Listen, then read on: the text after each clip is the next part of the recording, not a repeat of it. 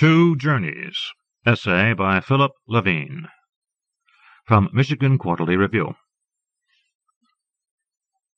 Is what follows a fiction by Balzac?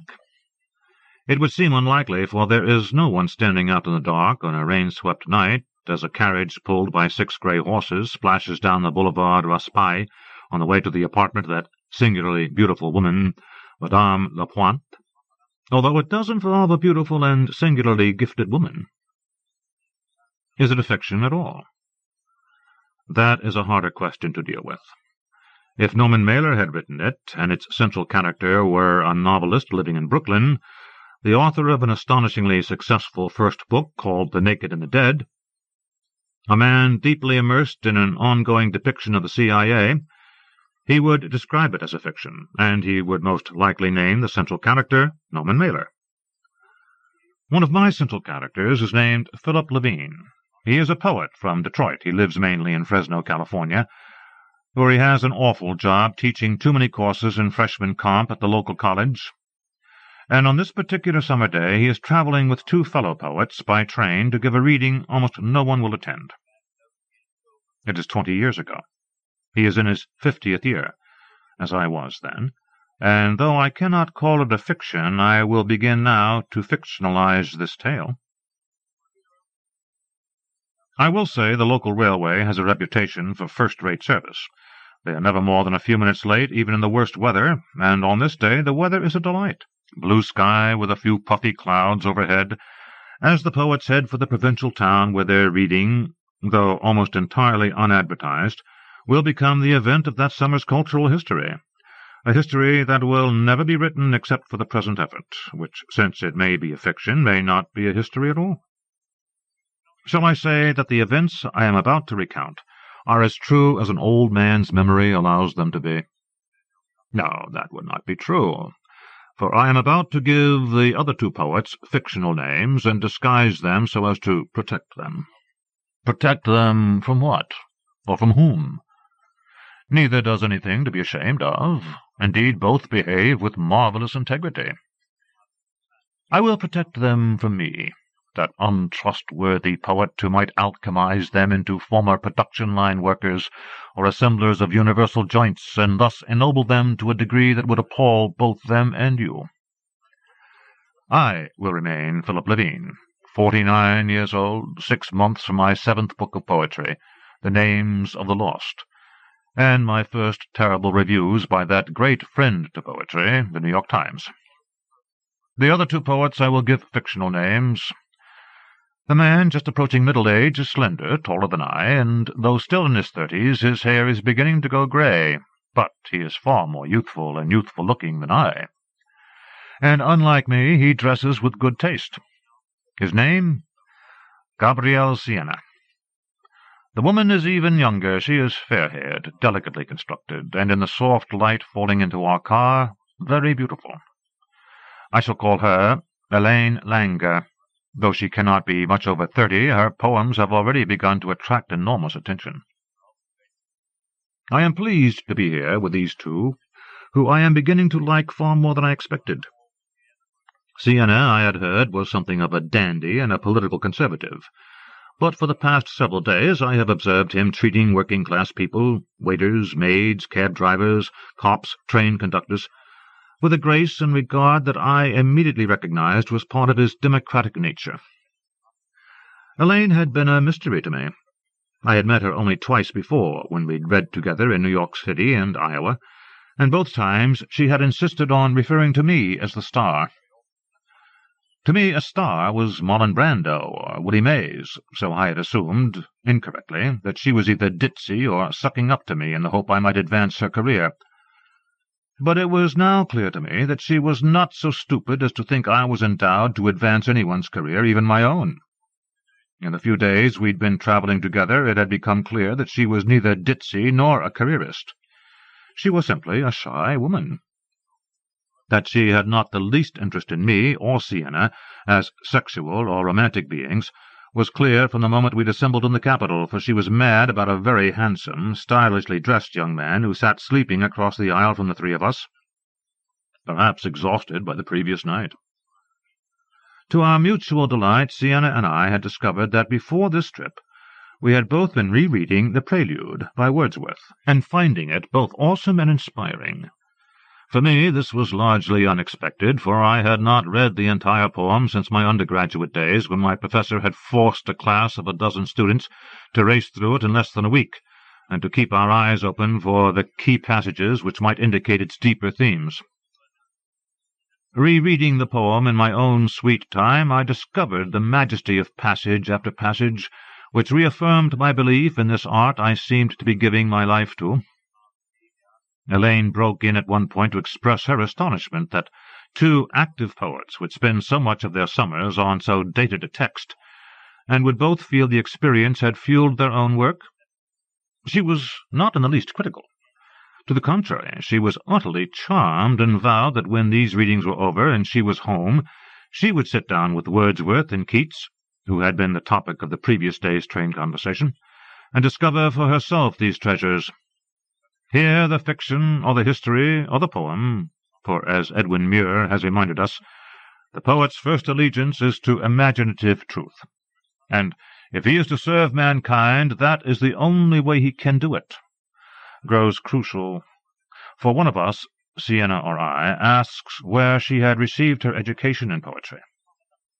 For the purposes of this history, I will invent a university and place it in Peoria, the University of Ambition, famous for its dedication to the arts, often referred to as the Athens of Central Illinois. Elaine answers U of A, and Sienna then inquires if she had not been obliged to read the great romantics. At this point tears well up in her eyes, and it is clear that some memory just come upon her is devastatingly painful. The 3 of us are silent for several minutes. Elaine wipes her eyes with the back of her hand. She does not cry. She begins a slow explanation. She had gone to the university with the express purpose of becoming a poet. She was some years older than the other entering students, having done other things after finishing high school, and one of the other things was to try to become a writer on her own, chiefly a writer of poetry. She knew no one in her New Jersey town who wrote poetry, so she had to go it alone and discover what she could. In the local library and in New York City bookstores, she happened upon 3 kindred spirits, Louise Bogan, James Wright, and Theodore Retke, but she was sure there were many others, and hence her enrollment at U of A. Her entrance scores were good enough to allow her into poetry writing and a period course in the Romantic poets, courses usually reserved for juniors and seniors.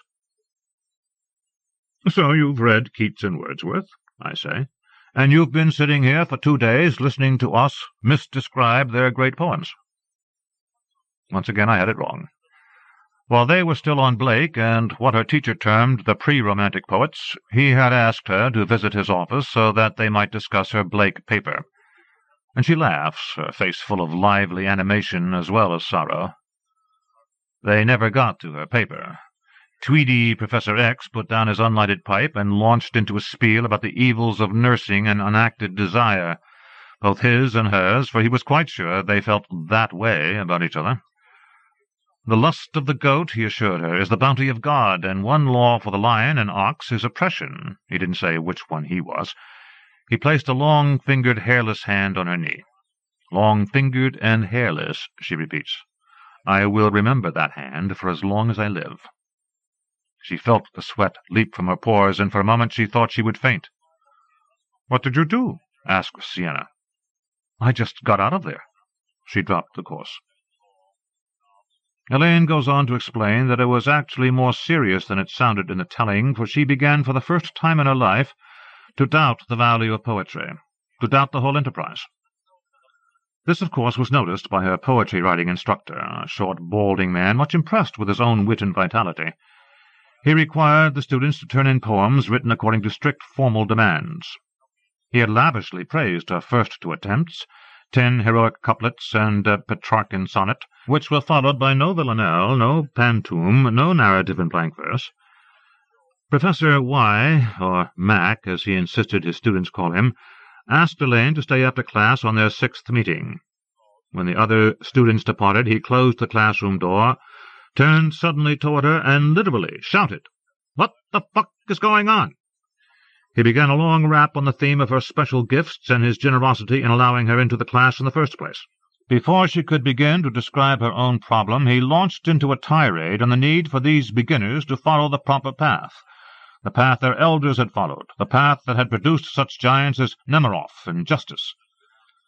She tried to assure him that her situation had nothing to do with the ongoing quarrels over formalism and free verse.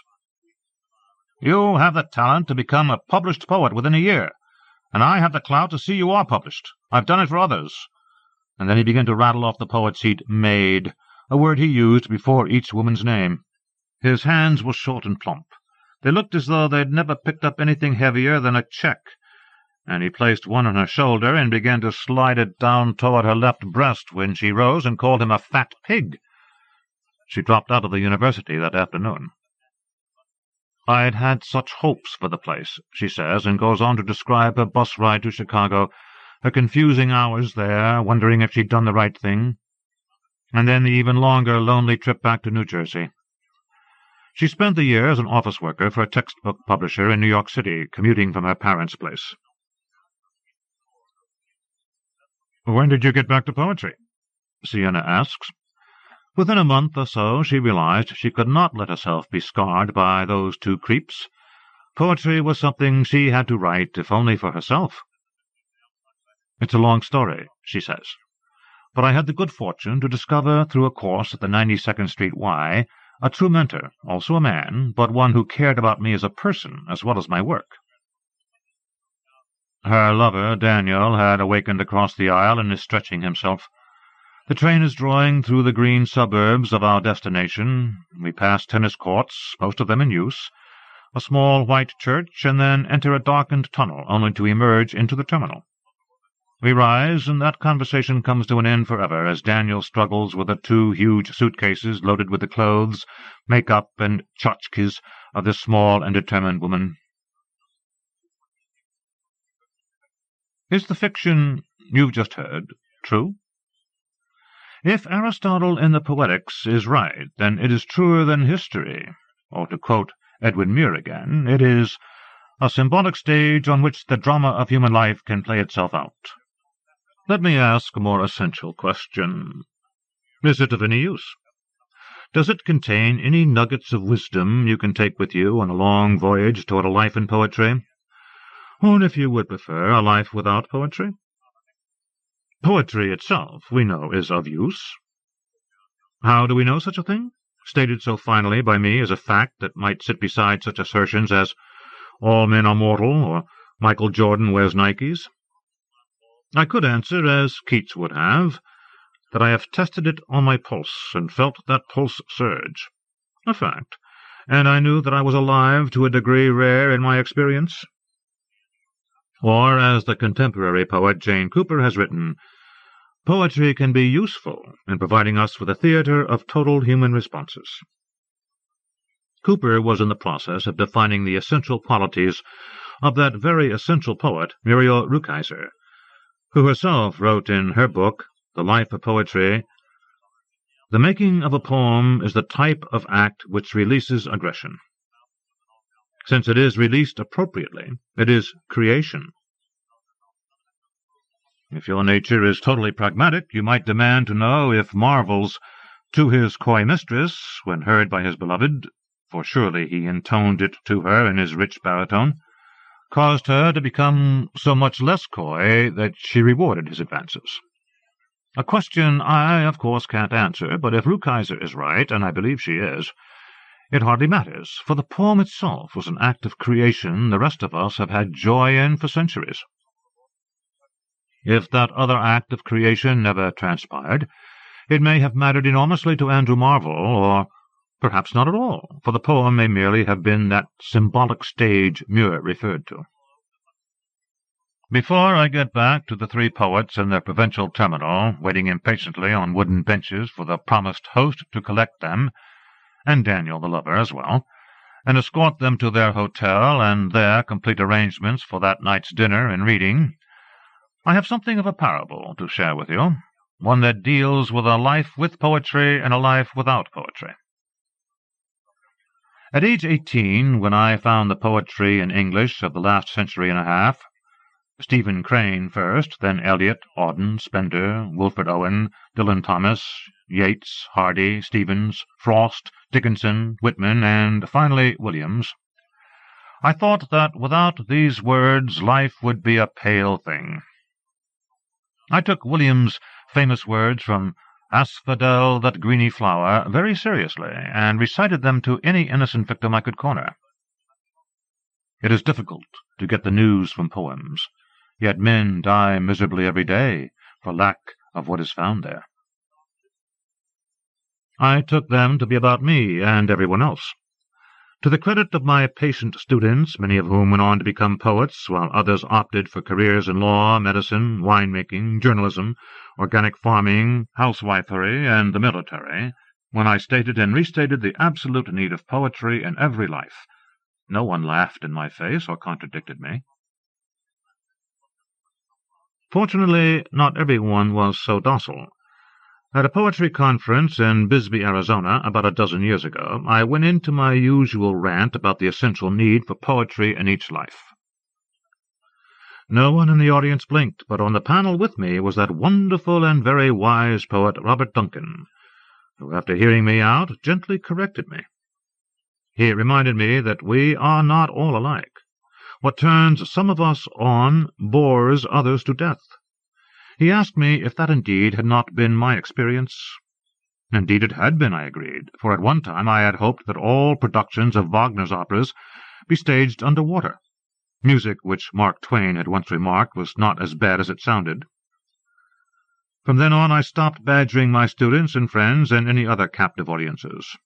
After listening to Duncan, I came to believe that the teacher's function was not to force an art down the throats of his students, but rather to help them find the art that thrilled their hearts. Now for the parable. It bears some resemblance to the history or fiction of the three poets journeying to their reading, though there is one difference. It is composed of nothing but facts. It involves the poet journeying to a reading, a lone poet, one of the very same three, Levine, now a bit older, a bit tougher, having survived a number of bad reviews, but not so tough that passing over the island of Manhattan, where he will spend the weekend with his oldest son and then read for a small mob at the 92nd Street Y, he does not feel his secret heart swell with excitement, his pulse quicken, his breath surge, as though he had just heard Galway Canal recite one of those magical passages from his great poem, The Avenue Bearing the Initial of Christ into the New World. So excited, and perhaps foolish, is he at that moment, that he turns to the man seated next to him and says something profound, like, "Isn't that amazing?" The man, a large, besuited fellow who has had his head stuck in a huge tome depicting some of the world's longest bridges, leans across Levine's lap to have a look and says, "My." A conversation ensues. The large man, it turns out, is headed for a conference on the uses of reinforced concrete. It will convene on Monday, at noon, in a large hotel that is part of the complex known as Dulles Airport. He had planned to change planes at LaGuardia and fly directly to Dulles, although this is a Saturday afternoon, and he could just as easily spend 2 nights in New York City, for he is on an expense account. Levine calms the fellow's fears regarding the dangers of the city and assures him that if he stays away from the wrong neighborhoods, he'll be just as safe as he'd be in Indianapolis, where he works and lives. What could he do in New York, he wonders aloud. Almost anything, Levine replies. What are you interested in? No response. Does he like painting? The museums are among the best in the world. Painting is okay. How about theater or movies? A tepid response. Levine tried food, for every sort of ethnic food is available. Well, the fellow has to watch his weight, and he jabs a thick forefinger into his barely pouching waist, and goes on to describe this incredible exercise regimen, though he avoids lifting weights, for that can give you a false sense of power. Levine runs through dance, jazz, classical music, rock, which it turns out gives the fellow terrible headaches. Just walking the streets of what is probably the world's most energetic city can be a heady experience. The cement maven sits impassively. Levine offers to share a cab in from LaGuardia and direct him to a nice hotel. After a long silence, the poet says, "I think it's probably best if you get to Dulles as quickly as possible." So while I believe Duncan was right, and since receiving his tactful remarks on my position regarding the situation of poetry in the world, I have never again browbeaten those who do not respond to it, write it, care if it exists at all. I have come to believe that something must be there to, as Jane Cooper so aptly put it, provide us with a theatre of total human responses. My seatmate on that flight into LaGuardia is the perfect example of someone who lacks that theatre, who seems to have no idea such a thing could exist. An educated man with a degree in engineering from Purdue, he must once or twice in his life have attended to a poem, and barely noticed it as it flew by him on its way to glory. In my description of our conversation, I left out one detail which occurred near its end. Out of some growing distaste for the man, as well as to determine the degree to which he had stopped being a total person, I added that Manhattan was full of the sexiest people I had ever seen, both men and women, and their styles of walking, talking, dress made it clear just what treasures they possessed. For all he seemed to care, I might have been describing varieties of apples. I went on. You just see them on the streets in Midtown, or in the Village, or Soho, at all hours, bodies and faces the likes of which never filled the streets of the Midwest. His only response was, I am married, which suggested to me not his moral rectitude, which may have been wonderfully intact, but his total lack of curiosity as to how people have been behaving for the last few thousand years. I have at times considered a world totally without music, and reacted with a horror so absolute that I immediately knew it was the art that fired my heart and blood like no other, even though I have no talent for it. Thanks to the discoveries of Thomas Edison, I have it even without New York City. Indeed, in Fresno, where I have lived longer than anywhere else, I have it each morning when I awaken to the mockingbirds doing their thing from high in the Atlas cedar that grows in my front yard. But the art I have pursued, for better or worse, for over 50 years, is poetry, and I have found it an enterprise worthy of a human life, and I haven't the least notion if anything I have written will, in the hearts of others, outlive me. Why, you might well ask, with that knowledge, do I call it an enterprise worthy of a human life? Because I have been part of something far larger than myself. I have been part of the attempt to verbalize, as precisely as possible, what it has meant to live through the Great Depression, the horrors of World War II, the fiasco of anti-communism, the long, painful, failed struggle for racial justice, and wind up in old age in a country gone to ruin through the greed of capitalism, with a technology that can take us to the moon, while our streets are stained by the lives of the poor and the homeless, the present world of Microsoft, unfettered pollution, the epidemic of murderous drugs, and the economic policies of Ronald Reagan. I have been part of the generation of Adrian Rich, John Ashbery, Galway Cannell, W.S. Merwin, Robert Creeley, Anthony Hecht, Denise Levertov, Etheridge Knight, Sylvia Plath, Allen Ginsberg, Gary Snyder. We have done our best to capture the century in verse. We have told America, and the rest of the world, should it care to listen, what it's been like living through this age. We have been useful. What has become of the three poets just arrived in the provincial town of X, justly famous for its great cathedral and its filthy brown river that drags slowly through the town? With Daniel, the two men grow restless and begin to pace the gradually emptying train station, while Elaine sits composedly staring off into the dusty building at nothing in particular. At last the emissary arrives, with 2 taxis in tow, thank heavens, for no single taxi can handle all the luggage Elaine has loaded upon the shoulders of her young lover, as well as the 3 poets and their host. She, the emissary, is breathless and apologetic, and her apologies are quickly accepted, for the poets have learned they in fact have hotel rooms, plans for dinner, and an almost totally unannounced reading to give that night.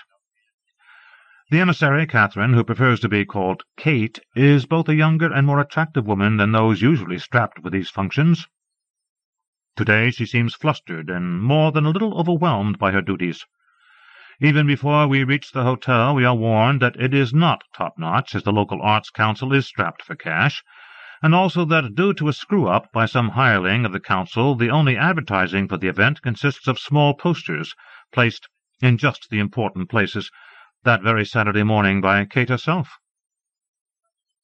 To have great poetry, you need great audiences, Whitman had written. But I learned that night what I had suspected for years, that for once, at least, good Father Walt was wrong.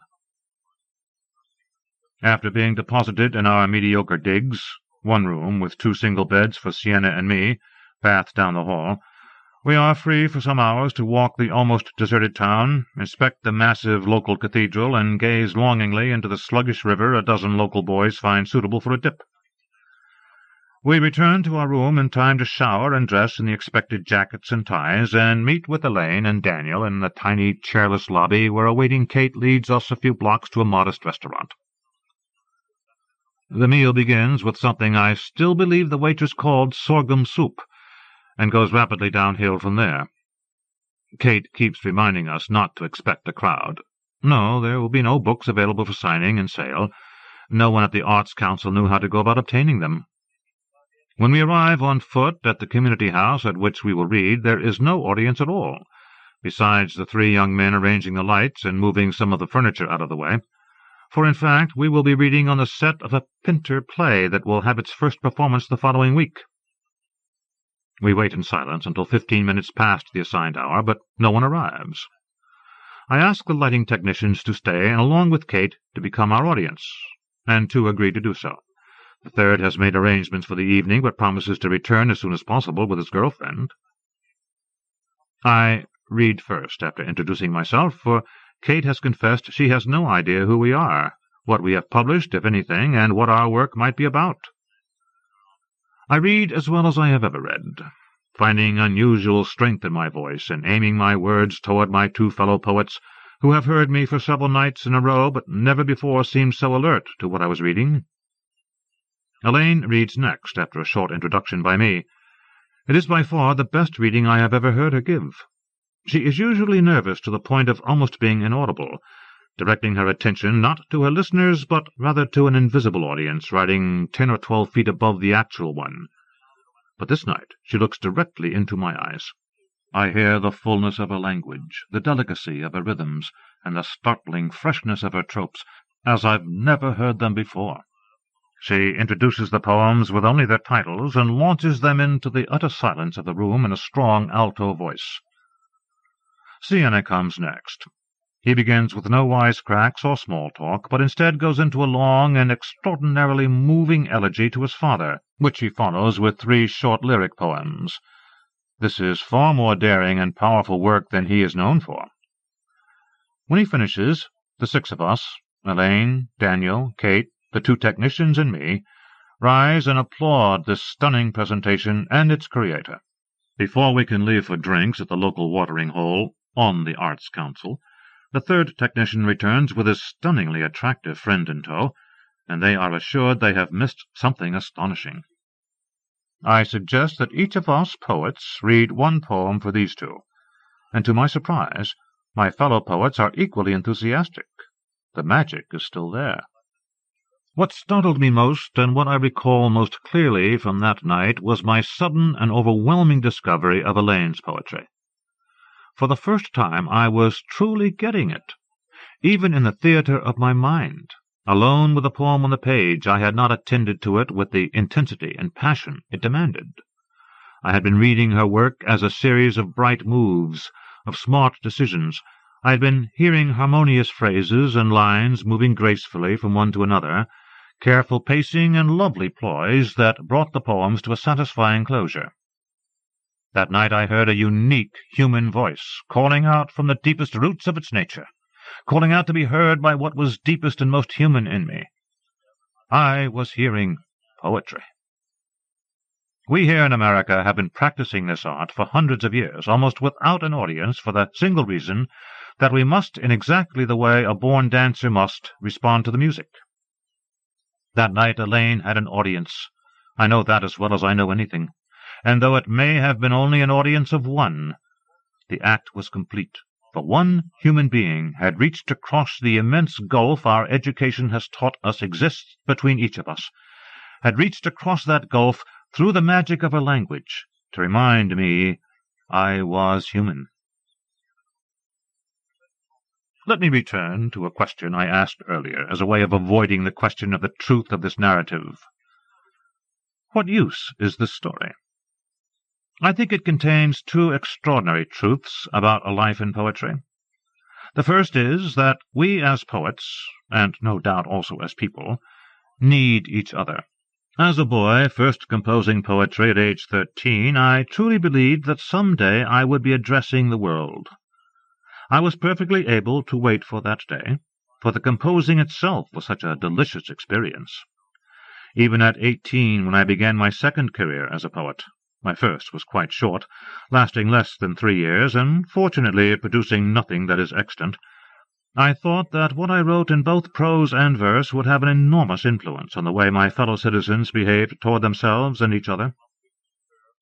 I had every reason to believe this, for the writers I was reading, especially the fiction writers, Dreiser, Dos Passos, Chekhov, Dostoevsky, Balzac, Sherwood Anderson, were creating a me I had not known could exist.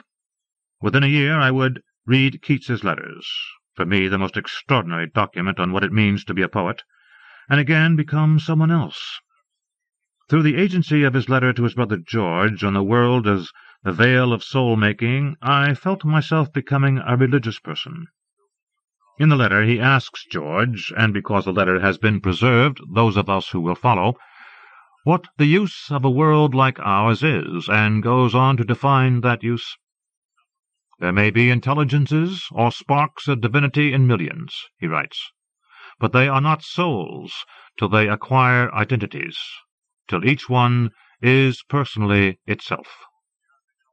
And how will this happen? How but by the medium of a world like this? In order to clarify what he only dimly perceives, he put it in the most homely form possible. And he goes on to tell George and us that the world is the horn book from which each intelligence learns to read, that is, to become what it is capable of becoming, a singular identity, a soul. Without the education our experience of this world can give us, we remain less than a soul, merely a potential. It is an extraordinary vision for a 23-year-old man to coin to account for human suffering, which Keats knew full well as an apprentice surgeon working in a London hospital. But then Keats was one of the most extraordinary 23-year-olds who ever lived. As the oldest of 4 siblings, and with both parents long dead, Keats was deprived of what most of us take for granted, an adolescence. He had to become a man at a very early age. He had even to nurse his younger brother Tom through the final stages of TB to his death at 18. When he asked after the use of a world like ours, he knew that world and its glory.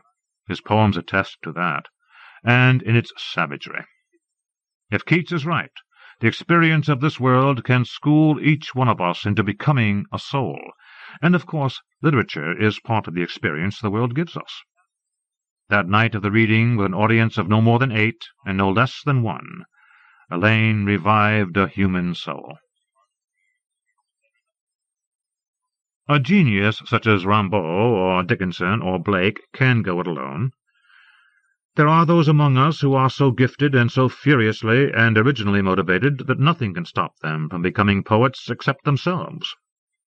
The rest of us need each other. We need to know this largely ignored art is still cherished and useful to others, and we need each other's counsel and encouragement to stay on course. I suspect many of you have learned this, or you wouldn't be at a place like this. In my 30-something years of teaching, I've seen it over and over. One truly gifted and generous aspiring poet can excite an entire class and direct them to a poetry they did not know they possessed. In the fall of '61, a psychology major, trying his hand at writing in my first poetry-writing class, rose in the back of the room and asked if he might offer a poem to the class. Thinking no harm could come from this, I let him recite a piece he had not yet written down. It began thusly. If a broken-down roan in a fenced-in field had only 2 legs, would it be a man?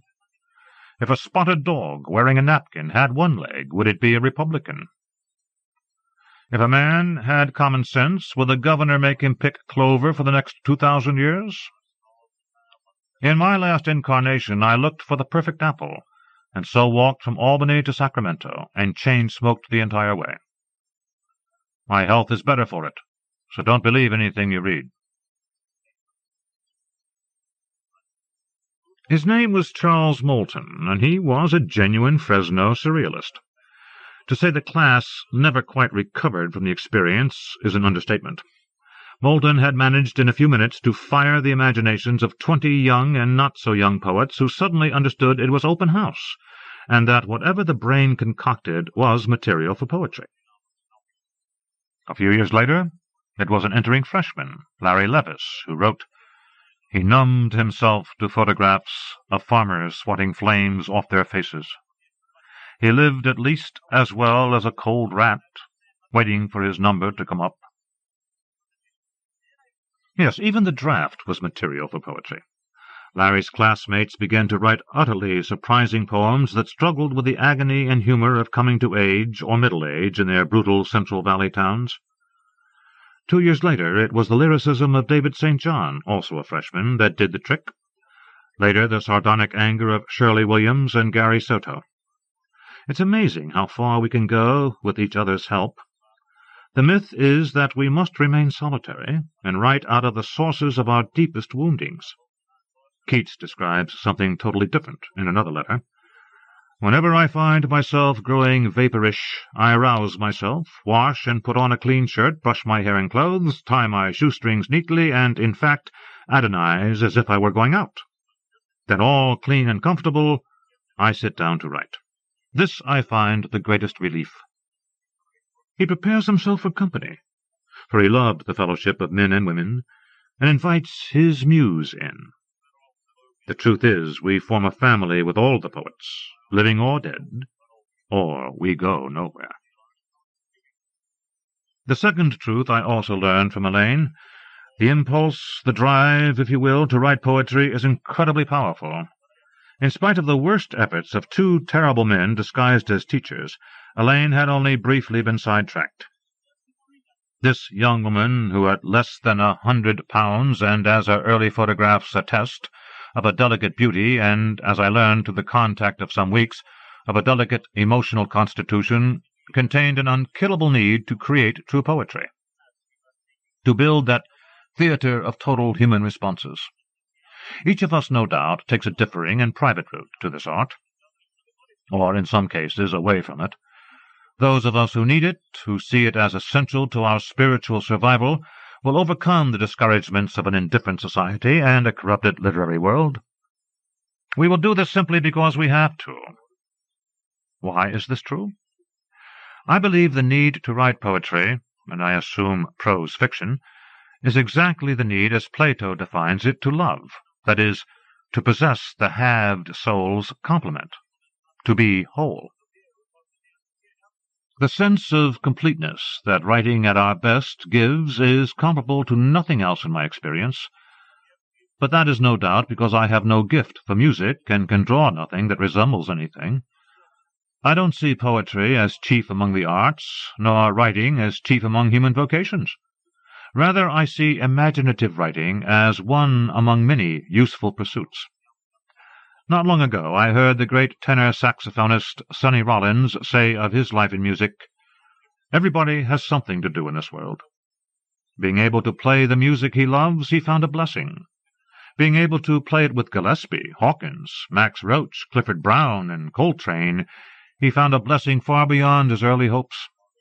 From what I know of Rollins's life, and I know a lot, like Elaine, nothing could stop him." Of course, when Rollins said each of us has something to do, he meant something useful. In his case, it was the making of music, and if you don't know why music is useful, then there's nothing I can do to help you. And how useful is poetry? Let me go to one of the great writers of the century for a little help. In his essay, Why the Novel Matters, D.H. Lawrence writes, "As a man alive, you may have a shot at your enemy. But as a ghastly simulacrum of life, you may be firing bombs into men who are neither your friends or enemies, but things you are dead to. Which is criminal when the things happen to be alive?" For Lawrence, it is in the novel that we learn exactly what a man or woman alive is, by reading novels. You can develop an instinct for life, if you will, instead of a theory of right and wrong, good and bad. The only three great novels Lawrence names in the essay are the Bible, Homer, and Shakespeare. He calls these the supreme old novels. But, as any reader knows, two are poetry, and the other, when it is at its most eloquent, is also poetry. I don't have to lecture you on how completely contemporary life can deaden us to what is alive. You have all experienced it enough for me not to add an ounce to your burden. The grass withereth, the flower fadeth, but the word of the Lord shall stand forever, quotes Lawrence, and goes on to claim, that's the kind of stuff we've drugged ourselves with. For the truth is, the grass comes back, the flower dies, and gives birth to new buds, but the word of the Lord, being man-uttered and a mere vibration on the ether, becomes staler and staler, more and more boring, till at last we turn a deaf ear, and it ceases to exist. But truly imaginative writing can bring us back to the living presence of the grass, to the fields that feed us, to the cities we live in, and the nature of the men and women among whom we live.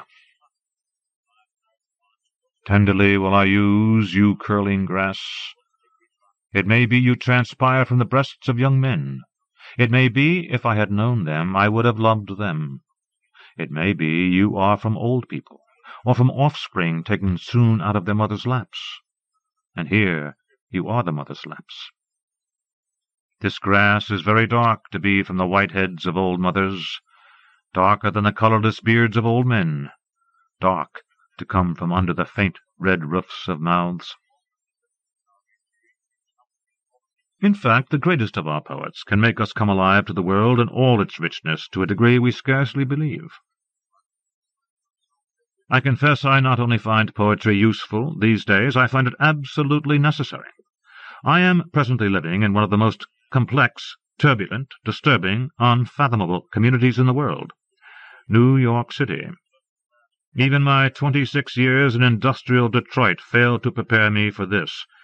But through the work of its poets, Whitman, Hart Crane, Garcia Lorca, and Galway Kinnell, I have come not only to a degree of peace with all the tumult, I have also become so comprehending of its presence that at times I can see its ordinary diurnal street life as the arena of the sublime and the sacred.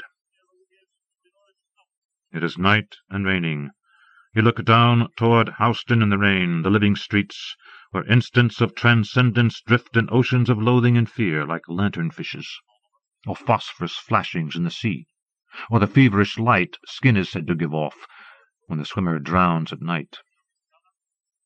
From the blind gut pit to the East River of Fishes, the avenue cobbles a swath through the discolored air, a roadway of refuse from the teeming shores and ghettos and the Caribbean paradise into the new ghetto and new paradise, this God-forsaken avenue bearing the initial of Christ through the haste and carelessness of the ages, the sea standing in heaps which keeps on collapsing, where the drowned suffer a sea change and remain the common poor. Through the magic of language, I live my daily life in Kinnell's City of God Without God. That's how useful poetry can be. What became of our three poets after their triumphant, scarcely attended reading?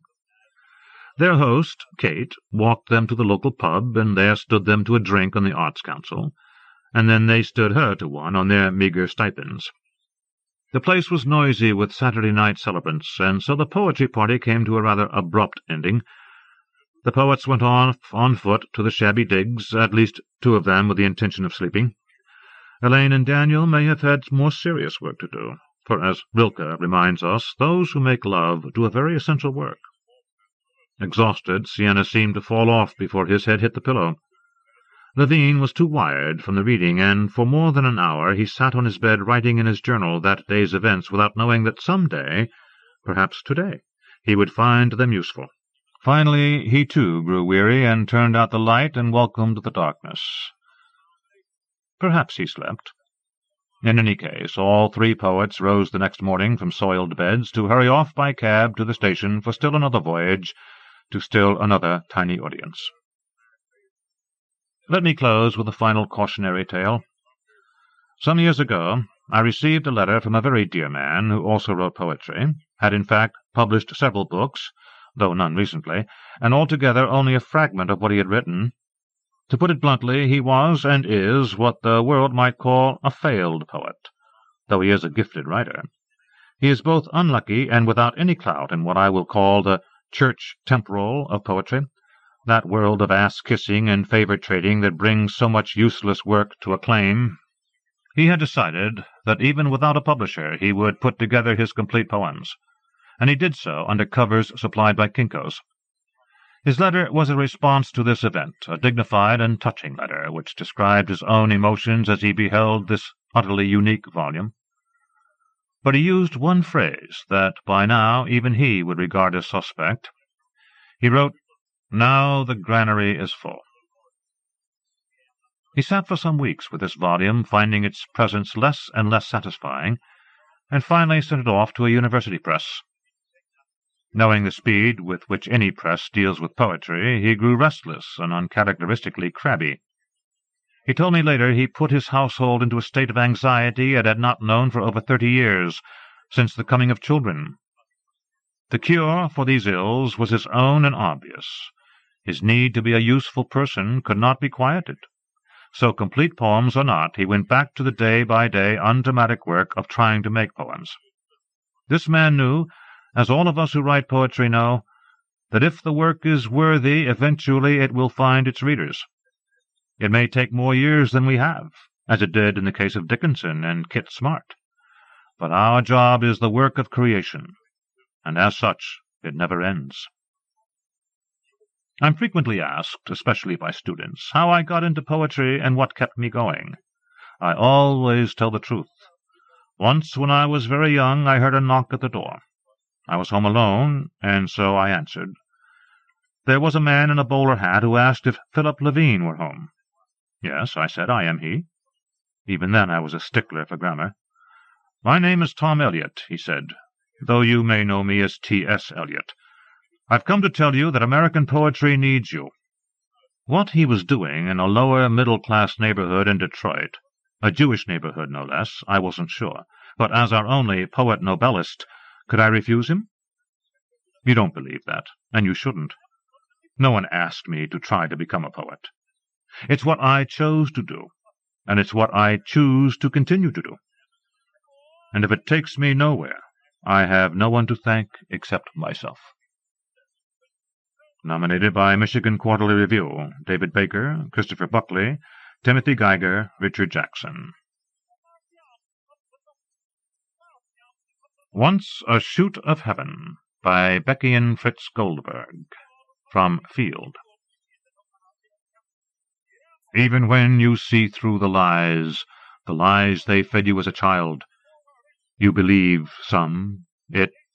Still, when you drift from thinking, when the air's true and simple like a sheet you've laundered for as long as you can remember, and your mother before you, there was an end, and a beginning, and love, wrong and right, and someone who loved the world, and someone who did not, and someone who made the moon, and the moon that just was, always. Now there's a white disappearing brow at the edge of September, usual stars. A siren sets off a dog. A car radio flies down the road. In between, the acacias tick, tick in a lightness not yet wind. The early bird is asleep. The world still isn't safe for democracy. There was a mother and a father and a child, and an hour and exactly so many minutes, and left and right, and people who ascended like doves, and people who slept in the earth, and apples that could make you strong, and sugar that could make you weak, and people who burned. And tonight you still talk to someone who is not there, not yourself. Crazy promises, little pleas, momentary thanksgivings. This no one who has never been there is like the cat who only went away, they said, to live and raise a family in the Christensen's barn. So there was the one who went on living forever, and the one you realized could not live forever. Here there's the sound of a neighbor dragging his trash cans down the driveway to the curb. No one on this street sleeps. The crickets are poor, not lucky. The ear might as well be gold. Nominated by Melissa Pritchard. Valor, fiction by Richard Bausch, from Story. After it was all over, Oldenburg heard himself say that he had never considered himself the sort of man who was good in an emergency, or was particularly endowed with courage. The truth was that, if anything, he had always believed quite the opposite. The truth of it hurt, too, but there it was. Problems in his private life made him low, and he'd had no gumption for doing anything to change, and he knew it way down, where you couldn't mask things with rationalization or diversion or bravado, or booze either. In fact, he would not have been in a position to perform any heroics if he had not spent the night sitting in the bar at whose very door the accident happened. The bar was called Sam's. At night, the neon Budweiser sign in the window was the only light at that end of the street. Oldenburg had simply stayed on past closing and sobered up playing blackjack for pennies with Moe Smith, the owner, a nice gentleman who had lost a son in the Gulf War and was lonely and had insomnia and didn't mind company. It had been such a miserable winter. Gray, bone-cold days, black, starless nights, ice storms, one after another, and a wind blowing across the face of the world like desolation itself. They talked about this a little and about the monstrosities all around. Monstrosity was Smitty's word. He used it in almost every context, to mean, vaguely, that thing he couldn't quickly name or understand. "Bring me that monstrosity over there, will you?" he'd say, meaning a pitcher of water. Or he would say, "Reagan's presidency was a monstrosity," and sometimes it was as though he meant it all in the same way. Smitty especially liked to talk about the end of the world. He was perpetually finding indications of the decline of everything, everywhere he looked. It was all a monstrosity. Oldenburg liked listening to him, and if on occasion he grew a little tired of the dire predictions, he simply tuned him out. This night he let him talk without attending to it much. He had been struggling to make ends meet and to solve complications in his marriage, feeling depressed a lot of the time because the marriage had once been happy, and trying to work through it all, though here he was, acting bad, evidently past working to solve anything much, staying out late, giving his wife something to think about. The present trouble had mostly to do with his brother-in-law, Cal, who had come back from the great victory in the Gulf needing a cane to walk. Cal was living with them now, and their victory didn't mean much. He was as bitter as it was possible to be. He had been wounded in an explosion in Riyadh. The 2 men with him were killed instantly, less than a week before the end of hostilities, and he'd suffered through 3 different surgical procedures and 11 months of therapy in a military hospital in Washington. Much of his left knee was gone, and part of his left foot and ankle, and the therapy hadn't helped him much. He would need the cane for the rest of his life. He wasn't even 25, and he walked like a man in his 80s, bent over the cane, dragging the bad leg. Oldenburg's wife, Eva, couldn't stand it, the sound of it, the fact of it, and while Oldenburg thought Cal should be going out and looking for some kind of job, Eva seemed to think nothing should be asked of him at all. Oldenburg felt almost superfluous in his own house. He was past 40 and looked it. He had a bad back and flat feet, and the money he made selling shoes wasn't enough to support 3 adults, not to mention Cal's friends who kept coming around, mostly pals from high school where he had been the star quarterback. Cal's fiancée, Diane, ran a small beauty parlor in town, and had just bought a place that she was having refinished, so she was over a lot, too. There seemed never anywhere to go in the house and be alone, and lately Eva had started making innuendos to these people about her difficult marriage, 14 childless years with Oldenburg, as if the fact that there were no children was anyone's fault. God only knew what she found to say when he wasn't around to hear it. Toward the end of the long night, Smitty said, "Of course, a man doesn't spend this much time in a saloon if there's a happy home to return to." Oldenburg caught just enough of the sentence to know he was the subject. He said, "Smitty, sometimes I look around myself and I swear I don't know how I got here." "I thought you walked over," Smitty said. They laughed. Sometime after 3 in the morning he had made coffee, and they had switched to that. black and strong, to counter the effects of the night's indulgence, as Smitty called it. He had broken an old rule and consumed a lot of the whiskey himself. It was getting harder and harder to be alone, he said. Oldenburg understood it. "Damn monstrosity didn't last long enough to make any heroes below the level of general," Smitty said. "My son was a hero." "That's true," said Oldenburg. "But take somebody like my brother-in-law. Here's a guy standing on a corner looking at the sights, and this oil burner goes off, you know? Guy standing in the street with a couple of other boys from the motor pool talking football, and whoosh! Just a dumb accident." "I don't guess it matters much how you get it," Smitty said, shaking his head. His son had been shot through the heart. "I'm sorry, man," Oldenburg told him. "Hell," said Smitty, rubbing the back of his neck and then looking away. Light had come to the windows. On the polished table between them was a metal ashtray stuffed to overflowing with the cigarettes they had smoked. "What day is this, anyway?" Smitty asked. "Friday. I've got to be at work at 11. Sales meeting. I won't sleep at all. Ought to go on in back and try for a little, anyway." Oldenburg looked at him. "When do you ever sleep?" "Nodding's off in the evenings," Smitty said. "Never much more than that." "I feel like all hell," Oldenburg told him. "My liver hurts. I think it's my liver. Go on back and take a little nap. I'll feel worse if I do." They heard voices, car door slamming. Smitty said, Listen, I invited some of the boys from the factory to stop by for eggs and coffee." He went to open the door, moving slow, as if his bones ached. The curve of his spine was visible through the back of his shirt. He was only 53. Oldenburg stayed in the booth, with the playing cards lying there before him, and the full ashtray. He lighted a cigarette, blew the smoke at the ceiling, wishing that he'd gone on home now. Brad and Billy Pardee came in, with Ed Crewley. They all wore their hunting jackets, and were carrying gear, looking ruddy and healthy from the cold. Brad was 4 years older than Billy, but they might have been twins, with their blue-black hair and identical flat noses, their white teeth. Ed Crewley was once the end who received Cal's long passes in the high school games, a tall, skinny type with long, lean arms and legs, gangly-looking, but graceful when he got moving. He was among the ones who kept coming to the house now that Cal was back from the war. Oldenburg, returning in the late evenings from the store, would find them all in his living room, watching a basketball game or one of the sitcoms, every chair occupied, and beer and potato chips and a plate of cheeses laid out for them, as though this were all still the party celebrating the hero's homecoming. He never had the nerve to say anything about it. An occasional hint to his wife, who wasn't hearing any hints.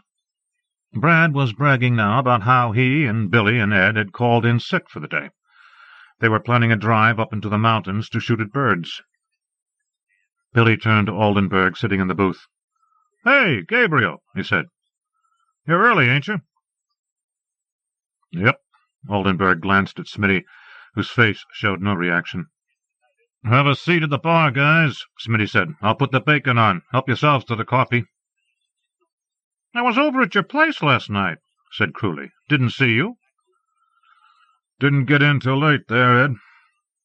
"I think I'd like to start the day with a beer," said Brad. "Me too," his brother put in. The weekend was ahead of them, and they were feeling expansive. Smitty put the beers down on the bar. "I didn't leave your place till pretty late," Ed Crewley said to Oldenburg. "Eva figured you were down here." "I was here last night, Ed, that's true." "Stayed late, huh?" Crewley had a dour, down-turning kind of face, and a long nose. His skin was dark red, the color of baked clay. Oldenburg shook his head, smoking the cigarette. "I bet Gabriel's been here all night," Billy Pardee said. "The whole night," Oldenburg said, not looking at them. "Damn, Gabriel," Brad Pardee said. "What are you paying rent for, anyway?" Oldenburg looked at him. "I'm paying it for my wife, my brother-in-law, and all their friends." Billy put his beer down and shook one hand, as if he had touched something hot. "Ooh-wee," he said. "I think he told you. I'd say somebody's been told the harsh truth. I'd say I smell smoke." Oldenburg watched them, wishing he had gone before they arrived. It had been plain inertia that kept him there. "Wife trouble," Smitty said. He was leaning against the door-frame, so he could attend to the bacon, and he held a cigarette between his thumb and index finger, like a cigar. The smoke curled up past his face, and one eye was closed against it. The odd thing about Smitty was that whenever these other men were around, nothing of the kindness of the real man came through. Something about their casual hardness affected him, and he seemed to preside over it all like an observer, a scientist, interested without being involved. The others performed for him. They tried to outdo each other in front of him. "Hey, Gabriel," Brad Pardee said. "Come on! You really spend the night here?" Billy said, "You going to work today, Gabriel? I need some boots." He held his empty coffee mug up as if to toast them. "We sell boots, all right." "What are you drinking there, Gabriel?" "It's all gone," said Oldenburg, whatever it was. "You look bad, man. You look bleary-eyed and real bad." Billy turned to the others. "Don't he look bad?" They were having fun with it, as he could have predicted they would. He put a cigarette out and lighted another. Because Ed Crewley was in Oldenburg's house a lot, they all knew things, and perhaps they didn't have much respect for him. Though they meant no harm, either. The whole thing was good-natured enough. When he got up, slow, crossed the room to the bar and poured himself a whiskey, they reacted as though it were a stunt, whistling and clapping their hands. He saw that Smitty had gone into the kitchen and was sorry for it, wanting the older man as an audience for some reason. They watched him drink the whiskey for a little time. It was almost respect, and then they had forgotten about him. Smitty brought their breakfasts, and they scarfed that up, and a few minutes later they were going out the door, all energy and laughs, like boys out of school. They weren't gone 5 minutes when the accident happened. He had walked back to the bar to pour himself another whiskey, having decided that whatever badness this would bring, including the loss of his job, was all right with him. He was crossing the space of the open door, holding the whiskey, and motion there drew his attention. He saw a school bus entering slowly from the left, bright morning sun on the orange-yellow metal of it, and in the instant he looked at the reflected brightness, the bus was struck broadside by a long, white, speeding car, a Cadillac. The Cadillac seemed to come from nowhere, a flying missile, and it caved in the side of the bus with a terrible, crunching, glass-breaking sound.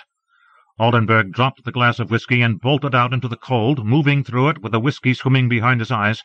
In no time he had come to the little water-trickling place between the Cadillac's crushed front grille and the door of the bus, which must have flown open with the collision. A young woman lay on her back part way onto the street, her arms flung out as though she had taken a leap from her seat behind the wheel. There was something so wrong about a lovely woman lying in the road like that, and Oldenburg found himself lifting her, bending, not really thinking, bracing himself, supporting her across his legs, his arms under her shoulders. It was hard to keep from falling backward himself. Somehow he had lifted her up where she had been thrown, and on the metal step before his eyes a little boy lay along her calves, one arm over her ankles, unconscious, blood in his dark hair, something quivering in the nerves of his neck and shoulders. There was a crying, a screeching. Oldenburg held the woman and tried to take a step to gather himself. She looked at him upside down, but did not seem to see him. "Take it easy," he heard himself say. The boy was still now. The screaming went on in another part of the bus. Was it screams? Something was getting off a terrible high whine. He looked at the woman and thought absurdly of the whiskey he had drunk, his breath. She moaned, "Is everyone all right?" But she didn't seem to be speaking to him. He lifted slightly, and she said, "Don't." But she wasn't breathing. He could feel the difference. Her weight was too much. He put one leg back and then shifted away from the bus, and the full weight of her came down on him. Her feet clattered on the crumpled step, slipping from under the boy's arm, and dropped with a dead smack to the pavement. And then he was carrying her, dragging her. He took one lurching stride and another, and finally he got her lying on her back in the road. The surface was cold and damp, and he took his coat off, folded it, and laid it under her head, then remembered about keeping the feet elevated for shock. Carefully he let her head down and put the folded coat under her ankles. It was as though there were nothing else and no one else but this woman and himself in slow time. And she was not breathing. "She's gone," a voice said from somewhere. It was Smitty. He moved toward the bus, but then shrank back, limping. Something had gone out of him at the knees. "Fire," he said. "Jesus, I think it's going to go." Oldenburg placed his hands gently on the woman's chest. He was afraid the bones might be broken there. He put the slightest pressure on her, but then thought better of it, and leaned down to breathe into her mouth. Again he was aware of his breath, and felt as though this was wrong. He was invading her privacy somehow. He hesitated, but then he went on blowing into her mouth. It only took a few breaths to get her started on her own. She gasped, looked into his face, and seemed to want to scream, but she was breathing. "You're hurt," Oldenburg told her. "It's going to be okay." "The children," she said. "4." "Can you breathe all right?" he said. "Oh, what happened?" She started to cry. "Don't move," he told her. "Don't try to move." "No," she said. He stood. There were sirens now, far off, and he had a cruel little moment of realizing they were probably for some other accident, in another part of the city. He saw Smitty's face and understood, at some wordless level below thought, that he was in charge, that this moment was somehow his alone, and was beautifully separate from everything his life had been before. He yelled at Smitty, "Call the rescue squad!" Smitty said, "It's going to blow up!" and moved to the doorway of the bar and in. Oldenburg stepped into the space between the Cadillac, with its hissing radiator and its spilled fluids, and the bus, where the boy lay in a spreading pool of blood in the open door. A man was standing there with his hand out as though he were afraid to touch anything. "Fire!" the man said. He had a bruise on his forehead and seemed dazed. Oldenburg realized that this was the driver of the Cadillac. He smelled alcohol on him. "Get out of the way," he said. From inside the bus there was a scream. It was screaming. He saw a child at one of the windows, the small face cut and bleeding. He got into the doorway and looked at the boy's face, this one's face. The eyes were closed. The boy appeared to be asleep. "Son," Oldenburg said, "can you hear me?" Nothing, but he was breathing. Oldenburg took his shirt off and put it where the blood was flowing, and the boy opened his eyes. "Hey," Oldenburg said. The eyes stared. "You ever see an uglier face in your life?" It was something he always said to other people's children when they looked at him. He pulled the boy out, away from the flames. "Where do you hurt?" "All over." The sirens grew louder. The boy began to cry. He said, "Scared." Blood lined his mouth. The seat behind the steering wheel was on fire. The whole bus was on fire. The smoke drifted skyward. There were flames licking along the spilled fuel on the road. It carried the boy a few yards along the street, and the sirens seemed to be getting louder, coming closer. Time had stopped, though. He was the only thing moving in it. He was all life, bright with energy. The sounds went away, and he got inside the bus again, crawling along the floor. The inside was nearly too hot to touch. Heat and smoke took the breath from him and made him dizzy. There were other children on the floor between the seats and under the seats, a tangle of arms and legs. Somehow, one by one, in the slow intensity of the burning, he got them all out and away. There was no room for thinking and deciding. He kept going back, and finally there was no one else on the bus. He had emptied it out, and the seat panels burned slow. The ambulances and rescue people had begun to arrive. It was done. They had got the flames under control, though smoke still furled up into the grey sky, and Oldenburg felt no sense of having got to the end of it. It had felt as though it took all day, and yet it seemed only a few seconds in duration, too. The same continuous action, starting with letting the little glass of whiskey drop to the floor in Smitty's, and bolting out the door. Afterward he sat on the curb, near the young woman, the driver, where the paramedics had moved her to work over her. He had one leg out, the other knee up, and he was resting his arm on that knee, the pose of a man satisfied with his labor. He was aware that people were staring at him. "I know you're not supposed to move them," he said to the paramedics, "but under the circumstances—" No one answered. They were busy with the injured, as they should be. He sat there and watched them, and watched the bus continue to smoke. They had covered it with some sort of foam. He saw that there were blisters on the backs of his hands, and dark places where the fire and ash had marked him. At one point the young woman looked at him and blinked. He smiled, waved at her. It was absurd, and he felt the absurdity almost at once. "I'm sorry," he said. But he was not sorry. He felt no sorrow. He came to his feet, and 2 men from the television station were upon him, wanting to talk, wanting to know what he had been thinking as he risked his own life to save these children, and the driver, all of whom certainly would have died in the fumes or been burned to death. It was true. It came to Oldenburg that it was all true. The charred bus sat there blackened. You could smell the acrid hulk of it. Firemen were still spraying it, and police officers were keeping the gathering crowd at a safe distance. More ambulances were arriving, and they had begun to take the injured away. He thought he saw 1 or 2 stretchers with sheets over them. The dead. How many dead? He asked. He stood there looking into the face of a stranger in a blazer and a red tie. How many?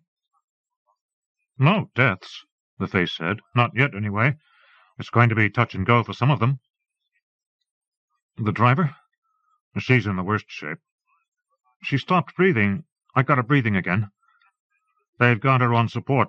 Vital signs are improving. Looks like she'll make it. There were 2 television trucks, and everyone wanted to speak to him. Smitty had told them how he'd risked the explosion and fire. Him, Gabriel Oldenburg. Yes, Oldenburg said in answer to their questions. It's Gabriel. Spelled exactly like the angel, sir. Yes, Oldenburg. Oldenburg. He spelled it out for them. A shoe salesman? Yes. How did I happen to be here? Well, I was... They were standing there, holding their microphones toward him. The cameras were rolling. Yes? Well, I was in there, he said, pointing to Smitty's doorway. I stopped in early for some breakfast. Some people behind the television men were writing in pads. No, he said. Wait a minute. That's a lie. They all were looking at him now. Keep it rolling, one of the television men said. I spent the night in there. I've spent a lot of nights in there lately. Silence. Just the sound of the fire engines idling, and then another ambulance pulled off, sending its wail up to the blackened sky of the city. Things aren't so good at home, he said. And then he was telling all of it. The bad feelings in his house, the steady discouragements he had been contending with. He was telling them all how he had never considered himself a man with much gumption. He heard himself use the word. The men with the pads had stopped writing. The television men were simply staring at him. I'm sorry, he told them. It didn't feel right lying to you. No one said anything for what seemed a very long time. Well, he said, I guess that's all. He looked beyond the microphones and the cameras, at the crowd gathering on that end of the street. He saw Smitty, who nodded, and then the television men started in again, wanting to know what he felt when he entered the burning bus. Did he think about the risk to his own life? It wasn't burning that bad, he told them. Really, it was just smoke. Have they told you who was driving the Cadillac? One of them asked. No, sir. Wilson Bolin, the television news guy. Oldenburg wasn't familiar with the name. Was he hurt? Minor cuts and bruises. That's good. He had the odd sense of speaking into a vacuum, the words going off into blank air. Voices came at him from the swirl of faces. He felt dizzy, and now they were moving him to another part of the street. A doctor took his blood pressure, and someone else, a woman, began applying some stinging liquid to his cheek. Mild, she said to the doctor. It's mostly smudges. Look, am I done here? Oldenburg asked. No. Others approached. They took his name. They wanted to know everything about him, what he did for a living, where he came from, his family. He told them everything they wanted to know.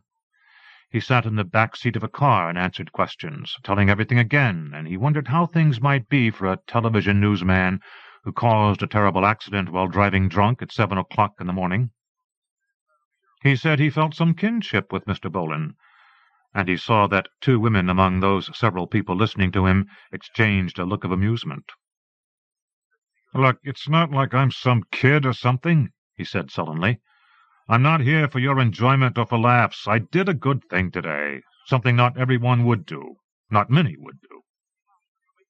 Finally, he went with some other people to the back of a television truck and answered more questions. He told the exact truth, as best he understood it. because it was impossible not to. "Why do you think you did it?" a man asked. "Maybe it was because I'd been drinking all night." "You don't mean that." "I've been pretty unhappy," Oldenburg told him. "Maybe I just felt like I didn't have anything to lose." There was a liberating something in talking about it like this, being free to say things out. It was as though his soul were lifting inside him. A weight that had been holding it down had been carried skyward in the smoke of the burning bus.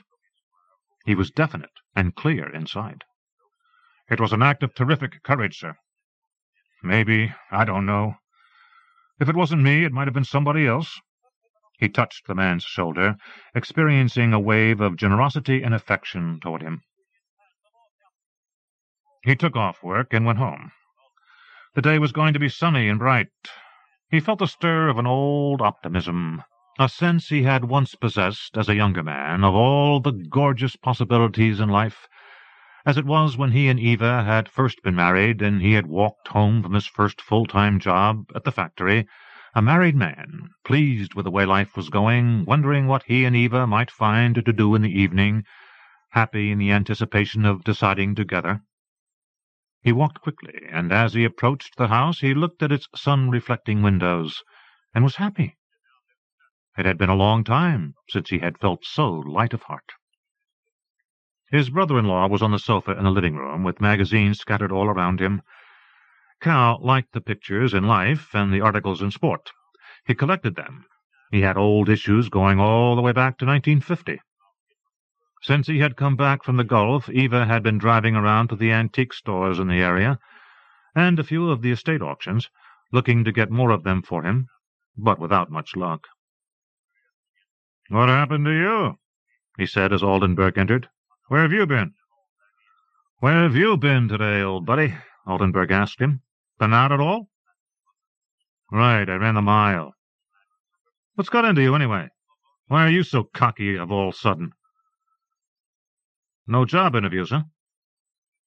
"You know what you can do with it, Gabriel?" "Just wondering." "Aren't you spunky? What happened to your face?" He stepped to the mirror over the mantel. It surprised him to see the same face there. He wiped at a soot-colored smear on his jaw. "Damn. You get in a fight or something?" "Right," Oldenburg said. "I'm a rough character." Cal's fiancée, Diane, appeared in the archway from the dining room. "Oh," she said, "you're home." "Where's Eva?" Oldenburg said to Cal. Then he looked at Diane. Short red hair, a boy's cut, freckles, green eyes. The face of someone who was accustomed to getting her way. Gazing at her, Oldenburg felt a rush of confidence in his ability to divine secrets. He was aware of a fresh sensitivity to the hidden side of people, a new bright bloom in himself of intuition. It was clear that she wanted to be far away from here. He would not be surprised to find that she was about to back out of her engagement to Cal. "Where were you all night?" she said, as if I didn't know. "To the mountain top," Oldenburg told her. "I've been breathing rarefied air." "Gabriel," she said, "you're funny." "You sure you want to go through with marrying Cal here?" "Don't be mean." "What the hell?" Cal said, gazing at him. "You got a problem, Gabriel. Maybe you should just say it out." "No problem in the world on this particular day," Oldenburg told him. "Something's going on. What is it?" Oldenburg ignored him, and went calling through the house for his wife. Eva was in the bedroom, sitting at her dressing table, putting makeup on. "Keep it up," she said. "You'll lose your job." "They wanted me to take the day off," he said. "Fact is, they were proud to give it to me." She turned and looked at him. "What is it?" "You see something?" "Okay." "Well, do you?" She turned back to the mirror. "Gabriel, I don't have time for games." "This is serious." She said nothing, concentrating on what she was doing. "Did you hear me?" After a pause, she said, "I heard you." "Well?" Now she looked at him. "Gabriel, what in the world—" "Want to watch some TV?" he said. "What are you talking about? Look at you. Did you get in a fight or something?" I had a rough night, he said. I can see that. Look into my eyes. Diane came to the doorway of the room. Cal and I are going over to my place for a while. I think we'll stay over there tonight. What a good idea, Oldenburg said. Diane smiled, then walked away. Eva sat staring at him. Look into my eyes, really. He stood close. Gabriel, she said, you smell like a distillery. You're drunk. No, he said, I'm not drunk. You know what happened? You've been drinking at this hour of the morning. Listen to me. She stared. He had stepped back from her. Well, she said, I saved human lives today. He felt the truth of it move in him, and for the first time paused and looked at it reasonably in his mind. He smiled at her. What? She said. You haven't heard me, he told her. Did you hear what I said? Gabriel, Eva said, I've been thinking. Once again I had all night to think. I've done a lot of thinking, Gabriel. He waited. Quit smiling like that. This isn't easy. She gathered her breath. I'm just going to say this straight out, okay? Okay, he said. I'm splitting. He looked at her hands, at the mirror with her back and shoulders in it, at the floor, with her shadows on it from the bright windows. Diane has room for me in her house, and I can look for a place of my own from there. After she and Cal are married... Oldenburg waited. His wife said, It's a decision I should have made a long time ago. I don't understand, he said. Haven't you been listening? Haven't you? He said. Did you hear what I just told you? Oh, come on, Gabriel, this is serious. I'm telling you it happened, he shouted. Gabriel, she began.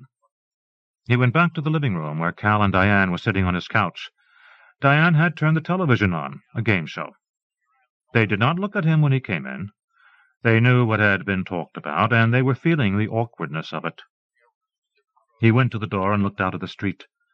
The sun was gone. There were heavy dark folds of clouds to the east. He turned. I thought you were going over to your house, he said to Diane. He could barely control his voice.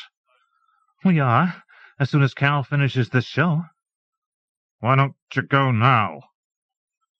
Why don't you worry about your own problems? Get out, Oldenburg said. Both of you. Cal stood and reached for his cane. Oldenburg turned the TV off and waited by the door as they came past him. Look, if it makes any difference, Cal said. I argued against it.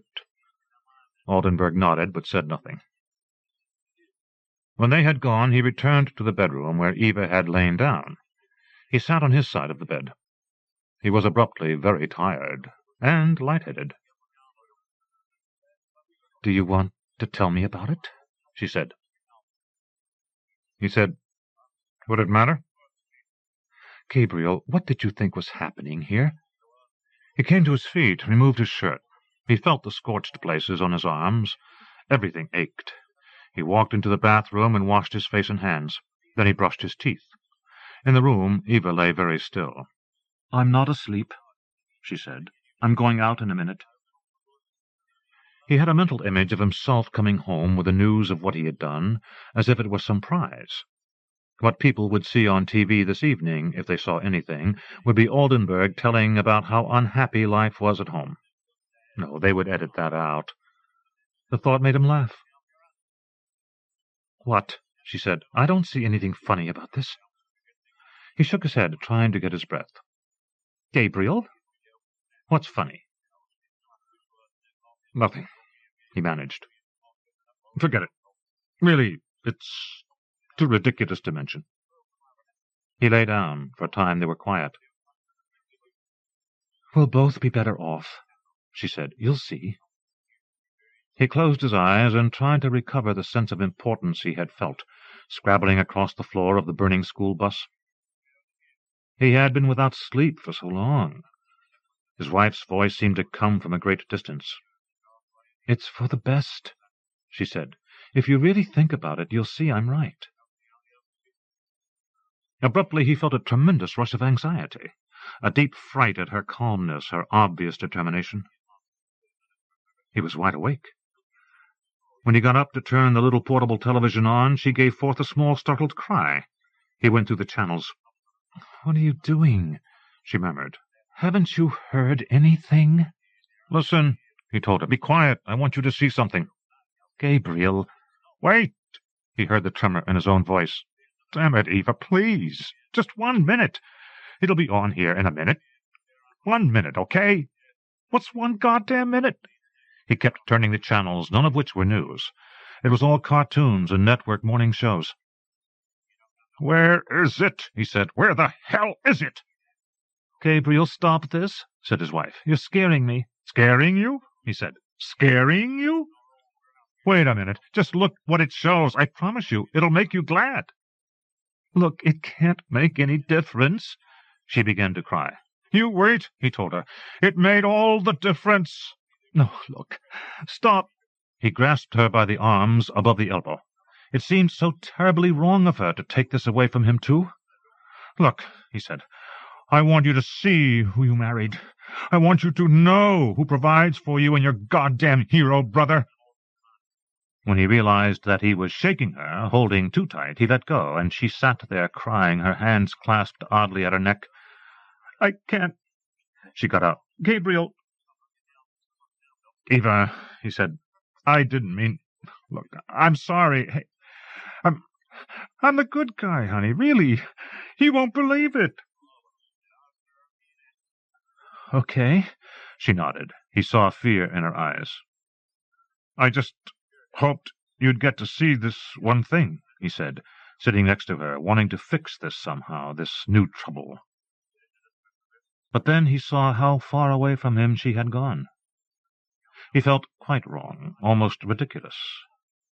It came to him with a strange heat in his face and neck that he was going to have to go on being who he was. He stood, and the ache in his bones made him wince. He turned the television off. She was still sniffling, sitting there watching him. "What?" she said. It was almost a challenge. He couldn't find the breath to answer her. He reached over and touched her shoulder very gently, so that she would know that whatever she might say or do, she had nothing to fear from him. Nominated by story: Mark Halliday, David Jouse, Joyce Carol Oates, Ellen Wilbur. Invocation by Marilyn Hacker, from the Paris Review. This is for Elsa, also known as Liz, an ample-bosomed gospel singer, 5 discreet malignancies in 1 full breast. This is for Auburn Jacqueline, who is celebrating 50 years alive, once since she finished chemotherapy with fireworks on the 15th of July. This is for June, whose words are lean and mean as she is, elucidating our protest. This is for Lucille, who shines a wide beam for us with our dark cadences. This is for long-limbed Maxine, astride a horse-like conscience. This is for Aline, who taught her lover to caress the scar. This is for Eve, who thought of AZT while hopeful poisons pumped into a vein. This is for Nanette in the Midwest. This is for Alicia, shaking back dark hair, dancing one-breasted with the Sabbath bride. This is for Judy on a mountainside, plunging her gloved hand in a glistening hive. Hilda, Patricia, Gaylord, Emilienne, Tanya, Eunice. This is for everyone who marks the distance on a calendar from what's each year less likely to recur. Our saved-for-now lives are life sentences, which we prefer to the alternative. Nominated by Philip Appleman, David Baker, Maureen Seaton. Bad Boy Number 17. Fiction by Lucia Perillo. From New England Review. You don't have to tell me about bad boys. I've seen bad boys coming and going. Coming, they walk with their shoulders back like they've got a raw egg tucked inside each armpit, and that their legs lead them. Going, you can count on the fact that their butts will cast no shadow on those lean, long legs. In fact, you can't be a bad boy if you're one of those guys shaped in the rear like a leather mail sack. You're automatically disqualified. That's just the way it is. I didn't make up the rules. Bad boys make up for slender means by wearing their Levi's tight enough to make it look like the billfold has a hard time sliding in. And bad boys make up for the fact that they're usually kind of stupid by not saying much. This is important. This is a bad boy litmus test. The last thing you want is a bad boy with a big mouth. You might as well invite a wild elephant home for dinner. See, for years I have done some serious looking, up close and from a distance, at them hawking before the burgomaster's drive-up place-your-order box, or jimmying the pinball machine at King Solomon's Reef. Yeah, King Solomon had a mine. He didn't have a reef. But ours is a coastal town, and the natives get claustrophobic inside any bar that doesn't have a nautical theme. Why it matters, I don't know.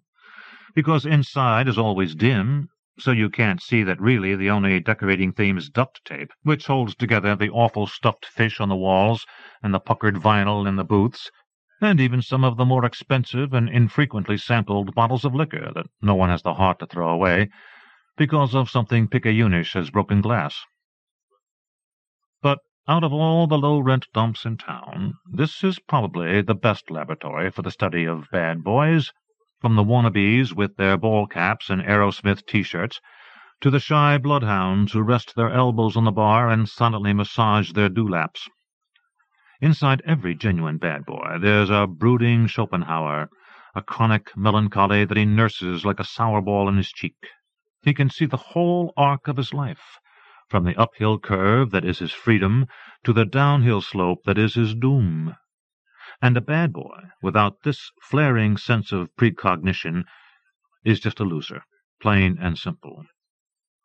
Like one night in the Reef, there's this guy sitting on a bar stool checking me out over his shoulder from time to time. The fact that he's missing part of one finger shrouds him with a kind of mystery that ought to make him a contender, were this aura not counteracted by his jeans riding so low they expose a length of his crack that's about equal to what's missing from his hand, which knocks him out of the running, especially when a few Boilermakers later he erupts in my direction with something about letting him know whenever I'm ready to have him take me outside to his Chevy where he's going to, his phrasing, eat me out. I'm sitting in the booth with my sister Lucia, who giggles. Don't giggle, I tell her. What that guy said to us wasn't funny. Even though she's my older sister, since she's got Down syndrome, I have to explain everything. I think he's funny, she said in that woofy voice of hers. I think he's cute. I think that boy wants to be my boyfriend. This is the kind of thing, Lucia will say, that drives a stake of abject terror into my mother's heart. Lately, Mom's been talking about getting Lucia's tubes tied, a plan I could condone on pragmatic grounds, but against which I've nonetheless felt compelled to launch a few squeaks of protest. Lucia's been living with Mom ever since she got kicked out of the group home for repeated makeup theft, and even though Lucia's relatively self-sufficient, she can ride the bus, she has a job assembling calendars and pens, my mother feels that Lucia is both her millstone and her mission. Until Lucia's fate is sewn up, my mother won't rest easy in her old age. I mean, Lucia needs a baby about as badly as she needs a scholarship to MIT. But then another part of me says, who are we to go monkeying around with Lucia's body? And who am I to say that Lucia shouldn't go outside to the Missing Fingers car, which I'm guessing is a Nova, black or gold, mid-70s, needs a whole new exhaust, and let him take her on a rapturous spin around the block? Why should Lucia be barred from these transient joys that the rest of us got to purge from our systems in high school? I even feel squeamish about bringing Lucia into the bar, like someone's going to call Child Protective Services on me, though Lucia's well past 30. When the bartender checks our IDs, she lingers for a long time with Lucia's, her eyes ping-ponging between the mug shot and Lucia's face. After a few minutes of scrutiny, the bartender slides her ID across the table. What does she want? The bartender asks me. One thing Louisa's figured out recently is what to do when people refuse to speak to you, Routine. Beer, she pipes angrily. You want me to bring her a light beer? St. Pauli girl, Louisa insists. Where she gets this from, I didn't know. St. Pauli girl. Meanwhile, the bartender's still looking at me for consensus. Hey, I'm her older sister, not her mother. Give her what she wants. She's not the one driving. And I order a St. Pauli girl for myself, too, just so Louisa won't get paranoid that she's done something weird. Anyway, the bartender vindicates herself later by taking care of Finger when he makes his suggestion about taking me outside. Or maybe this is ego talking, my thinking that Finger was bird-dogging me and not my sister, who is, after all, not a bad-looking woman, especially with her new perm and stylish John Lennon frames. I guess the bartender decides to step in as Louisa's protectress, since she thinks I'm being too lax about that job. Bartender says something to Finger underneath her breath, something threatening enough to make his eyes go wide. Then, to soothe him, she takes a bunch of change from the till and drops it in the jukebox, one of the fancy new breed that play CDs. This does the trick.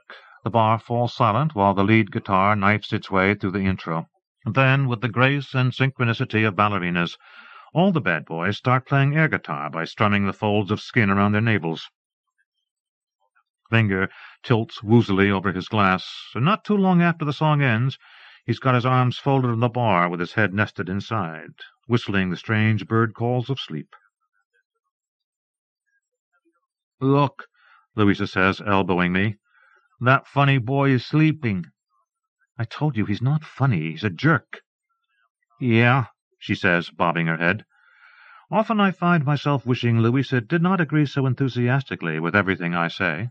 It forces me to police myself all the time, and this policeman speaks in a voice I recognize as belonging to my mother, who'll say, like in defense of turning off Louisa's plumbing, I wish you would start considering your sister's future more seriously. All I'm trying to do is set things up so that Louisa will be less of a burden to you when the day comes that neither I nor your father are around. My mother always gives the words, your father, an extra jab. He has a new wife who lives with him in a house overlooking the Tacoma Narrows and the bridge that replaced the one they call Galloping Gertie because it turned into jello on a particularly windy day. My mother, on the other hand, is stuck living with Louisa in a trailer, though she becomes offended when I refer to it as such. It's a mobile home, she insists huffily, and it's got everything that anybody else's house has, except that I don't have to mow a lot of grass. And I've got the pool and the clubhouse. I notice you don't mind coming down off your high horse whenever you want to use my pool. As you can tell, it's a sore subject. That my mother's stuck with a clubhouse whose lone asset is a machine dispensing last year's ho-hos, and a pool that can barely accommodate a decent cannonball, while my father's got Galloping Gertie and the whole of Puget Sound right in his living-room window. My mother thought she could salve her pride by hiring a decorator, whose handiwork ended up making the trailer look like the set of a late-night TV talk show, which must remind Louisa all the more about how her life has paled ever since she had to leave the group home, where she could tussle her girlfriends on the battered furniture every night, like attending summer camp forever. Louisa is simply too big for my mother's place. Not that she's fat or anything, but her high spirits make her seem loud and clumsy.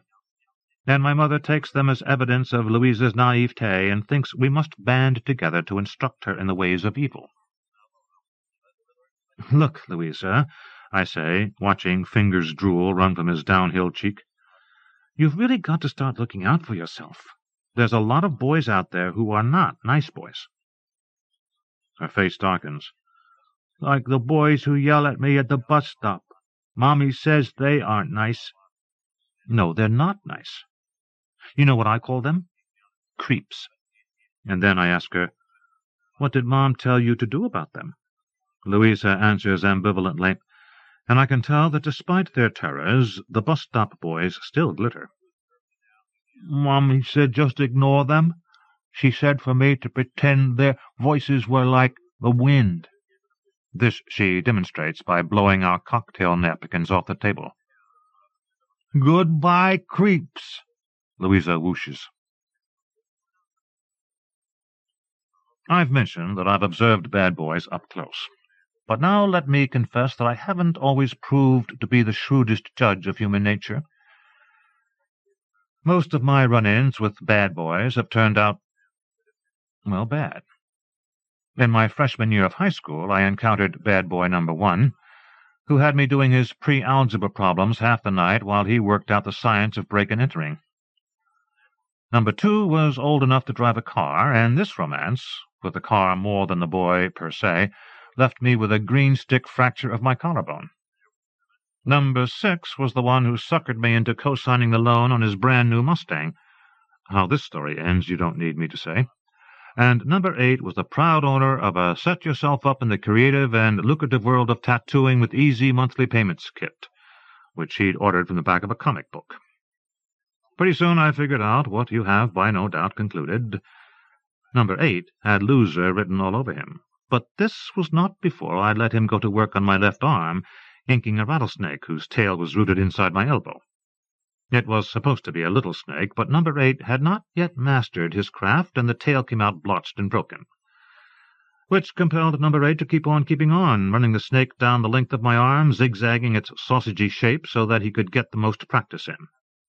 There was no way I could shut him off without leaving a lopped-off reptile on my arm, and by the time he got to my wrist, I have to admit the snake was starting to look pretty good, and the head, which he ran onto the back of my hand, too large for the rest of its body by half, was a masterpiece, complete with fangs and tongue and all the scale's fine reticulations. Number 8 OD'd on a speedball when the snake was just about complete but for the eye sockets that he hadn't gotten around to filling, which was about the same time I realized that putting a snake's head on your hand means that you have chosen an idiosyncratic road to head down in life, unless you plan to wear little white gloves all the time, like Mr. Peanut. The snake gives you 100 demerits in all but a few select kinds of job interviews. They finally took me in at the boat shop, where a tattooed woman is not considered all that strange. Boat people have a tendency to give what other people might consider slutishness a wide berth.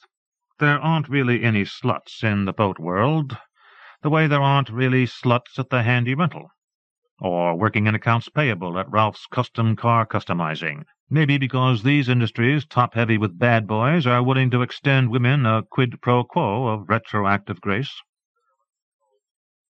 Of course, the tattoo was what convinced my mother I had finally gone around the bend.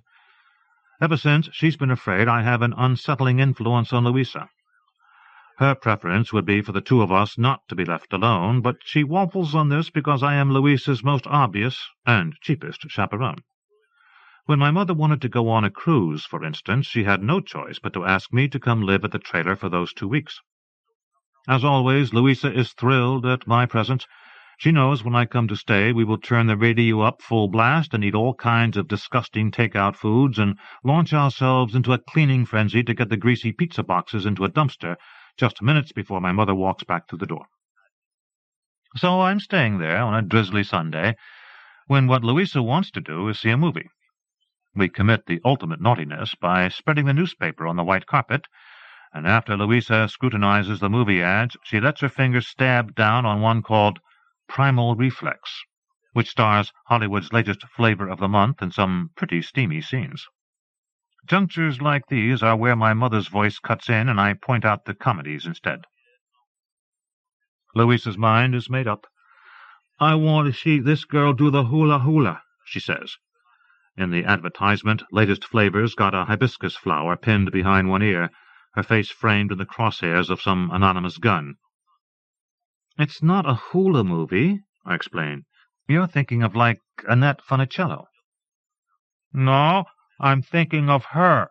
Louisa trots into her room to retrieve a movie magazine that's got a picture of Flavor wearing a lei and a thong bikini, body surfing off the coast of Waikiki. "Told ya," Louisa says. With Louisa, you can never go into the obvious. This thing had nothing to do with anything, oh my dearest darling one. Louisa's brain moves like a jackrabbit, and when she's threatened, she uses the jackrabbit's zigzag to escape. Like after she makes her point, Louisa immediately launches elaborate preparations for the movie, which mostly revolve around finding this folding plastic rain hat that my mother brought home as a souvenir from her last trip to Greece. "All you brought her is a goddamn rain hat from the hotel?" I complained, which made my mother snipe about how Louisa wouldn't know the difference. And it irked me to realize later that my mother had been right, because the rain hat became one of Louisa's prized possessions. She wears it proudly as we board the bus downtown, which I suggest in order to make the trip seem like more of an adventure. Or maybe I'm subconsciously stalling, so we'll have to catch the 3:15 show instead, which is 101 Dalmatians. No luck. We get there right on time. And during the movie I hear Louisa giggle whenever the woman appears naked on screen. Of course we don't get to see the men naked, and for once I'm grateful for Hollywood's injustices. Afterwards, Louisa gives the movie 2 thumbs up and can't wait to boogie. "I want a happy beer," she says. I suspect she's thinking of the boy on the stool again, but is afraid he's off limits as a topic of conversation. Luckily, he's not there when we get back to the Reef, just a few blocks from the theater, where I give Louisa $5 in quarters for the jukebox. This makes her so excited that I'm almost afraid I've done some permanent damage to her health. She punches in "Jesus is Just All Right With Me" by the Doobie Brothers, comes back to the table knowing all the words, which surprises me because I've never heard Louisa say anything about Jesus. Mom sometimes drags her to the Church of the Parted Waters, a Baptist outfit Mom joined because of its zeal for coffee clatches and potlucks, though often she returns home with her own dishes barely touched. I think the Baptists are afraid my mother's hexed. Why else would she have given birth to a Downs kid when she was only in her 20s? The other one don't even mention. They've all heard about the snake. I also suspect Mom's main interest in the church is that she thinks it'll dignify the ugly rituals of cruising men. She's sailing to Nassau with the Baptists as we speak, because I didn't have the heart to tell what any woman with 2 working eyeballs should be able to see. That Church of the Parted Waters is a magnet for losers. And I mean that capital L losers. We're talking bankruptcy and Thorazine. Personally, I think she's got better odds of scoring heroin among them than her husband. But I should talk. I'm not even going to tell you about Bad Boys 9 through 16, though my not mentioning them doesn't mean they're not etched permanently in my brain, along with all the ways I behaved shamelessly in their presence. They're printed with such big block letters that when the next one walks into the Reef, and I know he's the next one, don't ask how I know, the word rolls up my throat and into my mouth without the slightest calculation. 17. Straight away that culprit gland starts spewing acid in my gut and cranking down the ratchets in my chest. See, when you meet a boy like 17, he sticks like a nasty bout of flu. A few days ago at work, he was the one I'd shown a half-dozen used boats we had sitting on the lot. I trailed behind him so I could make a careful study of his hips. And now, as he's walking in, I get the full-on view. Black T-shirt with a breast pocket with a cigarette pack a quarter full and crumpled. Right away he recognizes me and sits down to give me an update. Something like, "Yesterday I decided on the Bayliner and went over and gave Milty some money down. What I liked about the Bayliner was that it came stocked with this mercury outboard that you could tear down with both eyes closed and one arm tied behind your back." I say, "Let's see if the gasoline smell's still on your hand." No, just kidding, I don't say that. The last thing a bad boy needs is a woman who's off-kilter, though that's what he'll end up with 99.9% of the time. "You got a good buy," I say, and something like, "We haven't even had that Bayliner for a week." The reason I have a hard time tracking what we say is because Louise is sitting beside me, still crooning. In fact, by now she's got her eyes closed and is belting out, "Jesus is just all right with me," at the top of her lungs. In a place like the Reef, a woman singing won't turn anybody's head, at least not until she starts a fistfight. But when Louisa finally opens her eyes and sees 17, her face flushes as dark as an eggplant. "Keep singing," he says. "You sing good." Louisa's afraid he might be teasing. "No," she demurs. But he says, "No, really, I like this song. And when it comes on the radio, I can never understand the words because the guy mumbles. But you don't mumble." Shoot, you sing better than he does. This must be one of the famous moments in Louisa's life. She trembles, but retains enough composure to keep singing. And after the song's over, 17 applauds and volunteers to buy us all another round. Reading the label on Louisa's bottle, he whistles. You sure got expensive taste, sister. It's a word Louisa grabs onto joyfully. I'm her big sister, she announces, elbowing me. I get to boss her around. I bet you do, he says. The beer comes. He and I pass the time debating the various merits of the Mercury versus the Evinrude outboard, while Louisa beams in and out of the conversation. When he goes to the can, Louisa leans toward me and says, I think this one will be my boyfriend. Oh, yeah? How can you tell? I think he's nice to me. It's my mother talking again when I hear myself say, You don't know the first thing about that boy, which makes Louisa silent, sulky, tracing out letters in her spilt beer. Finally she says, Even though you're my sister, you know what? And she goes on to answer without looking at me, You don't always know everything. The three of us leave the reef buzzed and giddy from what has been a very happy hour. Louisa with a dopey rain hat accordioned on her head, and almost swooning when 17 volunteers to tie the plastic flaps in an awkward bow beneath her chin. We're walking to 17's pickup so he can give us a ride home. Louisa hanging on his arm, and though it doesn't seem physically possible, her happiness escalates by yet another order of magnitude when she sees what's bounding in the truck bed. Some kind of animal, resembling a cross between a mountain goat and a St. Bernard, and an old upholstered chair. That's my dog Red, says number 17. I bet he's glad to see us. He's white, Louisa declares. How come you call him Red? Well, I'm glad to see that someone's on her toes around here. But I'm afraid I can only explain by telling you a story that you've got to promise me won't make you cry. As he shoves and scruffs the dog, who's chained to an old tire plus its rim, he tells us how he paid $400 for a purebred he was going to use for hunting ducks. And I ended up with this thing. Now, does this look anything like a golden retriever to you? No, no, we shout half-drunkenly. And again, when he starts to drive us home, no, no, Louisa and I riding in the back with an old canvas tarp pulled up to our chins. The truck is just a dented rice burner with 2 bucket seats, and when we all wouldn't fit inside, I watched Louisa wrestle with her loyalties. She wanted to pat the dog. She wanted to stick with her sister. She wanted to ride up front with a boy who's as glamorous to her as any movie star. In the end, that made 2 against 1, and Louisa got in back with the dog and me. Take us to see the boat, I holler into the open driver's window, but 17 hollers back about how he hasn't picked it up yet.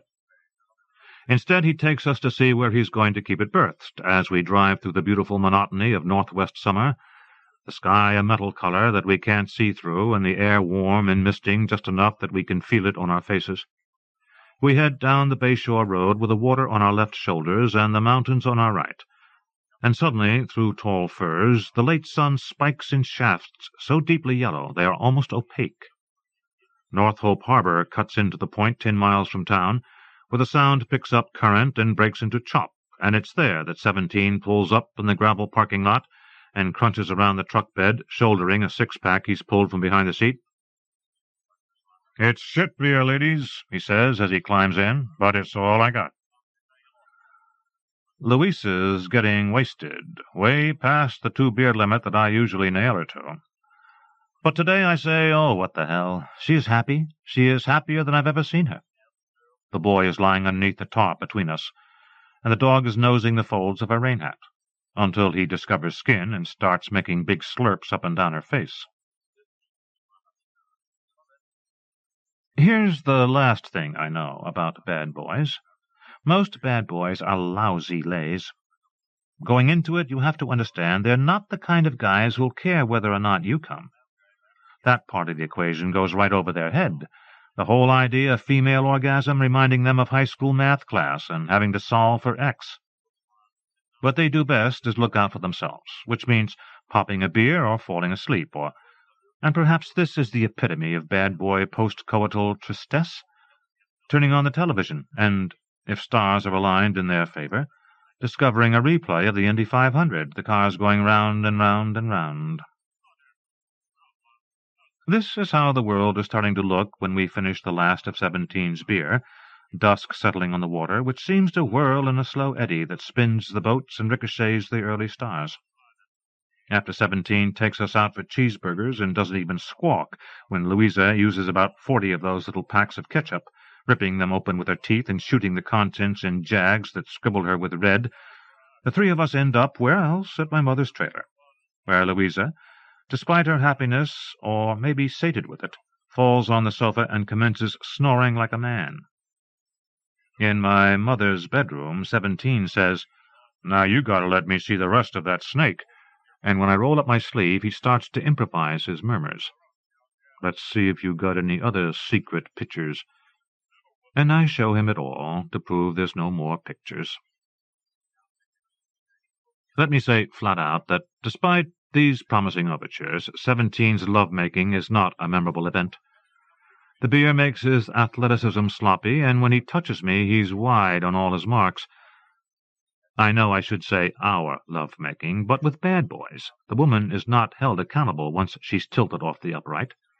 And that's not laziness, but a female way of lending grace. You've got to give these boys control of one thing when everything else about their lives is veering off its course.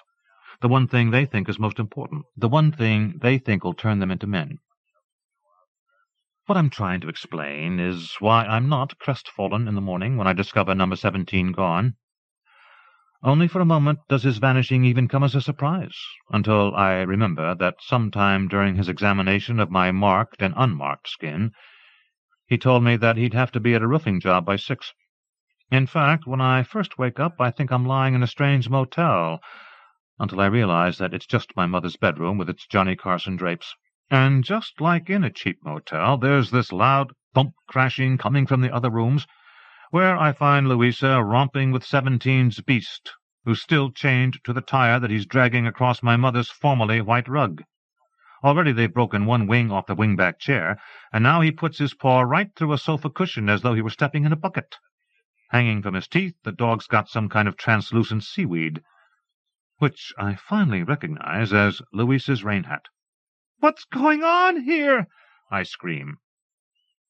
Obviously, she's confused that I could be angry on such a joyful morning. "I think that boy left this nice dog for me."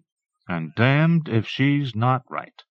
On the counter there's a note that reads, "Didn't want to tell you I am married, etc. Wife has allergies and wanted me to put the dog down yesterday, so maybe it was Red's good luck that I ran into you and your sister, who seems like she could use a hound like him." Spelling is not 17's best subject. Actually, the note reads, "I am marred, ECT. I am marred? Christ, I slap myself when I finally get it. I should have known he was married, said his mother was dead, and yet that T-shirt reeked of laundry soap. I crumple the note and ask Louisa why these fucking things are always happening to me. "What's the matter?" Louisa's still confused. "I love this dog." She drapes her body along its length and squeezes the dog's ribs, which makes its mouth flop open with a big pink tongue I swear could break your heart, as the dog spreads its legs and lays a yellow stream onto the rug. Too late for either of us to go to work. We call in sick, lie on the sofa moaning and holding blocks of frozen peas to our heads, while Red laps from the toilet. "I have a hangover," Louisa chants, savoring the word like it's $1,000,000.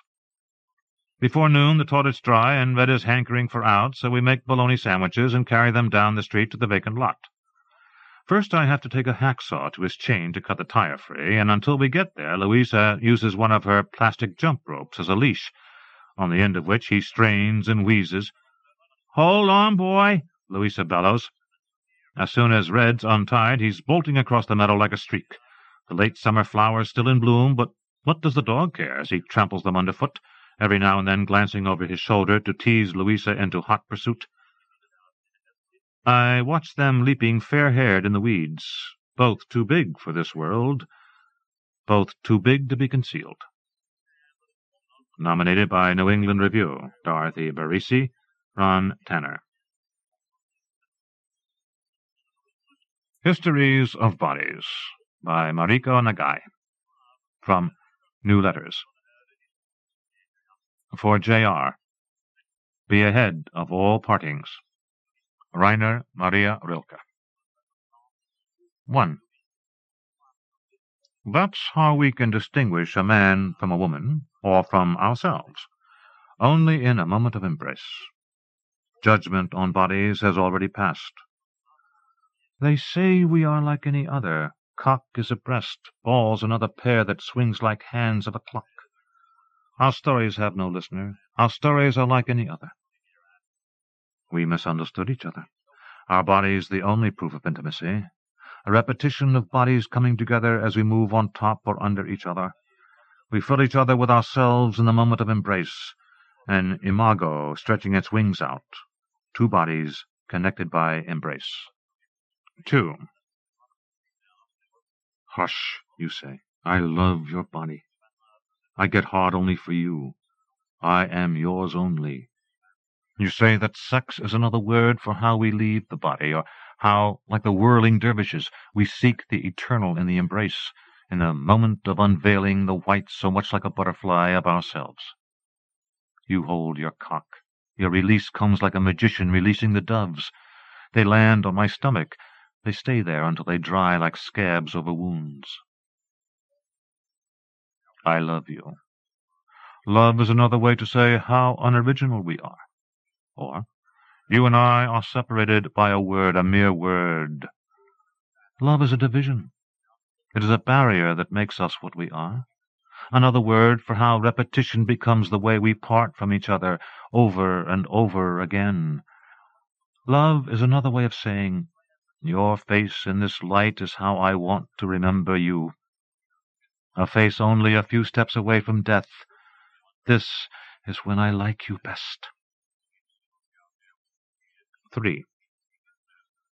You call it Shoah, the unrepeatable. Here's a picture. Soldiers burning books. Another picture. Soldiers dragging an old man who held the Torah as if it were his child, or God. Let us move 30 years ahead. Here's a picture of students burning books, another of students pushing an old man clutching the classics. The faces of these boys are so many years before any partings they can understand, their bodies taut with how little years they have. Pictures are repeatable. So are events. God loves innocence and children, but two are not the same. I say that the Holocaust is an image of bodies ahead of all partings. The souls have already forgotten the rib cages, the backbones that protrude like a broken violin. A picture. Bodies after bodies thrown into a ditch. The only thing separating a man from a woman is by how their sacks are carelessly placed. Here is a man. His balls have shriveled to the size of a large pea. There, a woman. Where her breasts once were, two broken pendulums that no longer tell time hang. I want to say, the shaved heads tell all. Holocaust is the debasement of bodies, where bodies turn into grotesque universality. In this picture, a woman lies on top of two men, their mouths open as if almost to kiss and embrace. 4. The proof is the body, not in words. You lie on your stomach, slowly rocking yourself to sleep, as if the bed is another body you can ease yourself into. I lie next to you, my thighs slightly open like a window or a door. Anyone can look in, even you. But we have stopped our movements already. In this early morning, words are bodies heaped up high, each body imprinted with past. They are remembrance. But we have already turned our eyes inward. We do not hear. Each come-cry hides in the cave of the mouth, stays inside of us like doves in a magician's pockets, waiting for the signal they've been trained to recognize. nominated by New Letters. In the Midst of Sisters. Essay by Jane McCafferty. From Witness. The Little Sisters of the Poor took care of my grandmother for the last 15 years of her life in a Delaware nursing home named for Jean Jougan, a woman from Brittany who founded this order of nuns over 150 years ago. Jean Jougan was a young Frenchwoman who once saw an old, blind, and semi-paralyzed woman trying to survive on the streets. It was a winter night in Saint-Servant, and Jougan, who had long been sharing her meagre salary, her food, and much of her spare time with the people of the streets, took the old woman and Chauvin in her arms, carried her home, and placed her in her own bed. This kind of charity was as radical then as it is today in America. Soon Jean Jougan was taking care of many women, and other young women were helping her. The congregation of the Little Sisters of the Poor was born, and now, in 250 homes in 30 countries, these women care for old people who find themselves penniless and alone near the end of their lives, as my grandmother had been for many years. My family supported my grandmother as best they could, and she lived with us until she was 70. But finally her bouts of severe depression and extraordinary dependency became too much for family members to contend with. I had just moved to Pittsburgh then, and wanted her to come live with me. Perhaps this would have been a disaster, like my mother said, but I was never given a chance to find out. After a few attempts at assisted living, the Little Sisters took her in. She lived there for those 15 years in that immaculate nursing home that had no smell at all, not the typical odor of decay and neglect that so many nursing facilities have, nor the heavy pine scent that often lingers in the air as a cover-up, and she died there, in a room with a long window cut into the wall letting in the light. Her death was described as beautiful by her 2 daughters, because of the quality of care she received while she lay dying that month. I spoke to my mother long distance each day to check on my grandmother, and what surprised me was how consistently peaceful, even joyful, my mother sounded. "It's this place," she'd say. "It's the sisters. They're contagious." I know well how to discern from my mother's voice the various emotional states she visits or tries not to visit. She has struggled all her life with manic depression, and as her daughter I can't help but listen carefully to how tone imbues her language. The voice in which she spoke as my grandmother faced death was unique for her. At least I'd never heard it before. It was a voice without an edge, but with great strength at its center. It had the character of depth, tenderness, and solidity, and somehow struck me as her real voice, the one I'd unknowingly missed all my life. Gone was the desperate sound of someone trying with all her notable energy to be, as she would say, upbeat. Gone was the raw, loud laughter whose source was the urgent need to erase silence that might allow for reflection.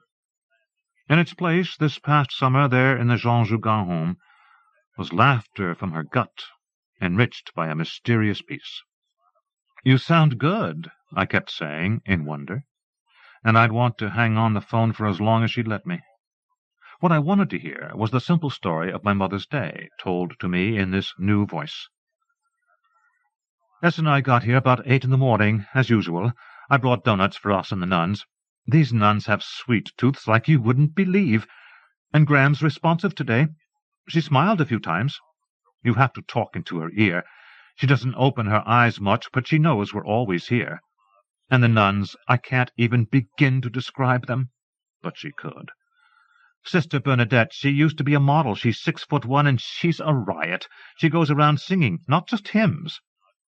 "She used to be a model, and now she's a nun? She's gorgeous, and she's a riot. And then Sister Thomas, she's a talented artist. She's a regular Monet. And the way they treat Graham, they sound great." I had been taught by nuns all my life, St. Joseph's nuns in black and white habits. As a very small child I admired them. I even had a nun doll. She had a stiff, plastic, flat-chested body, a benign, pretty face, glassy blue eyes, and a black and white habit exactly like the St. Joe's nuns I knew. You could pull a string on her back, and she'd say, "Judge not, that ye be not judged." But after 4th grade, my friends and I stopped appreciating nuns, except for the flying nun, the singing nun, and our own fat, sneakered recess nun. Nor did it seem anyone held them in high esteem. They were seen by most people as vaguely pathetic, women who couldn't get men. When I announced I wanted to be a nun in 3rd grade, my mother looked stricken and told me I'd grow out of it, even though she was a devout Catholic. The sexism of society in the 60s and 70s, and more pointedly of the Catholic Church, had much to do with this. Priests were the respected fathers. Girls referred to cute priests as Father What-a-Waste. Boys never had such a name for nuns. Nuns were asexual, repressed, lonely. Many were bullies. Some of this was sometimes true, but nobody told me how to see nuns as independent women who were, in part, rejecting the constricting roles of wife and mother and mate that society deemed normal, not to mention the role of consumer. And certainly nobody paid much attention to the Little Sisters of the Poor. "You just have to see all this," my mother said. "When are you coming?" 9 months pregnant, I made the trip, not primarily to see all this, though I was curious, but rather to say good-bye to a grandmother I had adored as a child. She had always been there, first across the street in my cousin's house and later in our own house. She had 10 grandchildren, but had singled me out as her secret favorite, no doubt because I was clearly the most devoted to her, the most visibly enamored. She was not grandmotherly. She had no apron, no kitchen with cookies baking, no softness, no gray hair in a bun. She was tall and angular, with dyed hair, the color of which she named San Fernando red, for reasons nobody knew, and black cat-eyed glasses enlarging her already large blue eyes. She had an Irish Catholic shame of the body deep in her bones, so that when she hugged you, a space was left in between that was never filled. She would pat you on the back, almost apologizing for her lack of warmth. She had enormous wit. Even a child could sense this, though her jokes were not for children. And she was vain. Her hair, nails, polyester blouses, and slacks were always impeccable, as was her tiny green apartment where I loved to sleep beside her on her pull-out couch, the satin pillowcases one of her few real luxuries. Perhaps on the surface it's a mystery as to why I loved her with such intensity. For children are usually drawn to warmth, to adults who can warmly love them back, adults who can enfold them when tears fall, whose rooms are comfortably cluttered. I suspect it was partly her coolness and distance that seemed an oasis of safety in a childhood that was shaped by parents too visibly struggling with personal demons. And then later, when I wasn't so interested in safety, I admired her story, the one I knew from my mother and from photographs. She had what I considered a good heart. She'd fallen in love and married a Russian Jew in the late 1930s, the near equivalent of an interracial marriage today. She had grown up in a strict Catholic family, and now she was raising children in Wilmington, Delaware's Christ Our King parish, where the priest regularly reminded her daughters that their father would burn in hell if they didn't convert him, and where some of the neighbors forbade their own children from playing with the half-Jews down the street. "To hell with them," she'd say. "We don't need their kind." In old photographs, her head is cocked to the side, and she's not smiling. She's often smoking. I recognized in her face the expression of the quintessential outsider. Her marriage ended in divorce after 14 years, rare in the 40s. And then my grandfather took off for California, and my grandmother was left to raise her daughters, who were 12 and 13, alone. My mother's stories all suggest she was not particularly cut out for motherhood. For example, when my mother and her sister would come home from school, they would find my grandmother stretched out on a bed upstairs, playing dead.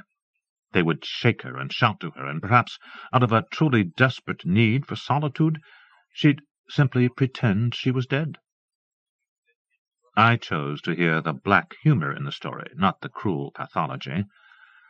I loved my grandmother even more when I heard stories like this, and there were many.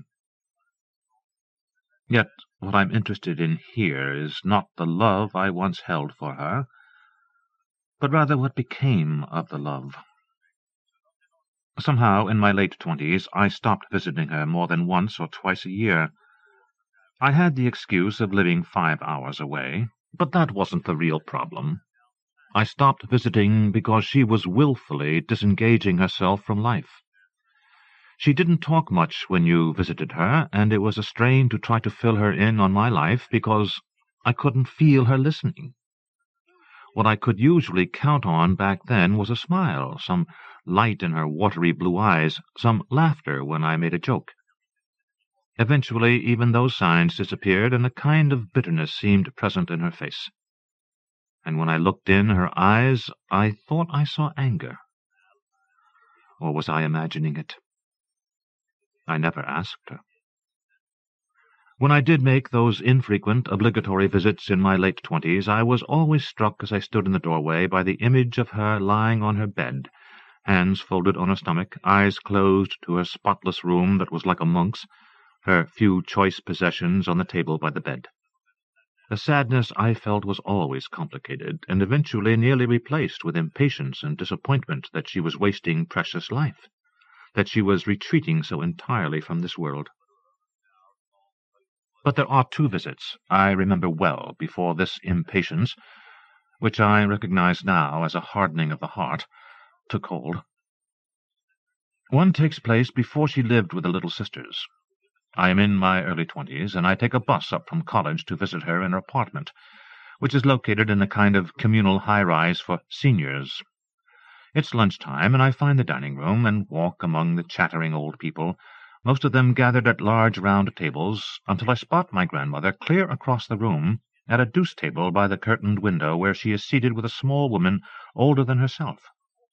I rush toward her, filled with more emotion than I know, so that when I reach her and bend down to kiss her cheek, I'm crying. It's the sight of her in a place filled with people who know nothing about her that moves me, these people who could never understand her, who know nothing of her history, who believe she is simply Mary, the woman who doesn't talk much, the woman who closes her door. And it's something else, too, something in her posture that looks like submission, an obedience to circumstance, a pure powerlessness. And yet I cherish this memory, because her face lit up when she saw me. She was not yet angry, not bitter.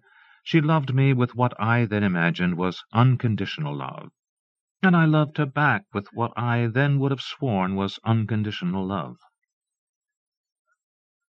The other visit I find myself remembering takes place years later, after I am married. It's a hot summer day, and I'm alone and bound for Rehoboth Beach to see an old friend. And again I surprise my grandmother, who now is settled in the Jean Jougan home. I leave the hot day and walk through the cool, clean halls to find her room, then stand in her doorway and look at her lying on her bed with my black-and-white wedding picture framed and standing on the table beside her. The room is in shadow, and because there are so few possessions, my own face framed beside my sleeping grandmother takes on an almost eerie life of its own. I feel the power of the room's loneliness surrounding the image of me in a veil, and though I haven't visited in half a year, I don't initially feel guilt. Love obliterates guilt for the time being. But when she opens her eyes to find me sitting beside her on the bed with tears in my own eyes, her face hardens. "Why the tears?" she asks. And I'm torn between the power of my own feeling for her and the realization that my tears seem to her like a sentimental display. "Why the tears?" she says again. "I just miss you," I say. To which she says nothing. I try to stop my tears. Her eyes grow vague. I did miss her. But she was right to mistrust the presence of my emotion, for if I really missed her, and not the idea of her, the memory of her, why didn't I visit more often? Send cards, flowers, something. Unconditional love it wasn't. Wasn't she interesting enough now? She was getting old, but without the grace we all hope will accompany those we love, and eventually ourselves. She wasn't getting old in an interesting way. She wasn't sitting back and telling me wonderful stories, or asking me to tell stories of my own. And I judged her for it, and felt threatened by it, and abandoned by what I thought of as her decision to detach from this life. I told myself that my visits didn't matter to her anyhow. Many of the subsequent visits felt almost loveless to me, or rather, whatever love was there was weighted with something unspoken that seemed almost a presence in the room. Perhaps in the place of old, reliable love was her anger, which I don't think she was even conscious of, and my unvoiced, even to myself, disappointment that she hadn't managed to be stronger as she'd aged. As she lay in what would be her deathbed, my mother and aunt left me alone in the room with her. They had just given me her rosary beads, the only possession she really cared about. I clenched these in my hands, but it was not an easy gift to receive. Her breathing was shallow and labored. Her face was beautiful, smooth and white, nearly unlined. Her long white hair was also beautiful. I had never seen her hair this way. She'd gone to beauty parlors to get her hair done all her life. There was even a beauty parlor in the Jean Jougan home. I touched her hair, white silk. I did not cry because she seemed so peaceful, and because she was so utterly unlike herself that it was almost as if I were visiting a stranger. They told me I could speak loudly into her ear, and that she would answer me. "Gram, I love you." I tried. She didn't respond. "Are you comfortable?" I nearly shouted. No answer. So I sat there, my hand on her hand, and tried without success to say a prayer for her. I was unable to locate any center in myself that would allow for the depth that precedes any kind of real prayer. I felt dispersed, a part of me not willing to be present there.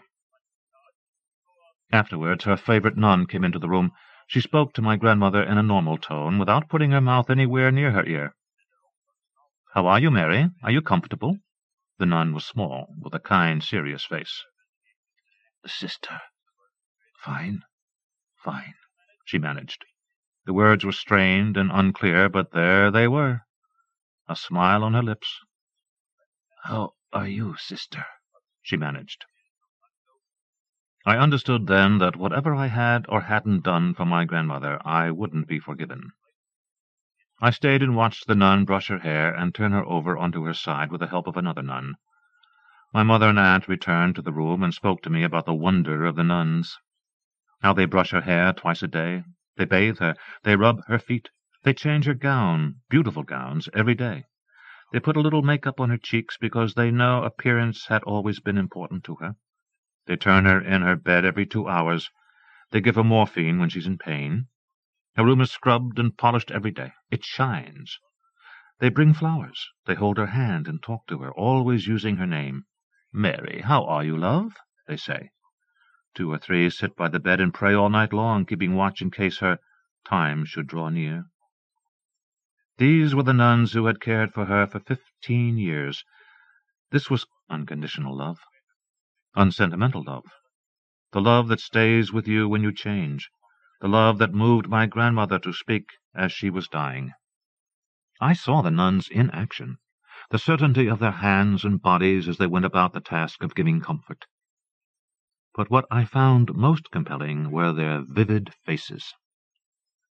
Their eyes had a kind of clarity and focus, a kind of intention that was utterly humbling to witness. And at the core of this intention was concentrated joy. No denying it. It wasn't delusion. It wasn't simple self-forgetting, though that was there too. It was happiness, pure and steady, the happiness of the spirit that must come from deep faith, the happiness that fueled the love they felt for the aged people they served. That made the place feel so real, so devoid of artifice. I watched them and remembered working in a nursing home when I was 20, trying to teach a poetry-writing workshop to people in their 80s and 90s, a job I loved. But in that American nursing home you could barely breathe without wanting to gag.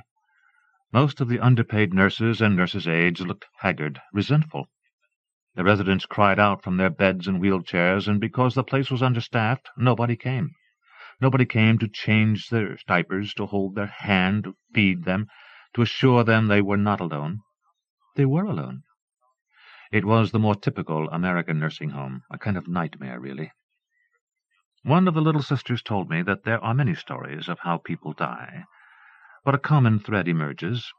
the desire deep in the heart of every person to live until the very last moment, a willingness to continue an existence which may seem impoverished, sorrowful, painful, on condition that one knows oneself to be esteemed and loved, and assured that everything possible will be done to alleviate suffering.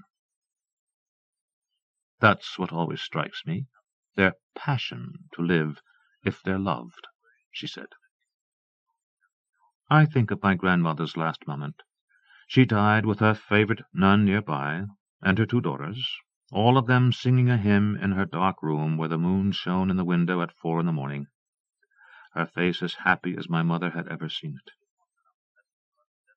I will probably never grasp the mysterious depth of the faith that fuels the little sisters, but I'll think of it often, and I'll see all the loves of my life now in relation to their kind of love, which finally is work, joyful work.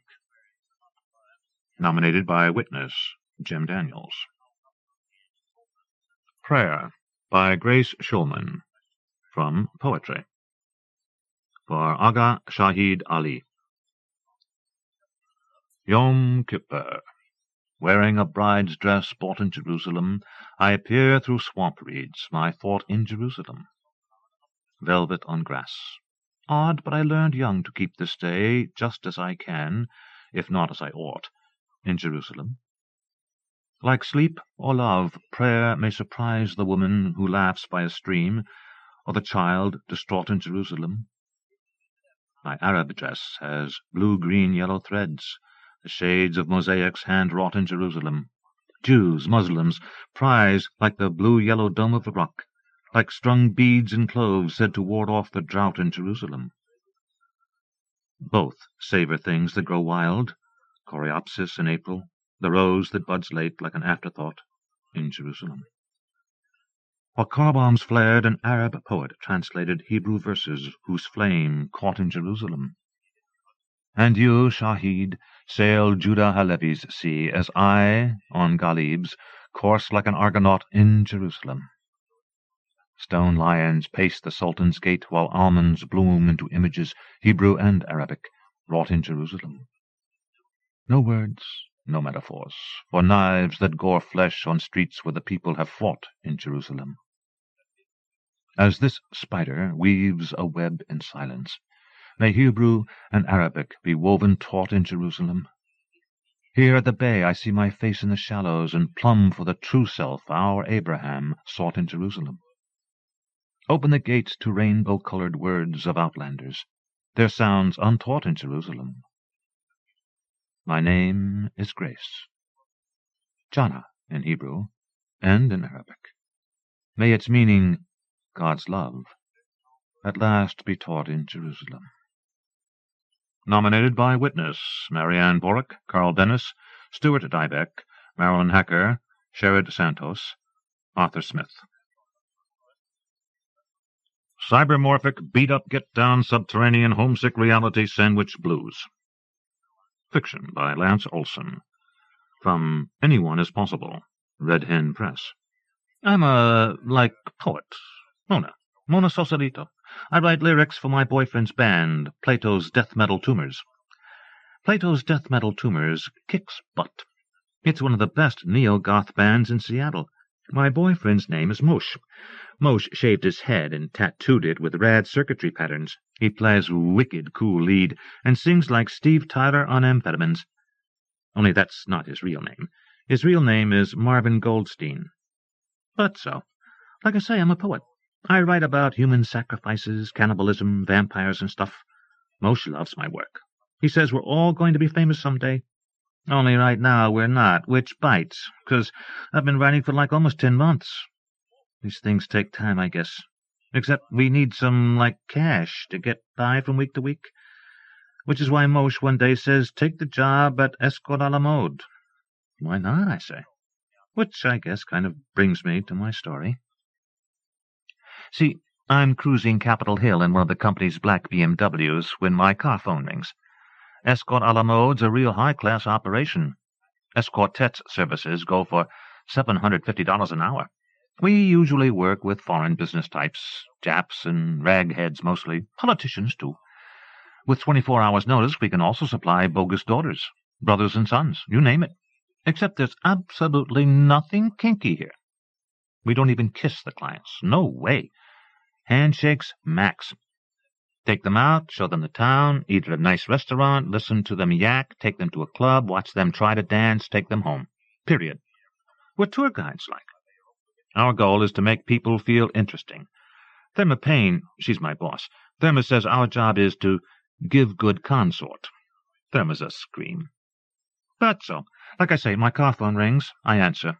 Dispatcher gives me an address, real shishi bookstore called Hard Covers, down by the fish market. My client's supposed to be this big-deal writer guy who's reading there, poet.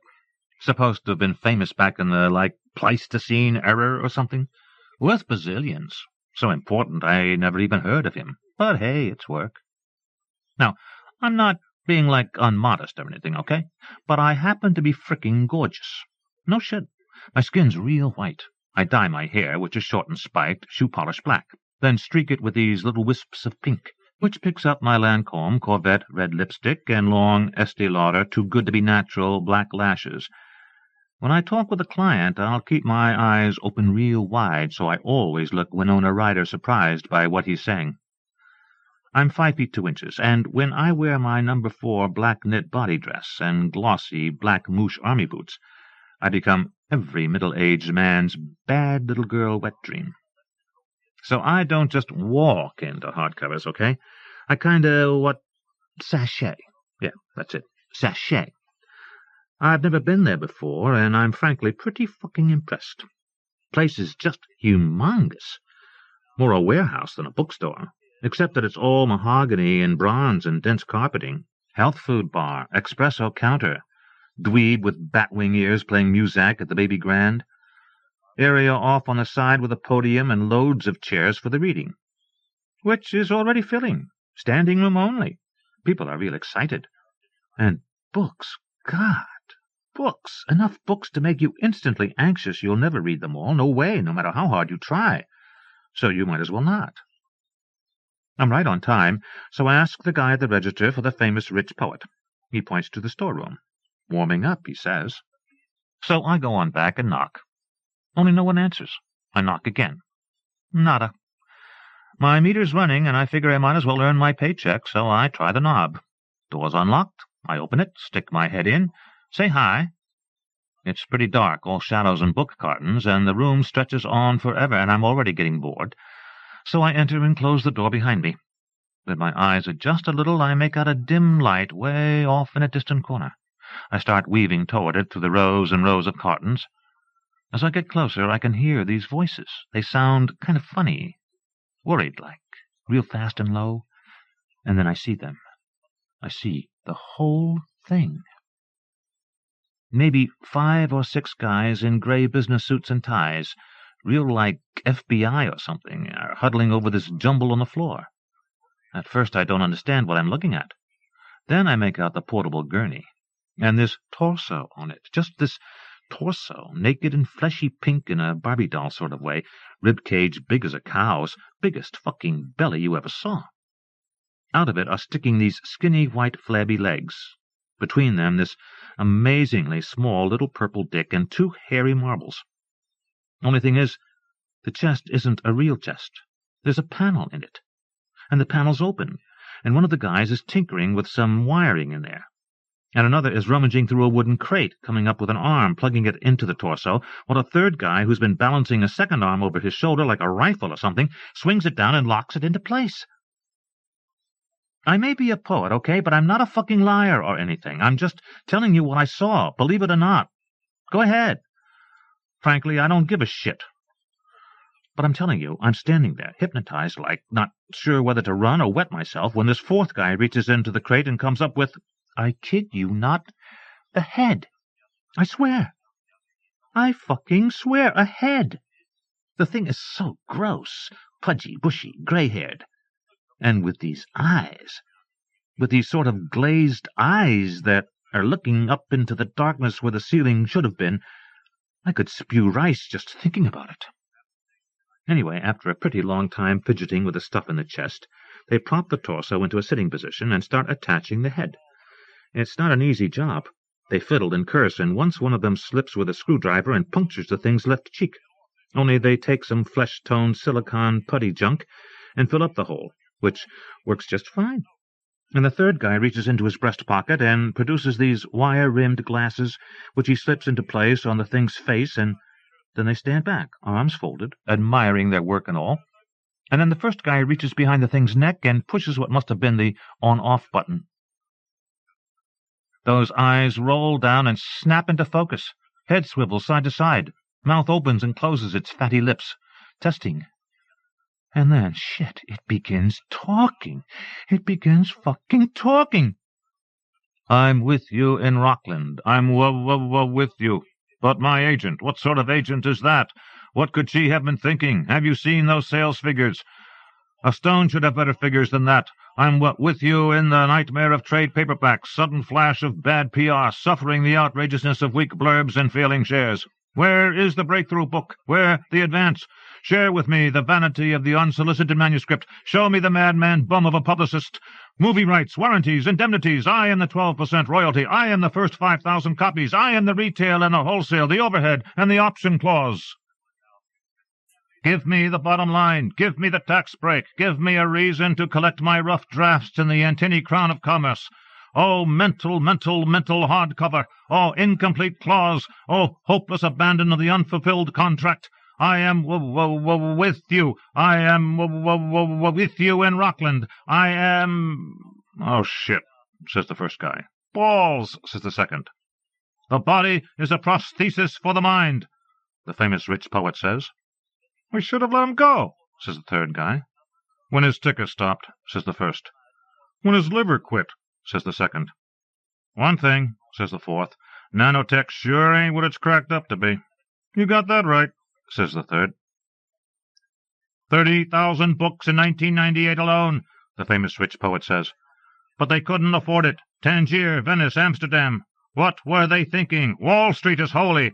The New York Stock Exchange is holy. The cosmic clause is holy. I'm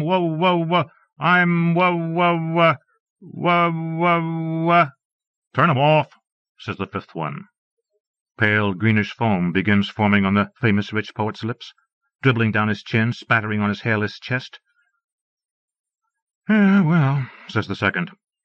Guess we got some tightening to do, says the third, reaching behind the thing's neck.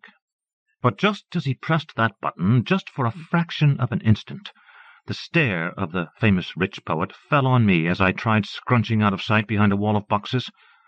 Our eyes met. His looked like those of a wrongly convicted murderer, maybe like 1 second before the executioner throws the switch that'll send a quadrillion volts or something zizzing through his system. In them was this mixture of disillusionment, dismay, fear, and uninterrupted sorrow. I froze.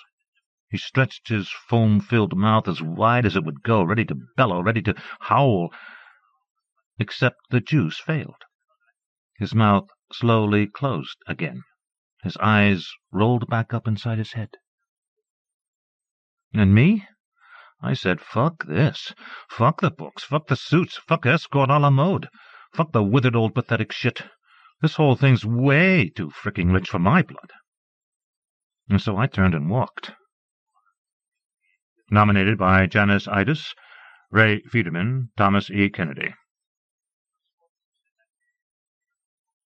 O Eve, by Rosemary C. Hildebrandt, from Artword Quarterly.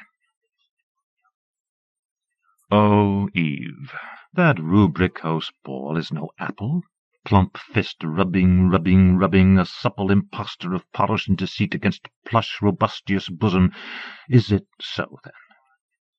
This is a heart too easily made a blush, pulp glissando of red joy, too easily abandoned to the bric-a-brac of green desire and conceit. A soul, listing in this captious garden passage of bright weight and balm, closeted in sun-lace dresses of moral, unruffled blue days. Does will-o'-the-wisp grace collapse? There, there in the volitional black winch of sweaty grasp, willing eclipse and savour. Oh, Eve, see the purplish cloud capes dripping, dripping, dripping, naked, profligate seedlings. Wince now at history's lush precept. How everyone smiles when the shiny-haired girl brings the glass bowl of perfumed fruit. Nominated by Artword Quarterly. Faithless. Fiction by Joyce Carol Oates. From the Kenyon Review. 1. The last time my mother Cornelia Nissenbaum and her sister Constance saw their mother was the day before she vanished from their lives forever, April 11th, 1923.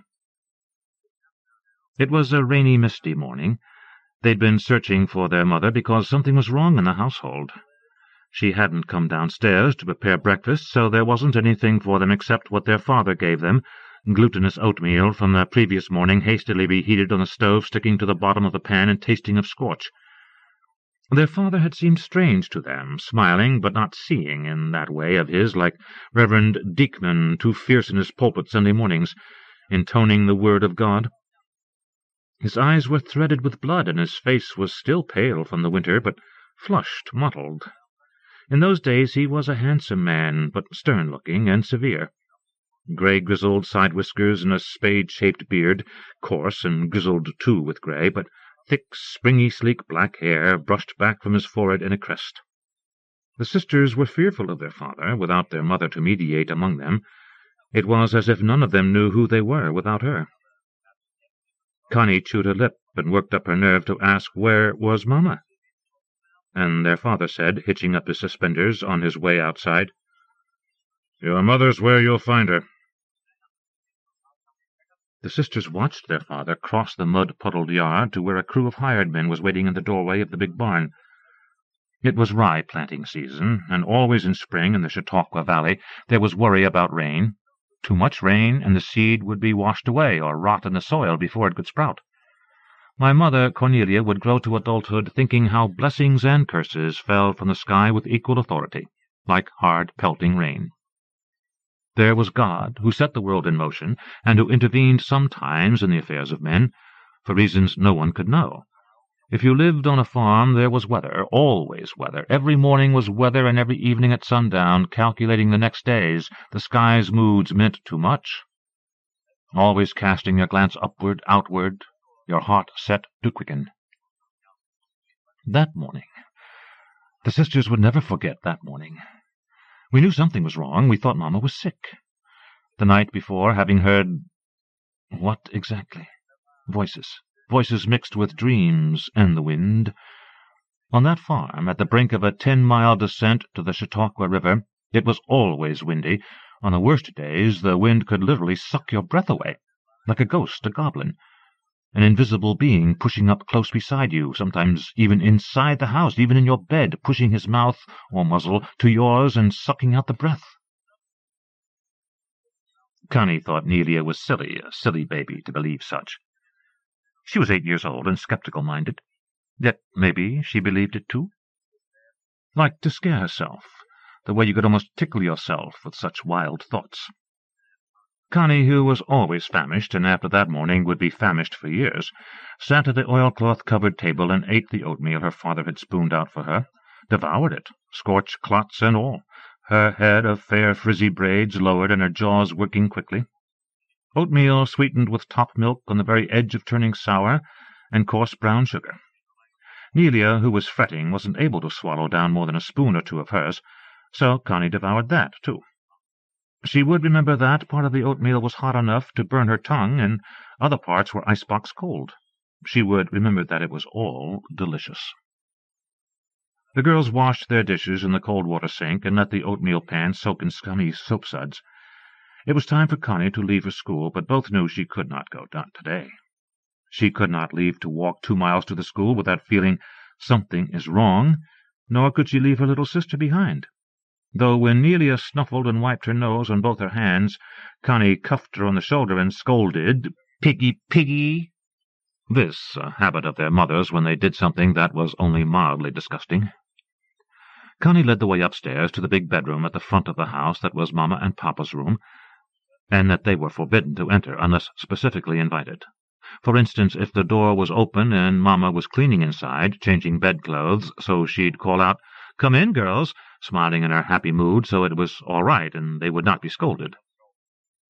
"Come in, give me a hand," which turned into a game, shaking out sheets, fluffing out pillowcases to stuff heavy goose-feather pillows inside, Mama and Connie and Nelia laughing together. But this morning the door was shut. There was no sound of Mama inside. Connie dared to turn the doorknob, pushed the door open slowly, and they saw, yes, to their surprise, there was their mother lying on top of the unmade bed, partly dressed, wrapped in an afghan. My God, it was scary to see Mama like that, lying down at such an hour of the morning. Mama, who was so brisk and capable, and who routed them out of bed if they lingered. Mama, with little patience for Connie's lazy tricks, as she called them, or for Nelia's sniffles, tummy aches, and baby fears. "Mama?" Connie's voice was cracked. "Mama?" Nelia whimpered. Their mother groaned and flung an arm across one of the pillows lying crooked beside her. She was breathing hard, like a winded horse, her chest rising and falling so you could see it, and her head was flung back on a pillow, and she'd placed a wetted cloth across her eyes, mask-like, so half her face was hidden. Her dark blonde hair was disheveled, unplaited, coarse and lustreless as a horse's mane, unwashed for days. That rich, rank smell of Mama's hair when it needed washing. You remember such smells, the sisters would say, some of them not-so-nice smells, all your life. And the smell in their parents' forbidden room of, was it talcum powder, sweaty armpits, a sourish, sweet fragrance of bedclothes that, no matter how frequently laundered with detergent and bleach, were never truly fresh. A smell of bodies, adult bodies, yeasty, stale. Papa's tobacco. He rolled his own crude paper cigarettes. He chewed tobacco in a thick, tarry black wad. And Papa's hair oil and that special smell of Papa's shoes, the black Sunday shoes always kept polished. His work boots, etc., he kept downstairs in the closed-in porch by the rear door called the entry.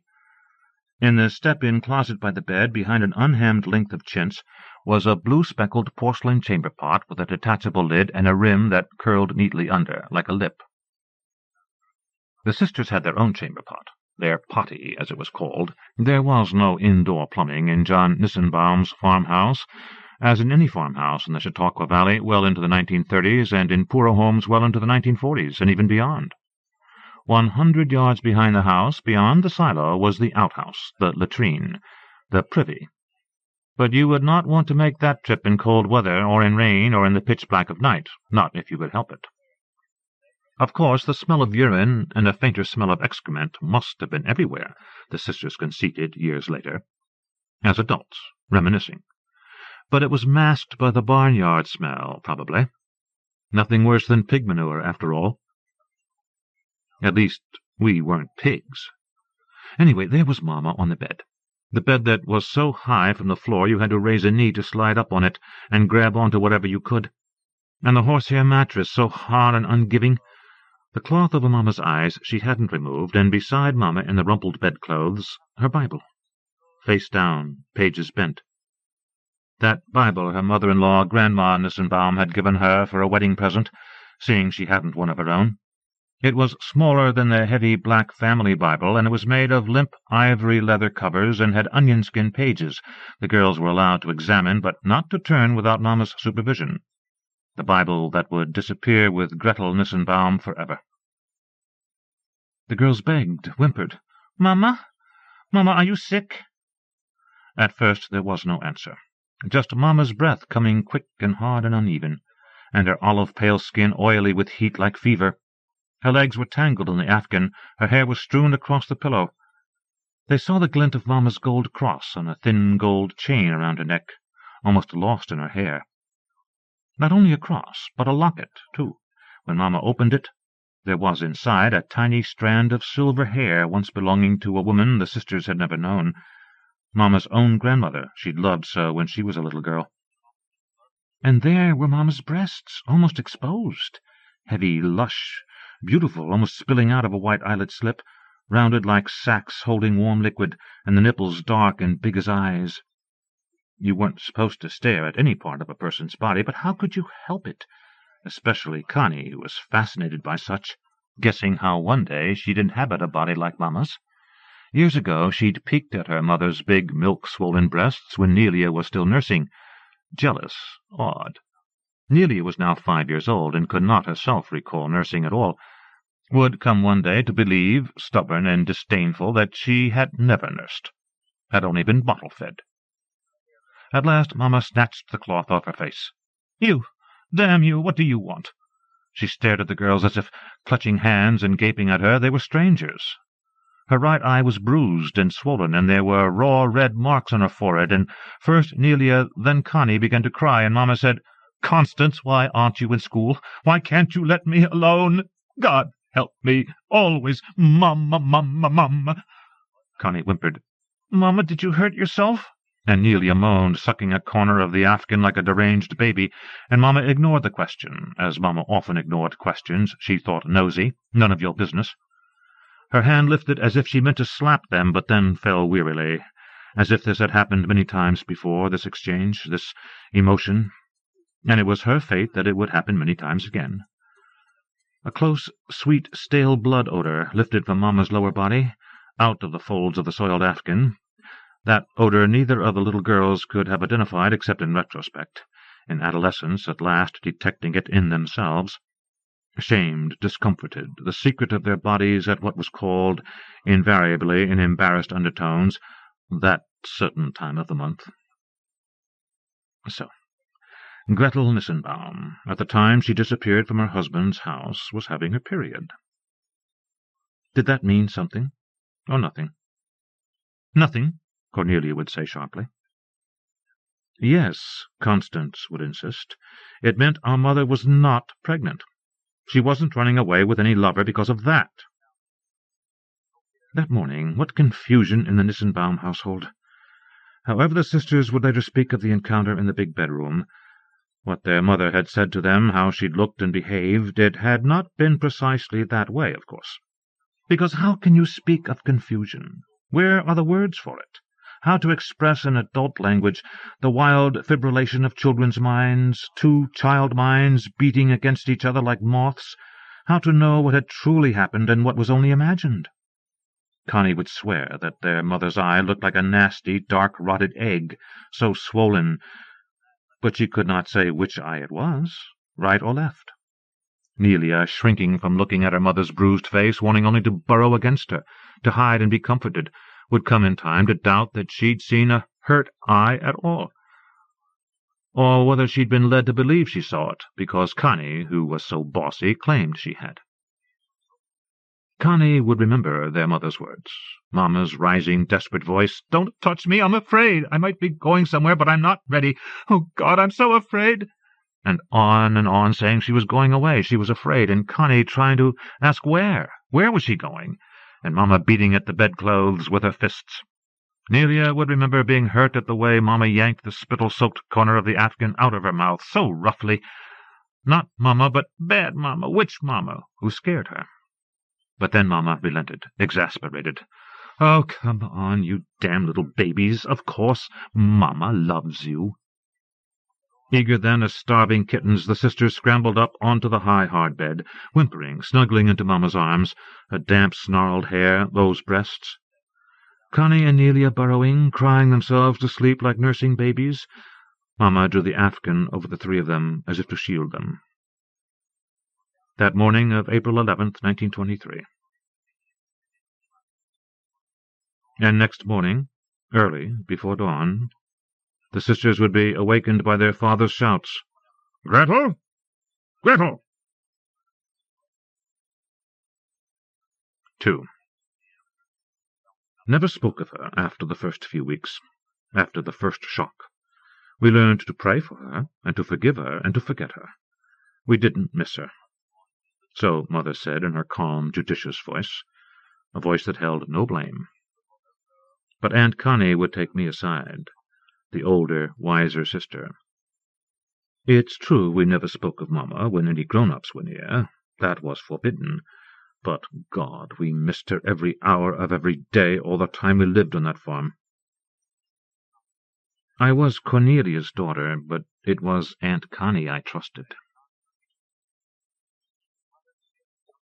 No one in the Chautauqua Valley knew where John Nissenbaum's young wife Gretel had fled, but all knew, or had an opinion of, why she'd gone. Faithless, she was, a faithless woman. Had she not run away with a man, abandoned her children? She was 27 years old, and too young for John Nissenbaum, and she wasn't a Ransomville girl. Her people lived 60 miles away in Chautauqua Falls. Here was a wife who'd committed adultery, was an adulteress. Some might say a tramp, a whore, a slut. Reverend Diekman, the Lutheran minister, would preach amazing sermons in her wake. For miles through the valley and for years well into the 1940s there would be scandalized talk of Gretel Nissenbaum, a woman who left her faithful Christian husband and her 2 little girls with no warning, no provocation, disappearing in the middle of a night, taking with her only a single suitcase, and, as every woman who ever spoke of the episode liked to say, licking her lips, the clothes on her back. Aunt Connie said she'd grown up imagining she had actually seen her mother, as in a dream, walking stealthily up the long drive to the road, a bundle of clothes like laundry slung across her back. Children are so damned impressionable, Aunt Connie would say, laughing wryly. For a long time after their mother disappeared, and no word came from her, or of her, so far as the sisters knew, Connie couldn't seem to help herself teasing Nelia, saying, "Mommy's coming home," for a birthday of Nelia's, or Christmas, or Easter. How many times Connie thrilled with wickedness, deceiving her baby sister, and, silly baby that she was, Nelia believed. And how Connie would laugh at her. Well, it was funny, wasn't it? Another trick of Connie's, poking Nelia awake in the night when the wind was rattling the windows, moaning in the chimney like a trapped animal, saying excitedly, "Mama is outside the window. Listen, Mama is a ghost, trying to get you." Sometimes Nelia screamed so Connie had to straddle her chest and press a pillow over her face to muffle her. If they'd wakened Papa with such nonsense, there'd sure have been hell to pay.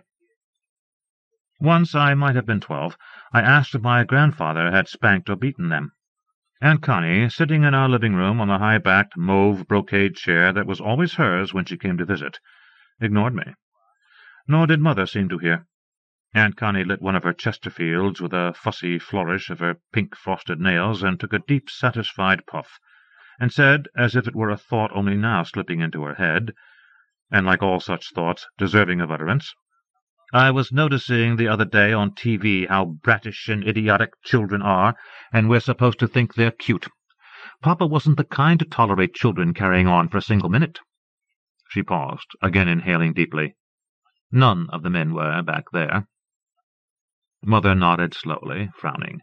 These conversations with my aunt seemed always to give her pain, an actual ache behind the eyes, yet she could no more resist them than Aunt Connie. She said, wiping at her eyes, "Papa was a man of pride. After she left us as much as before."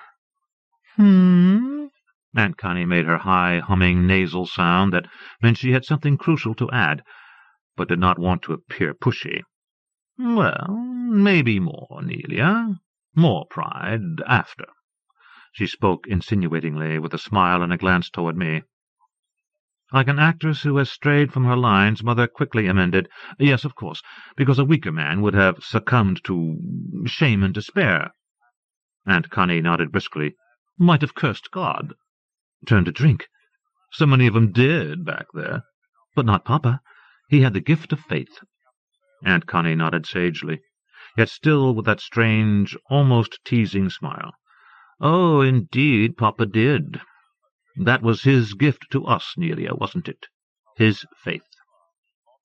Mother was smiling a tight-lipped smile, her gaze lowered. I knew that when Aunt Connie left, she would go upstairs to lie down. She would take 2 aspirins and draw the blinds, and put a damp, cold cloth over her eyes, and lie down and try to sleep. In her softening, middle-aged face, the hue of putty, a young girl's face shone rapt with fear. "Oh, yes, his faith." Aunt Connie laughed heartily. Laugh, dimples nicking her cheeks in a wink in my direction. Years later, numbly sorting through Mother's belongings after her death, I would discover in a lavender-scented envelope in a bureau drawer a single strand of dry, ash-colored hair. On the envelope, in faded purple ink, Beloved Father John Allard Nissenbaum, 1872 to 1957. 3. By his own account, John Nissenbaum, the wronged husband, had not had the slightest suspicion that his strong-willed young wife had been discontent, restless, certainly not that she'd had a secret lover. So many local women would have dearly wished to change places with her, he'd been given to know when he was courting her.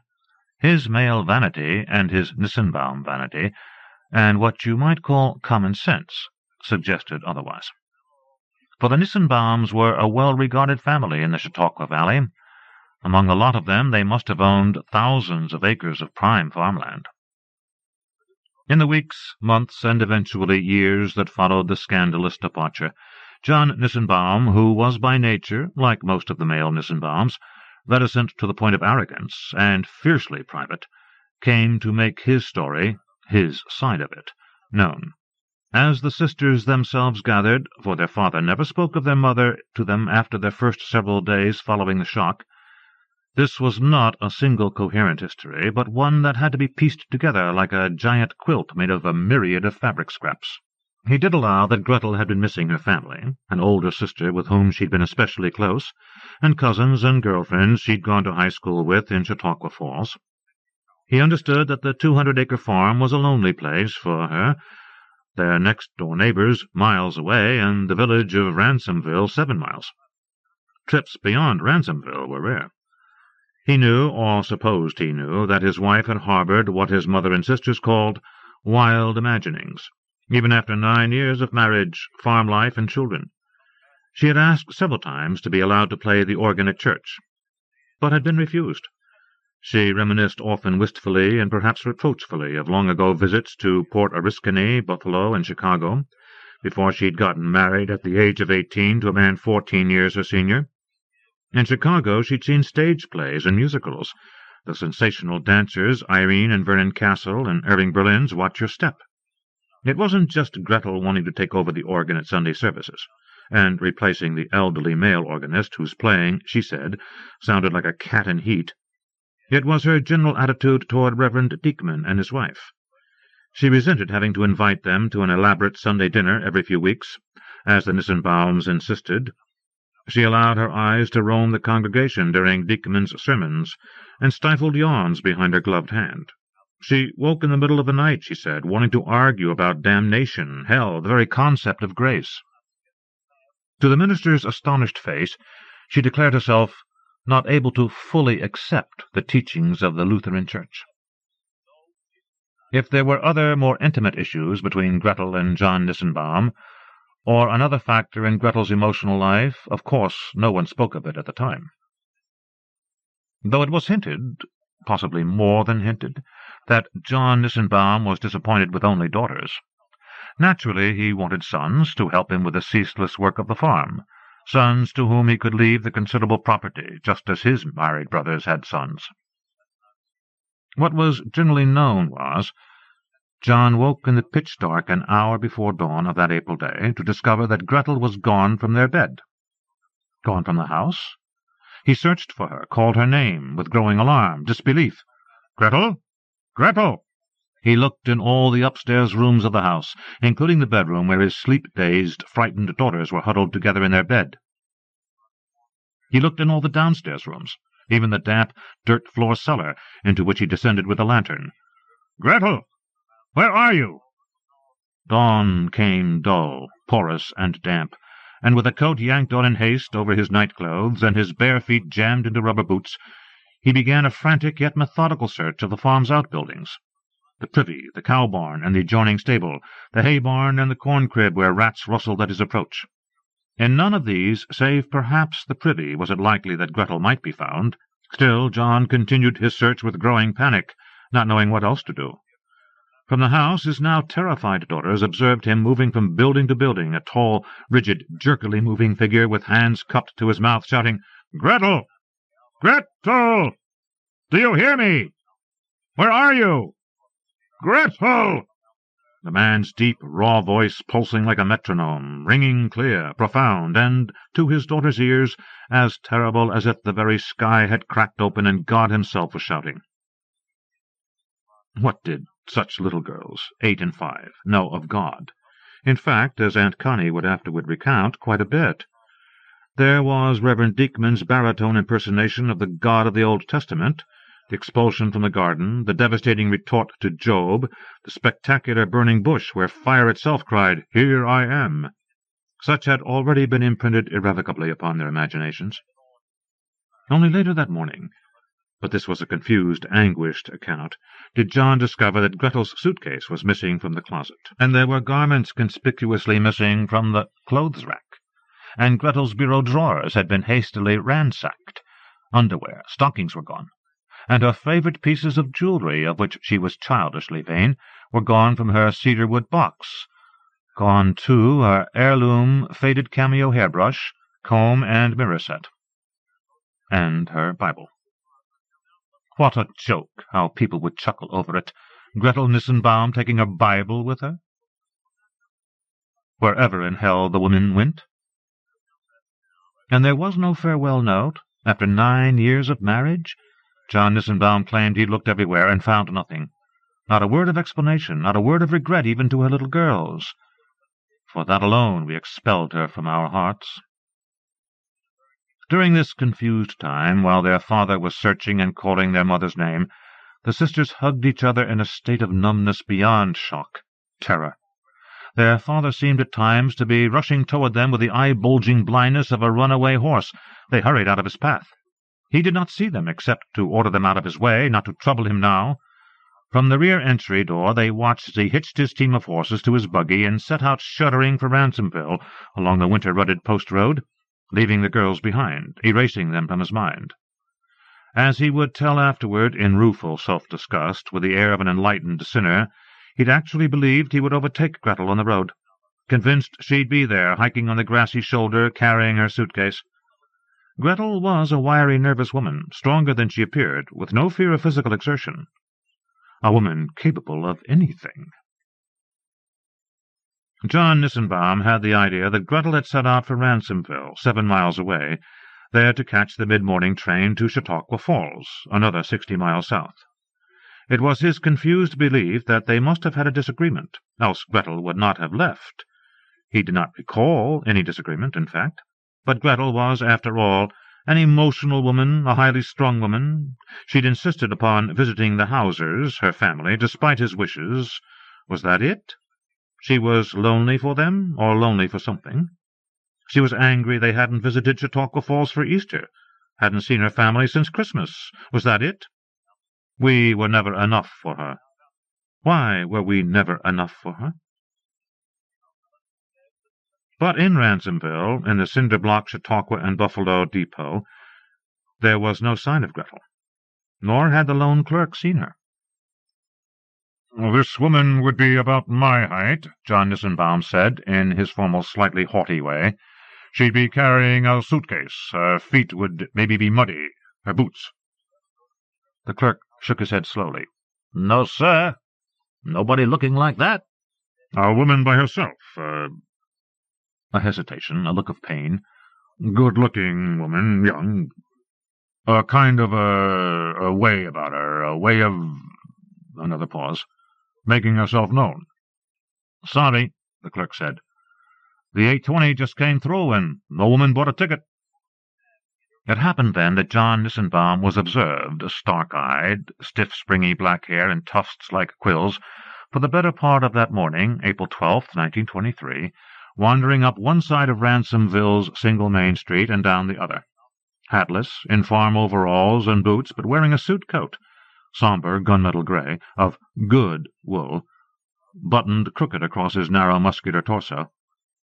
Disheveled and ravaged with the grief of a betrayed husband, too raw at this time for manly pride to intervene.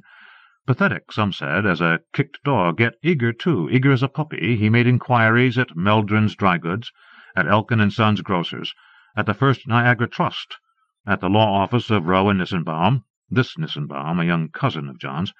even in the Five and Dime, where the salesgirls would giggle in his wake. He wandered at last into the Ransomville Hotel, into the gloomy public room where the proprietor's wife was sweeping sawdust-strewn floorboards. "Sorry, sir, we don't open till noon," the woman said, thinking he was a drunk, dazed and swaying-like on his feet.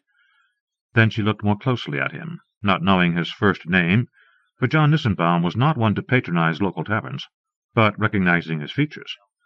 For it was said the male Nissenbaums were either born looking alike or came in time to look alike. "Mr. Nissenbaum? Is something wrong?" In a beat of stymied silence, Nissenbaum blinked at her, trying to smile, groping for a hat to remove, but finding none, murmuring, "No, ma'am, I'm sure not. It's a misunderstanding, I believe.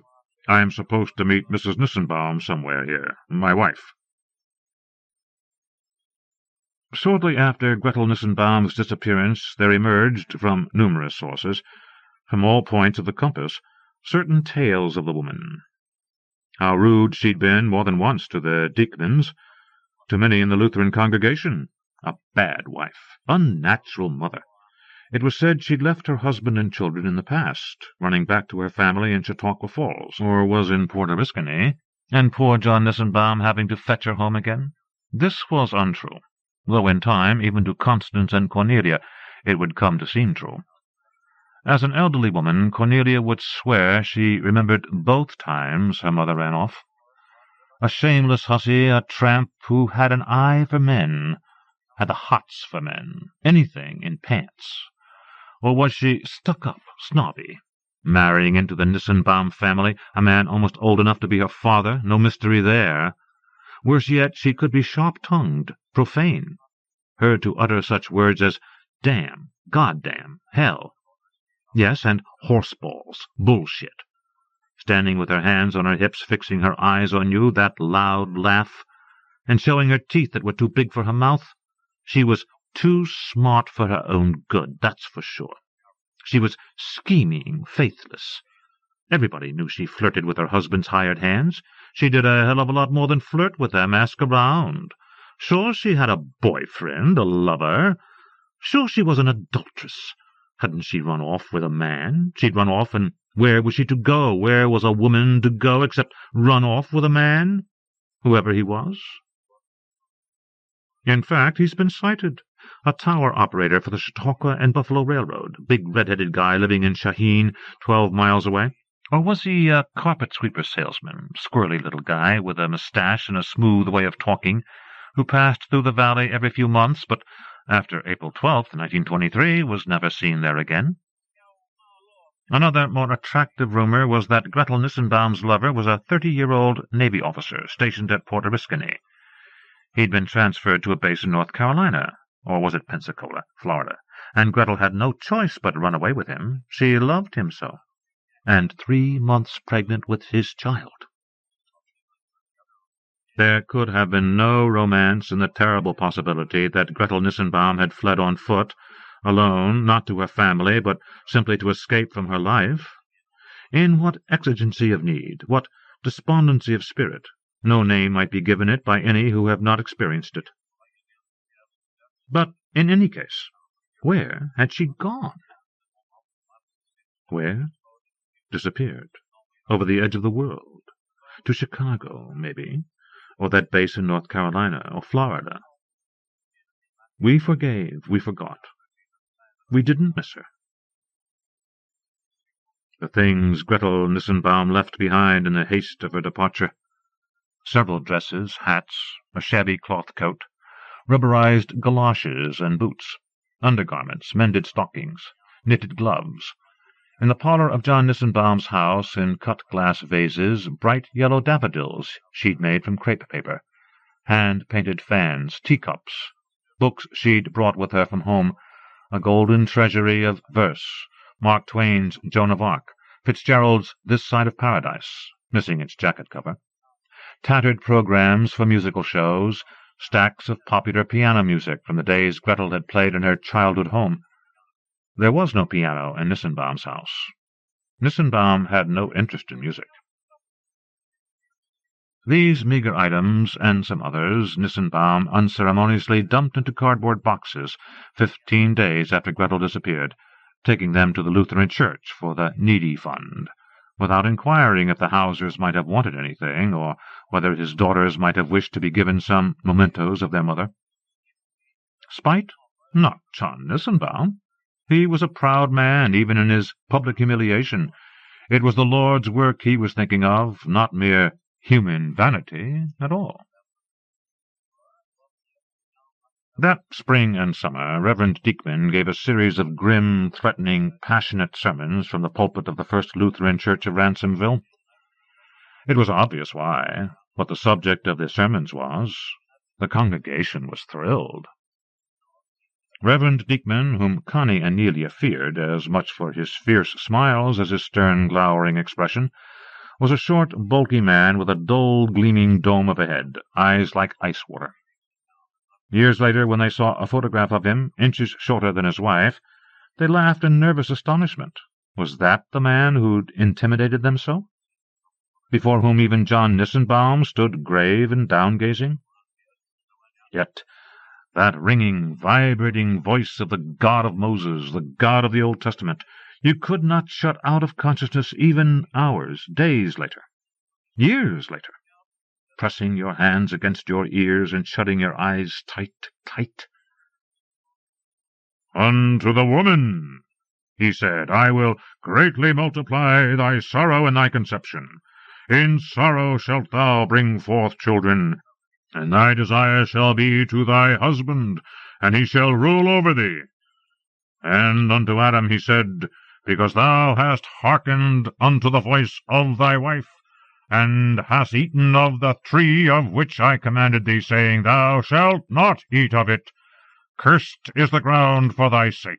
In sorrow shalt thou eat of it all the days of thy life. Thorns also and thistles shall it bring forth to thee, and thou shalt eat the herb of the field. In the sweat of thy face shalt thou eat bread, till thou return to the ground, for out of it thou wast taken.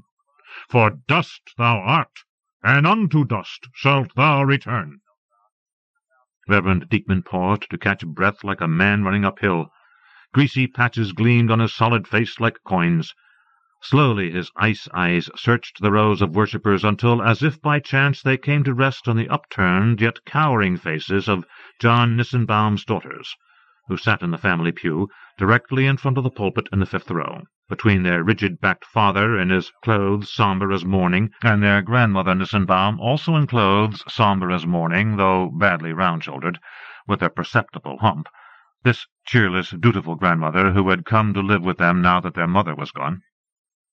Their other grandparents, the Hausers, who lived in Chautauqua Falls and whom they'd loved, the sisters would never see again. It was forbidden even to speak of these people. Gretel's people.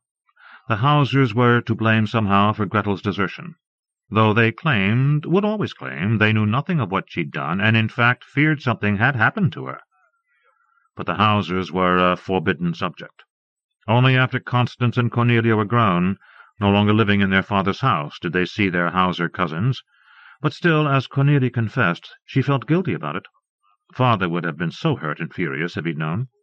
Consorting with the enemy, he would deem it betrayal.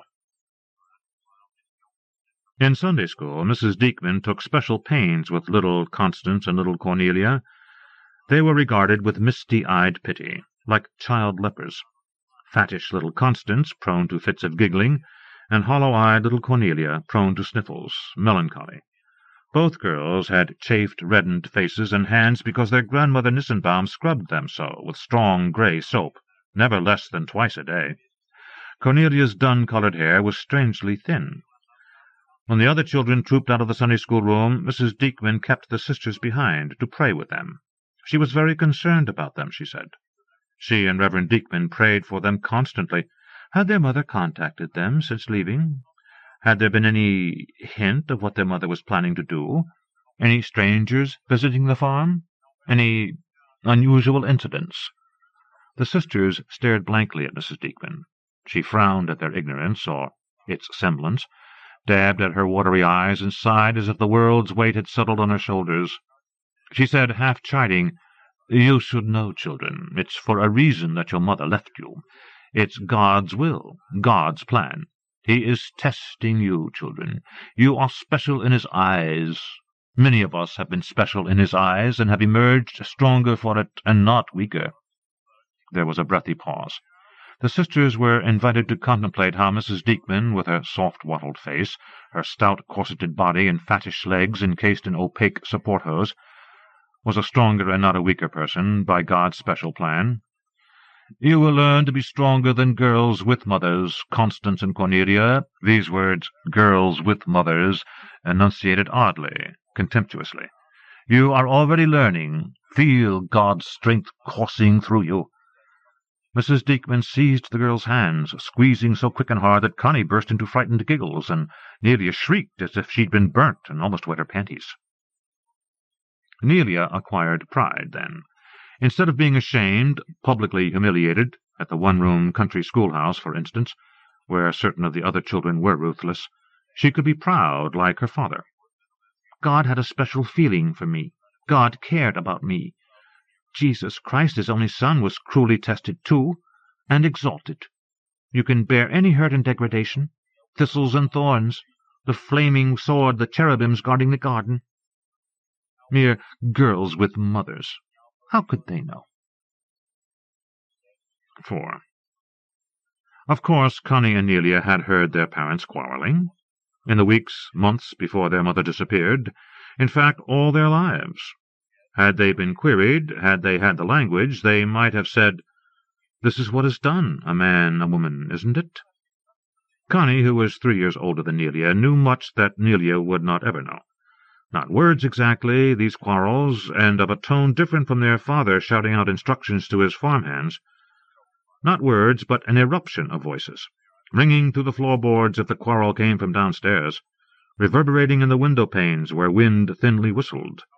In bed, Connie would hug Nelia tight, pretending Nelia was Mamma, or Connie was herself Mamma. If you shut your eyes tight enough, if you shut your ears.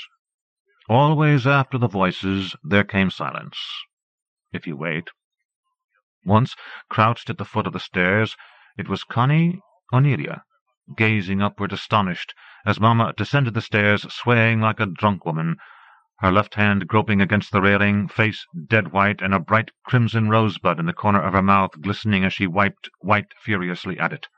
And quick walking in that way of his that made the house vibrate, heavy-heeled behind her, descending from the top of the stairs, a man whose face she could not see, fiery and blinding. God in the burning bush! God in thunder! "Bitch! Get back up here, if I have to come get you, if you won't be a woman, a wife!" It was a fact the sisters learned young. If you wait long enough, run away and hide your eyes, shut your ears, there comes a silence vast and rolling and empty as the sky. There was a mystery of the letters my mother and Aunt Connie would speak of, though never exactly discuss in my presence, into the last year of my mother's life. Which of them first noticed they couldn't agree, or when it began exactly. No. Earlier than the fall, 1923, it would happen that Papa went to fetch the mail, which he rarely did, and then only on Saturdays, and returning along the quarter-mile lane, he would be observed, by accident, the girls weren't spying, with an opened letter in his hand, reading, or was it a postcard, walking with uncharacteristic slowness, this man whose step was invariably brisk and impatient. Connie recalled he'd sometimes slip into the stable to continue reading. Papa had a liking for the stable, which was for him a private place where he'd chew tobacco, spit into the hay, run his calloused hands along a horse's flanks, think his own thoughts. Other times, carrying whatever it was, letter, postcard, the rarity of an item of personal mail, he'd return to the kitchen and his place at the table. There the girls would find him, by accident, they were not spying, drinking coffee laced with top milk and sugar, rolling one of his clumsy cigarettes. And Connie would be the one to inquire, "Was there any mail, Papa?" keeping her voice low, unexcited. And Papa would shrug and say, "Nothing." On the table where he'd dropped them indifferently might be a few bills, advertising flyers, the Chautauqua Valley Weekly Gazette. Nelia never inquired about the mail at such times because she would not have trusted her voice. But, young as 10, Connie could be pushy, reckless. "Isn't there a letter, Papa?" "What is that, Papa, in your pocket?" And Papa would say calmly, staring her full in the face, "When your father says nothing, girl, he means nothing." Sometimes his hands shook, fussing with a pouch of bugler and the stained cigarette-roller. Since the shame of losing his wife, and everybody knowing the circumstances, John Nissenbaum had aged shockingly. His face was creased, his skin reddened and cracked, finely stippled with what would be diagnosed, when finally he went to a doctor, as skin cancer. His eyes, pouched in wrinkled lids like a turtle's, were often vague, restless. Even in church, in a row close to Reverend Diekman's pulpit, he had a look of wandering off. In what he called his earlier life, he'd been a rough physical man, intelligent but quick-tempered. Now he tired easily, could not keep up with his hired men, whom he more and more mistrusted. His beard, once so trim and shapely, grew ragged and uneven, and was entirely grey-grizzled, like cobwebs. And his breath, it smelled of tobacco juice, wet, rank, sickish, rotted. Once, seeing the edge of the letter in Papa's pocket, Connie bit her lip and said, "It's from her, isn't it?" Papa said, still calmly, "I said it's nothing, girl. From nobody." Never in their father's presence did either of the sisters allude to their missing mother except as her, she. Later, when they searched for the letter, even for its envelope, of course they found nothing. Papa had burned it in the stove, probably, or torn it into shreds, tossed into the garbage. Still, the sisters risked their father's wrath by daring to look in his bedroom, the stale-smelling room he'd moved to downstairs at the rear of the house, when he was out, even desperate, knowing it was hopeless, poking through fresh-dumped garbage. Like all farm families of their day, the Nissenbaums dumped raw garbage down a hillside, in the area of the outhouse. Once Connie scrambled across fly-buzzing mounds of garbage, holding her nose, stooping to snatch up, what, a card advertising a fertilizer sale, that had looked like a picture postcard. "Are you crazy?" Nelia cried. "I hate you!" Connie turned to scream at her, eyes brimming tears. "Go to hell, horse's ass! I hate you!" Both wanted to believe, or did in fact believe, that their mother was not writing to their father, but to them. But they would never know. For years, as the letters came at long intervals, arriving only when their father fetched the mail, they would not know. This might have been a further element of mystery. Why the letters, arriving so infrequently, arrived only when their father got the mail. Why, when Connie or Nelia or Lorraine, John's younger sister, who'd come to live with them, got the mail, there would never be one of the mysterious letters. Only when Papa got the mail. After my mother's death in 1981, when I spoke more openly to my Aunt Connie, I asked why they hadn't been suspicious, just a little. Aunt Connie lifted her penciled eyebrows, blinked at me as if I'd uttered something obscene. Suspicious? Why? Not once did the girls, who were in fact intelligent girls, Nelia, a straight-A student in the high school in town, calculate the odds, how the presumed letter from their mother could possibly arrive only on those days, Saturdays, when their father got the mail. 1 day out of 6 mail days, yet never any day except that particular day, Saturday. But as Aunt Connie said, shrugging, it just seemed that that was how it was. They would never have conceived of even the possibility of any situation in which the odds wouldn't have been against them and in favor of Papa. This question I could never ask, even of my aunt. You never suspected, either of you, that possibly he'd murdered her? That that was where Gretel Nissenbaum had disappeared? Into the grave? 5. The farmhouse was already old when I was first brought to visit it, summers in the 1950s. Part red brick so weathered as to seem without color, and part rotted wood, with a steep shingled roof, high ceilings, and spooky corners. A perpetual odor of wood smoke, kerosene, mildew, time. A perpetual draught passed through the house from the rear, which faced north, opening out onto a long incline of acres, miles, dropping to the Chautauqua River 10 miles away like an aerial scene in a movie. I remember the old washroom, the machine with a hand-wringer, a door to the cellar in the floor of that room, with a thick metal ring as a handle. Outside the house, too, was another door, horizontal and not vertical. The thought of what lay beyond those doors, the dark, stone-smelling cellar where rats scurried, filled me with a childish terror. I remember Grandfather Nissenbaum as always old, a lean, sinewy, virtually mute old man. His finely cracked, Venus-glazed skin, red-stained as if with earth, narrow, rheumy eyes whose pupils seemed like the pupils of goats, horizontal black slats. How they scared me! Deafness had made Grandfather remote and strangely imperial, like an old, almost forgotten king. The crown of his head was shinily bald, and a fringe of coarse hair, bleached to the color of ash, grew at the sides and back. Where once, my mother lamented, he'd been careful in his dress, especially on Sundays, for church-going, he now wore filth-stained overalls and, in all months save summer, long grey flannel underwear straggling at his cuffs like a loose second skin. His breath stank of tobacco juice and rotted teeth. The knuckles of both his hands were grotesquely swollen. My heart beat quickly and erratically in his presence. "Don't be silly," Mother whispered nervously, pushing me toward the old man. "Your grandfather loves you." But I knew he did not. Never did he call me by my name, Bethany, but only girl, as if he hadn't troubled to learn my name. When Mother showed me photographs of the man she called Papa, some of these scissored in half to excise my missing grandmother, I stared and could not believe he'd once been so handsome, like a film actor of some bygone time. "You see," Mother said, incensed, as if the two of us had been quarreling, "this is who John Nissenbaum really is." I grew up never really knowing Grandfather, and I certainly didn't love him. He was never Grandpa to me. Visits to Ransomville were sporadic, sometimes cancelled at the last minute. Mother would be excited, hopeful, apprehensive. Then, who knows why, the visit would be cancelled. She'd be tearful, upset, yet relieved. Now I can guess that Mother and her family weren't fully welcomed by my grandfather. He was a lonely and embittered old man, but still proud.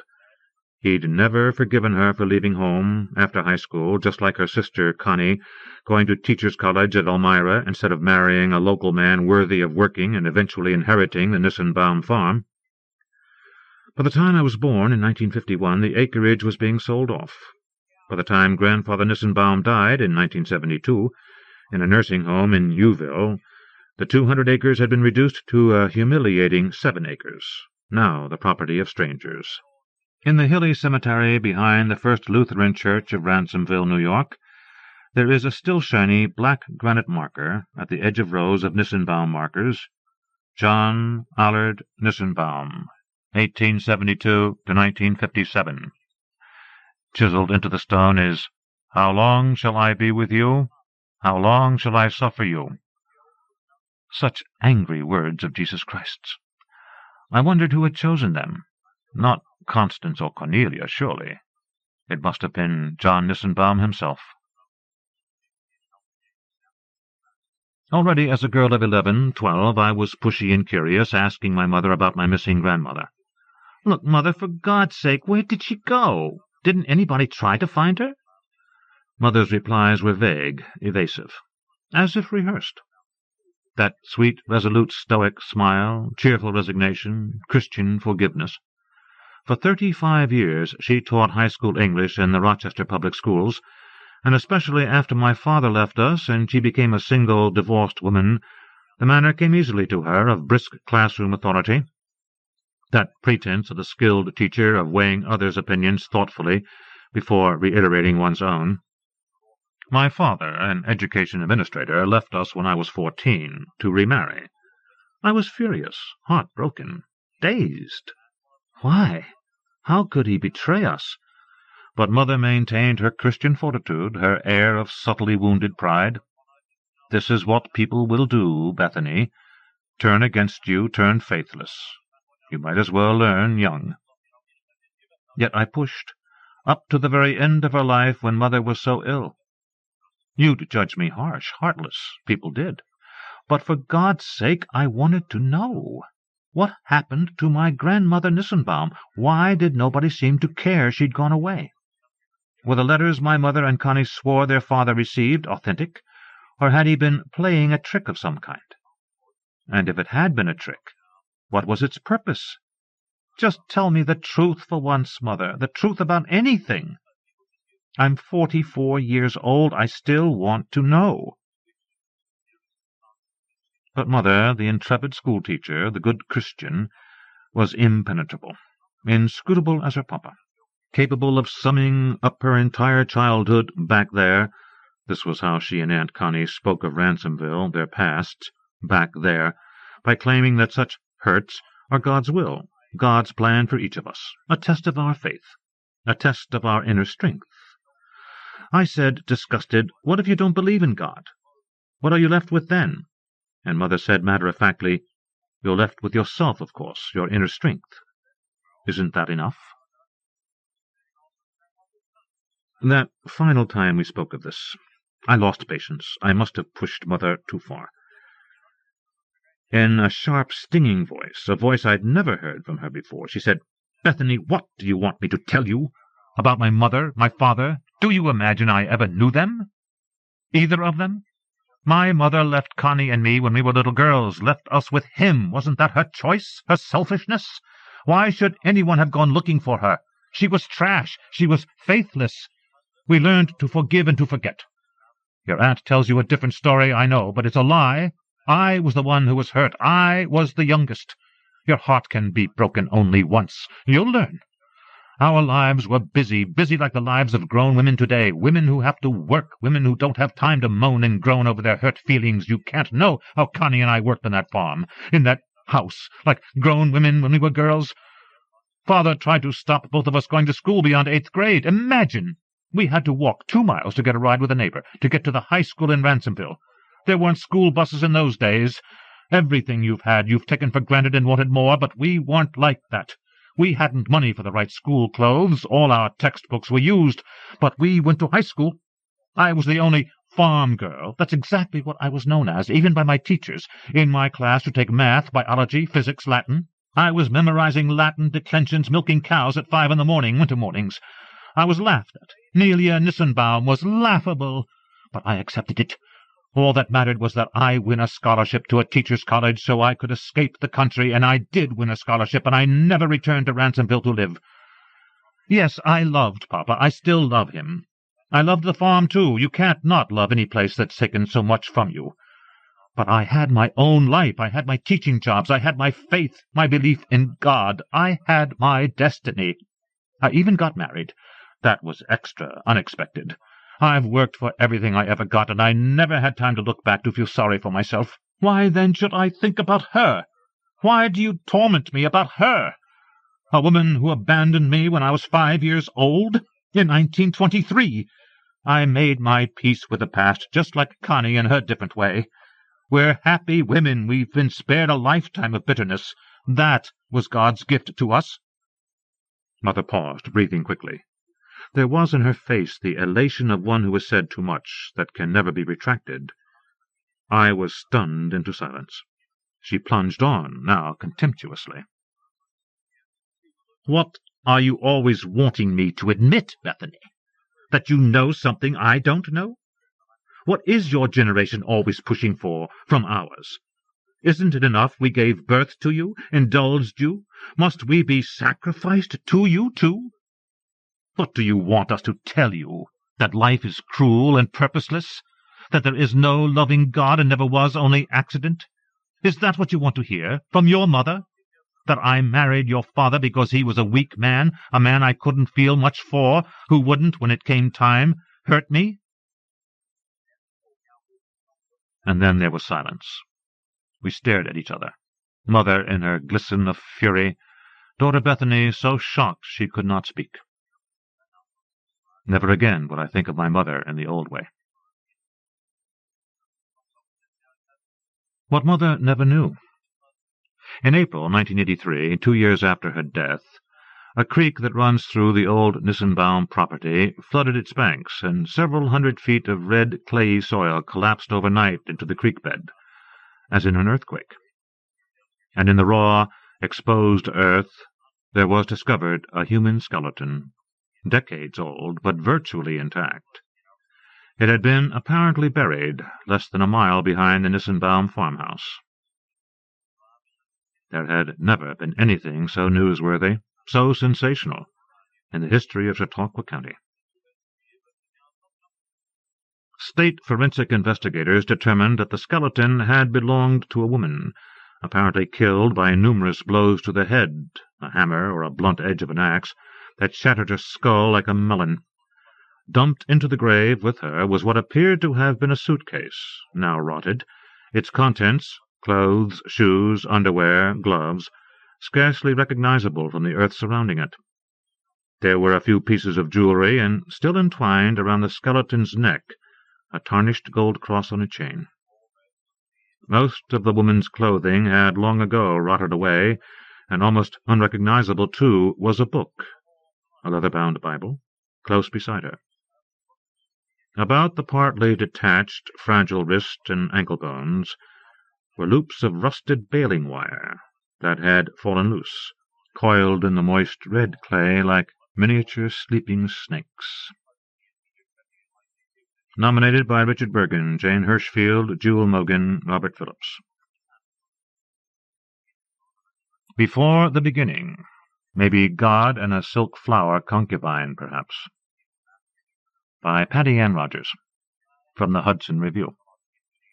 The white sky is exactly the same white stone as the white marble of the transparent earth, and the moon with its clear white swallow makes of its belly of rock neither absence nor presence.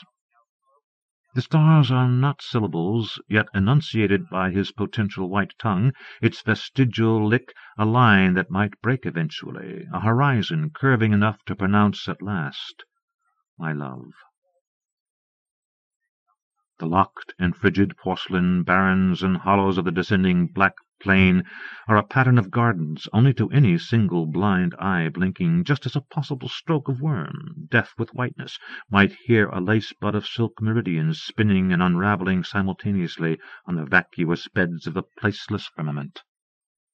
An atheist might believe in the seductive motion turning beneath a transparent gown covering invisibly the non-existent bones and petals of no other.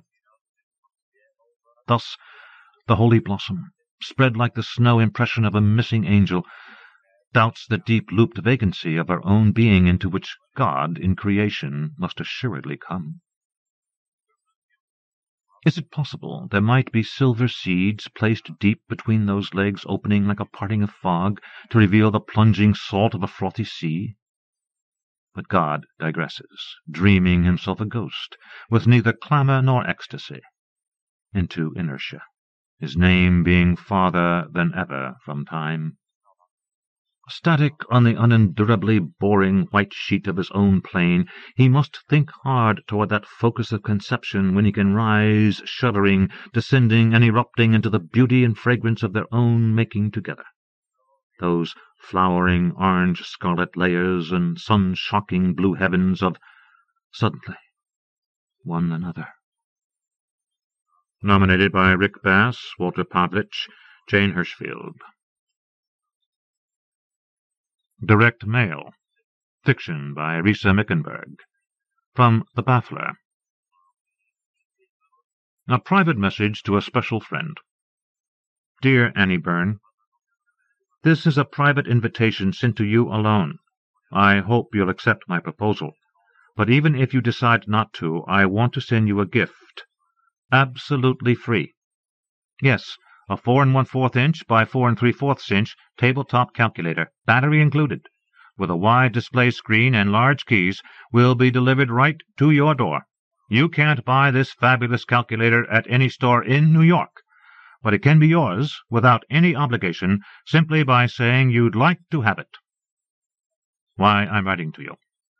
The list from which I selected your name indicates that you are a single, 34-year-old woman who earns $90,575, is concerned with fashion and health, has a cursory knowledge of politics, a bit of a Barney's addiction, and a penchant for a certain discreet sex toy mail-order catalog. I like your profile.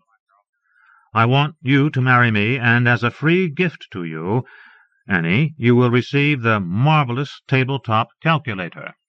How can I make such an incredible offer? As customer service representative for the Omni-American card, I see millions of interesting women in our database, but none whose spending habits and psychographic profile excite me the way yours do. I'm confident that you will enjoy my sense of humor, my endearing mannerisms, my dog, my full head of blonde hair. You'll get it all when you marry me by September 16th, 1996. I'm sure you'll be delighted and intrigued by every little thing I do, Annie. Won't you accept this free calculator and be my wife? Sincerely, Richie Glickman, Customer Service Representative, Omni-American Card. P.S. This free gift offer expires after August 16th, 1996. I urge you to return it today. Obituary. Annie Byrne dies, alone and never married, at the age of 75. Dear Miss Byrne, a fictitious obituary? Perhaps. But when it comes to finding a husband, the facts are grim. There are over 250,000 single women in New York City. Murphy-Brown ratings are at an all-time high. This town is crawling with competition. 30% of the men deemed eligible by most surveys are actually prisoners, and fewer than 1/3 of those prisoners are serving sentences for white-collar crimes. Pretty much everyone who's really fun is gay. The fact is, there just aren't that many good men out there. How many more nights can you sit at home alone watching Mary Tyler Moore on Nick at Night and eating mooshu vegetables? You can't do it any more, Annie, can you? That's why I'm writing to you, to ask you to marry me. Please affix the yes sticker to the attached card and send the enclosed envelope with your answer today.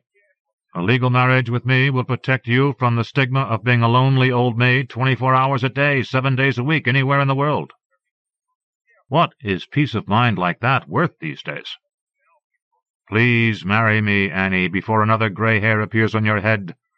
I've extended this unbelievable offer until October 15th, 1996. Mail your response today. Thank you. Sincerely yours, Richie Glickman, Customer Service Representative, Omni-American Card. Dear Ms. Byrne, recently I invited you to be my bride. My reason was clear. As a highly valued female card member, you deserve to join the select group of women who enter into matrimony. Being married to me instantly identifies you as someone special. You'll enjoy a new degree of respect and attention, from waitresses who formerly sneered "table for one" at you or acted sympathetic, which was even worse. You'll be instantly upgraded at hotels across the United States and around the world. You'll even be invited to more dinner parties. The portfolio of benefits offered to you by marrying me will noticeably augment those you currently enjoy and will enhance the way you lead your life. Complimentary companion tickets to my parents' home in Minneapolis, Minnesota every Thanksgiving. With married life comes the joy of an extended family. Mom and Dad Glickman will welcome you every Thanksgiving with a home-cooked meal, including yams, turkey, and traditional stuffing, all with no salt added. A night table for your side of the bed. You will be entitled to a walnut night table to fill with photograph albums, bedtime reading, and maybe even, God willing, baby books. Safe sex. You'll receive a signed certificate, suitable for framing, from a qualified medical practitioner, ensuring that I am free from all sexually transmittable diseases. A valuable thing to know in this day and age. It's okay, I was up. Registered trademark. My exclusive 24-hour listening service. Whether you have a bad dream, or you're lying awake seething with rage over the way I leave my socks on the living room floor, or you're up at 4 a.m. convincing yourself you have cancer, you can wake me up and I'll listen. Really, listen. You've earned this recognition, and now I believe you should be wearing the ring that signifies your value, my wedding ring. Sincerely, Richie Glickman, Customer Service Representative, Omni-American Card. P.S. If you have already responded to my offer, please excuse this reminder letter. I just wanted to be sure you were aware of this very special offer. Dear Miss Byrne, just what the hell were you doing spending $156 at the Odeon and $128 for tickets to Rent last Thursday? Never mind how I know. I hope you haven't started dating. I've enclosed a brochure on the risks of rape, disease, attack, and scam artistry. It's just plain stupid. I want you. I want to marry you. I know we're perfect for each other. It's not too late to respond. Look, meet me. Let me help resolve whatever it is that's keeping you away. Simply bring this letter to my apartment at 190 Waverly Place, number 4B, and redeem it for a free dinner at La Grenouille, worth well over $156, you may rest assured. Don't spend another night or another cent with some cheapskate loser you picked up God knows where. Come over now, and I'll never mention this little date of yours ever again, I swear. Do we have a deal? I look forward to seeing you. Sincerely, Richie Glickman, Customer Service Representative, Omni American Card. Did I do something wrong? Dear Annie, I haven't received your response. I've sent you several notices, asking you for your hand in marriage, but I haven't received your answer. Please take the time to fill out the response card and mail it back today. At this point, we'll be lucky if we can find a halfway decent place for the reception. Cordially, Richie Glickman, Customer Service Representative, Omni American Card. Dear Miss Byrne, you've moved. It's a busy time, new apartment, lots of unpacking to do, a bunch of light switches to figure out, a whole new life. You were probably too busy to send a simple change of address, right? Don't apologize. It's fine. Chances are, when the craziness dies down and you're lying in that empty apartment, surrounded by empty boxes and wads of packing tape, you'll wish you had someone, at least to help you reach those high shelves. This is just a reminder that wherever you go, in every state and in 52 countries, wherever you need me, I am here. I can find you and be there in 12 hours. Whether you need medical attention, a cash advance, or you're finally ready to make a commitment that will provide you with the love, honor, and respect you deserve, I'll always be here 24 hours a day, a phone call away. Whenever you're ready, I will find you. I look forward to hearing from you. Sincerely, Richie Glickman, Customer Service Representative, Omni American Card.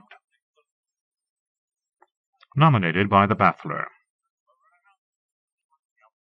Like God, by Lynn Emanuel, from Boston Review. You hover above the page, staring down on a small town. By its roads, some scenery loafs in a hammock of sleepy prose, and here is a mongrel loping, and here is a train pulling into a station in 3 long sentences, and here are the people in galoshes waiting. But you know this story, and it is not about those travelers and their galoshes, but about your life. So, like a diver climbing over the side of a boat and down into the ocean, you climb, sentence by sentence, into this story on this page. You have been expecting yourself as the woman who purrs by in a dress by Patou, and a porter manacled to the luggage, and a matron bulky as the Britannia, and there, haunting her ankles like a piece of ectoplasm that barks, is, once again, that small white dog from Chapter 20. These are your fellow travelers, and you become part of their log-jam of images of hats and umbrellas and Vuitton luggage. You are a face behind or inside these faces, a heartbeat in the volley of these heartbeats, as you choose. Out of all the passengers, the journey of a man with a moustache scented faintly with Prince Albert. He must be a secret sensualist, you think, and your awareness drifts to his trench coat, worn, softened, and flabby, a coat with a lobotomy, just as the train arrives at a destination. No, you would prefer another stop in a later chapter where the climate is affable and sleek. But most of the passengers are disembarking, and you did not choose to be in the story of the white dress. You did not choose the story of the matron whose bosom is like the prow of a ship and who is launched toward lunch at the Hotel Pierre, nor even the story of the dog on a leash, even though this is now your story. The story of the man who had to take the train and walk the dark road described hurriedly by someone sitting at the cafe so you could discover it, although you knew all along it would be there. You who have been hovering above this page, holding the book in your hands, like God, reading. Nominated by Jennifer Atkinson, Philip Booth, Gary Fink, William Matthews. The first annual Performance Art Festival at the Slaughter Rock Battlefield. Fiction by Thomas M. Dish. From the Hudson Review. As they drove up along the Delaware, Professor Hatch would keep pointing out objects of interest, mostly having to do with nature. Casey had no use for nature. He'd had more than enough of it growing up in West Virginia, and the nature here seemed pretty much the same as the nature there, except for the river, and the fact that things weren't as level here, so the road had to keep switching directions as it wound around the hills. Otherwise, you saw the usual stuff: trees, tall weeds along the road, some big rocks behind the weeds. According to Professor Hatch, there were no towns for miles, just a few scattered convenience stores and filling stations. All the rest was nature. "Funding," said K.C., lighting another cigarillo from the butt of the last one. "That's been my big problem. I could be doing incredible things if I didn't have to be thinking about funding all of the fucking time." Professor Hatch nodded sympathetically. "I know," she said. "It's the same here. It's the same everywhere." "For instance," Casey went on, "with the blood. I don't use real blood in what I do. Human blood, I mean. I buy the blood I use from a slaughterhouse, and I keep it refrigerated. It's safe. But then I go to this nowhere museum in Omaha or somewhere like that, and just because Ron Athney was there a couple months earlier and someone got a little blood on them, I mean, hey, is that my fault? I told them Athney uses his own blood. I use animal blood. Do animals have AIDS? So suddenly I'm not part of their festival, and they want the money back on my air ticket." "I've had the same sort of thing happen to me," said Professor Hatch, swerving to avoid a roadkill. Casey swiveled round to see what they'd missed. Raccoon. When he was in the driver's seat, Casey generally tried to connect with a roadkill by way of putting his signature on the highway. "I've had worse," Professor Hatch went on. "I've had the police put chains across the doors of a church to keep my dance troupe from going in." "No shit," Casey sympathized. "Blood?" "No, just nudity. In 1987. I can tell you I was depressed for a long time after that. And Allison, she's the co-director of the festival, but at that time she was my dance partner, Allison was traumatized. This lawyer, some official I don't know, was reading this legal nonsense, and then 4 policemen started tearing down our posters. There were photographers from the newspaper. Allison was in tears, and I myself was frantic. They were destroying my whole life. I will tell you, that is the meaning of censorship. When 2 women cannot dance inside a Unitarian church." Casey tried to imagine Professor Hatch nude, but he couldn't even imagine her with a first name. She wasn't a Miss, or a Mrs., or even a Ms., and he knew better than to ask where she was a professor, or what she was a professor of. She liked to talk, but she wasn't interested in answering questions, unless they were the kind to keep her moving smoothly along her own private highway. "This Allison, was she much younger than you back then?" He'd thought it was a neutral question, but the professor gave him a dirty look. "She was as much younger than me then as she is now. She was not a minor, if that's what you mean." "No problem. I just meant they will always use that as a pretext if they can. I know from personal experience. I discovered that I wanted to be a performance artist when I was 16, so you could say I was a prodigy. I was working with this group called Early Death. We were more of a rock group, really. Anyhow, they wouldn't let us perform in this club in North Carolina because I was underage." "North Carolina? That's Jesse Helms, isn't it?" "I guess so. The blood was a problem there, too. Anyhow, like you say, it's all censorship." Professor Hatch piloted them through a green tunnel of scenery that veered away from the river to the right. The conversation had fired her up to cruising speed, where she could drive along without feeling she had to keep talking. There was an alert, birdish glint in her eye, and the cords in her neck were stretched tight in a way that K.C. associated with being wired to just the right degree. He smoked, she drove. The road unrolled in front of them, and then the first sign appeared for Slaughter Rock Battlefield. "There it is," Professor Hatch said, hitting the brakes. The van skidded past the historical plaque. but she reversed until they were right alongside it. The plaque said, Slaughter Rock Battlefield. In this area, on August 15th, 1780, was fought one of the bloodiest battles of the Revolutionary War. Over 120 militiamen were ambushed and savagely slaughtered by a party of 27 Tories and 60 Iroquois Indians. You wouldn't think, said Casey, that they'd want to advertise what happened, being beat by about half their own number of Indians. There's two ways to look at it, said Professor Hatch as the van lurched off the shoulder and back onto the highway. You can see it as our militia suffering a sorry defeat, or as the Iroquois enjoying a spectacular victory. The park ground has become very popular with Native Americans. They come from all over the state. But, of course, that doesn't make for a large overall annual attendance.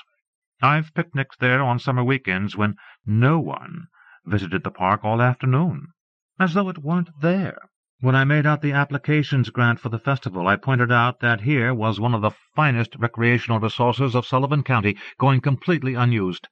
They were spending thousands of dollars maintaining this hidden treasure, with its wonderful natural amphitheater that no one ever performed in. What a waste!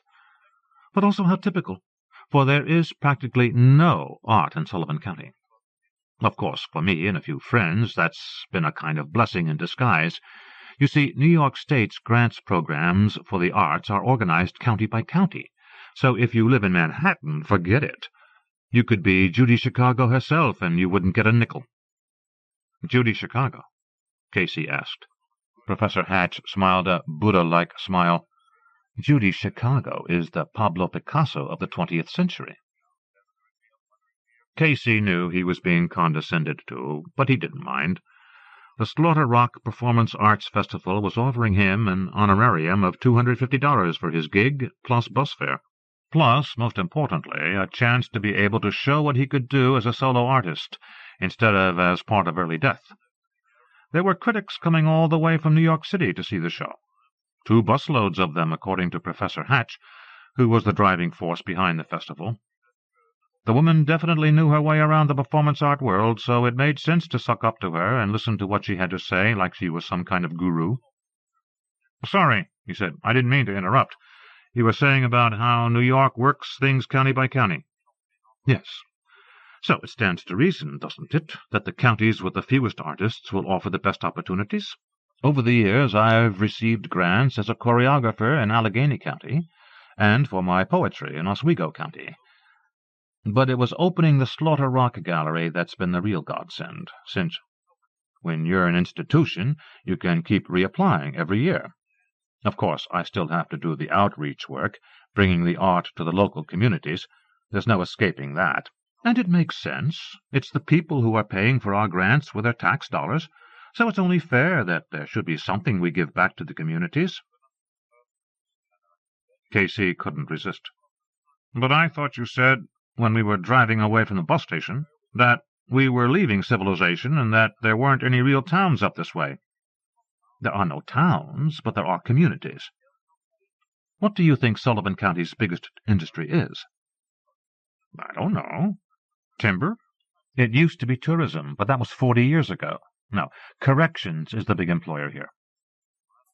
Corrections? Actually, adult warehousing of all sorts. There is a federal prison and 3 good-sized state prisons, the biggest of them just for teenagers, plus all sorts and sizes of halfway houses and rehabs tucked away here and there, including one you may have heard of, Utopia Incorporated.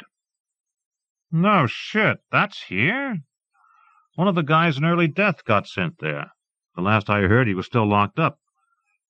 So what do you do at these places? You go inside the prisons and do your performances there? In the nude? He was wondering. No, much better than that. We offer workshops. In dance, in quilting, and poetry. In all the creative arts. It's been a marvelously successful program. There is a genuine hunger for the arts among those who have been denied their freedom. Believe it, Casey agreed. A hunger for anything. I know, I've been there. You were. You didn't mention that on your application. There was something taunting and maternal in her tone of voice that Casey could relate to.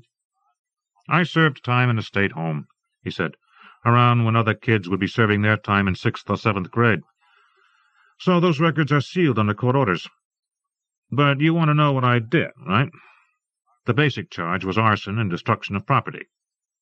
Plus ça change, the professor said, possibly thinking he wouldn't know what she meant. You're right, he agreed. Plus c'est la même chose. In terms of the performance art. Though I don't think that would serve as any kind of extenuating circumstance with the family court. For them, torching a building is a crime, not an aesthetic decision. That is the outlook, observed Professor Hatch primly, of all but a very few. What thin partitions, as they say. She'd stumped him with that one, as she had with her Judy Detroit. But he wasn't vain about asking to have things explained. How else do you get an education, unless you suck up to people who know things you don't? Okay, he said. I give up. What thin partitions? Dryden, she said. His Achitophel, a fiery soul which, working out its way, fretted the pygmy body to decay. Then a few lines later, great wits are sure to madness near allied, and thin partitions do their bounds divide.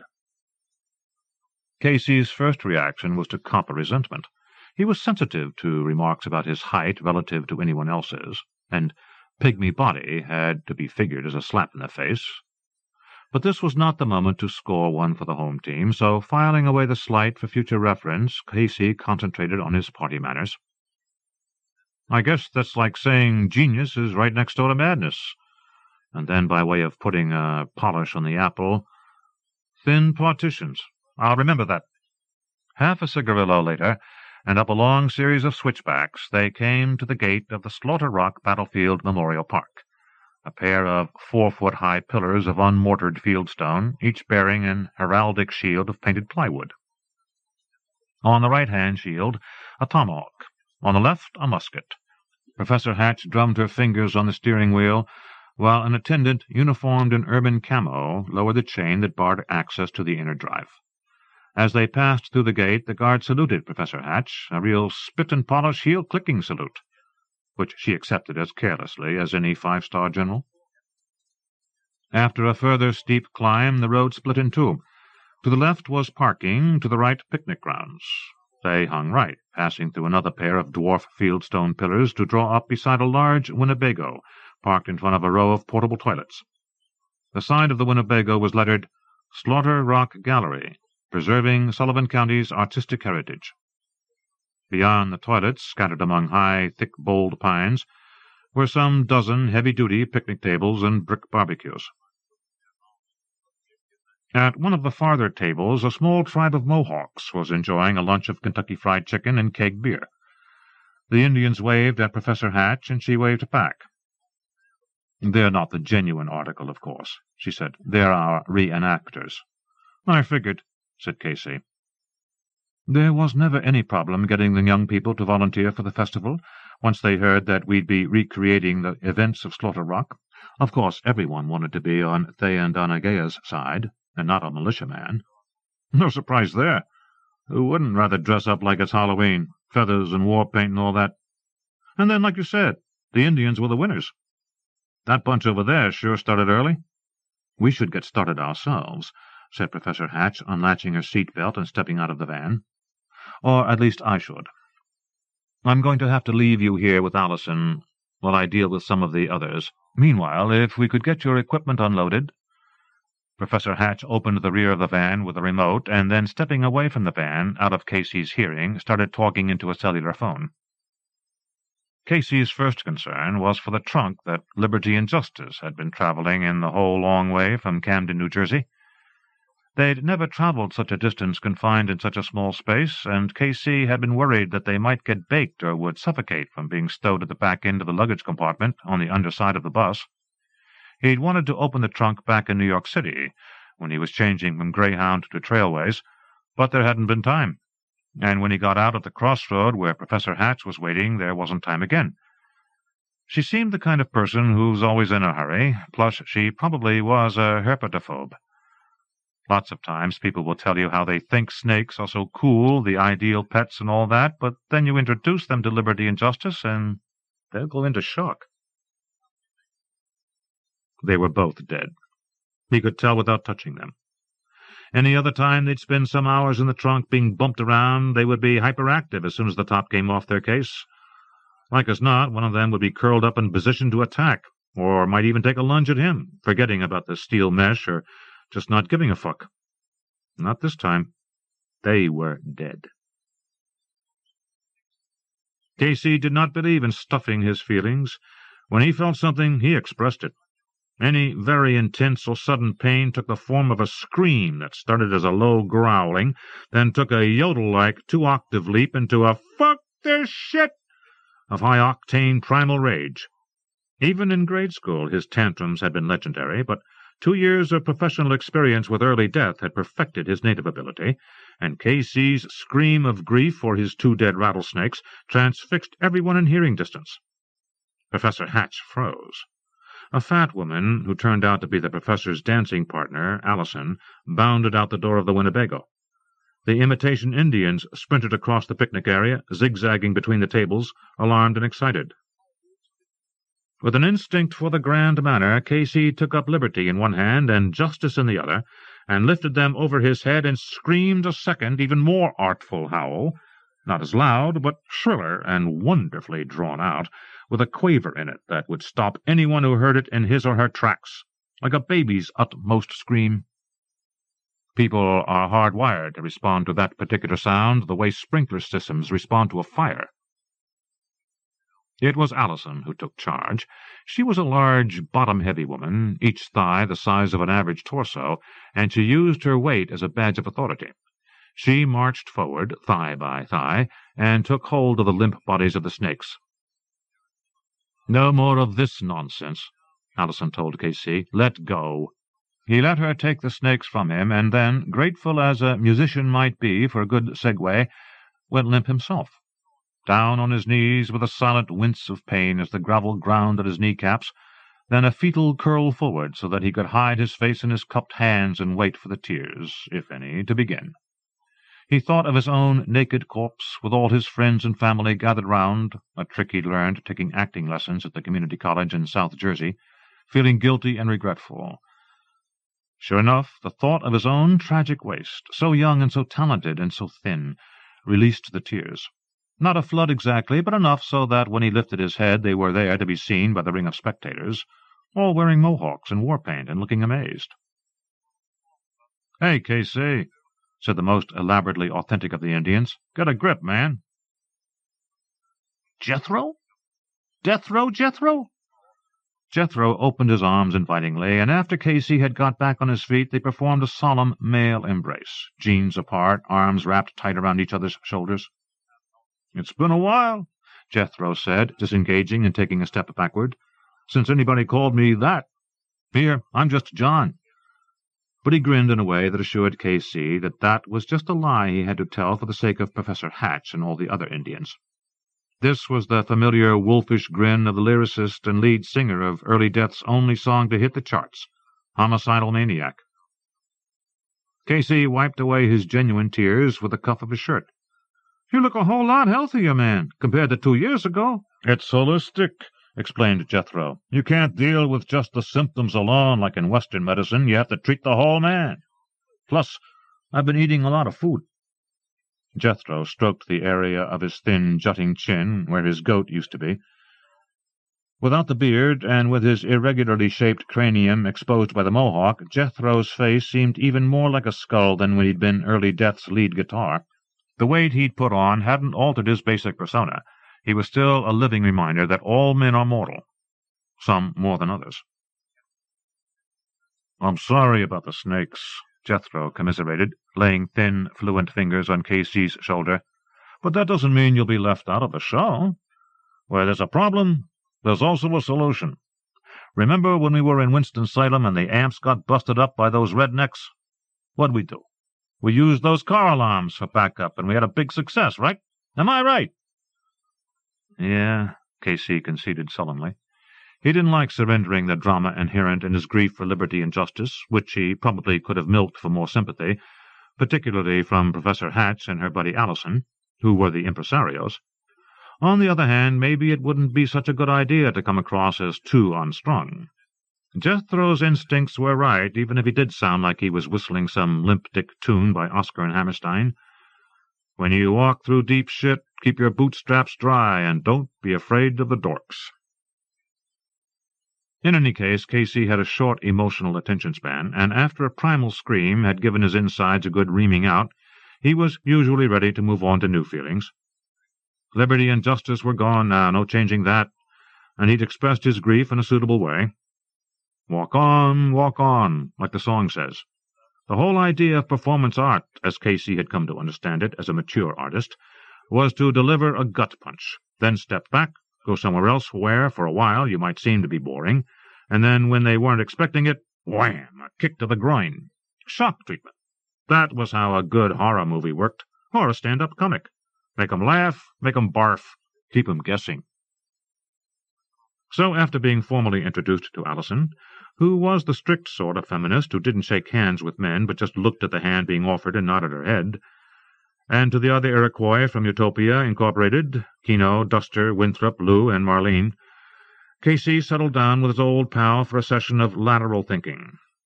At first, Jethro's inspirations were all in the direction of nudity, which was no surprise. Jethro had a big dick, and he'd always been the first to drop his pants at any early death concert. And it had worked, since it is a gross-out for everyone, and an inspiration for those who can identify, to see someone so cadaverous, also so well endowed. Casey had a hard time diverting Jethro to alternate veins of inspiration, but he persisted. "We got to think of something that will work with that flagpole. The snakes may be out of the act now, but I still got all these ropes and pulleys in the harness. They're a major investment. I can't just scrap them." Okay. We're looking at a flagpole. We're looking at you being raised up the flagpole. Upside down, Casey reminded him. Right, up the flagpole, upside down. Plus you're in handcuffs? Yeah, but they're gimmicked. I can get them off when I need to. I got it, said Jethro. What's the most natural thing to send up a flagpole? A flag. We'll burn a fucking flag. You think? I know. We tried that once at the end of our gig in Durham. It didn't go down so well there, if you remember. Freddie lost 2 teeth. But that was North Carolina. This is New York. We've got 2 buses of critics coming up from the city, and those dudes will have no problem with burning a flag. They're liberals up here. They get off on that kind of thing. It's like you'd be exercising your First Amendment, or the Second, whichever, and it would fit right in with the reenactments. Better than the snakes would have, if you think about it. Here's a battle that the Indians won. This was their land before there were any flags or flagpoles, just fucking trees, and the professor is very big on the Native American angle, so she'll dig the idea of setting the flag on fire, I can guarantee, besides which it'll give us Mohawks something to do besides scalping our victims. We got a whole lot of Mohawks in the show. Basically, everyone who isn't doing guard duty at the gate is wearing war paint. Your whole rehab? Casey marveled. All of them in the show, Jethro qualified. Some of them opted out, so they're back at Utopia, decorating the grounds here as fallen heroes. Anyhow, in terms of putting you in a line of fire, Old Glory is as good as snakes any time. I like that. The line of fire? Yeah, I get it. And while the flag is being raised to where you're up there hanging by your heels, we can have Duster play a tape of the Star-Spangled Banner, the Hendrix version. Well, let me think about it. Casey took the last cigarillo from his pack and snapped the wooden match alight with his thumbnail. But instead of lighting the cigarillo, he just stared at the quivering yellow flame as it crept up the matchstick toward his fingers. When the heat got too intense, he dropped the match. Okay, he said, having thought it over. I think it'll work. Let's go talk to the professor. It was Freddie Beale, Early Death's drummer and resident psychic, who'd originally got Casey involved with the tarot. The first time Freddie had read the cards for Casey, he told him to pick a card from the deck to be his significator, and Casey had picked the Hanged Man. Freddie had objected to his choosing a card from the major arcana, but Casey had never had any doubt in his mind that the Hanged Man had to be his significator. because his first childhood memory was of his dad dangling him upside down from a pedestrian bridge while the traffic whizzed by on the highway below. What he was being punished for, Casey couldn't remember, and later his dad would insist that nothing like that had ever happened, that Casey was either remembering a dream or else making it up. But the physical details were as clear now as though he'd seen it happen on a wide screen with Dolby sound. The perspective lines coming to a V at the upside-down horizon, and the cars hurtling toward him and disappearing with a whoosh, and then a semi sounding its horn like a blast from the last trumpet. Most of all, he remembered the way it felt. Not at all scary, like his dad had probably intended, but thrilling like a Ferris wheel. Years later, outside St. Louis, riding the big Ferris wheel overlooking the Mississippi, Casey had tried to recapture that sensation by hanging from the safety bar by his knees, trapeze-style. But before he could start spacing out on the visuals, the operator of the Ferris wheel had freaked, and Casey's death-defying ride had wound up in the amusement park's security office, which is not an ideal environment when you're peaking on acid. This now was the best that Upside Down had ever been, thanks in part to the equipment, which was designed for a balanced distribution of weight and minimum chafing, but mostly on account of the view. The flagpole he'd been raised to the top of was 30 feet high and situated at almost the highest point of the amphitheater, with a view in one direction of the tiers of stone benches where the audience would be sitting, and in the other direction across the whole actual battlefield, which was enormous. Field, however, was not exactly the right term for it, since what Casey could see was a steep downward vista of trees and rocks and suicidal plummets. From where Casey was slung in the suspension harness, he could see across the leafy treetops to the actual Slaughter Rock the place was named for, which had been decorated by the reenactors with various dead bodies, very realistically done up, at least from this distance, representing the Yankee militiamen the Iroquois had slaughtered. If he squinted, he could see one corpse that looked like it had been genuinely scalped. Professor Hatch's FX people deserved high points for that one. Those old Iroquois had been into savagery, no doubt about it. According to Professor Hatch's friend Olsen, who was some kind of expert about the Revolutionary War and Native American torture techniques, the major casualties of the battle had all taken place right underneath that one long ledge of reddish-black rock. As the militiamen had been wounded in different other parts of the mountainside, they'd been brought there for medical attention, and then, when everyone else who could had escaped, the Indians had found the field hospital and the 74 wounded men. And that was how the place had got its name of Slaughter Rock. As Allison had pointed out, history isn't always just a lot of names and dates. Though Casey was not one to pay much attention to nature and the weather and all such as that, he had to give credit where it was due, and this was shaping up into one beautiful day, with big old clouds sailing by underfoot, and a wind that kept swinging him round in unexpected ways. He started writing lyrics in his head, which was something he only did when he was in a special mental space. This one looked like it might be a haiku, though he didn't bother counting the syllables the way he would have had to do if he was a formalist-type poet.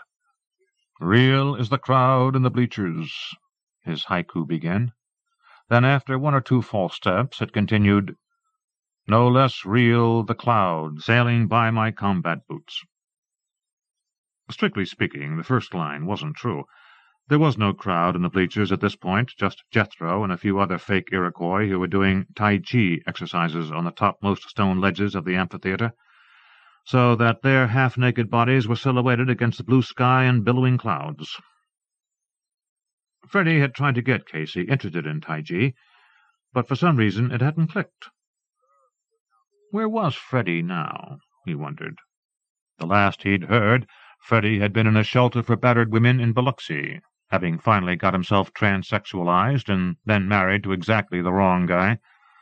Talk about karma. Anyhow, he, or she, was probably still alive, which was one better than Gordon, who'd played rhythm guitar for early death, and Russian roulette once too often, right on the stage of the 4-H Club building at the Linnett County Fair.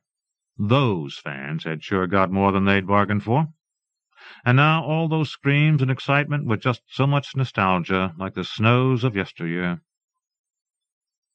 At first it had seemed an amazing coincidence to bump into Jethro this far away from the scenes of their old crimes.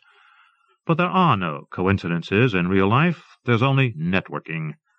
Jethro had explained to Casey, while he was being fitted into the suspension harness, how it was all his doing, Jethro's, that Casey had been contacted to be one of the major acts at the first annual Performance Art Festival at the Slaughter Rock battlefield.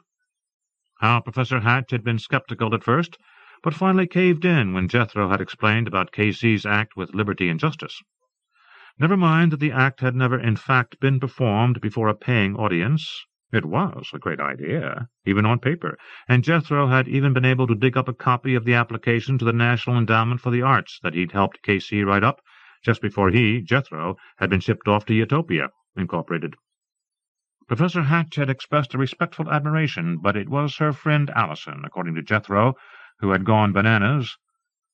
"Darlene," she had said, that being the professor's Christian name, "we have got to get this boy here. He sounds archetypal." Allison, according to Jethro, was the real decision-maker. Professor Hatch, for all her greater visibility, Allison tended to stay inside the Winnebago, was only following orders most of the time, according to Jethro. So here Casey was, by fate's decree and Allison's, hanging upside down from the highest flagpole in Sullivan County in the state of New York, waiting for fame's lightning to strike. Casey had always known that he was destined to be a celebrity artist on a par with Karen Finley or David Wojnarowicz, transgressing the boundaries, destroying old categories, bringing down the house. It was what his whole life had been pointing toward since even before the accident, so-called, with the kittens in the laundromat when he was only 4 years old. Back in France there was Rimbaud, and now there was Casey, and who could say for sure which of them would make a bigger dent on the human psyche in the long run? Casey was bound for glory. He could feel it in the very fillings of his teeth. A sudden gust of wind twisted Casey around. His harness had a swivel bolt, so that he was once again facing toward Slaughter Rock, and there, at long last, on the woodland path leading to the amphitheater, were the critics, off their buses and being herded along by Professor Hatch, who was identifiable even at this distance by her peculiar hairstyle, which looked like a large gray doughnut on top of her head. The critics had stopped to admire the reenactors, who were brandishing their spears and tomahawks and executing and re-executing the wounded militiamen. The spectacle was given a muted ballet-like solemnity by the way Allison had choreographed the scene to resemble the clockwork motions of elves in a department store window at Christmas time. Behind and to the sides of the cluster of critics were guards in urban camo, like the one who'd greeted Professor Hatch at the entrance to the park ground. The wind shifted, and Casey swiveled round so that he could no longer see Slaughter Rock and the arriving critics. His right shoulder struck the flagpole, but he managed to twist his cranium out of harm's way. At just that moment his earphones staticked into life. "Casey, can you hear me? This is Allison." "Hey, Allison! Finally! We've got problems. Casey, can you hear me?" "Oh, dear, I can see you with my binoculars moving your lips, but the sound isn't coming through." "Come on, don't do this to me. I know you can—" "There's always some glitch, isn't there?" Allison went on in a tone of imperturbable sweetness. "Well, we'll muddle through. The show is about to get on the road, and I don't think you could be any more nervous than I am at this point. The things we do for art." Casey's mic, in the shape of a miniature cobra, was positioned right to the side of his mouth. He did not believe that it wasn't working, but on the chance he wasn't being lied to, he spoke into the mic with the exaggerated clarity that he'd had to use when he was taking classes to become a TV anchorman, as though his crisp pronunciation might magic away the technical problems. "Allison, we have a problem here. My good buddy Jethro has decided to play some kind of practical joke. These cuffs he's put on me are not the cuffs I supplied him with. There's no spring, and I cannot get my hands loose. Can you hear this?" "You're trying to say something, aren't you? But it isn't getting through. The artist's eternal plight." "Fuck!" said Casey feelingly. "I can hear Darlene perfectly. She's telling our visitors all about the events leading up to Slaughter Rock from the perspective of the Iroquois women. And I can see you, but not vice versa. I would like to be able to fix your mic, but there isn't time now to lower you and do that and get you back up there again, and you do make such a startling first impression. I'm chattering, aren't I? I always get like this before the curtain goes up, don't you? I call it the moment. It's not exactly stage fright, more a feeling that something unique and terribly important is about to happen, as though— Wait a moment, I'm getting something from Darlene. The earphones went dead for a while, and Casey tried to do the same with his thoughts. He was beginning to intuit that something was not right. It wasn't just that Allison seemed flaky. The world is full of flakes, that is a given. But what Casey was picking up was that the festival was not the simple scam he'd been expecting, not just an opportunity to give the NEA-funded finger once again to the bourgeoisie, which is to say, to the people who have to pay for their tickets. The organizers of the festival seemed to have a more ambitious agenda. Why, for instance, was Jethro on the top tier of the stone bleachers firing imaginary bullets in Casey's direction from what looked like it might be a real rifle? Jethro would mime taking aim, and then, mouthing up "pow," inaudible at this distance, he jerked the barrel upward. Casey began to reappraise their relationship.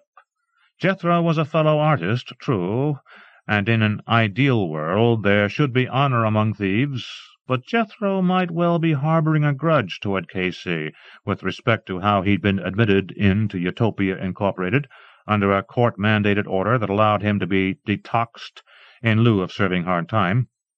The last time Casey had seen his old friend, on the night he'd freaked, Jethro had been exercising his right to bear arms, and his "pows" then had real bullets attached, which were aimed at real people, Casey included.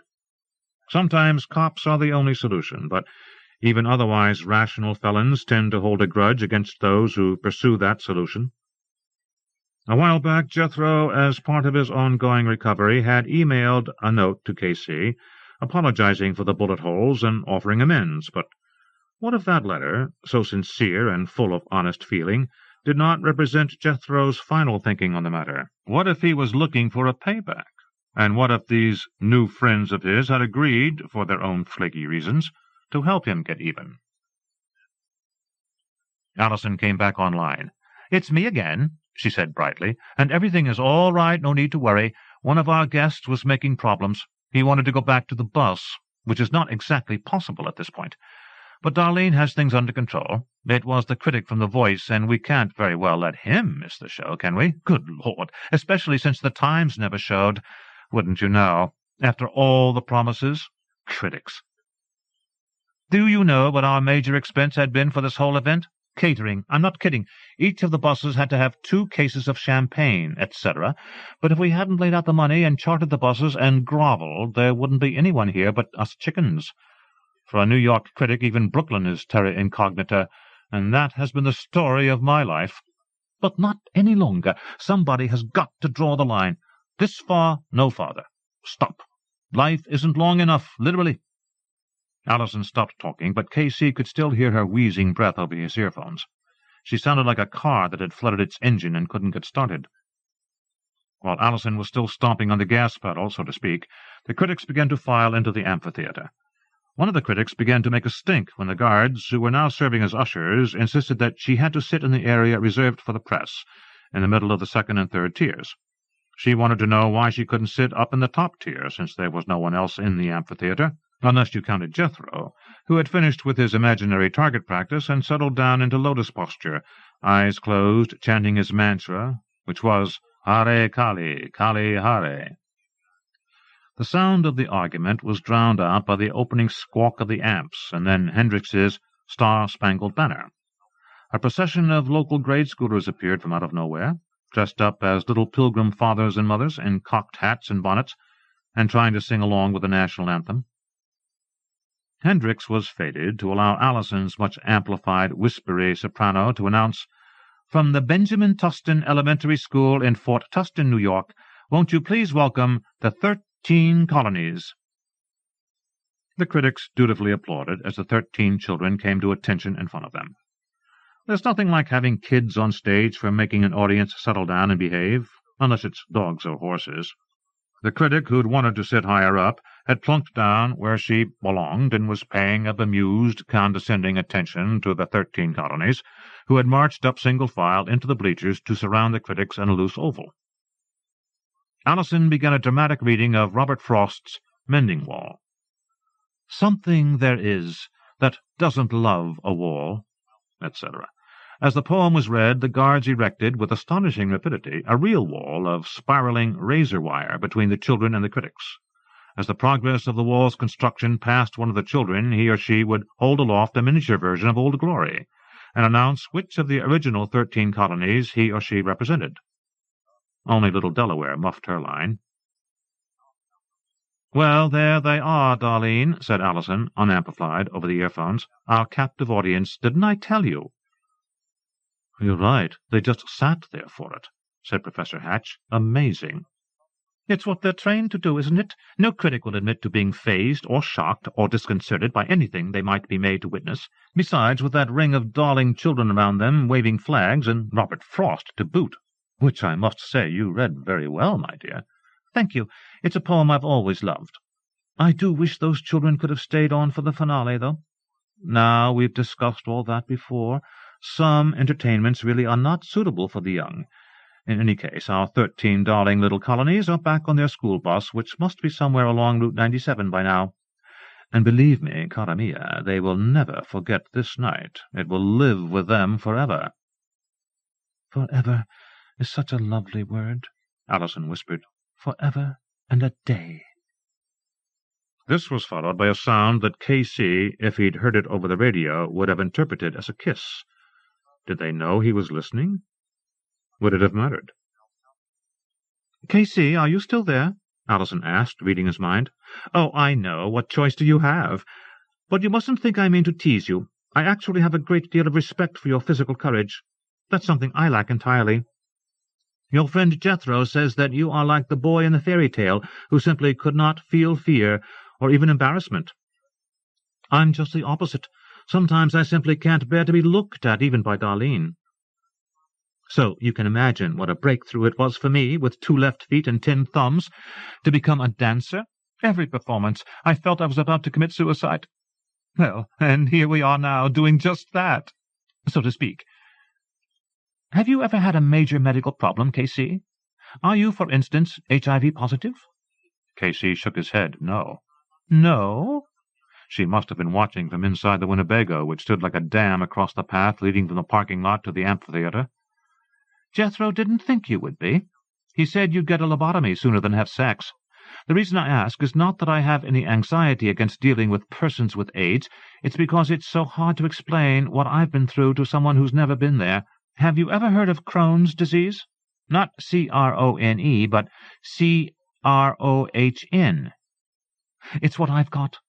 A medical condition not very well understood. The walls of the intestine thicken, and that can lead to fistulas and abscesses, and that can result in peritonitis, which is fatal. There's no certain cure. A surgeon may remove one section of the bowel, and then it recurs somewhere else. So what is one to do? That's what I've had to ask myself. Submit to surgery? That's like telling a woman that since she must be raped, she might as well relax and enjoy it. I don't think that is a rational solution to the problem.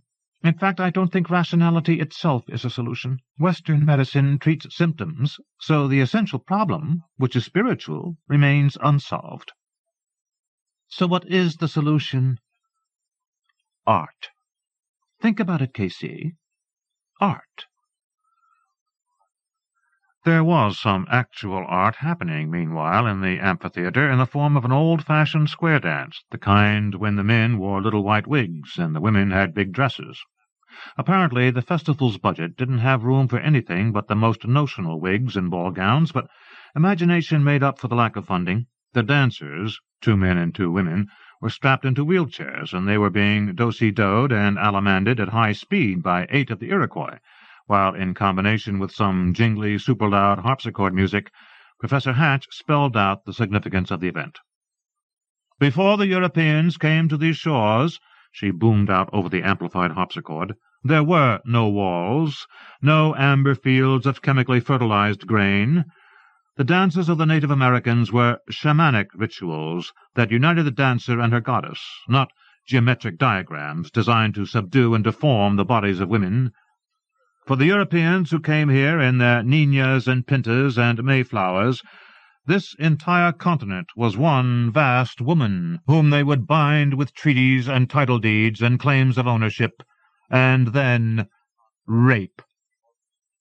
At this cue, the 4 wheelchairs were equipped with old-fashioned muskets that were supported on tripods, connecting to the seats and armrests, so that each weapon would be aiming in the same basic direction as the chair on which it was mounted.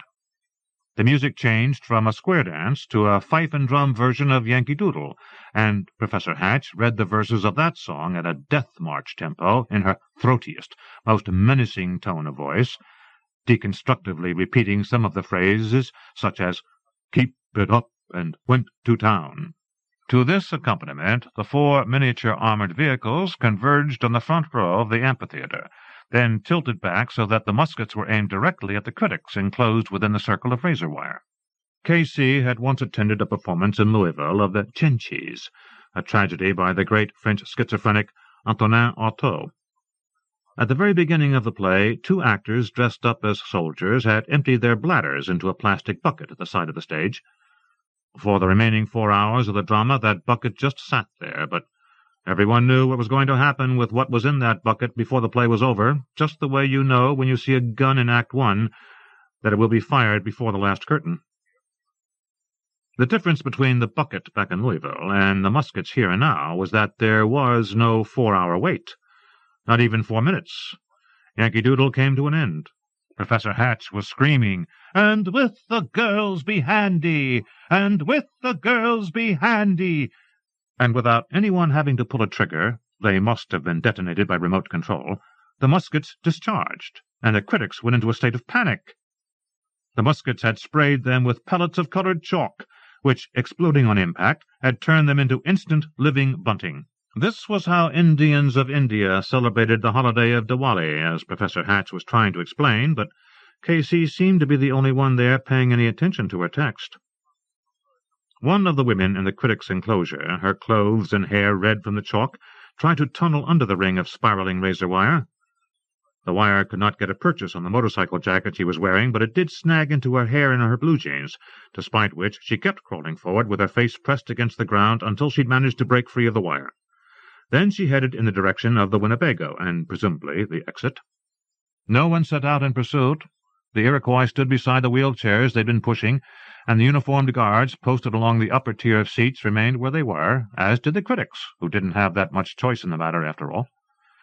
Everyone watched as the escaping critic rounded the Winnebago and ran out of sight. Only K.C., from his privileged point of view, saw what happened next, as Duster tackled her to the ground and Jethro ran her through with a bayonet and then, in true Native American style, took off her scalp. "If everyone would kindly return to his or her seat," said Professor Hatch in her schoolmarmish tone of voice, "the performance will continue." The critics had not actually left their seats, with the one significant exception whose body was being dragged to the parking lot by Duster, but they'd heard their colleagues' screams of protest and of pain and taken them to heart. Casey wondered if it had begun to dawn on them that they'd been cast as extras in a homemade horror movie. He assumed that someone was putting all this on videotape. For that matter, when had he copped to the fact? Not till he'd actually seen Jethro scalping the lady behind the Winnebago, really. And yet there was that other scalpee laid out beside Slaughter Rock, which it now seemed safe to assume was not the work of set decorators, but a genuine dead body. Whose? Probably someone connected with Utopia, Incorporated, one of the counselors, so-called. There was enough free-floating ill-will at any rehab to provide the psychic energy necessary for systematic mayhem. Rehabs aren't that much different from prisons, except for the way in a rehab they try and make you say how much you love Big Brother. "We'll be raising the flag shortly," Allison confided to K.C. over the earphones, "but before we do, I wanted you to know how pleased I am that you've been able to be part of the festival, K.C. In just a short time, you've become very special to me. You have the gift of basic trust, as I do. I've always known that someone or something is looking after me. Some call it a higher power. Others believe in angels. Darlene has been both to me, especially since the diagnosis. She was always the one, before that, who had such crushing depressions. She was the one that had to be rushed to the emergency ward to have her stomach pumped. And my role was the pillar of strength. I tell her, Darlene, your day will come, your work will be recognized. You mustn't give up now on the brink of success. Don't turn your anger inwards. Use it. Oh, dear, our time is so limited, and there's so much to express. to explain, to celebrate. But Jethro and Duster are giving me signals. It's that time. The Star-Spangled Banner kicked in at once, but at a very low volume, as though you were a teenager again listening to forbidden music in your bedroom late at night. Jethro and Duster emerged from behind the Winnebago with a flag the size of a bedsheet. As Jethro and Casey had mapped it out, the flag had been stiffened at both ends by bamboo rods so that it wouldn't flap around as it was hoisted up the flagpole by the pulley system knotted into Casey's braided ponytail. At the base of the pole they sprayed the flag with gasoline siphoned from the Winnebago's tank, and then, once it had been raised to where the whole length of the flag was lofted up and on display, Jethro flicked his bick and Duster started hauling on the cord of the pulley. Casey knew he was in a desperate situation, but he had had time to think about how best to employ his limited resources. With his hands securely cuffed behind his back, and he had scraped his wrists down to the basic hamburger, putting that securely to the test, there was no way he would be able to get to the knife inside his belt buckle for some quick assistance, which ruled out his being able to cut through the pulley's cord or the hank of hair that held it in place. An alternative remained: sit-ups. Casey had always wanted washboard abs, and he never finished up any workout without 50 sit-ups on a steep incline. Not full inversion sit-ups, but the principle was the same. He had time for one good try. He turned his head sideways and tightened his gut muscles so his body bent pretzel-wise.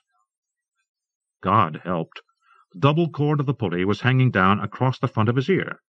With a further twist of his head, he was able to clamp his teeth on both cords, at which point he slowly eased back from his sit-up so that he was hanging back in his original tarot-inspired position.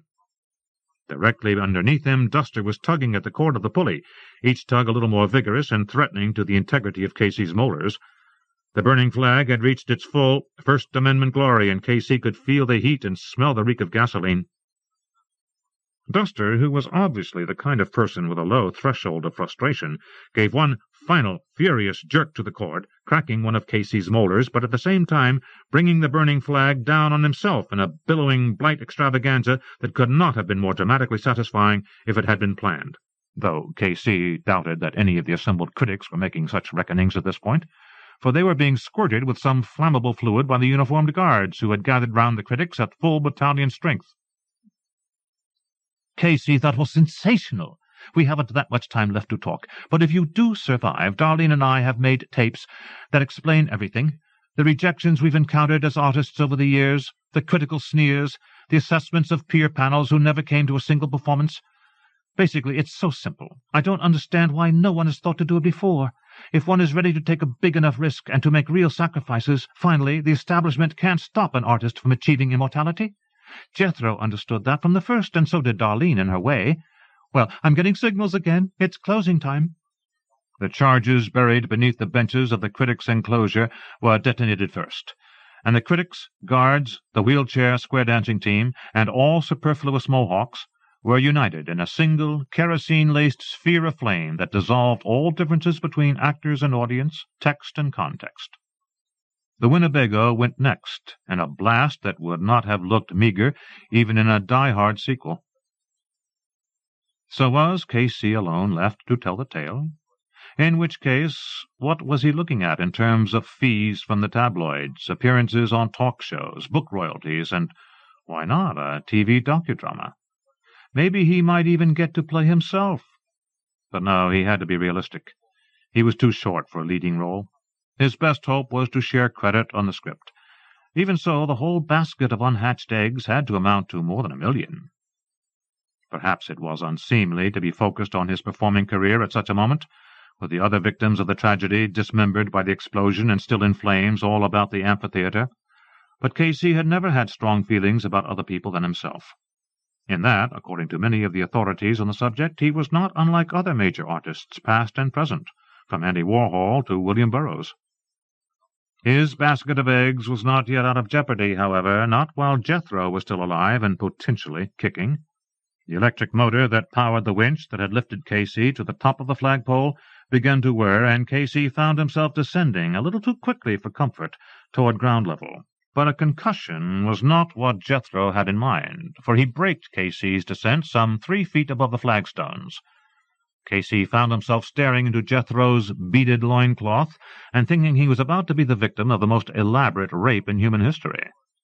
But that wasn't what Jethro had in mind either, for he started the motor again and raised Casey up another 3 feet so that they were eye to eye.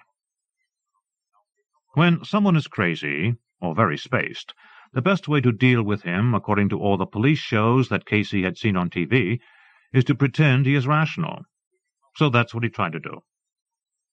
"So what are your plans now, Jethro? I suppose you'll escape through the woods, just like the guys who survived the original battle here." "I hadn't made any plans, actually." "Oh, come on. You expect me to believe this was all improvisation?" "I mean no plans for afterwards. I was supposed to be in the Winnebago with Olsen and the professor. There weren't going to be any survivors. It was going to be like Jim Jones down in South America." "Well, maybe Fate's decided we're supposed to be survivors. It wouldn't be the first time." "Fate, huh?" said Jethro. There is something about having an upside-down conversation that is very disconcerting. The other person's eyes are where the mouth should be, and they blink in the wrong direction, while the motions that the face makes as it speaks, the lips exposing and concealing the teeth, the glimpses of tongue, the lifting and lowering of the jaw, begin to have the hyper-fleshy look of a Geiger alien. Add a mohawk and war paint and features as naturally Geiger-like as Jethro's, and the total effect can induce a first-rate sense of alienation, or, as they say in the theatre, Entfremdungseffekt. "You shouldn't push your luck, Jethro. Even if there aren't any next-door neighbors that close by, there's bound to be some kind of official reaction to those explosions. I wouldn't linger backstage." "So I should go hide in the woods? Live on berries and mushrooms?" "If they think you died in the Winnebago, they won't start a manhunt." "And why would they think that?" "'Cause I could say I saw you go in there right before it blew up." "And why would you say that?" Upside down and with a war paint, it was hard to know if the expression on Jethro's face was a sneer or a frown of indecision. "'Cause it makes a better story when it's made for TV. At the end of a story like this, you want all the bad guys dead." "So I'm one of the bad guys, am I?" The look on Jethro's inverted face was definitely a sneer, and Casey began to see light at the end of the tunnel. "You've always been one of the bad guys," Casey assured him. "One of the worst." Jethro nodded. "I could take one of the buses the critics came in." "No," said Casey. "If you do that, they'll know there's someone to look for. What you've got to do is wash that stuff off your face and change into some regular clothes and toss what you're wearing now into the Winnebago while it's still blazing, then disappear." "And leave you to be a witness?" "Right. But hoist me back up to the top, so I'm hanging up there when the cops get here. It shouldn't be much of a weight." "I could just use your head for a football." "You could, but if you do that, know what the result will be? When they make the movie about all this, it'll be Susan Sarandon and Gina Davis who are the stars. Whereas, if it's based on my version of events, it'll be a movie featuring Death Row Jethro, the first genuine mass murderer ever to be funded by the NEA. Is that reason enough?" Jethro nodded. The basket of eggs was saved. Later, hanging from the top of the flagpole, enjoying the scents of the night breeze, Casey continued casting the movie in his imagination. Nominated by Melissa Malouf. Sad Song by Laura Kosishki. From the Kenyan Review. There are women carrying torches coming toward us. Their eyes are accidents, the kind that happen on the highway in the middle of the night, the kind we glimpse as we drive by. A flare in snow, a metal cage with ruined tigers in it. We look away, and then we're home. There are hundreds of women marching forward, carrying torches like a burning orchard. They're coming for us, and everything's on fire. Even the torpedo boats. Even the starfish creeping along the ocean floor in families, in the utterly deaf and dumb. Here they come. You open your mouth, and I see the word "bye" float out, like a jeweled wasp with a golden Y around her neck. Those wasps have made an elaborate nest in the attic, in my trunk of party dresses. all that buzzing about you, all that frantic dancing, like a barbed breeze in my hair. I lift the lid of that trunk for the first time in years. Stale carnations and yellow lace. All the invitations I didn't take turned to female dust. I'll always love you, I say, and you wince a bit, like Zeus, who didn't know he had an armored woman in his head. Those women wait with their torches on the porch, but when I step outside to take my own flaming place, they turn suddenly to stone, like all the marble Madonnas trapped and standing on Saturday at the empty art museum. Their long medieval shadows drape the floor like loose blue cloaks. Look carefully under the veil of one of those, the one who has been waiting at his tomb for 700 years. If you hold your breath, you'll see she's grieving with a sly white smile. Perhaps that one's only posing as a stone. Maybe she's just as alive as the garden hose, coiled and breathing in the dank dark of the garden shed. Perhaps she's held her stone breath a long, long time, the way some moths, fearing nets, will fold their wings in half and seem to the untrained eye to be just a few more brown and withered leaves clinging to the tree. But they're not.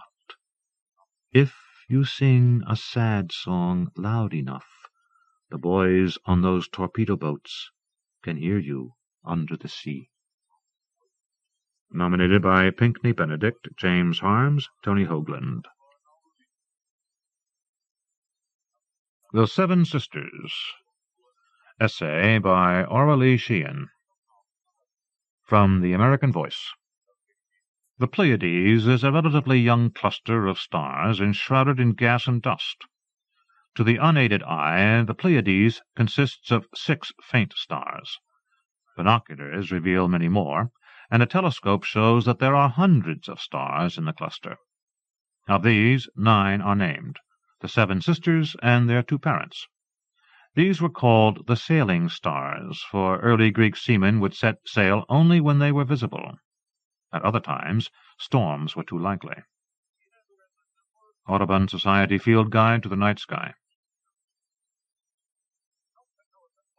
If you look slightly away, the 7 sisters seem brighter. They start disappearing if you stare.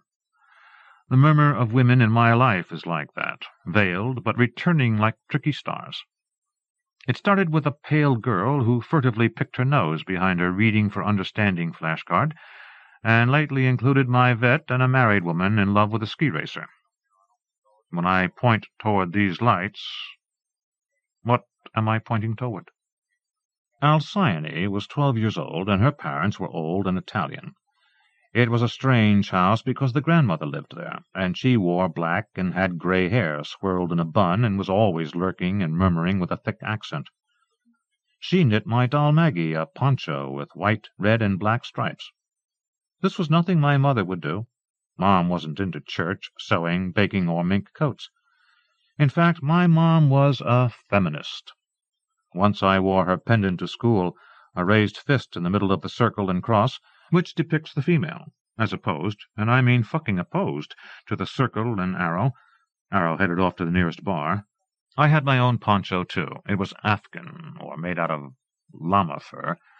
Alcyone and I got our hands on a 50-cent booklet on witchcraft, and making use of my earth-tone poncho, we caused a stir at reading hour. All the little boys and girls thought we were about to cast spells. Plucking a lock of Lucy's long uncombed hair, stealing Albert's pencil, the principal called our parents, and we had to give up the little book. But it was all part of a grander plan, for we lived wholly in our imaginations.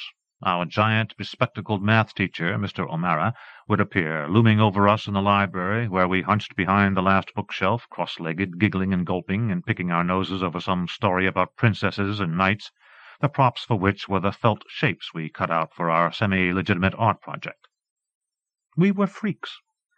She was a year older than me, and well-versed in The Hobbit and anything medieval. Her starter sperm must have been weakened by a few too many gin and tonics, or the egg may have cracked and crusted over, because she was frail and underdeveloped. Her hair was thinner than my antique doll Elizabeth's. It was reddish and curly around her shoulders and never grew. You could see her scalp. Her head was hot, knobby, vulnerable as an infant's.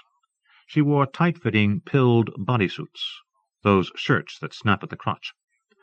Her body was a crustacean, a turtle shell in the shape of a girl. Her skin was pale and freckled. Her long fingers were thin. Her teeth were scattered here and there like stumps in a red bog. She had a funny grin, but if she was pissed or proud, she would hold her mouth shut as if holding a tiny live bird right behind her lips, and her eyes would get lidded and obscure. She tiptoed around in high waters and ballerina slippers. She was my best friend. Her imagination kicked ass. Besides playing with your basic dolls and running around the yard as Lancelot and Merlin, we had the lives, loves, and adventures of our tinfoil queens. I don't remember how it began, who invented them. She probably did. You take some tinfoil, make a little ball smaller than a marble, then place it in the middle of a bigger sheet.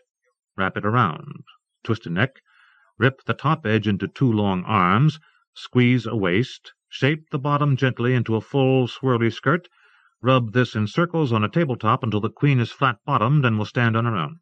Then you make some hair out of black thread and glue it on, a top knot with loose strands underneath, and create clothes with scraps of fabric from Alcyone's grandmother, capes, robes, banquet outfits tied with ribbons and lace. Our queens would meet and do the things queens do, talk about their lives. Invariably they were orphans or besieged by ominous suitors. And once they went on a boat ride down the river. It was gloriously sunny, and the boat was a green waxed cardboard fruit container. When it overturned, the queens lost their entire traveling wardrobes. We'd make new queens if, for instance, a neck became weak and wobbly or an arm tore off. I spent the night at Alcyone's, and she sang I Could Have Danced All Night, and she sang I'm Going to Wash That Man Right Out of My Hair. She had a beautiful voice. I had no faith in my own. We lay in her attic bedroom on twin beds, and in the dark she sang, and I was impressed she could remember all the words, for one thing. She had this whole other world, musicals, Italian grandmothers, the frailty that made her seem one step away from the grave. She sang her own campy Henry Higgins. There was always this recognition that I was healthy and robust and normal in a way she wasn't. She would look at me furtively. She would gallop away as Lancelot. One game we played brought this all to bear. It was an evil queen, poor girl scenario. I think we played it more than once, but I remember when she was the evil queen and I came up the stairs as the poor girl and threw myself at her mercy. She was wearing a bedspread cape and a crown. Her face had that pissed proud expression, only there was something new behind it, an imperial fuck you. She would forgive me, take me in if I did something for her. It required undressing and laying beside her under the blanket of her cape. The wool was thick, and we didn't look directly at each other, but I held her in my arms, and I saw her nipples, little pink hats raised above the white flat skin of her chest, and she was looking at my breasts, slight swells, but swells nonetheless, and further down. "You have hair," she said. I had left her, left the knights and the tinfoil queens and even the evil queen. I had abandoned her to her body and to her fate. Mariko had been the victim of a Satan-worshipping cult. Sadly enough, she was stolen away from her parents and returned only after unspeakably evil acts had been performed on her, rituals she could now just barely recollect. It was Mariko who let me know there was a satanic underground network across the country. We were in her car on our way back from Seattle to Santa Fe. It was sunny and sweet and summery out, and I was behind the wheel. She told me about the cult, and then she said she had to stop speaking, and could I please respect that, and perhaps just keep driving? Meanwhile she put on a tape, The Violent Femmes. The window magnified the sun, the heat, and Mariko locked the door and put her head down on my leg, and her long grasshopper arm was bent, and her guitar-playing hand rested on the seat. Mariko was in a band, or anyway she had been. It was called Chaos, I think, or Alien Fuckface. The bass guitarist and the drummer had moved to Seattle, and so we had gone there for a reunion. Mariko was the lead singer and guitarist, and I had known her for 2 weeks. I was house-sitting an adobe on San Miguel Canyon Drive in Santa Fe, and a friend brought her over one afternoon. Merope was wearing men's shorts and a loose striped T-shirt, keds, and a black leather motorcycle jacket. Her legs were scrawny and delicately blondly furred. Her hair was short, brown and blonde, both. It stuck up here and there, and she had a muted, hurt, beautiful little boy's face, and her eyes were the color of water. But it was her arms I noticed when she took off her jacket. They were long and jangly, tendons like guitar strings, feminine but not soft. We were in the kitchen, and she was upset. She said that as a child she had been abused, and that something around it was coming up for her just then. She stood in the doorway between the kitchen and the living room, and I was cutting up vegetables for dinner, my birthday dinner, and I had spent most of my life being efficient and on top of things and cutting up peppers, mushrooms, tomatoes, and onions into unified little piles of 1 cup each. Cool, I thought. Deep sadness. That week I started talking to her on the phone, or really listening. She was breaking up with a girlfriend. Kind of. They were fighting. Actually punching each other is what I heard later from our mutual friend who was trying to steer me clear of Merope. Merope was in AA and Sex Addicts A. SA? And in A and Incest A. Merope said she had a crush on me, but that it was sort of against her religion to act on it, not because she was with the other girl, but because flirting and affairs and sexual attraction and all that was a danger zone for her. Something that had to do with back in the old days when she would get bombed and pick up people at parties and bring them home and get laid and then start again the next night with someone else. I nodded, impressed by her current self-control. I had a phone sex relationship going with this guy who, in person, pawed me unrelentingly, said naughty things, always had a hard-on and a girlfriend waiting for him at some coffee shop. He liked to talk about raping me. There was another guy who was bisexual and darned proud of it, too, an actor who acted so furiously that spittle spit across the room when he embodied a part. And he had a wife or girlfriend, and they had a child. And he laid claim to being in love with me.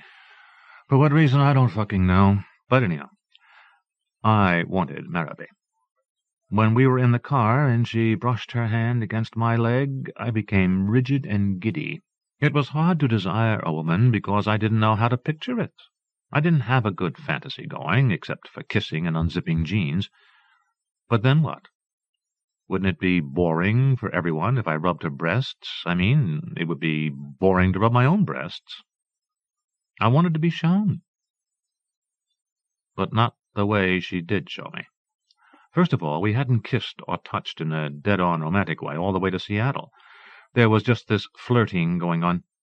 Then we got to the rainy-day hovel on top of a hill where the 6-foot hulking drummer with a bandana around her forehead and a power bra and work boots and a waitress on the night shift, or even tougher, definite night shift, but maybe in the mines, demeanor, lived with a bass guitarist. Long red hair, puffed as a gingerbread cookie, Doc Martens strapped tight around bare white legs, thrift store dress, job at the packing plant.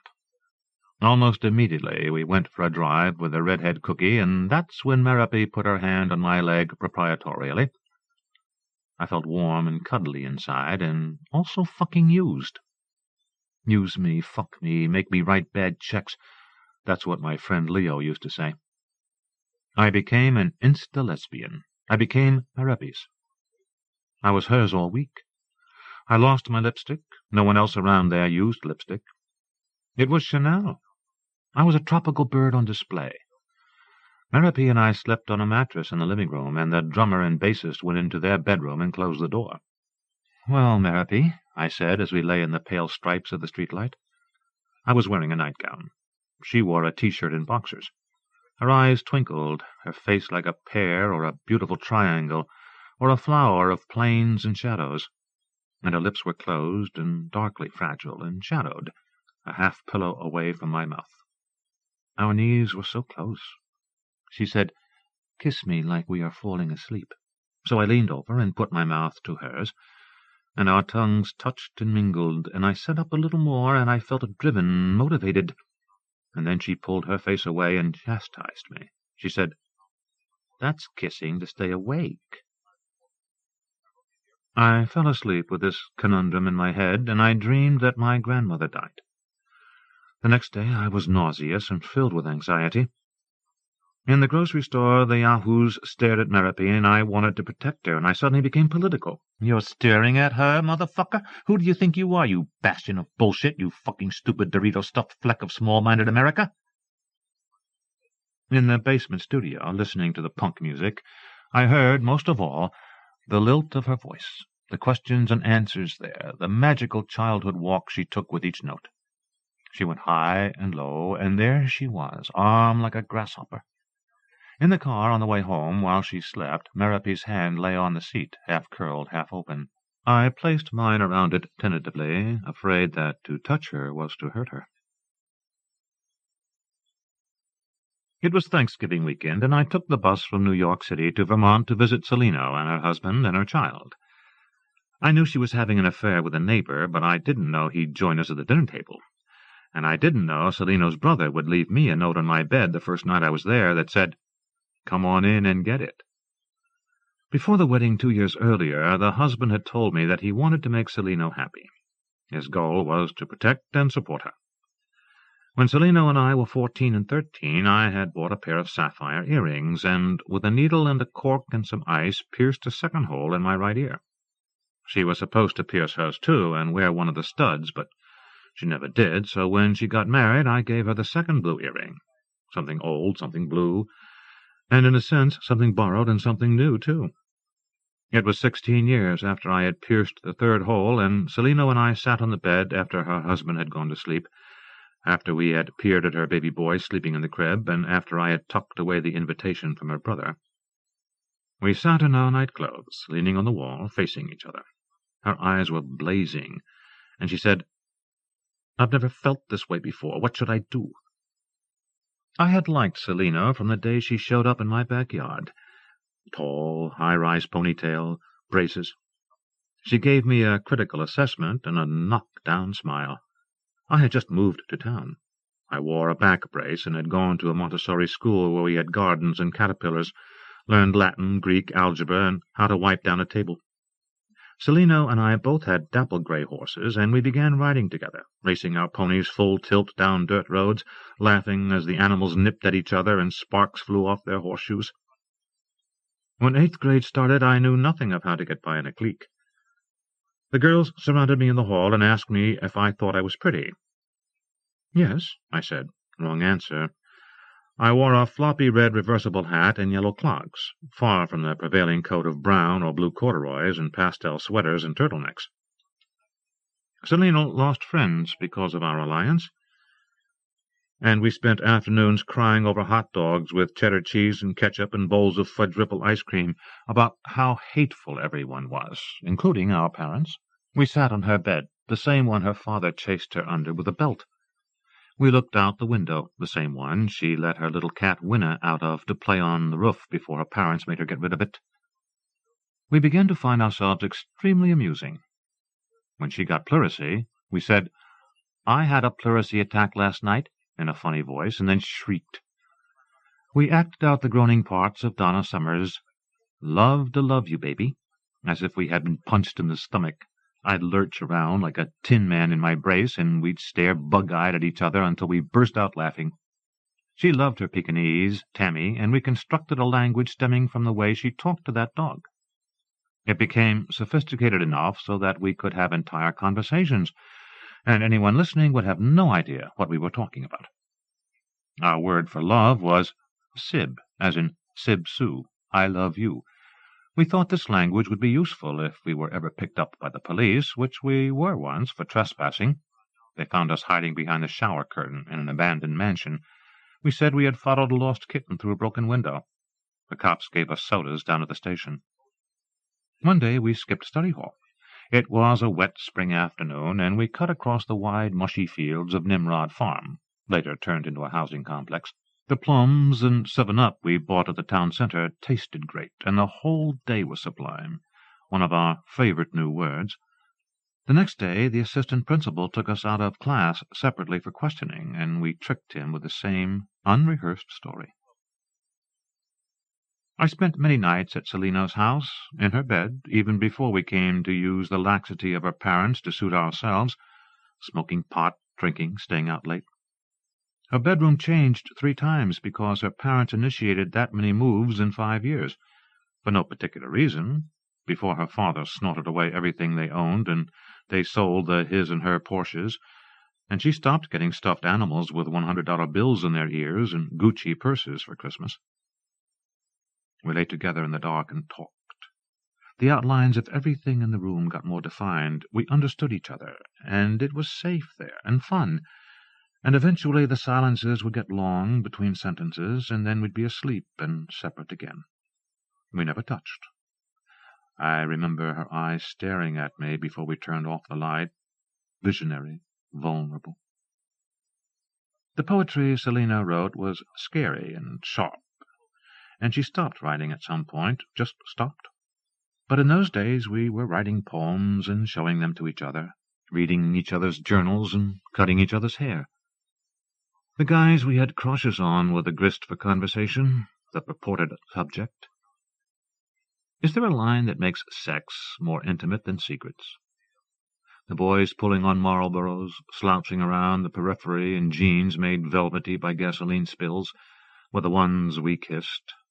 For each other, we had words. Laughter, sadness. I remember her folding laundry the morning I came in, crying from a kind of fucked-up sex scam that had gone on the night before. I remember the crestfallen, tender look she had as she put down a T-shirt. Sitting on the bed with Selina late that November night, it was obvious her marriage was already over, that there was no answer I could give her. Our connection had lasted all those years. It was thin as thread. As she spoke, her robe had fallen slightly off her shoulder, and I saw and tried to keep my eyes off her breast. Nipple hardened. With everything else going on, with the electric sex in the air, with all the brothers and neighbors and husbands and everyone else, I could have reached out and touched her breast.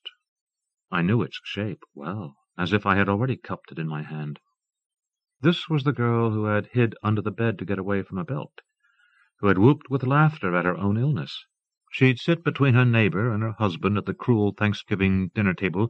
She'd have the neighbor's child, but for a long while he'd refuse to marry her. The teacher would call from daycare about her first child's behavior. She'd cart her dog and 2 cats off to the animal shelter herself because she could no longer care for them. The gasoline-stained boys had become men. Selina and I succeeded in loving each other for a time, but the specter of what worried her years before had solidified, and I had done, could do, nothing to stop it from happening, except not reach for her breast, except write once in a while, like I write my demented grandmother. Maya, in my language, means taken away. She bicycled up my driveway on a summer evening in cut-off denim overalls and sat cross-legged on the kitchen floor of my trailer in Wyoming while I cut up onions, mushrooms, and garlic for spaghetti. We leapt into our life stories. She told me about playing the guitar for spare francs on rues and boulevards, and stealing a whole chicken from an open market, even though her Parisian flat had no oven. She told me about the long-ago death of her best friend in Cambridge, a girl from France. At dinner, Maya laughed loudly. She had this lust for life that was hard to get around, impossible not to respond to. She'd been a bicycle messenger in New York City, and a madcap drinker, and now she was sober and lived in Oakland, and her father was a violin-maker and a drunk, and her mother was an actress and a dry drunk. She'd gotten into a prestigious writing program by lying. Before she ate, Maya took digestive pills, but she hardly seemed sick, and I was sweaty in the armpits and giggly with our complicity, our instant camaraderie. That summer we bicycled past the barking dogs, and I told her of the crush I had on a man who was so shy you had to lean in to hear him talk, and she told me about Sarah. And at the bar she drank O'Doul's, and I drank Budweiser, and we enjoyed each other, and the peach pie, and the sagebrush, and the sky, and we took it for granted. And then I left for France.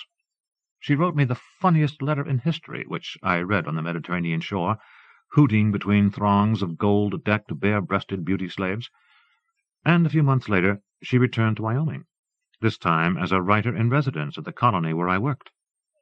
When I met her at the airport, she was wearing green Levi's and a work shirt and sunglasses and cowboy boots, and she looked jaunty and tough and sexy, but she was walking with a cane, and her words came out resigned and tremulous. In the car, she leaned her head against the window and closed her eyes. For the next few weeks, I'd stop by her studio after work, and we'd boil water for tea and sit on either side of her desk, feet up, and talk about writing and love and travel. We used the tea bags twice, 3 times, and sometimes while she was talking, right before or after we put the light on against the furtive twilight, her eyelids trembled, her head jerked slightly to the side. She'd smile with resistance and endurance, and then the current passed through her body, and she'd resume what she was saying. Finally, I needed to ask, needed to find out. And she told me all about lupus, and how there were 2 kinds, and one was degenerative and ultimately fatal. And I asked which she had, and she said, well, that kind. It wasn't until I discovered she was having an affair with someone else that my feelings shot out of the realm of the platonic. But didn't you feel it last summer? She asked. And then you fell for that boy. We squinted at each other in the spring sunlight, sitting on the porch, this sexual attraction between us. A pre-planned experiment in bed with a female friend in college had been uninspired. I should have known that it's not the meat or even necessarily the motion, but emotion that takes hold of a person and explodes an ordinary day. Maya and I were on a plateau, where we saw what decisions we might have made, what we might even have in the future. But right then she went back to her affair, and I went back to my boyfriend, and together we drank all the tea in China. We went through another box or 2 of Irish breakfast and cinnamon stick in the Cowboy Town Hotel, where she stayed for 2 weeks after her residency ended. The mansion house hadn't been renovated since some ancient time when guests had hot boxes and polka-dotted raincaps. Maya's room had twin beds and pink vinyl headboards, and above them these clever lamps masquerading as paintings, bulbs illuminating Degas rip-off ballerinas. In the curve of a turret were 2 armless brocade chairs and a table, and we'd sit there or lay one each on the beds, golden evening light slanting in, and we'd flirt, the most energizing session of which was when she told me how fluid the boundaries were between female bodies while making love, how fused they could become in feeling. Really? I asked, imagination making my cheeks red. I blew her a kiss behind my boyfriend's back, and I brushed and braided her hair. Her body was off-limits because of our other attachments, but I don't think it was just that. She gave me a belt-buckle, and I gave her a little perfume bottle from France. These hard, small things were neat and easy to understand. They don't come apart in your hands. Maya applied for disability. She took 101 tests, and some of them over and over again, because the labyrinthine application process has rules and tricks that could drive the healthiest, most organized and patient among us to drink and disorder. No one could diagnose her. She spent full days waiting in clinics, hospitals, and Social Security offices. She got prescriptions for the wrong drugs, spun around into new symptoms, was berated in hospital corridors for faking seizures, tied to beds, given unnecessary, repetitive, and invasive procedures, treated like a total fucking loser, required to explain to a revolving contingent of neophyte interns her decade-long history with this, reduced time and again to tears, and generally forgotten by the public health system of this country, not to mention her own family and friends. The night of her spinal tap, I lay in bed in a stupid little town. She was suffering. I was 1,000 miles away. The color had drained from the hills. Maya is tired of, among other things, making friends feel better about their impotence and their alarm. Her girlfriend is her helpmate, drags her around on a bathroom rug when she cannot feel her legs, talks her through a night when the pain of blood vessels exploding leaves her sightless. Maya's poetry is filled with connections only the most delicate brain neurons can make. She says, "I'd like to go back to France some day, but right now her body is bloated up from prednisone. Her skin has a yellow cast, and she's taken to staying indoors." She says, "I bought the darkest pair of sunglasses I can find." Love is unrelenting, like the return of spring to the cold hills. Sprouts, buds, colour sweeping the land, lambs and calves and sparrows, and a gurgle to the creeks and gullies. Consummation of desire has a different beauty than winter, the chill of remove and dormancy. But do you think better in the cold? In any case, Teigiti was pure and white, thin and sharp as a winter night, and loving her was like whittling myself down to a pencil point. I was waist-deep into a relationship with a man, and it occurred to me that perhaps I could have sex with a woman and still be technically faithful. Teigiti was marked as a genius by our graduate school professor, a charm box of flirtation, exuberance, and creative charge. Since she was a lesbian, his respect for her work couldn't be anything but honest. She was bone-thin and wore plain clothes, wool skirts, spinster shoes, drab sweaters, no jewelry, no makeup. Her face was hard to explain. It was that of a chameleon, a serpent, a sprite. She was always frowning, head bowed, smoking a cigarette. She was having deep thoughts, so far as I could tell.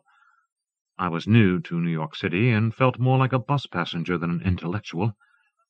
When I asked her to sign a collection of experimental fiction that included her story, a linguistic topiary made with the characters from a board game, a literary spread like the Hotel and Garden and Last Year at Marienbad, she said no.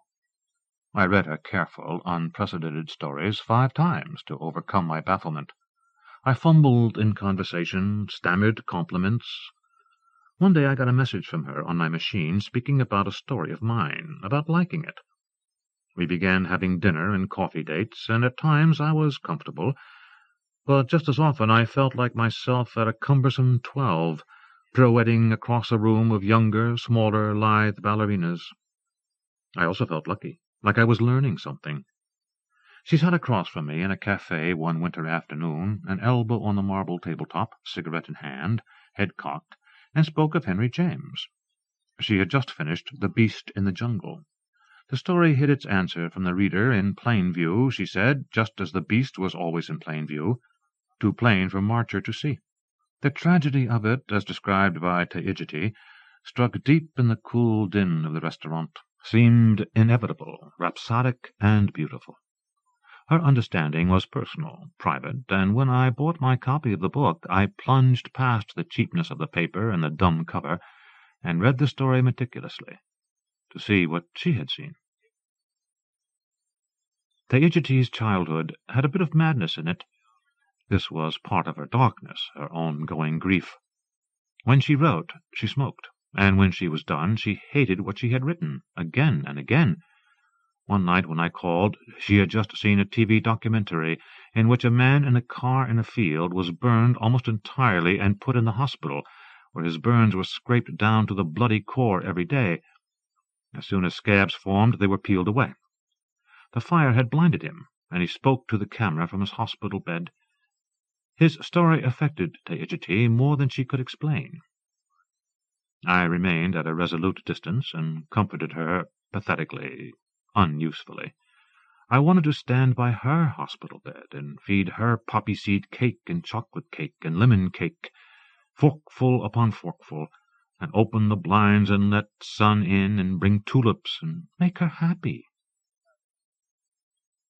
She moved to California and started dating her ex-girlfriend. She quit smoking and began running, and when she came back to visit, we met for coffee one afternoon at Dante Café in the village, and she told me she had stopped writing because smoking and writing were inextricably linked for her, and that she was, for now, choosing life. She seemed healthy. She was tan, braless, smiling. Her girlfriend was a writer, just then having much success. I knew nothing of their relationship, really, but it was disturbing to think of Teigiti smilingly looking on at her girlfriend's achievements, when surely Teigiti was the genius among us. She was the brilliant one. I understood her reason for discontinuing her work, and I hoped also that some day she would go back to it. And she did. We met up a year or 2 later in San Francisco. She sported a page-boy revisited haircut, wore platform shoes and silver-sheen bell-bottoms, and a grey slinky top. She worked at an Au Courant magazine, and was making herself generally indispensable there. We had a conversation about the professor who had originally turned my attention her way. She said, "You can't expect from people what they aren't able to give. You just have to love them for who they are." "Yes, of course," I stammered. She was 5 feet away in the sunny park, but she could have been on another planet. Her apartment with the same girlfriend had burned a month before. It was her lunch hour. She wouldn't write letters. Snail mail. What did we have left? What was there to expect from her? She had never known my love, although maybe she guessed it. Adoration only goes so far. It's not warm enough. My star women all need their own biographies, their own laced-up volumes, and it is just the gazer's perspective that brings them together in this hazy mash, bright points light years from one another and set in motion, each with her own fitful breath. About men and women, a friend posed it like this: who's in the circle? Whose secrets do I reveal, and who do I leave out of my life? With Electra, my allegiance got murky. When we held hands, we were balanced between friendship and passion, playing, and in our play was the disappointment of pale fire. She touched her finger to the back of my neck, and said she couldn't resist. I had just cut my hair, and for her touch alone it was worth hacking off the 1.5 feet of insecurity or sexuality, depending on how you look at it. All my boyfriends had insisted I keep it long. We lived for a few days with this delight in the air, attraction and acknowledgment, she called it. She had thick, bluntly cut blonde hair, a tan, athletic body. She asked me to guess what animal she was. Lion? Yes. She was interested in a man at the time, too, whom we concluded was a heron. There was also her husband. I'd meet him later. During those first early fall nights it was warm enough to sit around a picnic table with candles and citronella torches, drink cheap scotch, and tell stories. And she leaned her leg on mine and gazed at the man she'd sleep with that night. For a month she'd dream of us three, and I too would gather an attraction for this fellow, and then let it fall again from my fingers like feathers. Because I was 32 and still had not copped a major feel with a woman, not counting my drunken grope in college, and continued to be curious about what Maya meant by bodies without owners, orgasms with no borders, I considered having sex with Electra. When she was leaving town, we sat on a bench and locked hands, and my leg lay on top of hers, and we felt each other's skin and said nothing in particular. Her eyes and her mouth asked for more than they gave. They said, "Kiss me." Her hand was small in mine, like a child's, and what would it be like to kiss her tiny mouth, to hold her tiny head? When I bent toward her, I felt like a bull in a china shop, an older sister. We talked on the phone for hours, and our friendship became a balm in the night. When she came back for a visit, I cooked her a pheasant I had dropped from the sky, and we tucked the stray shot onto the side of the plate, and drank wine and talked about sex in general. And you know it is hard to talk about that without getting hot, and I don't know why we started talking about it, why it came up that particular night. We lingered on the couch, legs intertwined, time passing into the decision of where to sleep. In bed we lay together like two soft birds, limbs like folded wings, careful and lightly touching arms, a hip, nothing further. Her body was warm and, surprise, feminine. I wanted to snuggle up, to touch this breathy thing beside me. I didn't want to fuck her exactly, but if she had leaned up on one elbow and guided me to a next step, I probably would have gone there. My years' previous musing about whether I could have sex with a woman and still be faithful to a man wasn't relevant now. But that she was married and totally into this other guy did put a damper on things, made intimacy seem on the chancy side. This was part of why Electra and I fell asleep dry, not wet, in our white feathery nest. Still, sleeping curled into each other was something of a revolution. I bounced around the house the next morning. We had done nothing really, held each other, kissed a bit. But even this was forbidden. We had placed our two female bodies close enough to be aware of affection, physicality, shape. It wasn't sexual so much as romantic. A month later I saw her again when I had a layover in her city. I'd had a fantasy of taking Electra into a toilet stall and seducing her in the silence of noise, the stainless steel echo chamber of the airport restroom.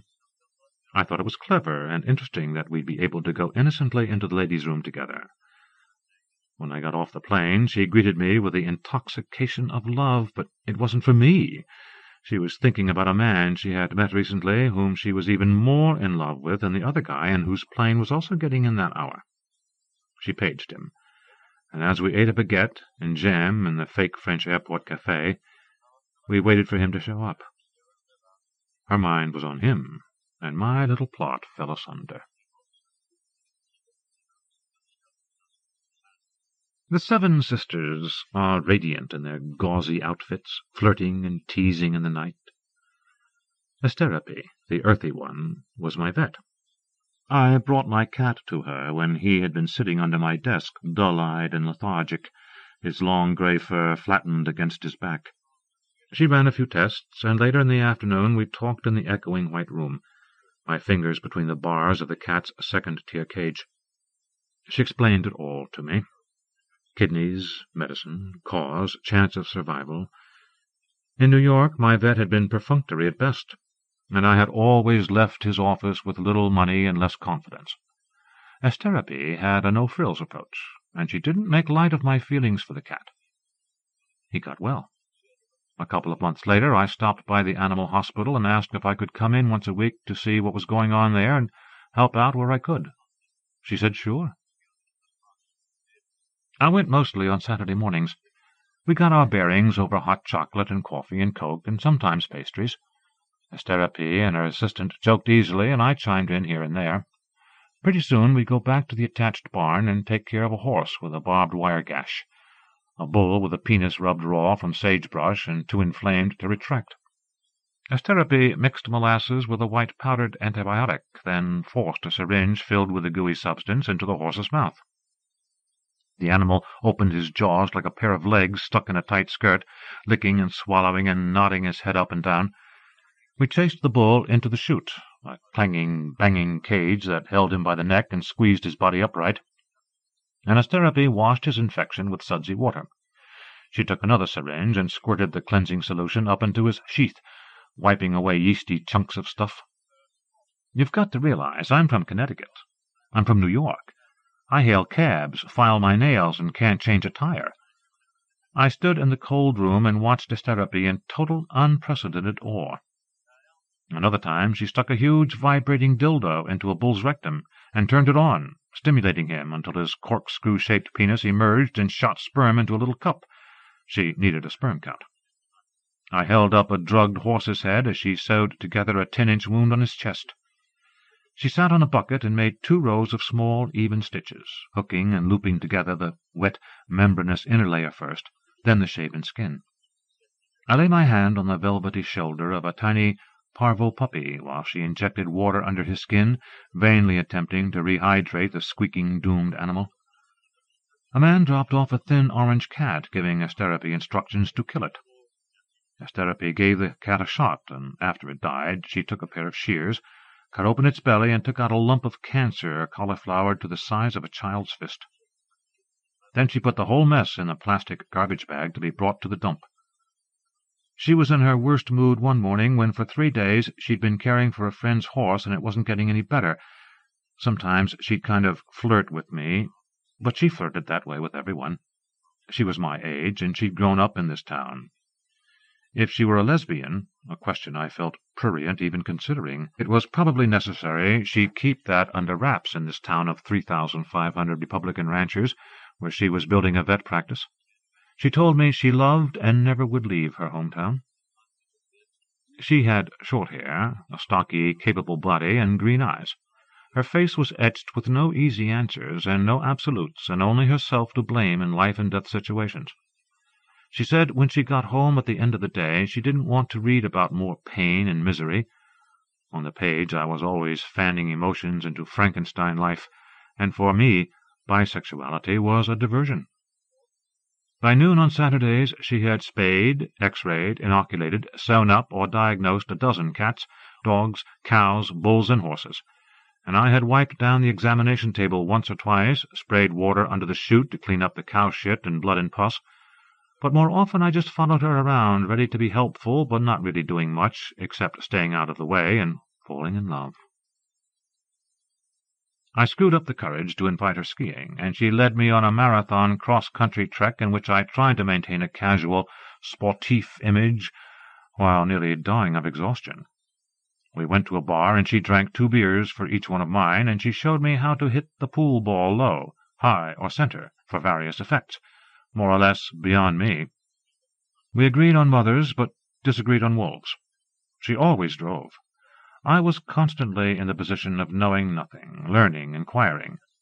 It was right around the time when I was going to somehow tell her I had this crush on her, when she began giving me the cold shoulder. She was putting together the chain-link sections for a new kennel and berating herself for shoddy work, and I said, "It looks like you know what you're doing," and she said, "You're easy to fool." Walking around behind her, I began to feel more and more like a damp-palmed nerd following a cheerleader, and I could no longer tell if I really was staying out of the way, or if she'd prefer I weren't there at all. Politely, stiffly, I thanked her for my 10 months of Saturdays at the animal hospital, and bowed out of her world. A few weeks later, I saw Asterope again. My boss's dog Jenny had ping-pong-sized cancer balls on her foot, and was having seizures, and generally wasn't long for this world. She was a sweet-tempered, wise-eyed, sly, playful pit bull. Rachel wanted her to die at home, so she paid Asterope to drive out the 20 miles. She had painted Jenny's name in blue on a river stone. Her sister had cut wildflowers.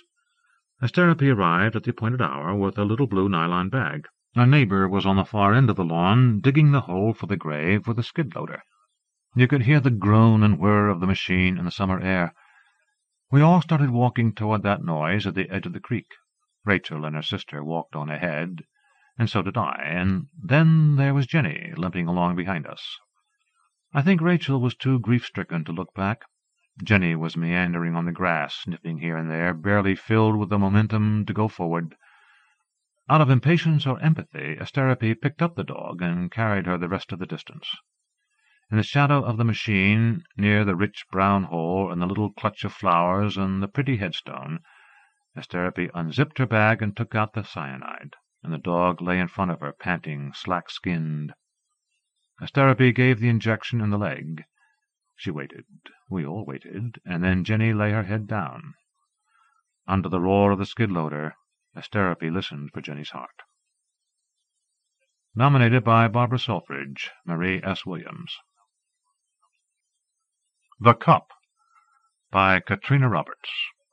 From How Late Desire Looks, Gibbs Smith, and Boston Book Review. Pleased to consider the cup. On a high-up shelf it stands, waiting to be fingered. Finders keepers. It's its simplicity to envy.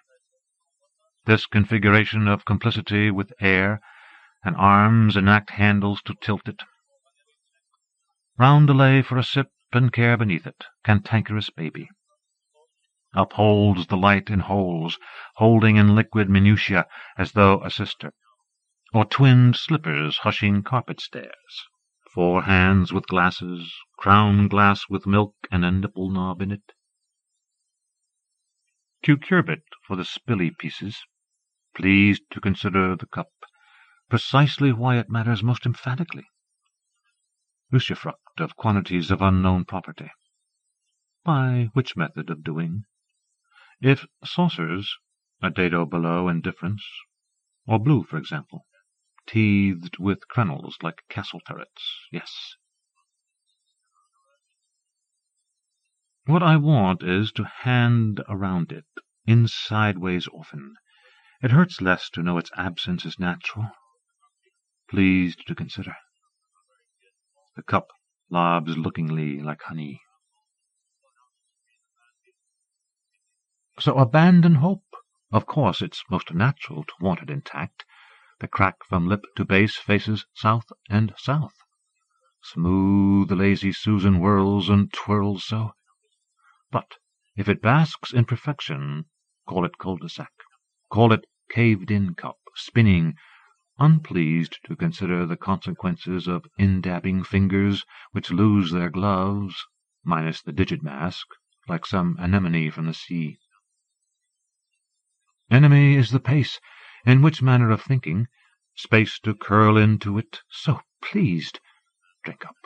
To consider most lovingly intonations of refusal drains your energy. Gully dentist coming. Bees don't squeeze from honeycomb fumes. Out back the hat-hive house stands, pleased to squat in sun, most roundly, only to have itself to consider. Enclosed spaces with borders not to be crossed, Jimpson fences. So that's why the bell stings. Orchestrated petals wreak havoc in the shade of night. Sweet and sour pork. Please to be sure to lock all doors to hit the light. Casuistry says this is the way the gentlemen ride, hippity then, but oh, from toe to heel the campanile shifts, suffering contre coup, and elegant silence darkened by side lighting. In the cup she puts 5 things. Today the tides, some crumbs, a lunar key. The wolf of Gubbio leaves 5 teeth, a bloody kiss by her negligee. Put them in, and then... So what of laughter bouncing within? Intaglioed complaints brim her brown glass goblet. What he cups in his hands is neither, nor water. Slip on his hands, the cup grows. Soft underneath it will harden. Cunning, she says. Touch. She says, massage and mass. Sage. Message. Mess and age. And the cup grows most pleasingly. Don't touch, she says. Much to consider. For Robert Anthony. Nominated by Michael Waters. Blowing Shades. Fiction by Stuart Dybek. From Ontario Review. Like a boy with a kite. One he's labored over all afternoon, fashioned from sticks, newspaper, tape, and bakery string. A tale of rags. Running bareheaded down an empty beach, trailing a tail of footprints through wet sand, shorebirds scattering before him. How effortlessly the birds mount air, soaring off sideways on gusts of sea breeze, crying out from on high, while the kite stubbornly refuses to rise. Wind whooshes over foaming water. Despite the drag of the kite, he runs harder, faster. If he were a kite, he'd be up there, though it's no longer a day for launching a kite. Even a store-bought kite from Japan made of silk the shade of women's underclothes, let alone a kite of sticks and newspaper. Maybe that's why the kite won't rise. It knows flying could tear it to shreds. Only when the boy acknowledges defeat, slows to a half-hearted jog, and turns at a cross-angle to the wind, does the kite sail off sideways on a gust, twisting crazily, barely holding together, but climbing, tugging at the ball of string the boy can't unravel fast enough. He pays it out over the ocean, stands at the shoreline, squinting up as if it has just occurred to him to read the print on the newspaper the kite is made of, but the words are too far away. Too late for words.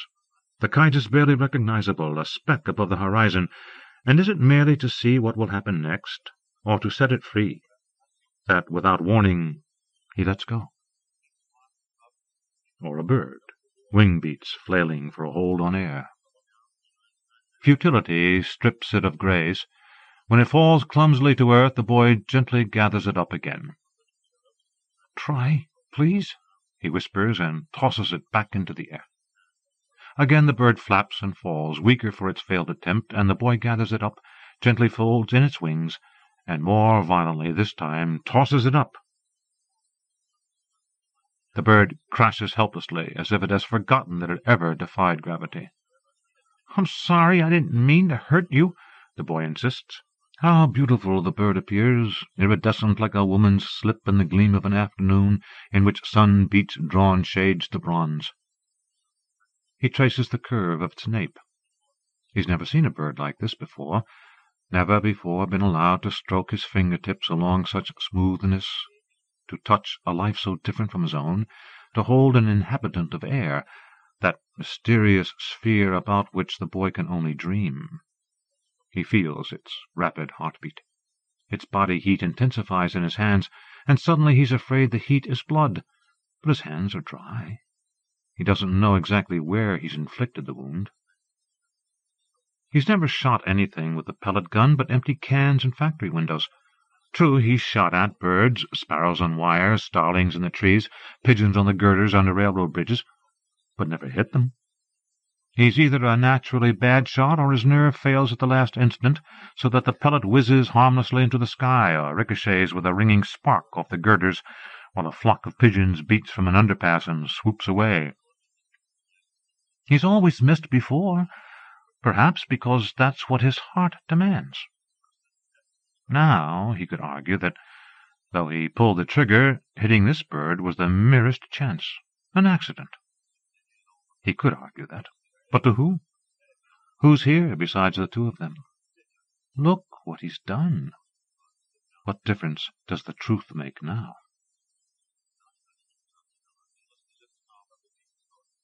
Like a boy, she said, as if more to herself.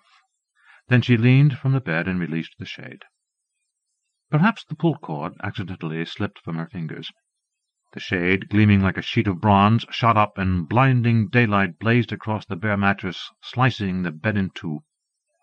Heat streamed into the room. Pigeons launched from the ledge as if a shot had been fired. She was on her feet, knocking over the chair, kicking through the clothes strewn beside the bed, and pulling on her slip. A slip she sometimes didn't remove. But today, before they'd exchanged a word, she'd stripped off her clothes, no longer shy about the sag of her breasts. Maybe it was simply too close, still air before a summer storm, to lie beside him in the slip. None the less, she'd worn it beneath her sundress. She knew he liked her in it, from how he drove her into the mattress, kissing her throat like he was crazy for her, her shoulder-straps slipping down, her breast popped over the lacy bodice, while the silk rode up her jittering legs, so that the V of her dark bush showed like a flash of panties. "Haven't I been good to you?" she asked softly. "Haven't we been happy up here in our own little world? Who is it? A girl, no doubt, more your age. Or have you found another lonely woman? There are so many of us." He shook his head. "It's not like that," he wanted to tell her, to say, as he'd rehearsed it, "I'm getting in with you over my head." That sounded stupid now. Looking at her standing in her slip against the shade-drawn window at the foot of the bed, her eyes too full of hurt for his to meet, he choked up. The choice was between total silence or rising to hold her. He sat naked on the mattress, paralyzed. She released another shade with a violent yank, clearly on purpose this time, so that it clattered up, and light obliterated the foot of the bed. "So," she said in that soft voice, unsettling after the racket of the shade, "you thought maybe we'd fuck goodbye." She let another shade fly, as if releasing a kite. Sparrows on the wire, starlings in the basswood trees that lined the curb and threw the network of their branches across the shades, city-wise birds, beat their wings and flew away. It might have been someone shooting. "What happened?" she asked gently, too gently, the way he'd told her it was once, when she asked him why, he'd whisper, "No, no, no," while she came down on him. Too sweet, he'd tried to explain to her then, so gentle it aches. "I never wanted it to go this far," he wanted to say, "never wanted to hurt you." "I showed a little feeling and scared you away," she said, answering her own question as she paced, bare feet slapping the floorboards, moving from window to window, tripping the drawn shades the way an executioner might trip the lever on a gallows. "I'm a fool. You really were too young for me." The shades rattled up, and the fierce light that obliterated the mattress bleached her skin from bronze to a white that made it seem like she was fading. Before his eyes, their room, secret in the sun-beaten shadows of drawn shades, was revealed for what it was, an unrented apartment with a few sticks of shoddy furniture.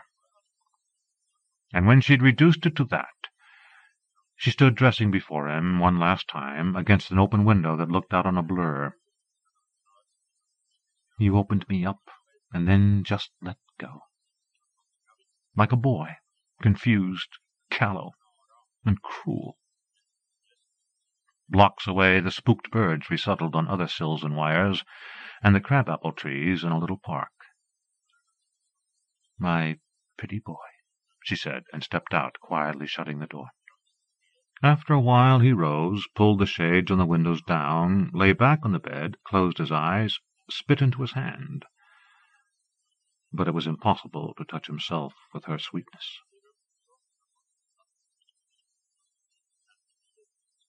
The braided hoops at the end of pull cords began to sway like miniature nooses. A tingle of grit on the panes against which the shades nervously rustle, a whoosh of coolness. The shades lift and float back, hypnotically, billowy, translucent like a slip through which summer light outlines the shadow of a woman's body, until, seized by a sudden gust, the shades crash like paper cymbals and tread air on the edge of tearing apart.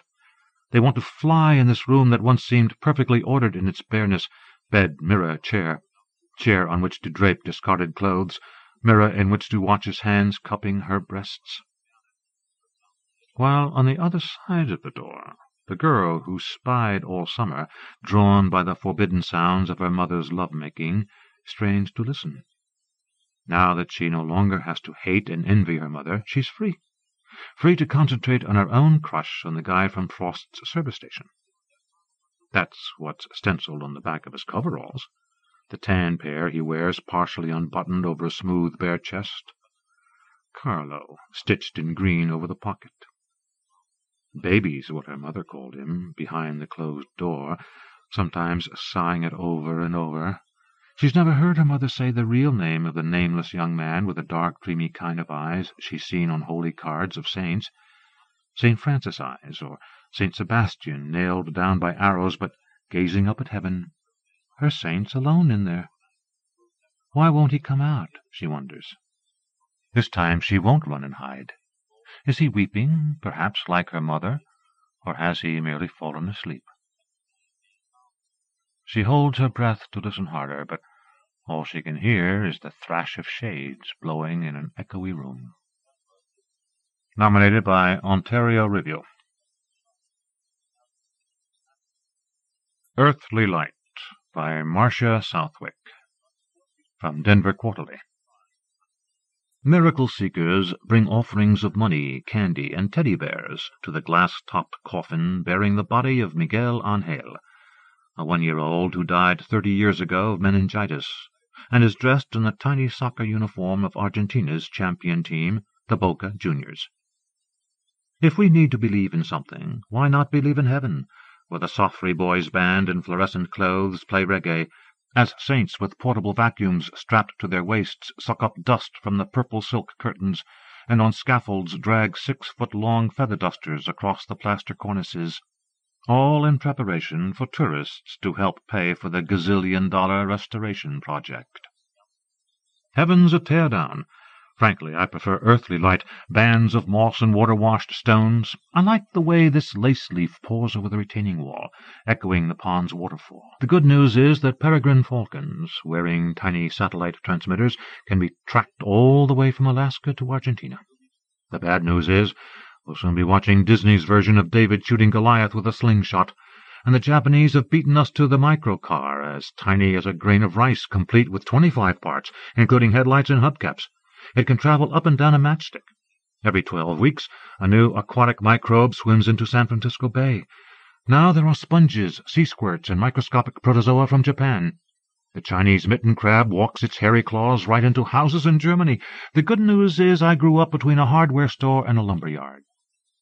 Back then, if anybody had proposed painting the front door hot pink and the exterior purple to show off the orange trumpet roses, we'd have laughed.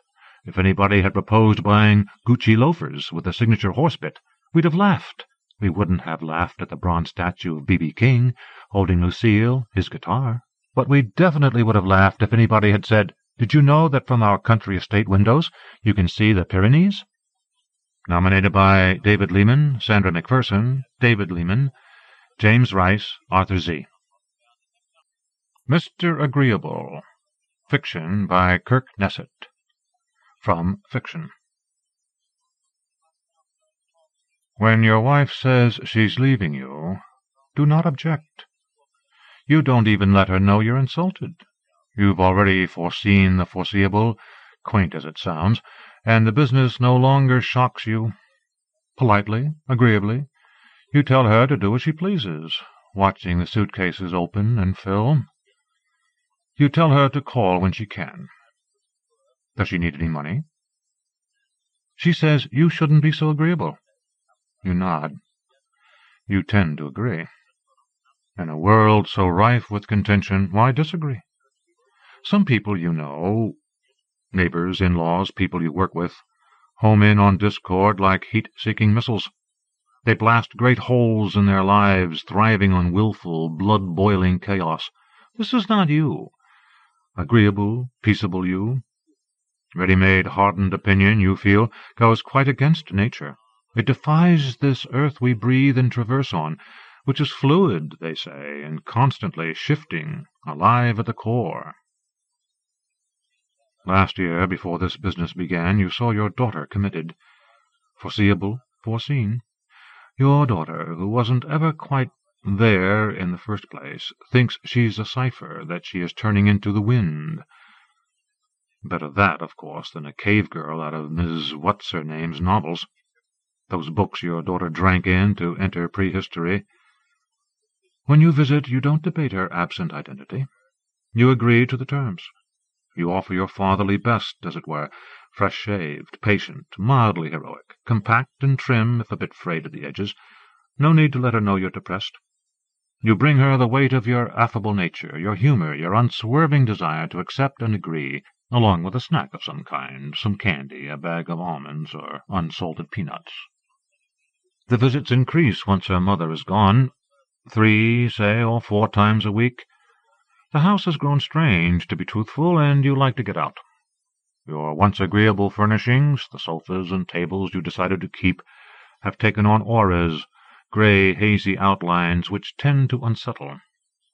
The bedroom exudes a disagreeable air. You hang around late at the office, rearranging your files. You visit your daughter. You sit in cafes on the weekends, skimming the paper, thinking, deciding which movie to see. At night you awaken sitting upright in bed, discussing strange things with your curtains. One Sunday, at an outdoor cafe, a man sits down at your table. He's 30 years younger than you, wide-shouldered, black-haired, buck-toothed, a fading tattoo on his hand. "You come here a lot," he declares. He says he's seen you before. You do, you agree. He probably has. You're fond of the scones, you tell him. You glance at the crumbs on your plate. Your agreeability, alas, makes you the ideal listener. People seem to sense this right off. You have a compassionate face, a kind face, you have heard. Like a beacon, your face pulls people in, strangers out of accord with good fortune, survivors and talkers, victims of the shipwreck of living. The man has led a colorful life, as they say. He is funny, almost. You hear of his days as a kid in a much larger city, of all the hitchhiking he did, how for years he zigzagged the country, shacking up here, camping out there. He and a spotted, castrated dog, a dog with one eye and one ear, a dog he called Lucky. You hear about his most recent romance. He entertains, you have to admit. His problems, so vivid and real, draw you away from your invented anxieties. You lean back and listen, agreeably nodding, sipping your tea. The ideal listener. "So I blow into town," he says, fully into a story. "I go up to the apartment and open the door, and guess what?" You raise your eyebrows in question, unable to guess. "My girlfriend's in there with Eddie," he says, "this guy from downstairs." Delicacy forbids you to ask what they were doing. What did he see? You wipe your mouth with your napkin. You look at your watch. The story's growing less and less pleasant. You're afraid for the girl. You don't really like speaking with strangers. You take a few bills from your wallet and lay them down on the table. He asks if you're leaving, teeth extending out past his lip. You tell him your daughter is waiting. You've had a nice chat. He asks you which way you're headed. You tell him. He says he's going that way. You need to hear the rest of the story. Down the block by your car, he says to hand over your billfold. The billfold, he says. You feel the nudge of the gun at your kidney. You are no crime drama hero. You hand over the billfold, agreeing in full to his terms. He opens the wallet and scowls. You've never carried much cash on your person. Move up the street, he says, removing your bank card from its niche in the leather, tucking the gun in his pocket. We'll stop at the bank. You move up the sidewalk.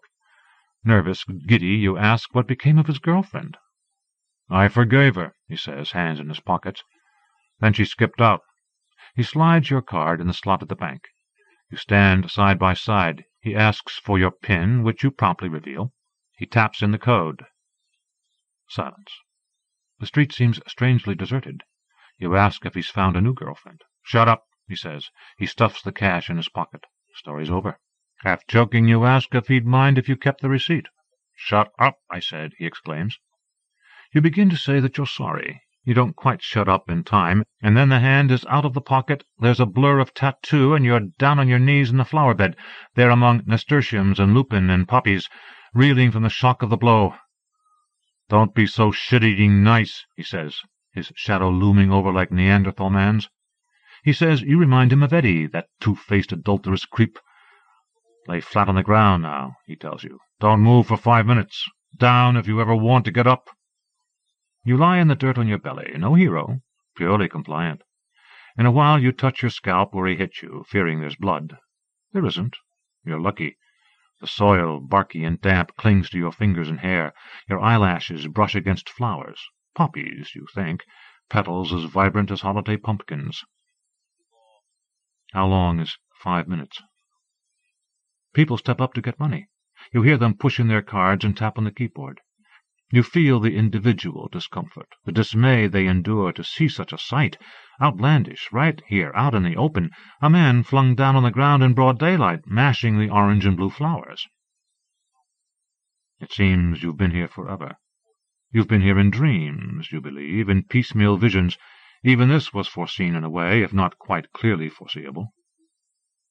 You should get up, you suppose, but you feel fine where you are, sprawling, face in the black, fragrant mulch, burrowing, digging in with your fingers, digging in like the wind. You press into the earth. The street grows quiet again.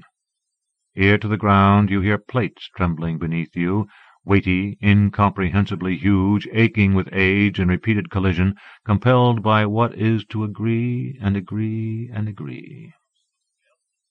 Nominated by Melissa Maloof. Eyeshadows by Judith Taylor. From Marlborough Review. All aristocratic men wore make-up at the court of Louis XV. The seducer Lovelace looked foppish, but was lethal. Since then, men's cosmetics have taken a precipitous fall. Now he's ill-tempered as she struggles with her mascara. In the moonlight, no one wears make-up. And if there's blush left on her face, it's blanched out. She sits on him, and he's her rocking horse, familiar, steady, silver. Nominated by Stephen Dunn, Carol Muskie, James Rice. The Order of Things. Fiction by Nancy Richard. From Shenandoah. The Bigler girl had known it would happen again, so she was not alarmed when she emerged from Touché's grocery to find her mother had scaled the Chinese tallow tree behind the store. For a woman of her size, the girl observed, her mother was uncommonly graceful, and quick. When the girl called out, her mother settled in on one substantial branch before she answered. She may have been picking up the thread of an old conversation. "It's the only real escape," she said, addressing some invisible listener, "from the rising waters of time's bitter flood." Yates again, the girl thought. Yates and the hospital. Old Mr. Touché, whose breath already sang of whiskey, clutched the girl's arm. "I'm not responsible," he insisted. "If something happens, if your mamma falls." He seemed overcome by the sight of Myrtle Bigler in his tree, and returned almost immediately to his store. "I don't have no insurance for that," he announced from behind his screen door. "Only if it falls on my store in a hurricane, nothing else."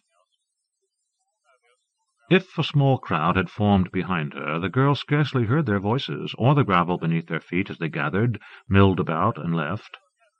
Soon a stout, fair young man appeared and remained alongside her, as if this were his custom. The sun was getting hot, and though Myrtle Bigler usually descended her perch within a couple of hours, her daughter knew there could be no rushing things. Because, for a time, neither said anything, the girl merely watched her mother and listened to his breathing, a labored wheezing she could not ignore because he stood so close. She had seen him before, cleaning the store windows, pushing a broom, the whistle from his lungs a solemn accompaniment to his monotone humming. Soon he left her side, and within moments returned, carrying 2 chairs. He set them in the shade of the Chinese tallow, directed her to one of them, and sat beside her. "Your mamma, I hear she does this often." "Often enough," the girl said. Her mother had long ceased to pay attention to anything below. She might have dozed off. He withdrew a handkerchief from a back pocket and wiped his forehead and upper lip, then the back of his neck. His wheezing had climbed in pitch. "You don't have to sit here," the girl said. "Sometimes she takes an hour, sometimes all day. She'll come down when she's ready. Don't you have something else to do?" The sun had climbed from behind the trees, so it now glared without relief from nearly overhead. The girl wished she'd brought a hat. Her mother looked down at last and waved, but said nothing. "You want me to go get the priest?" The young man seemed to think she would welcome his idea for the ultimate solution it was. "Why? Does he have a ladder?" The girl wondered why he thought a priest could talk her mother out of a tree. Or perhaps he feared she might jump and therefore be in need of some final words. "I don't think so. But Father Mike, he makes things seem not so bad. Like in confession, he says, 'Okey-doke,' when you finish. Your sins, they don't sound so bad when he says that. I can go get him if you want." The girl tried to imagine her mother talking to a priest. "Sometimes," her mother might say to him, everything gets too close. I can't see the order of things." "Okey-doke," the priest would say. "No," she said. "Thanks just the same." They sat in silence while the girl regarded her mother, who stirred little except to swing her crossed ankles. So the girl sat and waited, the young man beside her, until just past dark, when Myrtle Bigler descended the tree. That night her mother slept fitfully, the girl not at all. She drank coffee to stay awake, in order that she might watch and listen.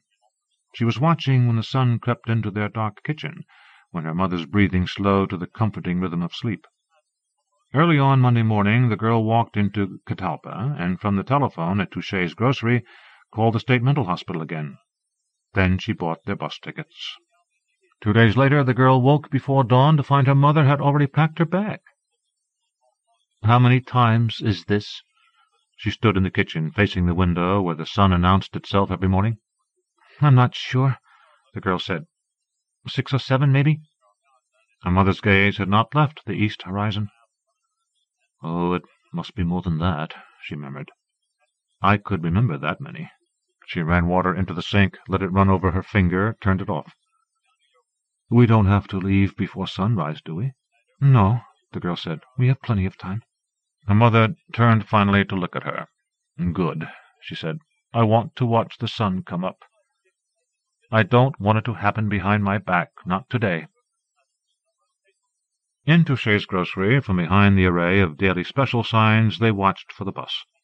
Her mother was checking the contents of her bag for the 3rd time, though there was little to pack. She owned few clothes, a single pair of shoes, which she wore for the occasion. You never know what's on the floor of a bus. Her collection of Yeats's poetry. Maud Gonne was crazy too, but she was beautiful, so nobody cared. A half-dozen prescription bottles. "Is it still Wednesday?" The girl nodded. As she had 7 names arranged alphabetically, her mother kept track of them according to the days of the week. Myrtle had named her daughter after women she'd known in state hospitals.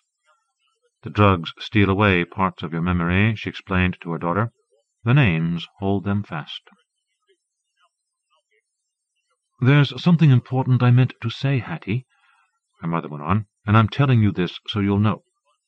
She seemed to have been distracted by the clutter in her bag. She moved her hairbrush to the opposite side, checked the cap on her shampoo, and repositioned the Yeats. The front cover was missing. The girl had recovered it from a box of discards on the parish bookmobile, where the librarian had seen her but had pretended not to. "What, Mama? What should I know?"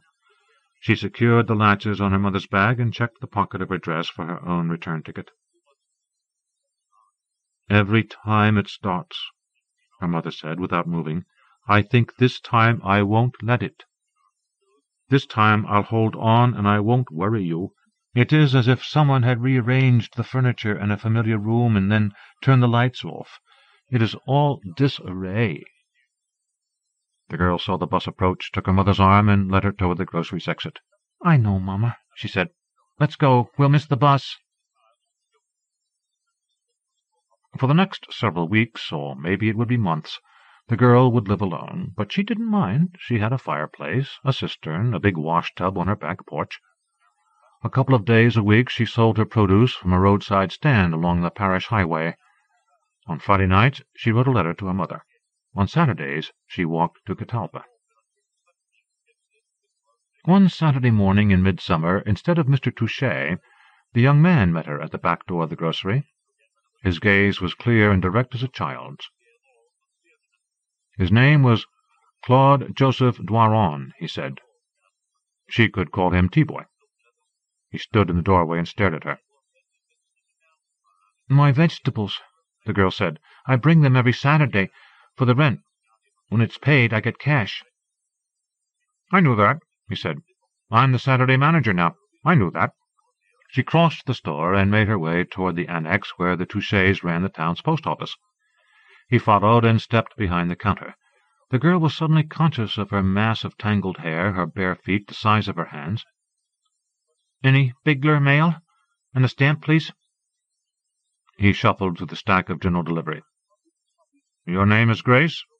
"This week," she said, and took the envelope.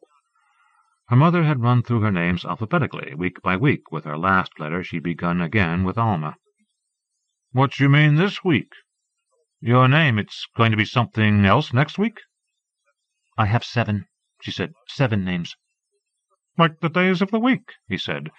"And like that poem about Monday's child has a fair face, and one of them works hard for a living." He studied her patiently, while from deep in his chest came a thin, high whistling, like a small, mournful bird's. "Yes, something like that," the girl said. She pushed the wheelbarrow, which held her few purchases, from the back of the store around to the front and onto the shoulder of the highway. Though she avoided turning around, she knew he was watching. "I never knew nobody with so many names," he called, "and you come every Saturday?" At home she read the letter. July 30th. Dear Grace, Old Mrs. Guidros is back, the one whose dead child visits her dreams now and then. So's the boy with the scarred wrists. The routine hasn't changed. They won't let me read past 10, though sometimes I think the fire in my head is enough light to read by. I miss our vegetables, such curious food for a health-care facility. They tell me it's been 9 weeks, but I always lose time in here. There's nothing to make one day any different from any other, except when somebody checks in or out. They tell me I will get used to these drugs, that soon I will be able to tell one day from another, one memory from another. I have dreams, but I can't remember them. They wake me up, and they're gone. A kind of hit and run. What's left is all testy delirium and dull decrepitude. How could Yeats have known? Did he get those words from poor Maud Gonne? Your mother.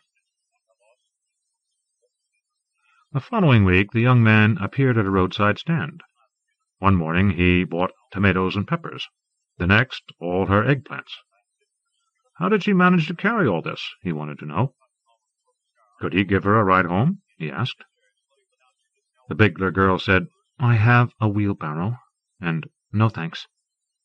That Friday night the sky was violet, the moon a broad Cheshire grin. The girl sat on her front porch in the dark and watched the rabbits move about in the moonlight. When they scattered suddenly into the overgrown pasture, she looked up to see him walking toward her, at the far edge of the darkness, following his moon-shadow. She went inside, and from her window saw him stop at the edge of the blackness that was the woods, and stand just beyond the fence-line, where the posts listed north and south, silvery in the moonlight. The rabbits had disappeared. She pictured them huddled and watchful among the thistles, waiting. He carried a shovel. With one hand he withdrew something from a pocket in his trousers, stooped, placed it on the ground, and began to dig. 1 spadeful, 2. Then he took the object, dropped it into the hole, and buried it. When he'd tamped the dirt into place with the back of the shovel, he turned and made his plodding way across the light-bathed pasture toward the railroad tracks. She waited until he was gone, until the midnight freight had chuffed its way past, toward the river crossing and Baton Rouge, and she could see only the glow of the lantern that hung at the door of the caboose. Then she retrieved her own shovel from beneath the back porch and unearthed the thing he'd buried. It was a small black crucifix which trailed an inch or so of fragile silver chain. She dropped it into the pocket of her dress. "There's plenty of strangeness in the world, Mary Margaret," her mother might say on a Friday. "Pay it no mind." The next morning she took her produce to town as usual. He met her at the back door and collected her fine green and red peppers and a basket of zucchini. The girl ignored his stares and questions, picked up her letter, and left. August 6th. Dear Hattie, they think I'm making fine progress. Beginning to cooperate is how they put it. They have found a combination of drugs that let me see past breakfast, and I must be giving the right answers in group. As many times as I've done this, you'd think I'd have got the hang of it by now. A new patient arrived yesterday, an old man here to dry out, Mr. Badeau. He's gone blind, and his daughter thinks he's not taking it well. I asked her how she thought he was supposed to take it. She said I shouldn't be so hostile. A person can take only so much, she said. I said yes, I could certainly understand that, the stir and tumult of defeated dreams and all. She warned Mr. Badeau he should watch who he spends time with. She whispered, but I heard. M. The next week the young man pulled up to the Bigler girl's stand and bought all the okra. "Your hair," he said. "In the sun it's 3 different colors. You knew that?" She said, "You'll want some tomatoes to cook with the okra." Late that night, as the girl drew water from the cistern and filled the washtub on her back porch, the train announced itself in the distance. The whistle sounded in Maringouin, and the light on the engine came into sight at the mill. She thought about Claude Joseph Doiron. He stared at her, as if whatever she might say was exactly what he'd hoped to hear, even if she never answered his questions. He was slow and fat, and he wheezed, but he didn't look at her in the way she had come to expect. Poor girl, her mamma's a little funny, calls her a different name every day. It's no wonder she's shy. And he saw colors in her hair. That night there was no moon, and in the blackness that cloaked her garden, the pasture, the woods, it was easy to believe herself alone in the world. The lantern she'd set on the porch cast shadows that danced to the night music she loved, the hum of tree-frogs and cicadas, the clacking of the eastbound freight. She imagined she could hear the bayou lapping at its banks, the slap of a gar's tail on its surface. But soon the girl heard what she knew to be the young man's voice. Claude Joseph Doiron stood out there in the darkness, singing to her, "Grace, sweet grace." She went to the end of her porch. "What do you want?" she called into the night. "Why are you here?" Soon she heard a rustling and the movement of large, heavy feet. His voice came from just beyond the glow of her lantern. "Don't be mad," he said. "It's not safe being by yourself all the way out here. I just wanted to check up on you." She held the lantern high and squinted, but couldn't see him. I'm just fine. I never asked you to come out here and check up on me.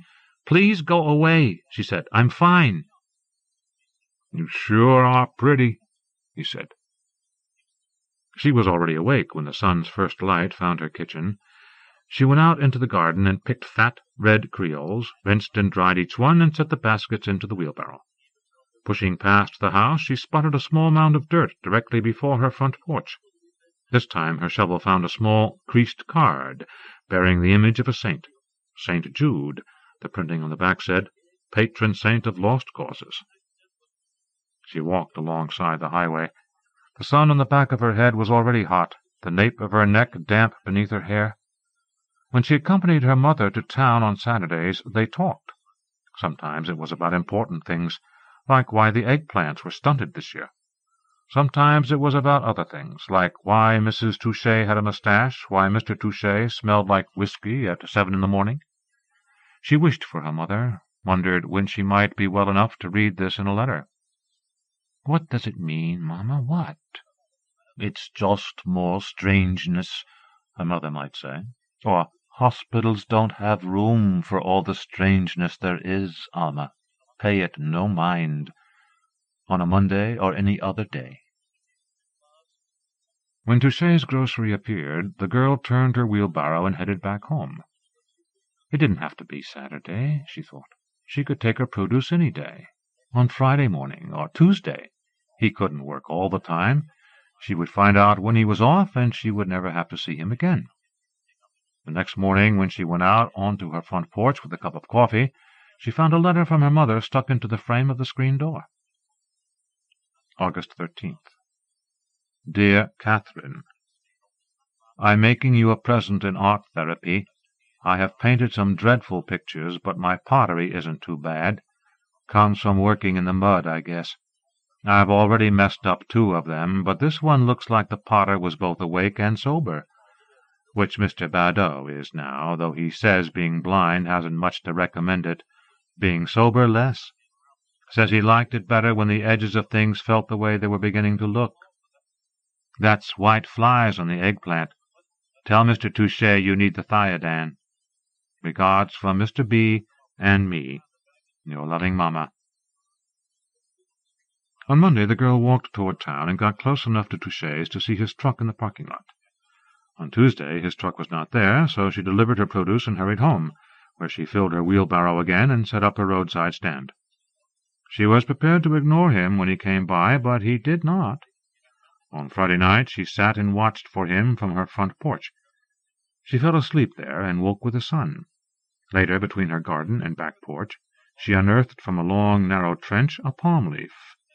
It was brittle, and when she brushed a finger across the tip it drew blood. Sunday morning another letter appeared on her front door. August 20th. Dear Mary Margaret, I read Mr. Badeau the paper every morning, front to back, even the classified.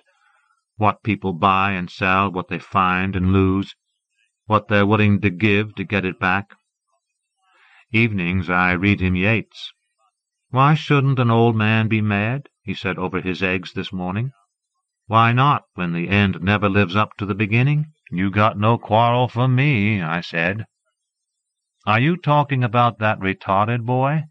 What do you mean he's burying things around the house? Don't let the okra get woody. Your soon-to-be-sprung, loving mother.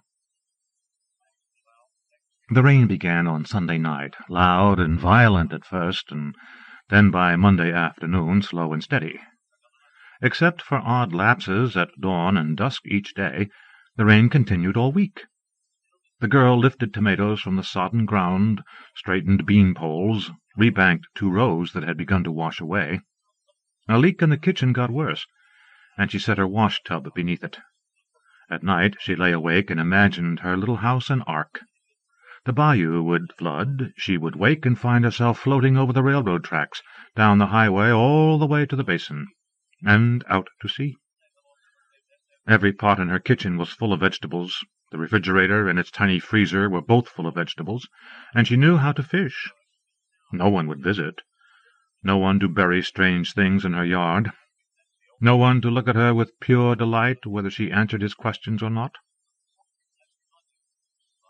I am not like my mother, she thought, listening to the rain.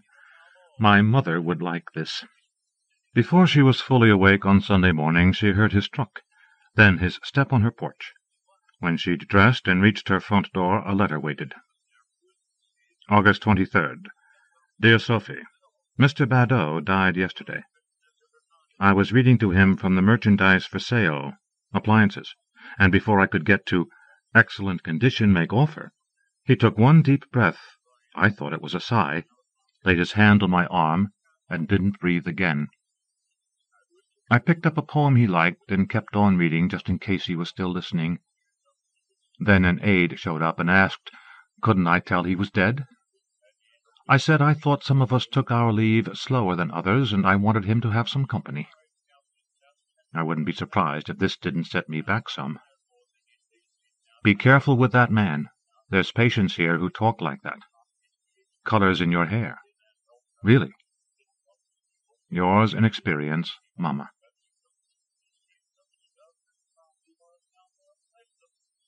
Over the next 3 days there were more and more longer spells when there was no rain and she was able to patch the hole in the roof. She was shelling peas on her front porch at midday on Wednesday when his truck crested the railroad tracks. The girl crept through her garden, her shoulders brushing okra leaves, and stepped behind the oak tree to watch the truck bounce across the rutted fields. She grabbed hold of the lowest limb, swung one leg over and then the other, and made her way to the place where she'd seen her mother sit. From the tree the girl watched him step from the truck and onto her porch. He disappeared from view for a moment, and when he reappeared, he hopped from the porch and headed through her garden, his blue and yellow plaid shirt a moving patch of light among the cornstalks. When he emerged from the garden, he hesitated briefly and then strode toward her tree. "Grace," he called.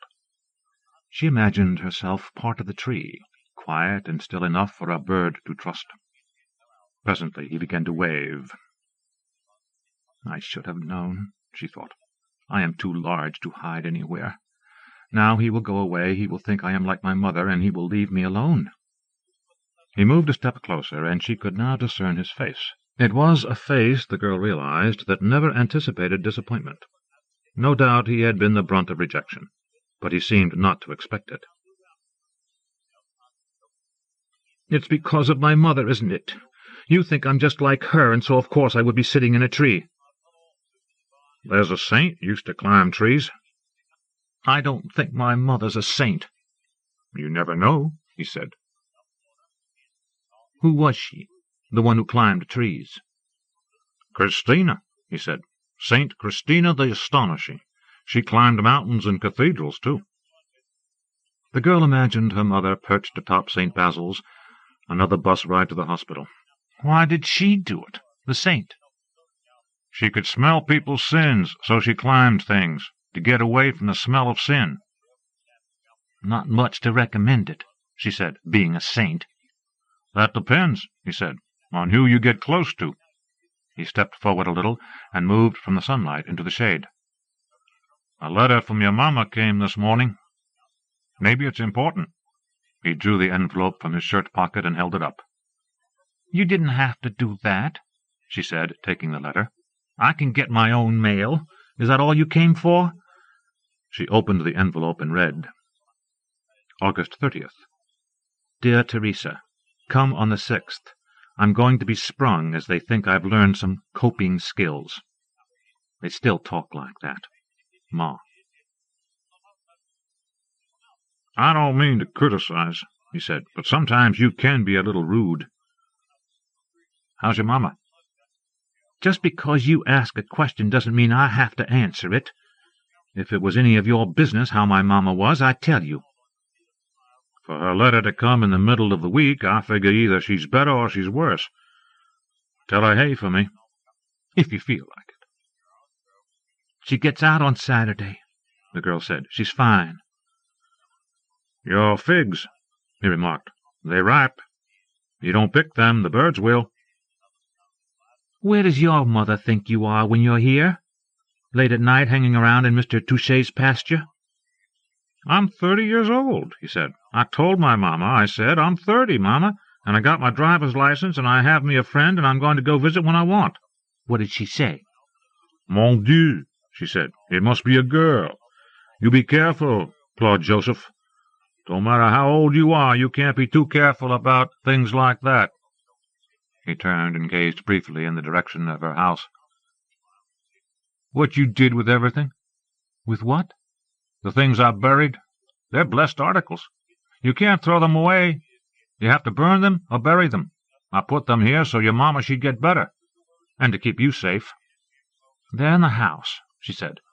I was going to give them back to you. We're fine. We don't need you to bury things for us. I know, he sighed. You don't need nobody to do nothing for you.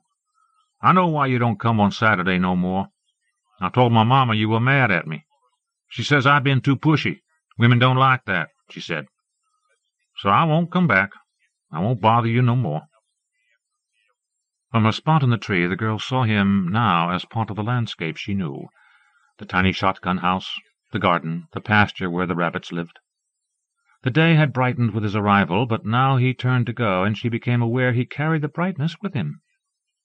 "Wait," she called. "You're right about the figs."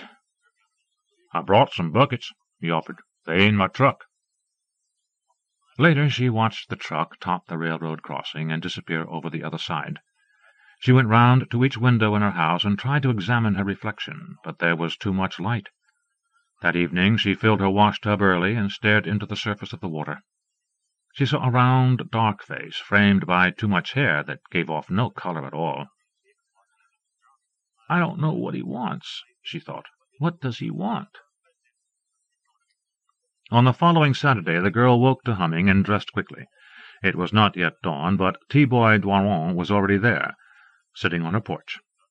He was eating biscuits from a brown paper sack.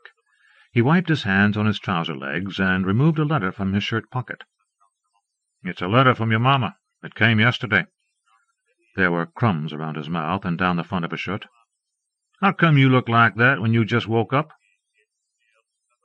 "Like what?" He stood and wiped his mouth with the back of his hand. "Like you didn't just wake up." "My hair," she said. "What about the colors? What 3 colors is it?" "Come stand in the sun," he directed. She joined him in the patch of light which had found her porch through a clearing in the trees. He took into his hands a broad fan of her hair and splayed it out into the early light. "Red," he whispered, "and copper, and gold. I never saw hair like this." Then suddenly he leaned into it and closed his eyes. "And it smells like the earth," he added. She thought about the smell of her garden, humus and peat and fertilizer, insecticide. "What does that mean?" she demanded. "I wash it every night." "No, like the earth, like what grows, sweet olive, magnolias, lantana, like that." He smelled of fresh-baked bread and aftershave. The cowlick on the crown of his head stuck straight up. She took the bag he offered and inhaled its warm goodness. "My mama, she made these for us. I tried not to eat too many." There were 2 left. "Come into the kitchen," she said. "I'll make some coffee." Facing her kitchen window, they watched the sun clear the tree-tops and illumine the wet pasture. "She gets out today. I'm taking a bus to go get her." "I'll meet you at Touché's tonight," he declared, "when you get off the bus. I know you can find your way home even in the dark. I just want to." "You don't want that other biscuit?" She handed him the bag, and when she noticed he wasn't drinking his coffee, she added more sugar and milk. "Is this how it will be?" "Yes," he said, "if you want." She said, "My mother wasn't always unhappy, but she's always been different. You mustn't ever get a funny look when she does something odd." He shrugged. "I can't say what's odd. Every time you turn around in this town, somebody's doing something I wouldn't do. It's not for me to say." His coffee was untouched. She poured it into a glass, added still more milk and sugar, and handed it to him. "I eat vegetable sandwiches," she said, "and we hardly ever wear shoes, and in the morning my hair is pretty knotty." "I think you're perfect," he said, and drank the entire glass of coffee milk. He set the glass onto the ring where his cup had been and cleared his throat. "When it's like this, I think people get married. If they want. I don't know how this is. She studied his hand, which lay between them on her table.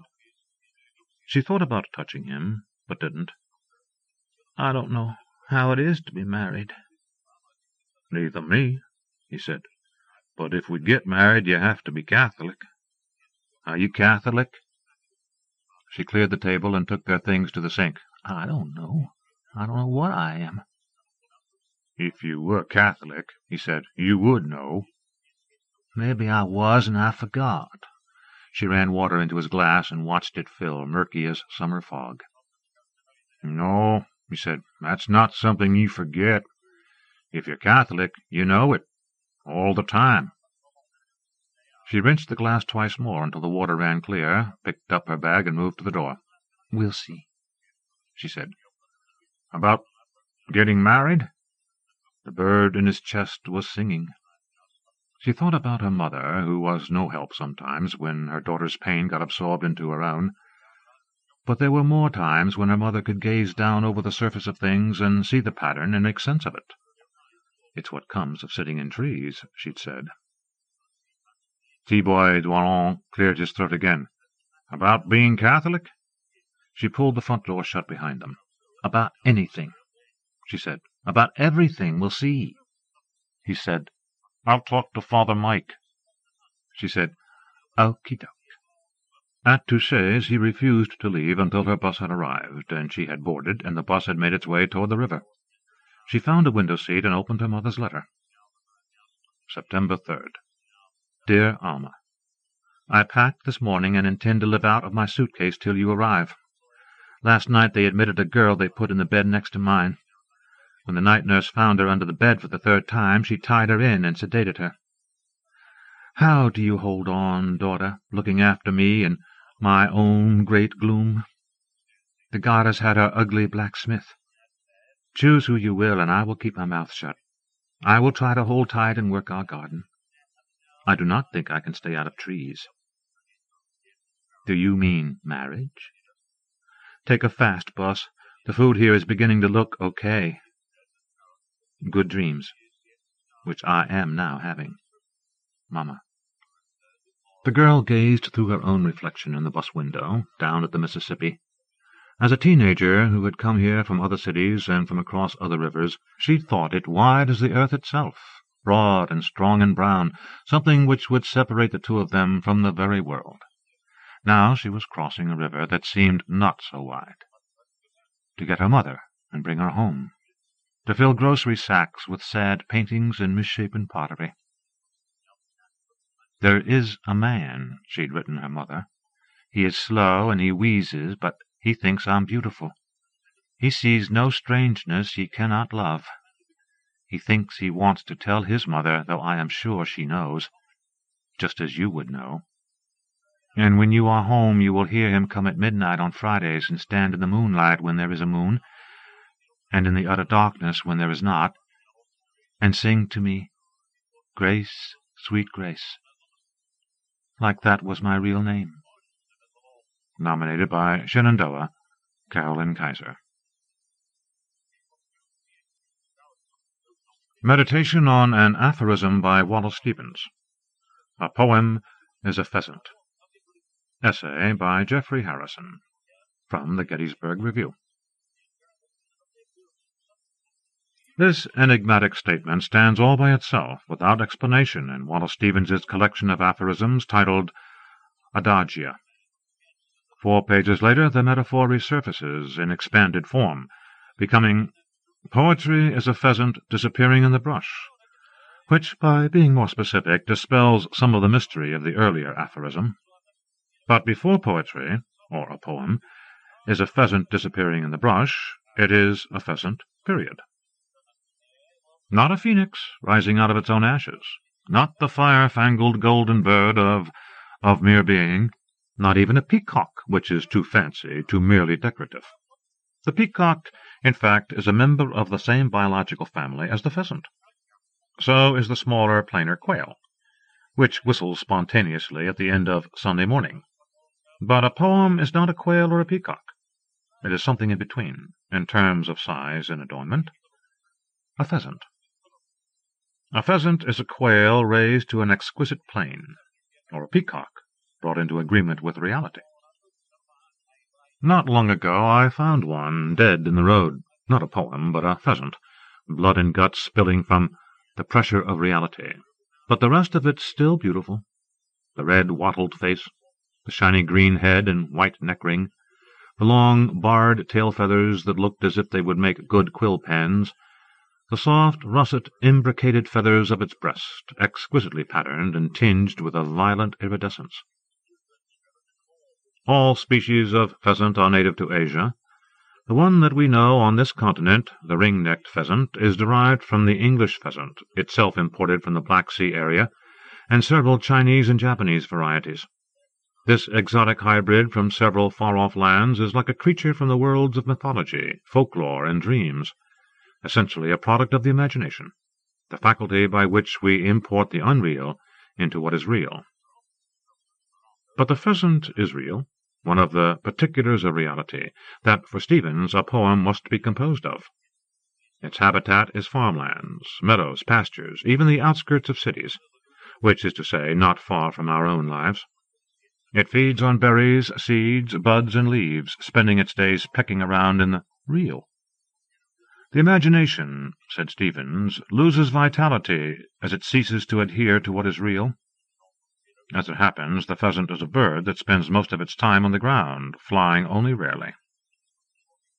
So the pheasant partakes of two worlds, the real and the imaginary, and, like poetry, enacts an interdependence of the imagination and reality as equals.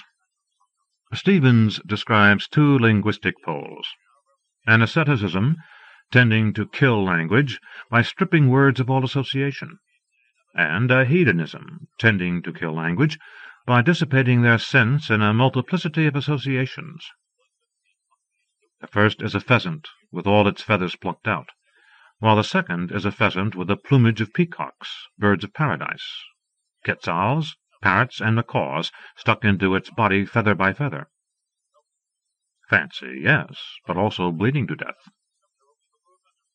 A fiction that is not credible. If the poem is a pheasant, the pheasant is also a poem, an element of the physical poetry in which we live. Like poetry, the pheasant enhances the sense of reality, heightens it, intensifies it. It may even lead to the creation of a poem. The poets who most urgently search the world for the sanctions of life, for that which makes life so prodigiously worth living, may find their solutions in a duck on a pond, or in the wind on a winter night, or in a pheasant disappearing in the brush. The pheasant is capable of flight, though it rarely flies. It will fly if we startle it. Then it startles us, as a good poem does. Nor does the pheasant fly very high or very far, only as high and far as is necessary, as will suffice. And yet it achieves a credible elevation, slightly higher than the ground, perhaps even a momentary existence on an exquisite plane, which it also offers to us. For a moment we may attain a degree of perception at which what is real and what is imagined are one, a state of clairvoyant observation. Have I gone too far? No matter. The pheasant has already landed. The imagination has been brought back into agreement with reality. Something has happened to us, but we aren't sure what. In any case, it is safe to say we have had an experience. To read a poem should be an experience, like experiencing an act. So, an exotic yet real bird, colored by the imagination but part of our world, unseen until it suddenly takes flight with a shudder of wings, startling us like a poem with the freshness or vividness of life, flies a short distance, then runs again on the ground with tough legs into the brush. The pheasant's disappearance reflects the evanescence of beauty, which is true even of the beauty of a poem. We flush out its surprises as we read, but can't hold on to them, though some part of them has entered us. Put another way, the quality of disappearance will always be a part of poetry, and of pheasants. Nor can the pheasant's meaning be captured. Poetry must resist the intelligence almost successfully. Who cares what it means, anyway? When we find in poetry that which gives us a momentary existence on an exquisite plane, is it necessary to ask the meaning of the poem? A poem whose meaning is completely clear has no mystery, and is a dead poem. Think of a pheasant shot by Audubon, its body pierced with wires to give it the illusion of life. The brush is as real as it gets, a briary tangle of reality. And yet, after the pheasant disappears from the brush, we have to imagine it again. So in that sense it is disappearing into the imagination. Anything we make of it there is based on the real pheasant, but will in turn alter our perception of the world around us, as a poem does. And the dead pheasant? It was still warm when I picked it up, its neck limp. I placed it in the tall grass by the side of the road and walked to my car. Then I went back and pulled the longest feather from its tail. Nominated by Wally Lamb. Los Angeles, The Angels, by James Harms, from Poetry Northwest. Doves love a dying palm. They nestle in the loud fronds. They hum and shiver, the way days end here. No click, no door sealing in the light. The way dusk enters the room and embitters it. The way the paint absorbs its shadows, the skin absorbing stares. I hear you, and I hate it. I hate hearing your voice in the leaves as I sand down the bureau. I drag out the furniture, drag it out onto the driveway, but still, how have you come so far without belief? I rake the yard to muffle your voice. Evening is slithering toward me, and behind it, believe me, the cold. Night is a chance to see the stars as they were when Greeks in their shifts and leather slippers, their gruesome beards sandy and caked with salt, before turning toward each other to sleep, listened terrified to the laughter breaking with the waves, the slim sheet of water drawing close. And their dreams were worn as singlets in the next day's race, the cloth of sleep sewn into waking, the long day of sleep. Because they knew, as I have chosen not to, each turn at the wheel a chance to drive my purchases and children to a clear spot on the hillside, they knew what we would become. Old thieves in beaten-up cars, idling at the signals, skin going bad in the sun. Night is a wind blowing away the light, which streaks and burns on its way west. Night is an empty lung, and here's the moon. The armoire mounts a broken dresser. The lawn grows plastic chairs. How can I forgive you? How have you come so far? I rake the dark shards from the grass, your voice in pieces. So far, belief. Nominated by Ralph Angel, Pinckney Benedict, Gary Finke, Laura Kosishki, William Matthews, Ann Townsend, David Wojan. Flower Children, fiction by Maxine Swan, from Plowshares. They're free to run anywhere they like, whenever they like, so they do. The land falls away from their small house on the hill along a prickly path. There's a dirt road, a pasture where the steer are kept, swamps, a gully, groves of fruit trees, and then the creek from whose far bank a wooded mountain surges. They climb it. At the top they step out to catch their breaths in the light. The mountain gives way into fields as far as their eyes can see, alfalfa, soybean, corn, wheat.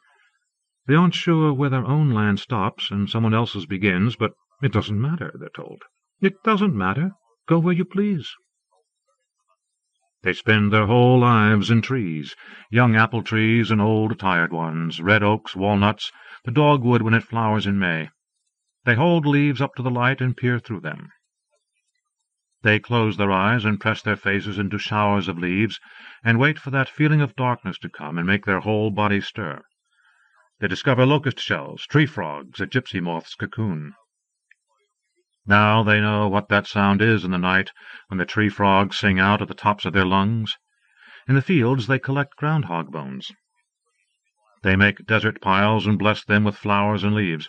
They wish they could be plants and lie very still near the ground all night, and in the morning be covered with tears of dew. They wish they could be Robin Hood, Indians. In the summer they rub mud all over their bodies and sit out in the sun to let it dry. When it dries, they stand up slowly like old men and women with wrinkled skin and walk stiff-limbed through the trees towards the creek. Their parents don't care what they do. They're the luckiest children alive. They run out naked in storms. They go riding on ponies with the boys up the road who are on perpetual suspension from school. They take baths with their father, 5 bodies in one tub. In the pasture they stretch out flat on their backs and wait for the buzzards to come. When the buzzards start circling, they lie very still, breathless with fear, and imagine what it would be like to be eaten alive. "That one's diving," they say, and they leap to their feet. "No, we're alive! We're alive!"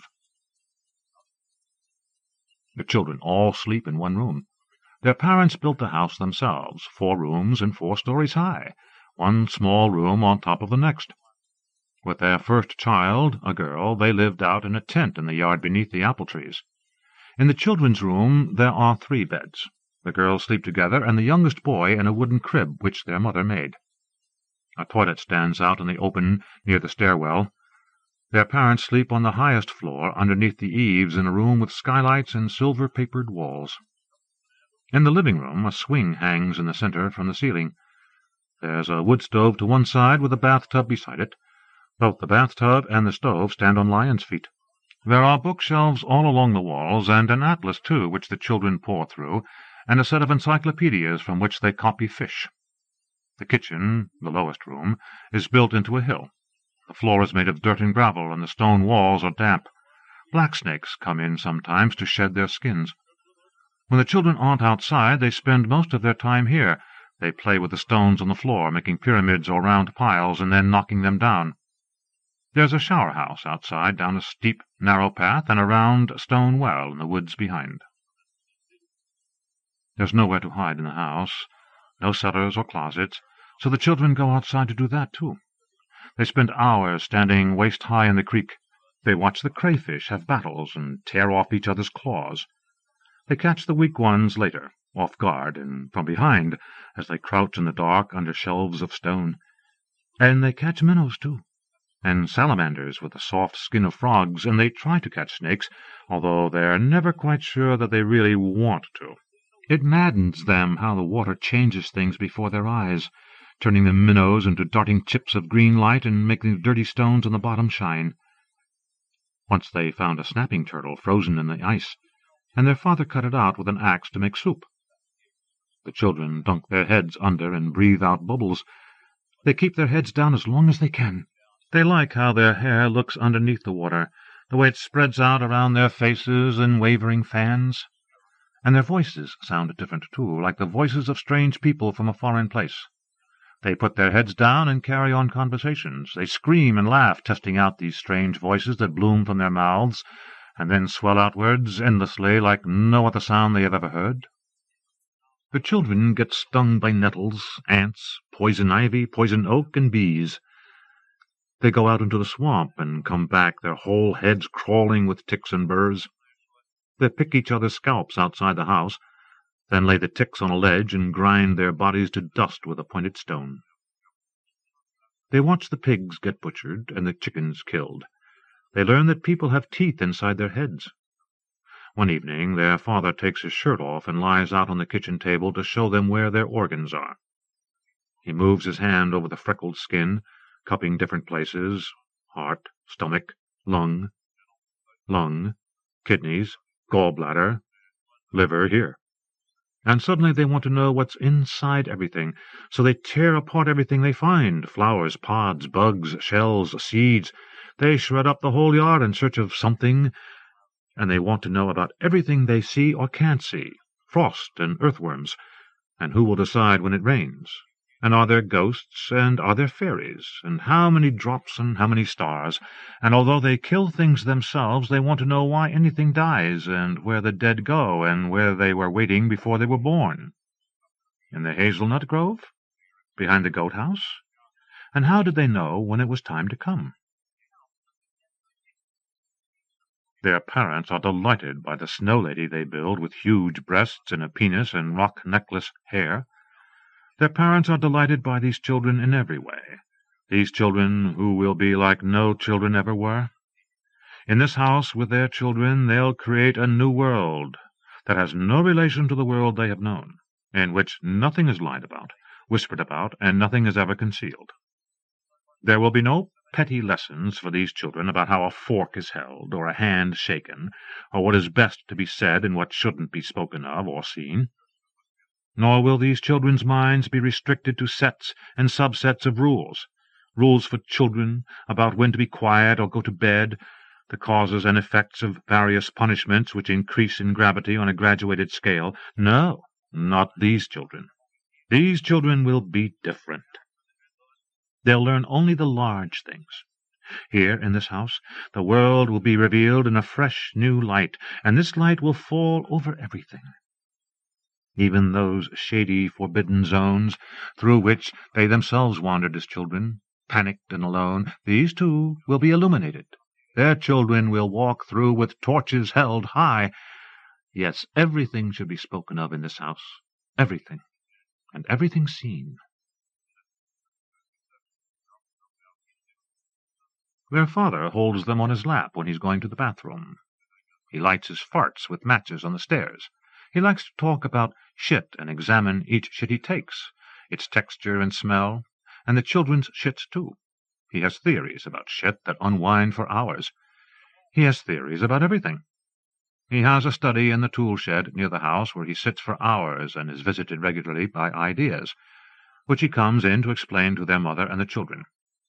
When their mother's busy or not listening, he explains them to the children or to only one child in a language that they don't understand, but certain words or combinations of words bore themselves into their brains, where they will remain.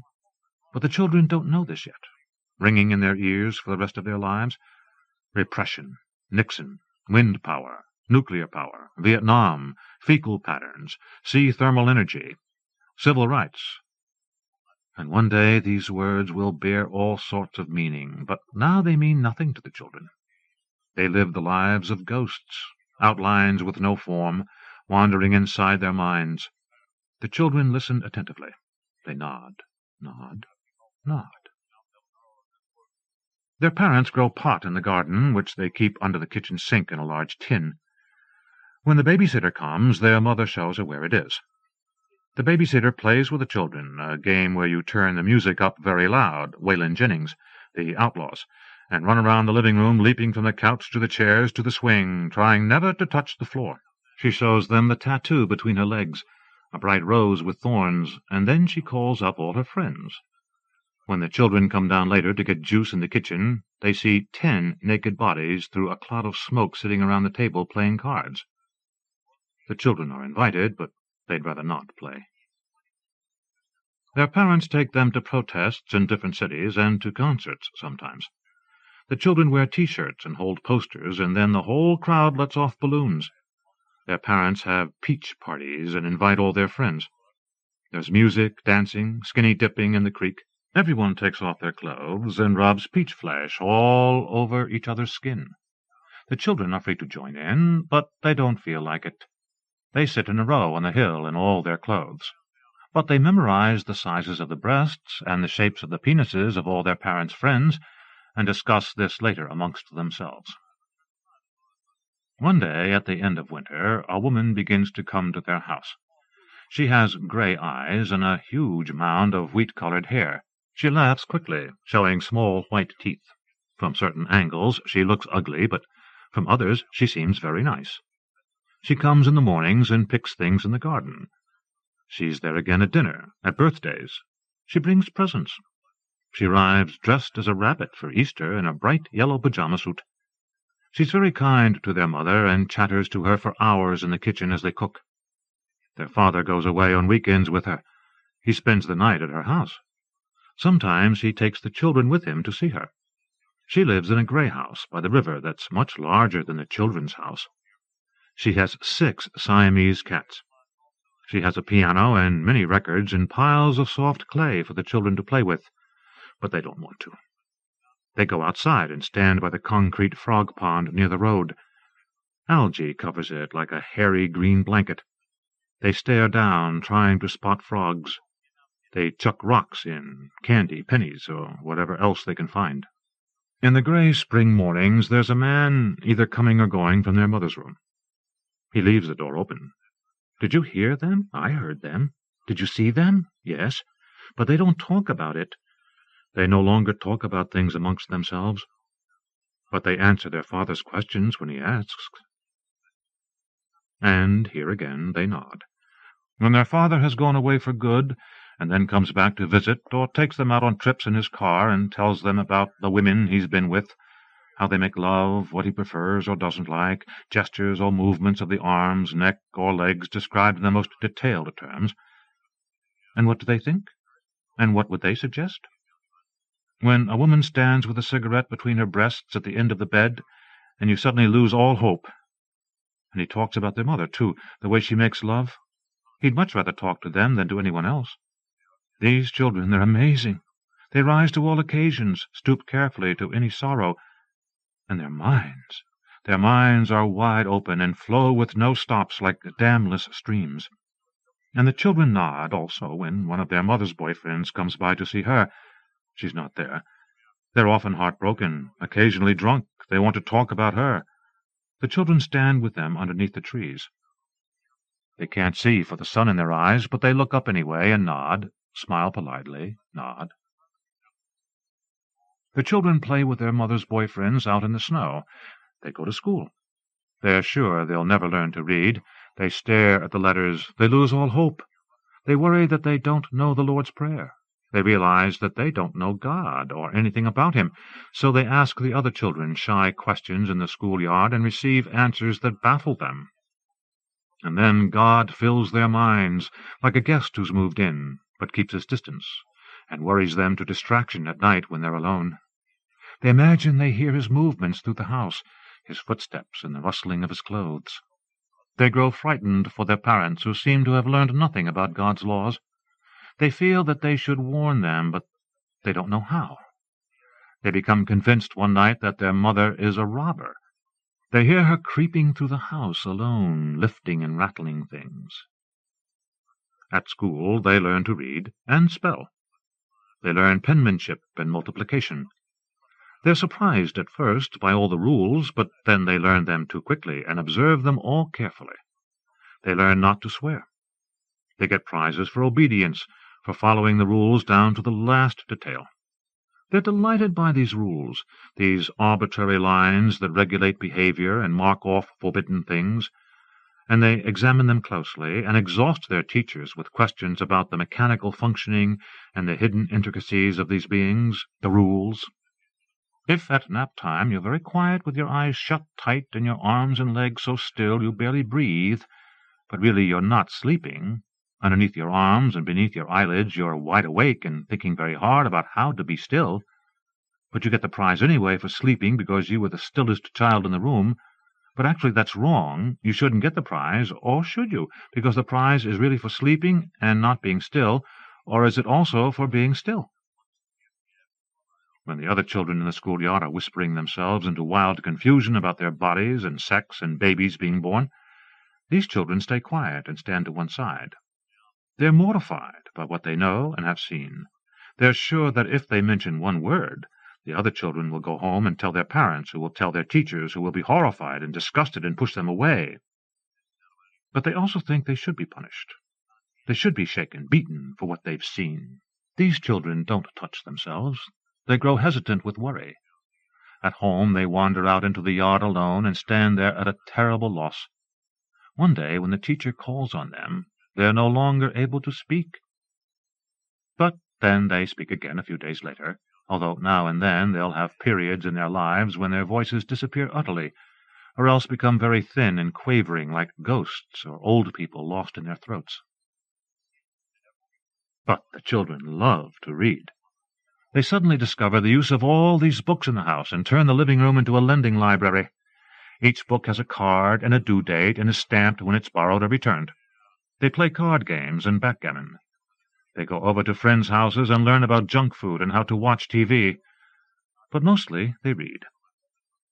They read about anything, love stories, the lives of inventors and famous Indians, blights that affect hybrid plants.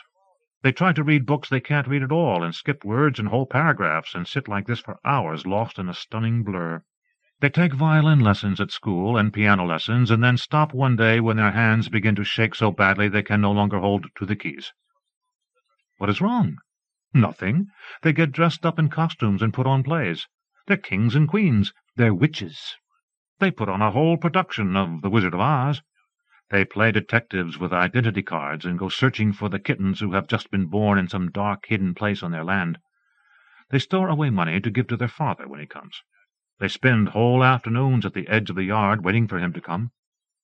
They don't understand why their father behaves so strangely now, why he sleeps in their mother's bed when she's gone in the afternoon, and then gets up and slinks around the house like a criminal, chuckling, especially when she's angry and has told him to leave. They don't know why their father seems laughed at now and unloved, why he needs money from them to drive home in his car, why he seems to need something from them that they cannot give him. Everything. But they'll try to give him everything. Whatever it is he needs, they'll try to do this as hard as they can. Their father comes and waits for their mother in the house. He comes and takes them away on trips in his car. They go to quarries, where they line up and leap off cliffs. They go looking for caves up in the hills in Virginia. There are bears here, he tells them, but if you ever come face to face with one, just swear your heart out and he'll run. He takes them to dances in the city where only old people go. Don't they know how to foxtrot? Don't they know how to waltz? They sit at tables and order sodas, waiting for their turn to be picked up and whirled around by him. Or they watch him going around to other tables, greeting husbands and inviting their wives, women much older than his mother, to dance. These women have blue or white hair. They either get up laughing or refuse. He comes back to the children to report how they were. Like dancing with milk, he says, or water, or molasses. He takes them to see the pro wrestling championship match. He takes them up north for a week to meditate inside a hotel with a guru from Bombay. He takes them running down the up escalators in stores and up Totem Mountain at night in a storm. He talks his head off. He gets speeding tickets left and right. He holds them on his lap when he's driving and between his legs when they ski. When he begins to fall asleep at the wheel, they rack their brains, trying to think of ways to keep him awake. They rub his shoulders and pull his hair. They sing rounds. They ask him questions to try to make him talk. They do interviews in the back seat, saying things they know will amuse him. And when their efforts are exhausted, he tells them that the only way he'll ever stay awake is if they insult him in the coolest way they can. He says their mother is the only person who can do this really well. He tells them that they have to say mean things about her boyfriends and lovers and what they do, or about how much she hates him, thinks he's stupid, an asshole, a failure, how much she doesn't want him around. And so they do. They force themselves to invent insults or say things that are terrible but true. And as they speak, they feel their mouths turn chalky and their stomachs begin to harden as if with each word they had swallowed a stone. But he seems delighted. He laughs and encourages them, turning around in his seat to look at their faces, his eyes now completely off the road. He wants them to meet everyone he knows. They show up on people's doorsteps with him in the middle of the day or late at night. He can hardly contain himself. "These are my kids," he says. "They're smarter than anyone I know, and 10 times smarter than me. Do you have any idea what it's like when your kids turn out smarter than you?" He teaches them how to play bridge and to ski backwards. At dinner with him you have to eat with your eyes closed. When you go through a stoplight you have to hold on to your balls. But the girls? Oh, yes, the girls. Well, just improvise. He's experiencing flatulence, withdrawal from wheat. He's on a new diet that will ruthlessly clean out his bowels. There are turkeys and assholes everywhere in the world. Do they know this? Do they know? But he himself is probably the biggest asshole here. Still, women find him handsome. They do. They actually do. And funny. But he is funny. He actually is. Not witty, but funny. They don't realize this because they see him all the time. They're used to it. But other people, like that waitress. Did they see that waitress? She was laughing so hard she could barely see straight. Do they know how you get to be a waitress? Big breasts. But he himself is not a breast man. Think of Mom. He calls their mother Mom. She has no breasts at all. But her taste in men is mind-boggling, don't they think? Mind-boggling. Think about it too long and you'll lose your mind. Why do they think she picks these guys? What is it? And why are women almost always so much smarter than men, and more dignified? Dignity for men is a completely lost cause. And why does anyone have kids anyway? Come on, why? Because they like you? Because they laugh at you? No, because they're fun. Exactly, they're fun. Around the house there are briar patches with berries and thorns. There are gnarled apple trees with puckered grey skins. The windows are all open. The wasps are flying in. The clothes on the line are jumping like children with no heads but hysterical limbs. Who will drown the fresh new kiddies? Who will chainsaw the trees and cut the firewood in winter and haul that firewood in? Who will do away with all these animals, or tend them, or sell them, kill them one by one? Who will say to her in the evening that it all means nothing, that tomorrow will be different, that the heart gets tired after all? And where are the children? When will they come home? She has burnt all her diaries. She has told the man in the barn to go away. Who will remind her again that the heart has its own misunderstandings? And the heart often loses its way and can be found hours later wandering down passageways with unexplained bruises on its skin. On the roof there was a child standing one day years ago, his arms waving free, but one foot turned inward, weakly. When will it be evening? When will it be night? The tree frogs are beginning to sing. She has seen the way their toes clutch at the bark. Some of them are spotted, and their hearts beat madly against the skin of their throats. There may be a storm. It may rain. That cloud there looks dark. But no, it's a wisp of burnt paper, too thin. In the woods above there's a house that burnt down to the ground, but then a grove of lilac bushes burst up from the char. A wind is coming up. There are dark purple clouds now. There are red-coned sumacs hovering along the edge of the drive. Poisonous, raw, but fine for tea. The leaves on the apple trees are all turning blue. The sunflowers in the garden are quivering, heads bowed, empty of seed now. And the heart gets watered and recovers itself.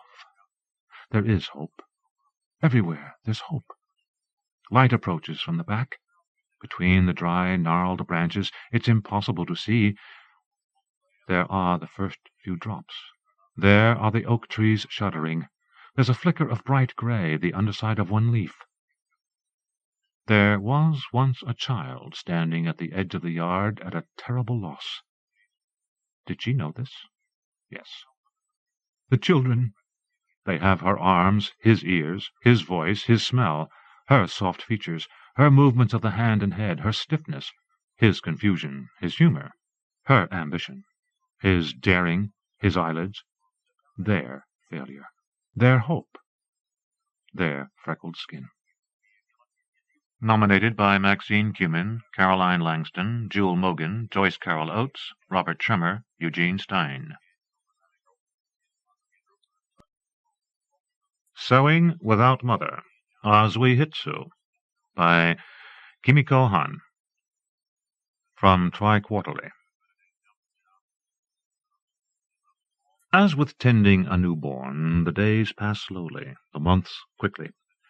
With each new season, we all, even the littlest, recognize what Mother has missed when she died over a year ago, and what we see through our loss. Even the bamboo shoots that Father digs up with the girls and parboils for us to take home. Mother has suggested it, and now we eat them, thinking, how tender, how tender. I think of famous writers such as Basho, Kino Tsurayuki, Issa, Sei Shonagon. Kamo no Chomei's bubbles we read about in bungo class with Professor Varley. Read even the annotations in Japanese. A decade ago. I am returning to the work now to see how they wrote diaries and miscellaneous entries, particularly Issa's Oragaharu. The elation and detail in Isa's book, even watching his wife count their daughter's flea bites as she's nursing. Then his grief with the same attention. The reader's engagement. Yes, I walk past a certain frame shop near the children's school just to see the proprietress, who resembles Mother. Her hair covers her cheeks as she leans over an Utamaro print. Like an Utamaro print. The Isa journal becomes an anthology as he jots down other poems on grief. I sometimes think my many years in graduate school were a waste, especially since I can no longer read Japanese with ease, and because the renowned scholar with whom I wished to study didn't really give a shit about me. But recently, in thinking about the women who have been influential in my life, I remembered the professor who chose me as a research assistant for work on censorship in post-war Japan. I scoured the library and annotated dozens of books for her bibliography. I recall her unsettling intellect. In Iowa City, I babysat for my writing instructor who lived down the alley. In her bedroom, I noticed several bottles of perfume and tested them at a local shop. One was green and not too expensive. I wear it still. 18 months after losing Mother in a violent car accident, our lives have spun on. Still, even in our apartment we hear the related terror as boys shout the brands of crack they're peddling.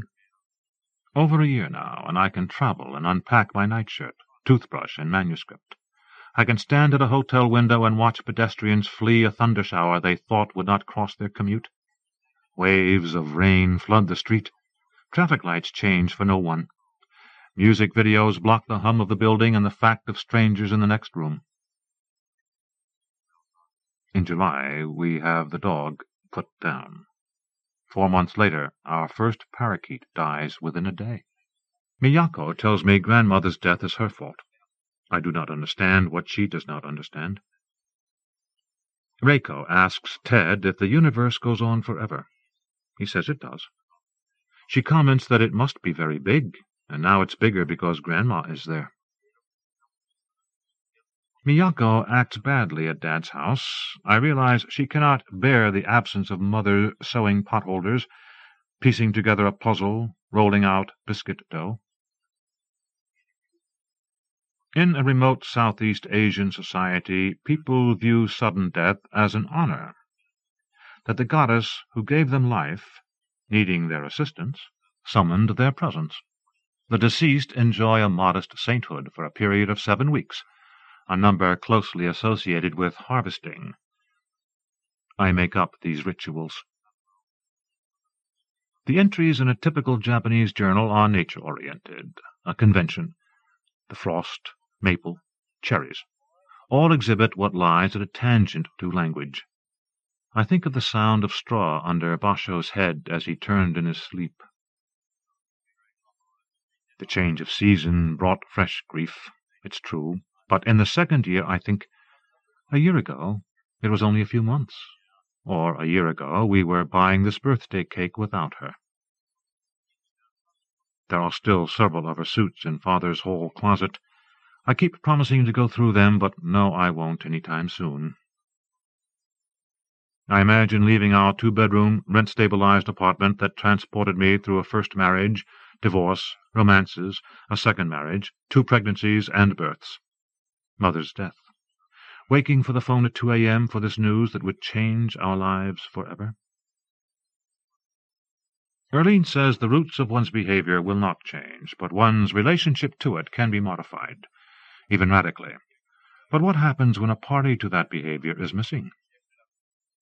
Sometimes I become annoyed with Mother's inabilities, the jealous streak I wasn't aware of but inherited, absorbed from her silence, her shutting off instead of confronting.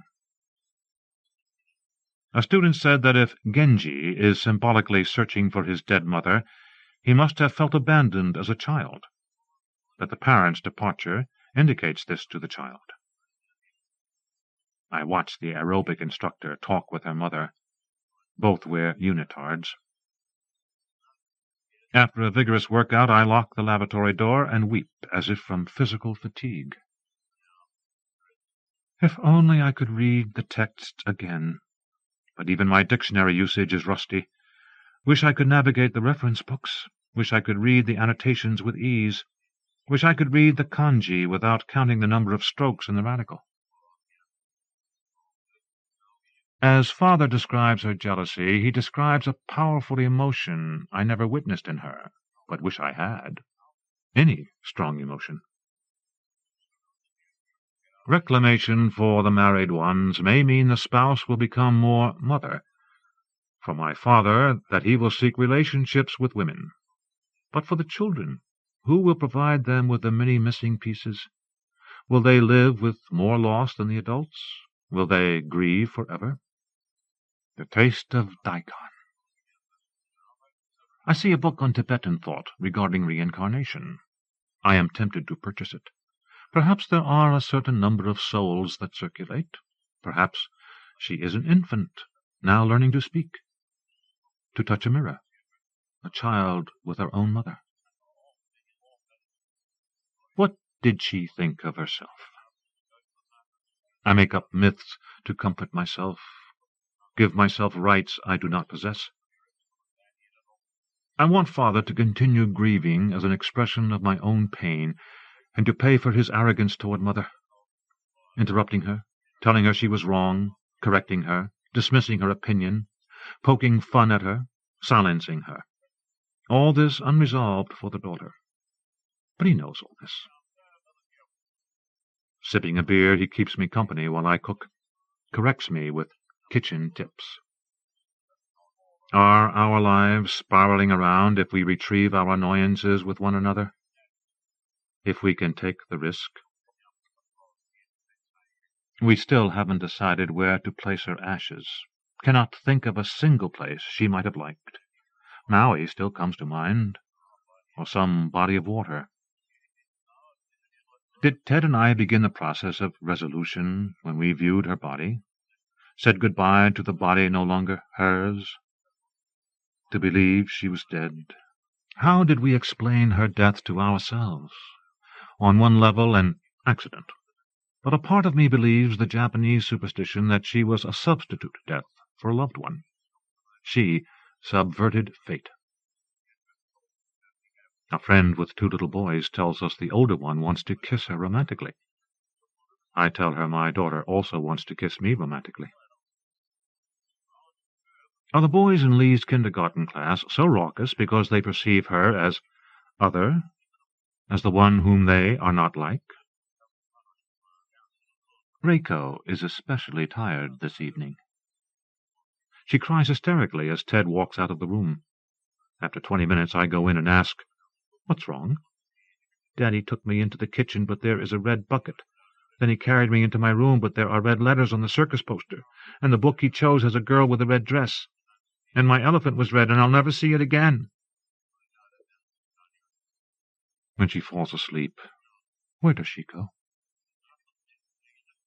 The girls believe Mother is somewhere. Even after one asks what I think, and I give my cloud, sun, wind version, they still believe she is somewhere waiting for them, looking like she did when we saw her 2 days before the crash, when we waved goodbye from the car and she turned to go back into the warm house. The poet reading before me is slender. I am not as delicate and beckoning. My body is curvier, partly from type, partly from a few extra pounds. Mother was slender, but for a very round abdomen. Fibroids? I disliked her stomach. Yet here is mine. As I recall her, she was probably 38. Several people told me I will speak to her. She loved to speak Italian. It must have been a chord to her years in Rome when everything was shiny and exquisite, and I was part of that time. I am pleased with the girl's manners. Yes, please. Fine, thank you. Ueda defines zuihitsu as stray notes, expressing random thoughts in a casual manner. Though some do show a semblance of logical structure, I am attracted to this feeling of semblance. Note: Makoto Ueda, The Taxonomy of Sequence, an Earl Minor editor, Principles of Classical Japanese Literature, Princeton University Press, 1985, page 90, end of note. We finally find a co-op we like, and the bank will approve. The building is a brownstone, but white, not brown. We have a garden with a pink dogwood. We will watch it from the bedroom. I have an envelope of seeds Mother marked marigolds. Kino Tsurayuki saw the pebbles and recalled his daughter playing in the sand. I feel I think of her more since she died, but it isn't true. It's how I think of her. Father says the Pillow Book is always of an erotic nature, but I can't find a citation to that effect. I can't even find a reference to its origin, which I think was a little drawer in a box-like pillow. Keene calls this form a zuihitsu in the introduction to his translation of Tsure Zuregusa. Zuihitsu, free-flowing brush. In both Sei Shonagon's and Kenko's work, the pieces are more discreet than my own, which are often a cross between a journal entry and a sketch. I like the flow in my own structure, but I also like the gem-like quality of the so-called essays. A fan with the mother-of-pearl fallen out. When I fly on an airplane, I wear her jade snow pea as a talisman and possible means of identification. Mia's best friend, who has seen a number of classmates leave the city, vows she will be the next one to move, so I can break someone's heart. I am still not sure how to wind the bobbin of Mother's machine. I'll need to wait for Tommy to return from Japan. I hope she will remember. Then I hope this antique will work. To teach a course on the diary. Sei Shonagon, Kenko, Basho, Anais Nin, Samuel Pepys, Alaskan Woman, and Frank, Thoreau. Why the diary? The immediacy of the record, the spontaneity, also the artifice in the face of publication. To teach them how to thread a needle, stitch, and knot it. A box of white buttons. Reiko says she wants to die when I die. Keene. The formlessness of the zuihitsu did not impede enjoyment by readers. Indeed, they took pleasure not only in moving from one to another of the great variety of subjects treated, but in tracing subtle links joining the successive episodes. Note: Donald Keene, Essays in Idleness, The Tsure Zuregusa of Kenko, Columbia University Press, 1967, page 16. End of note. Even my stories utilize the zuihitsu anti-structure. I hear a toddler left with a sitter cry out, "Mommy, Mommy," an echo in my rib cage. If Ted turns away from me in bed, I feel my body disappear until all that's left is one thought, trying to turn abandonment into sleep. Every day I want to call Mother, especially since Dad has returned from his various trips. He tells me not an hour goes by that he doesn't think of that woman. Mother. Ted asked what I want for my relationship with Dad. But is that something I can even articulate? Perhaps I need to try. Since Mother died, I have no one to whom I can really brag about the girls, who will now take pleasure in their small accomplishments. The seminar is nearly halfway through, Genji. They will be surprised when he dies before the book's end. The black cherry blossoms. A boy about 11 kicks me as I exit a bus, and I turn and shout at him. He shouts back, and before I realize it, I've grabbed him by the jacket and pulled him off the bus stairwell. I'm tired of taking shit. I am tired of taking shit. He sees a red kimono and thinks of her. I am suddenly struck by the intense interest Mother had in reading Nin's diaries. I attributed it, at the time, to their offbeat quality and short entries. I never considered the way they were written, that is, as a means to recreate one's experiences. That she must have needed this kind of healing. I will look at the books differently now. I need to call Dad to get them. Can't seem to reach Dad. The phone rings at least 10 times. I never knew about Mother's intense jealousies, her fabrications, just as I would fabricate jealousies in order to feel miserable, in order to feel. Finally, roasted turkey myself. Timid cook though I am, I alter the stuffing to suit my taste, add chestnuts, apples, and a teaspoon of curry. A chartreuse circle skirt Mother had pinned for hemming was draped on a chair when I arrived after the accident. It has hung on a chair in my bedroom now 18 months, forever. Not a long time at all. Blanket, arrowhead, cloud-filling, herringbone, wheat-ear, Holbein, overcast, star-filling, Van Dyke, fly, fern, fishbone. Mia wants to make sense of the loss so the world can make sense. How to define ambition for oneself apart from one's parents? Can a girl really use her father as a model? I've given the girls potholder looms, the metal kind I had. I actually couldn't wait till they were old enough because I had enjoyed them.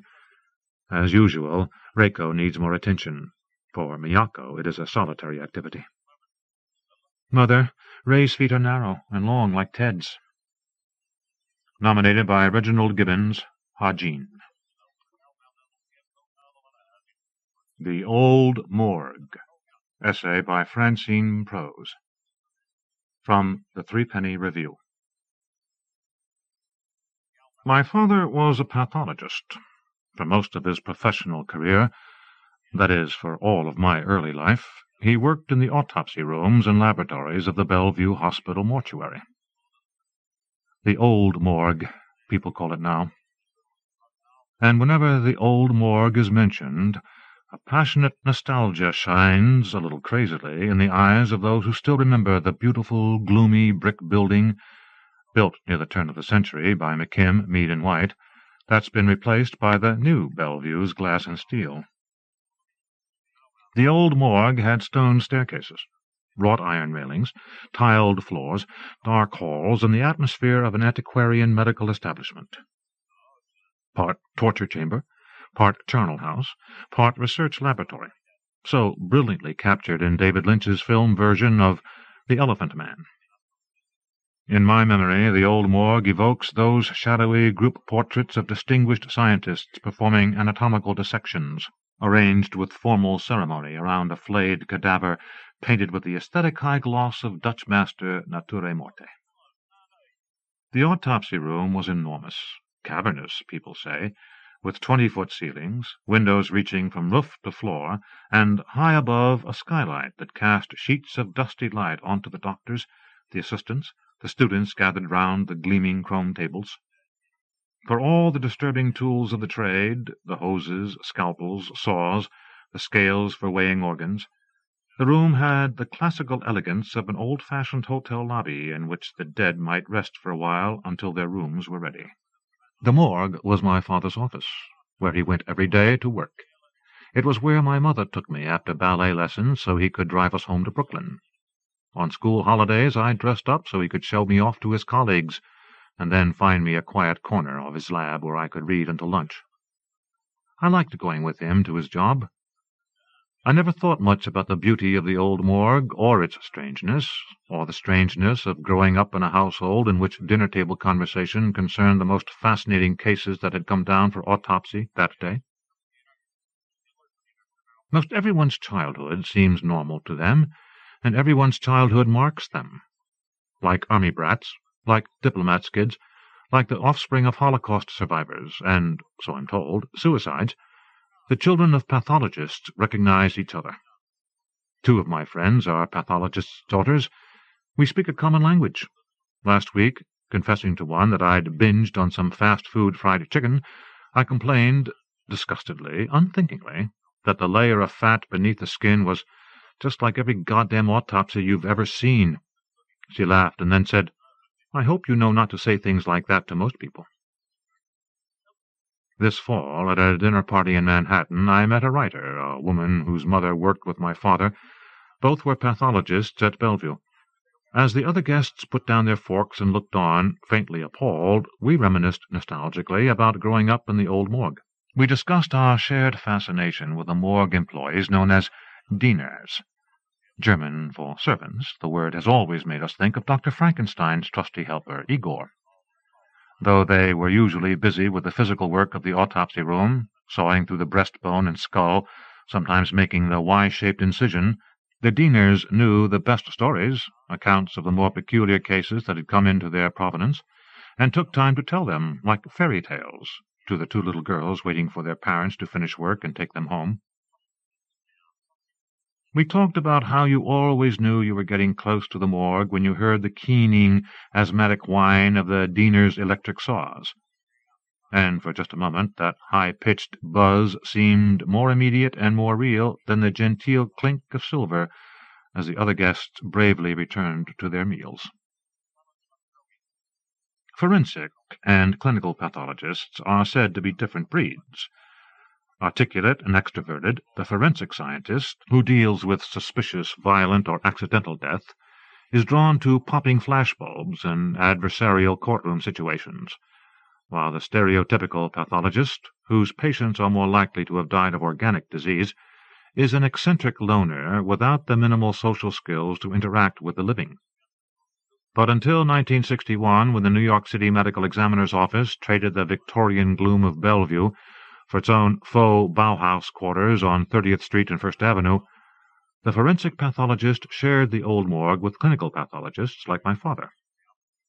Indeed, the history of pathology at Bellevue is inseparable from that of the Medical Examiner's Office, established in 1917.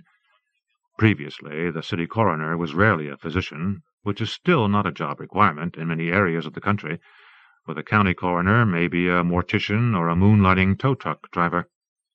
Pathologists reverentially recite the names of the first MEs, Norris, Gonzales, Halpern, like a royal line of succession dating back to the era when the morgue was known as the Dead House.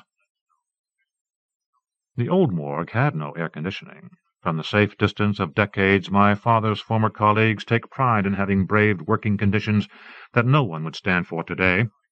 No young pathologist would consider doing those long post-mortems in the stifling summer heat, when the smell of the autopsy room, barely cloaked by disinfectant, permeated the whole building. You took it home in your clothes. The doctors at the morgue worked hard, long hours for little pay, often for the loftiest and most idealistic of reasons. More than any other specialty, pathologists teach other doctors, says Marvin Kushner, who left Bellevue to become dean of SUNY Stony Brook Medical School. And my generation was inspired by Aerosmith, by the microbe hunters. We all wanted to save the world and find the cure for cancer. Pathologists have a broader knowledge of the science of medicine than their counterparts in other fields. They know who the good diagnosticians are, which surgeons make fatal mistakes. No one becomes a pathologist for the money. Most have comparatively low-paying university appointments, and though it's possible to supplement an academic salary with a high-volume business reading slides of biopsies and cervical pap smears, still the sum is a fraction of the income of the surgeon or orthopedist. Medical examiners, city or state employees, receive even lower salaries, for which they are obliged to contend with unsympathetic reporters and merciless political pressure, the unscientific angindi of the government and the police. One way you can tell an honest M.E., they say, is that he's probably been fired. And no one goes into the field for the glory. Pathologists don't tend to have grateful patients passing around their business cards at Park Avenue dinner parties.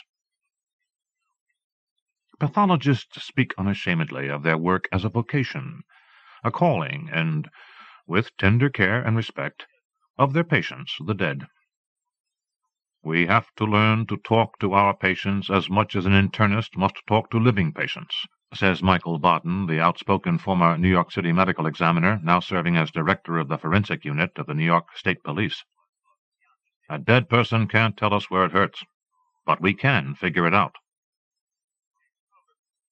And yet, for all the seriousness with which the doctors took their work, the old morgue was an oddly jolly place, with its camaraderie, its in-jokes, its characters and legends. Everyone knew the story of the Irish politician whose body was left by the Dieners on a table overnight. By morning his nose had been devoured by roaches or rats. The problem was solved when an artistic doctor fashioned a new nose of putty, tinted green to match the skin color produced by the dead man's cirrhotic liver. But the embalming process blanched the skin, leaving the deceased with a green nose at his open-casket Irish wake.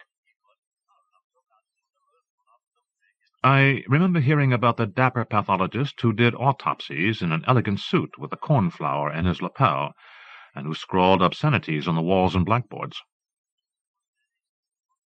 About the doctor with the eerie, booming laugh who had his mother-in-law exhumed to prove that his wife had poisoned her, and was doing the same to him. The withdrawn medical examiner who played handball against his office walls at midnight.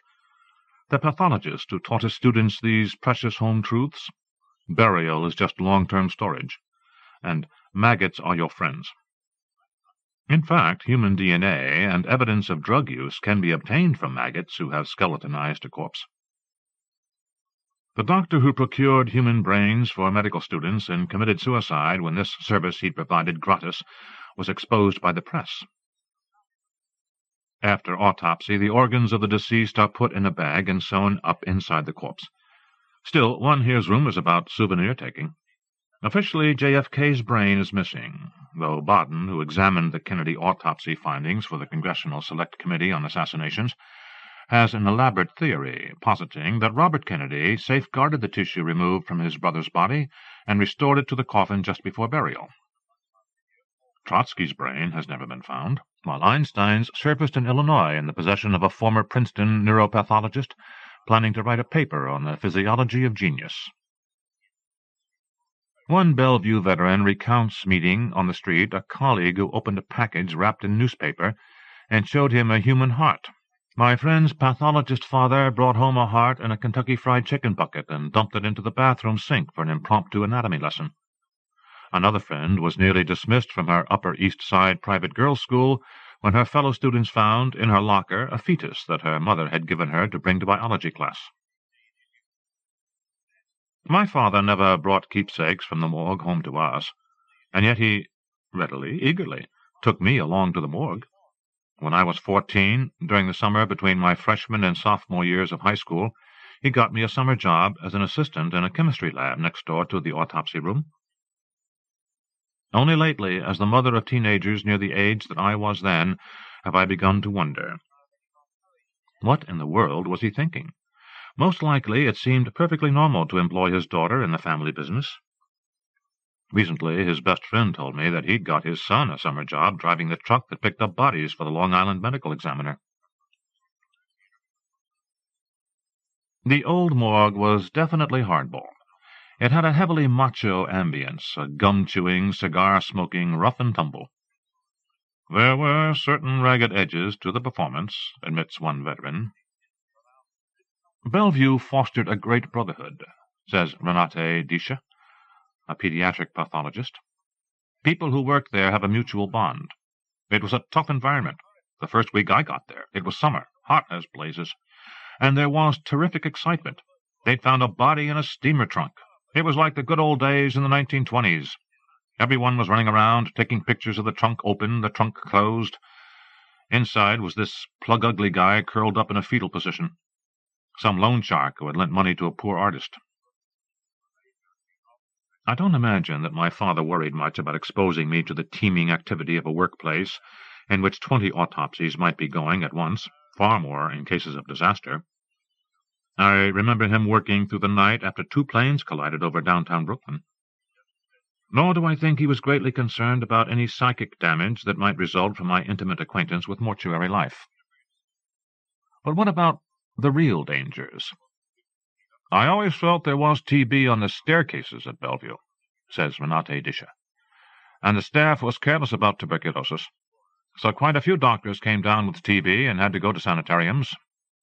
On vacation in the Adirondacks, my father took us to see the former TB hospital at Saranac Lake, a marvelously creepy cluster of buildings surrounded by porches on which the sick were dosed with sunlight and fresh air.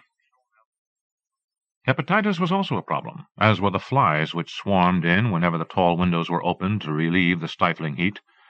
Flies so fat and preoccupied that, one doctor recalls, you could take a scalpel and cut right through them as they ate off the bodies. Then there was the oppressive odor that permeated everything. People warned me, wait till they bring in a floater, a body that's been in the water. I couldn't imagine anything worse than the normal smell, but on the day a floater came in, I knew at once what had happened, and that I'd been correctly warned. In the basement was an embalming school, and beneath that the tunnels through which bodies were transported, The tunnels were home to packs of wild cats installed to control the rat population and to an underground mini-society of the homeless, even then. Upstairs, the quotidian routines of the mortuary were regulated by disgruntled city employees like the elevator operator who punished impatient interns by stopping the car between floors and making them jump or climb. When he died, the staff attended his autopsy to make sure he was really dead. I don't believe my father had any particular pedagogical or philosophical interest in exposing me to the harsh fact of death, nor was he careless about my safety. He was, if anything, overprotective. I think he believed the slim risk was worth it because he was fervently hoping, as he continued to hope long after I'd published several novels, that I would be drawn to his profession, that I would become a doctor. In fact, I enjoyed my job in the lab, mostly washing glassware. I liked my boss, a biochemist who hoped to prove experimentally, by analyzing the urine of schizophrenics, that a percentage of the patients in the psychiatric building across 29th Street, in those years before drug therapy one could hear the inmates screaming day and night, were suffering from porphyria, the kidney ailment with symptoms mimicking insanity that plays a crucial role in Alan Bennett's play The Madness of George III. I liked the research staff who accompanied my boss from the Midwest, a crew of friendly, conservative lesbians who wore rings with dollar signs as visible symbols of their faith in the beliefs of Ayn Rand. For the first week or so I avoided looking into the autopsy room, though the door was always open, and I had to pass it many times daily. Then one day I stopped in the doorway. I stood there and made myself watch. I don't remember exactly why. I felt that it was time. One of the women in my lab had told me a story about some first-year medical students who had toured the mortuary and gone out and thrown up on the sidewalk. I must have wanted to prove to myself that I was tougher than that. The first time was terrifying. I felt as if the act of looking were like the act of wading into a rough icy sea. Tentatively I glanced at the feet, the tag attached to the toe, then up the leg with as much relation to flesh as wax fruit to a pear. By now I knew that it was a man, an old man, though his scalp was pulled down like a veil over his face. The flaps of skin folded back from the central incision reminded me of a jacket flung open in the suffocating heat. It all seemed absolutely strange, and at the same time utterly normal. Since then I have looked at photos of murder and disaster victims, and I can say with certainty that this was entirely different. How exposed and surprised the dead always looked to be strewn about like rag dolls, causing us the gnawing suspicion that they wouldn't want us looking. Such pictures always strike me as vaguely pornographic. But the old man on the steel table was an eternity beyond all that. There was no titillation in watching, no sense of the forbidden.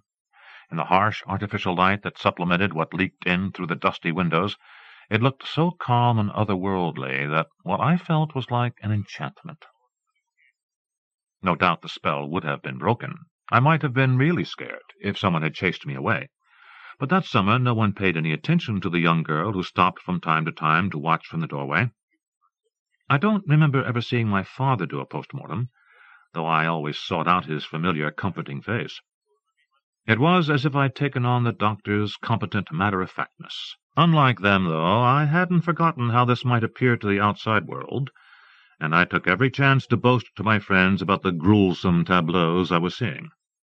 I should say that the more disturbing autopsies, on badly decomposed corpses or on children, were done in a hidden back room. Unless you knew what the doctors were looking for, the procedures took on a certain sameness, and finally what engaged me more than the painstakingly thorough post-mortems were the stories I was hearing about the morgue's most notorious cases, the gangland bosses, the high society dead, the briefly and lastingly famous. The chief diener, Betty Foreman, knew the details of every murder that had come through the ME's office. A former Gibson girl, Betty, even in late middle age, still showed unmistakable flashes of glossy, robust blonde beauty. I was fascinated by her. How had she lost one eye? How had she gone from the vaudeville stage to a career as a Bellevue diener? Those were questions I couldn't ask, but I could inquire about the horrors Betty had seen in her line of work.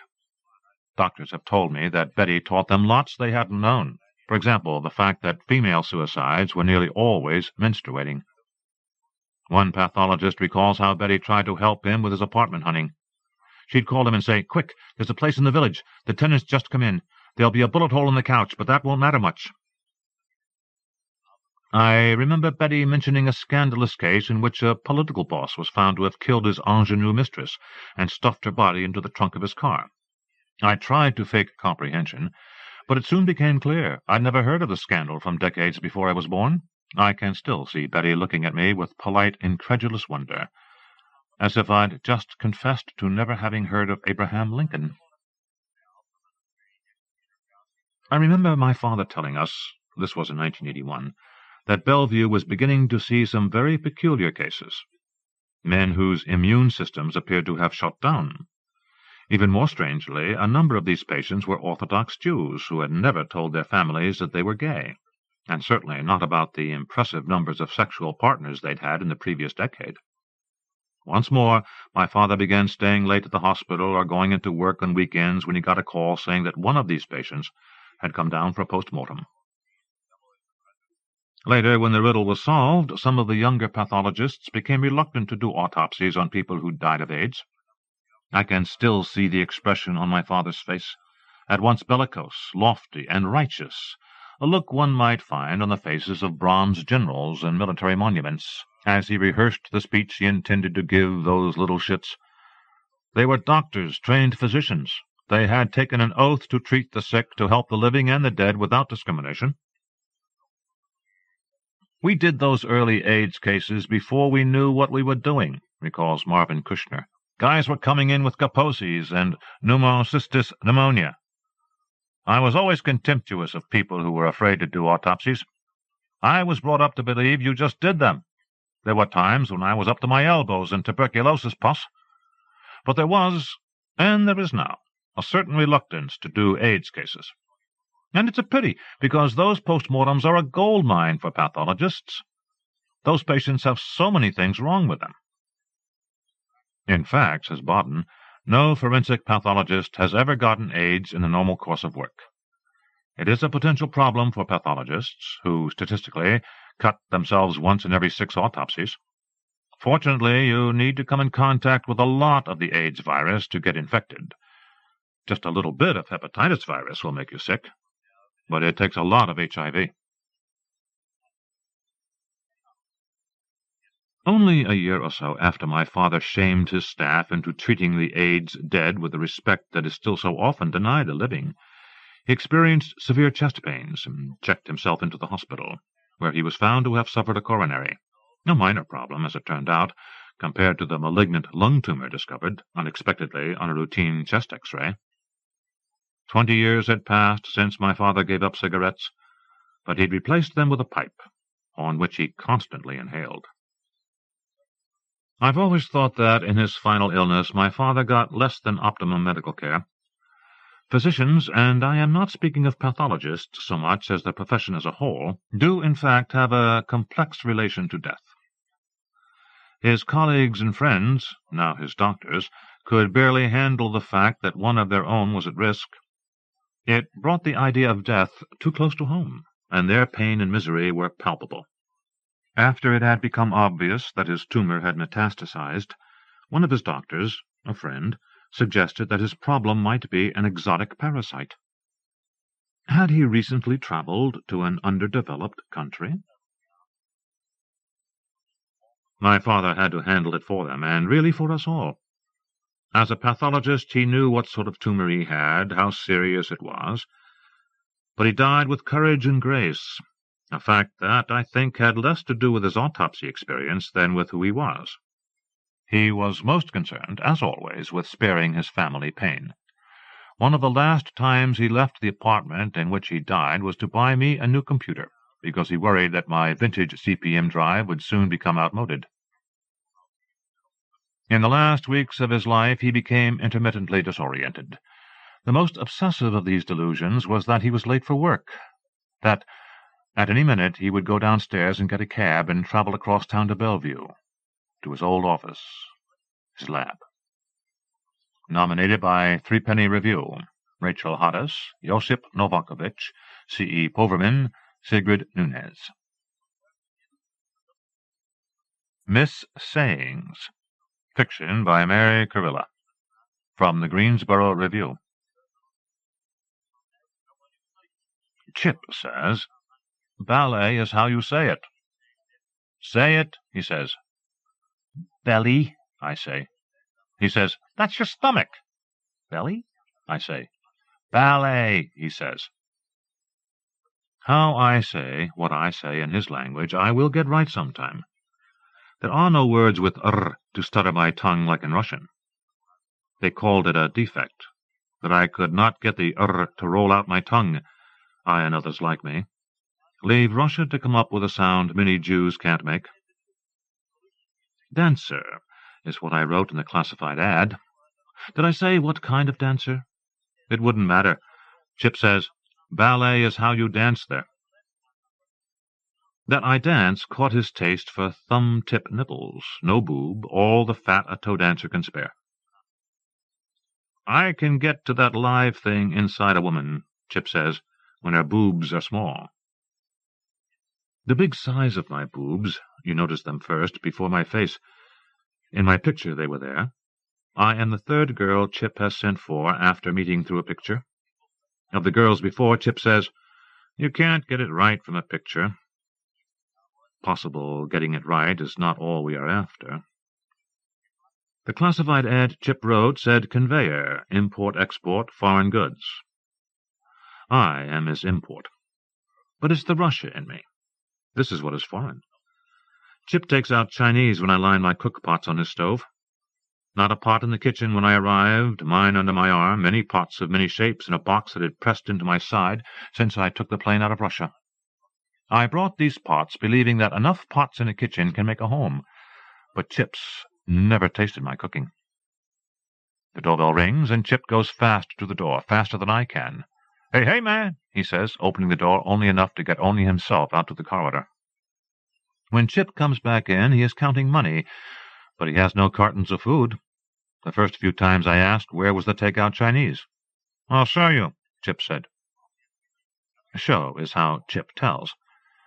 We met, really, at the airport, where he showed himself by pointing to himself, said, "Chip, Chip."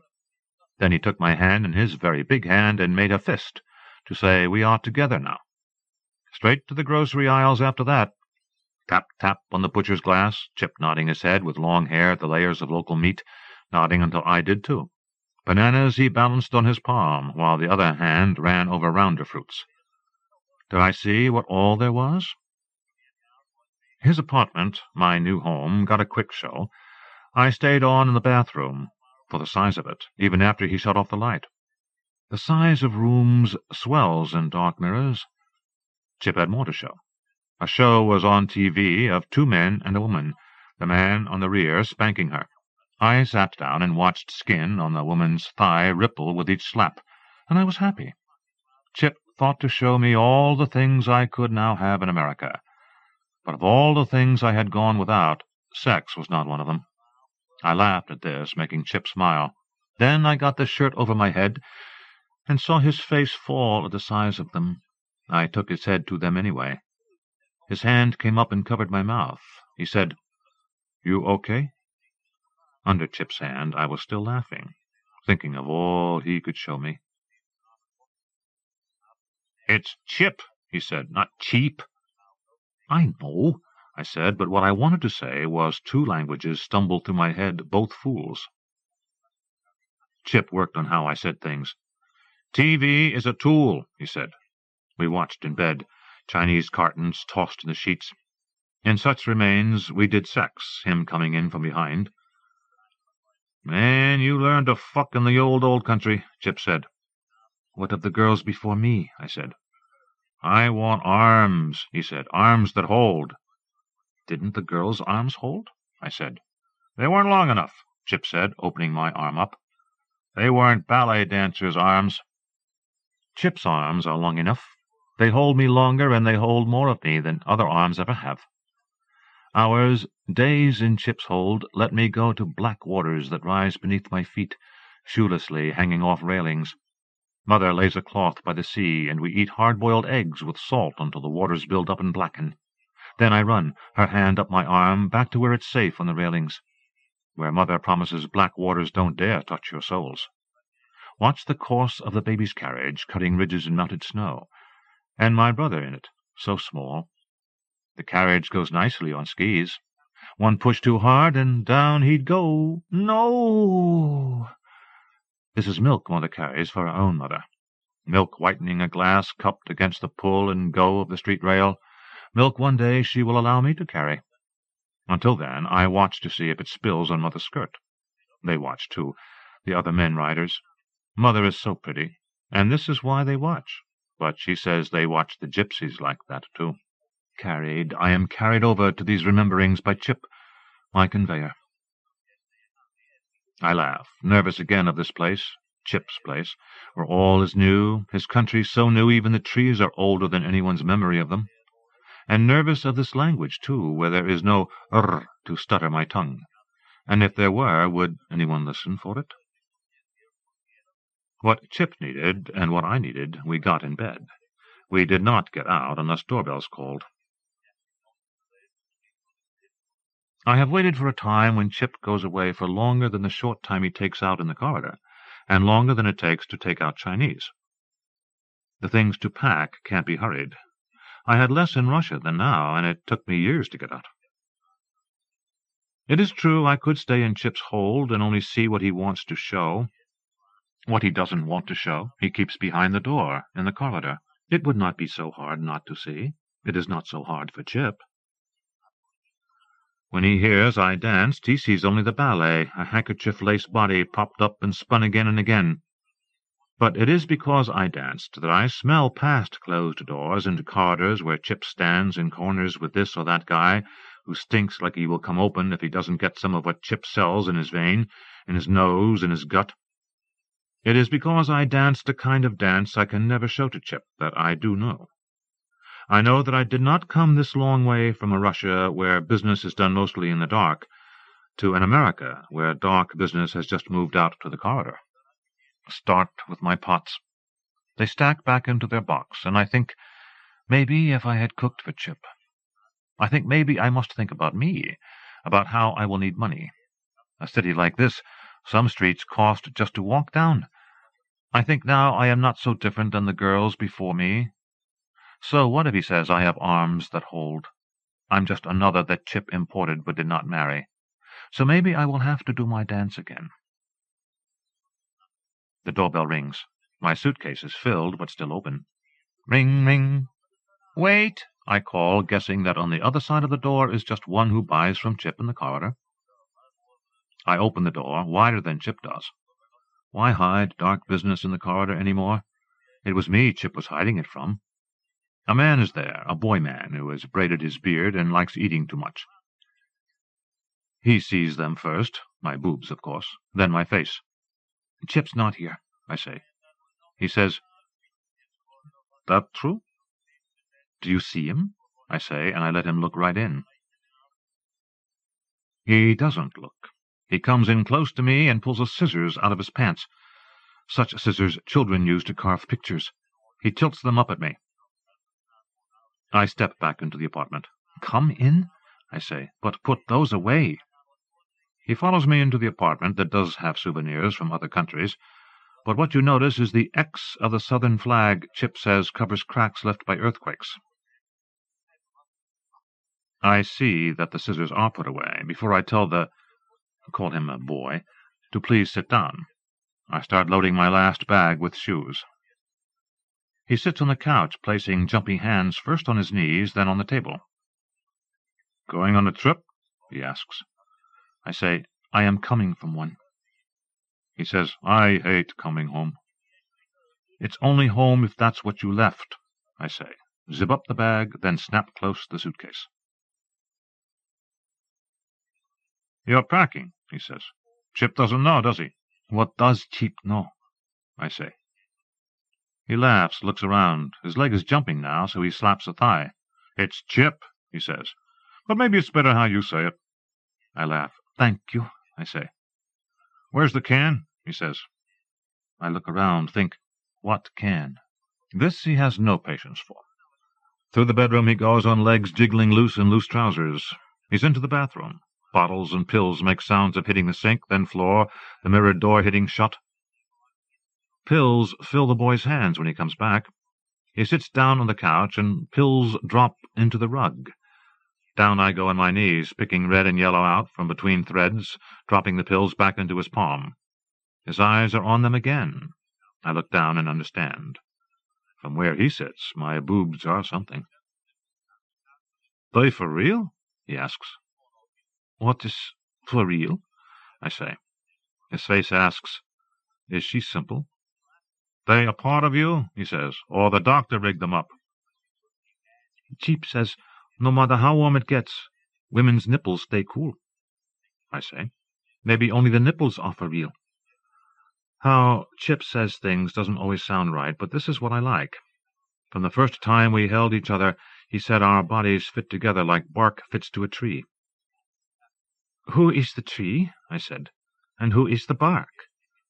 "You are my tree," he said, "my tender, tender tree." The boy comes from the kitchen with a bottle of juice. He looks at my suitcase. "What are you waiting for?" he says. "Hoping Chip will show up and stop you?" I smile. This boy may know some things. "I need a plan," I say. He lays the pills out on the table, grouped by colors and size. This army. "Start with a map," he says. "Whose map?" Chip said not to lose him in the immigration building, and when I lost him, I looked at a map on a wall, arrows pointing up and down floors to arrows pointing to exits. A map is not the same from language to language. Pushing up on me to read the map were more Russians, other Russians, also confused with maps, shouting their language that makes my hands sweat. The map told me where I was, but I knew where I was. I was lost without Chip. The boy begins to put Chip's medicines onto his tongue, one pill at a time, following with a swallow of drink. The hand holding the bottle is shaking so he can't get his lips tight on the rim. Fluid works into the weave of his beard. He sets down the bottle. "What's the accent?" he says. "I am from Russia," I say. "Like those guys in the park who cheated dominoes?" he says. "Do they speak with an accent?" I say. "Who doesn't speak English with an accent?" he says. This American says. I say, "It's how Jews speak Russian that makes us alike." "How do you speak Russian?" he says. "With an accent," I say. "Do you see?" He shrugs and goes back to the pills. Sealed beneath foil is a flu cure. These tablets are not easily available. He pulls out his scissors to cut the foil, but no such luck with puncturing what bubbles the pill. Shit scissors. He looks back at me. "You speak English with an accent. You speak Russian with an accent," he says. "Where don't you speak with an accent?" I knock on my skull. "Words," he says. That was good. We have become familiar. I have no more to hide. He is willing to see. The boy sets aside the flu pills. Enough is enough. He sits back on the couch, looks at his hands. "Where'd he go?" he says. "To buy tickets," I say. "A Russian ballet is in town." "Chip buys tickets to ballets?" he says. "He hoped I would get him in free," I say. "I dance," I say. "You're no ballerina," he says. "Well, I know a dance," I say. I lift my box and pick up my suitcase and bags. "Let me help you," the boy says. "No, thank you," I say. I step around him, going toward the door. From behind, he puts his hands on my hands that hold my things. One of his hands holds the scissors. I try to pull away, but he doesn't let go, and the scissors gathers my skin between its blades. "Thank you," I say, and let go. The box drops to the floor, and a lid to a pot shoots out. "Do you know what kind of dancer I am?" I say. "I can guess," he says. "I'll show you," I say. "I'll show you now." The boy takes the suitcase and bags to the couch and sits down next to them. He puts the scissors on the table and waits for what I will do next. What I do is better done with music, layers of air, some crowd. This boy, he doesn't even smoke. Maybe the pills washing into his blood will create atmosphere. Take a time, go inside. There, in my skull. Start the movement on the outside. The body remembers. My hands push down on my stomach, fabric spreading fingers wide. Between the hips they go, hot, hot to the seat of myself. One foot on the table, skirt slips away to thigh. Arch back. There's the shirt flapping, opening to skin. Take away the bra now, the thing that hates to let boobs go. Fucking hooks, can't get them. My audience is up on his feet. This show must go on. Yes, no hiding now. His scissors cold mouth my skin, gumming at the bra strap. I laugh and allow the pill swallower to dig and twist my boobs free from Russian machining. The bra is cut. Shake, and the straps knock down around my arms, and the bra swings from my wrist to the floor. Dance now, and sing the song, the one that turns young cheeks red. Sing, I was a little dressmaker. I stitched a wavy pattern. But now I am an actress, and I've become a slattern. I look at the boy a little to see if he likes my song, and to see how my dance works on him. He looks back at me, but kindly. Could be the pills have taken measure of what is sad and sick in a life and dissolved a dose into his soul. He picks up my shirt and brings it around me in a warm and wrapping motion. I can stop the dance now, but I don't want to. The truth was not so hard to show, after all, and I can dance and dance for it. Secretive smiling like a drunk, the boy seems to know this too. Finally, I sit beside him to find my breath, but he has already gone sleepy with pills. I look at this boy, thankful for his audience, but wishing it was Cheap I did the dance for. Cheap said import-export. He didn't say what of. He didn't have to. Behind doors, exchanges and corridors, soon Russia is not so foreign. Only with Chip it's worse. With him, I must pronounce ballet. It's not what you say, but how. Was it how I said what I said that gave the idea? Dancer. Conveyor. Words, they go to the surface, coating with a likeness. Finding the exception in one from the next, this is the place where what we say can make room for what we really are. Say I am a Russian.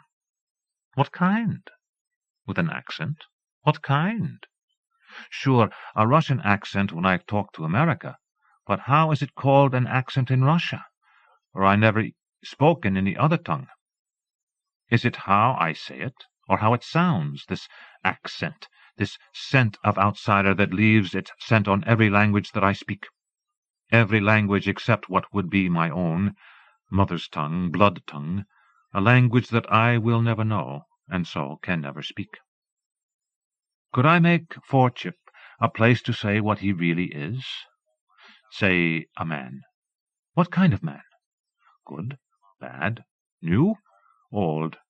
Newly bad, maybe, but never old enough.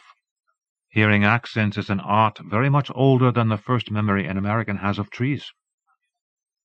What kind of boobs? Large boobs. Chip likes them small. Still they are boobs. The nipples are cool, no matter the size, cool against his naked chest that fits so well to mine when I am in his hold. When I am in his hold, the black waters rise, and the baby carriage cuts ridges, and the milk whitens glass. In his hold, my first memories speak without accent. I should leave my pots. Chip must learn cooking, to stop taking out. Possible I will stay a little longer, and cook him a meal, something hot and teasing on the tongue. Chip could have a taste for it, after all. Nominated by Tom Filer, Sandra Tsinglo. From Rosary, by Barbara Tran, from Plowshares. Do I begin at the here and now? Or does the story start with the first time my mother took the wheel, the first woman to drive in a country where men are afraid to walk? My mother's story begins when the steam rises. It ends when it's ready. Taste it.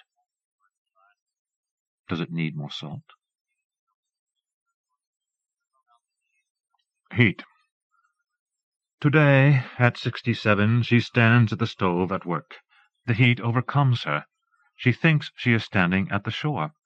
The stream is like a warm breeze being carried out to sea. My mother hears the seagulls circling above. She feels the sun on her skin and admires the reflection on all the shining fish bodies. Her father's men have been collecting the nets for days now, laying the fish out for fermenting. The gull with the pure white underside swoops toward the fish farthest away, lands on an overturned boat, its sides beaten and worn, its bottom sunburned like a toddler's face after her first day of work in the rice fields.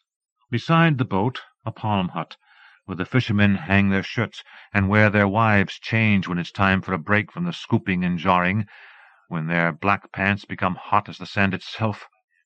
And then the laughter starts, and the women's bodies uncurl from their stooped positions, their pointed hats falling back, the men treading anxiously in the water as they imagine a ribbon pulling gently at each soft chin. Bait. Through the eye my grandfather threads the rusty hook, forces it back through the body of the fish. The tail curves around as if frozen mid-leap. The seagulls never leave. The smell of fish always in the air. Today the old man will give them nothing. It is his daughter he is thinking of. My mother is 14 and beginning to turn heads. Her father thinks she will like the seagull with the pure white underside. He watches the birds, daring one another to come closer. He watches the younger ones in their confusion, the swoop and retreat. He has not fed them for days. Minutes go by, and he thinks the boats will come in soon, scattering the gulls. The year of the snake is only days away. He would buy his daughter a dove, but she likes the wind. With a quick swoop, a gull grabs the fish in its beak. The old man wraps the line around his roughened hands, braces himself for the tug as the line grows more taut, and suddenly the bird jerks in the sky, wings extended as if it's been shot. Cage. Easter lilies spill from her thin arms, the flowers on her gloves equally as spotless. This is how it began. My mother would never forget the seagull with a hook through its bill. Often she would recall how wrong the imagination could go. All she had been thinking about was the pure white of its underside, not the high-pitched cry of a child being separated from all it knows. The best part was seeing it finally take to its wings again. It was still in the cage that her father had built, but she could pretend it had its freedom. It could fly higher than she could reach. Downpour. She knew it was coming by the way the glass jars shook in the darkness, the occasional flash of lightning crawling the walls like quick lizards. A rain so heavy things would be hammered into the earth.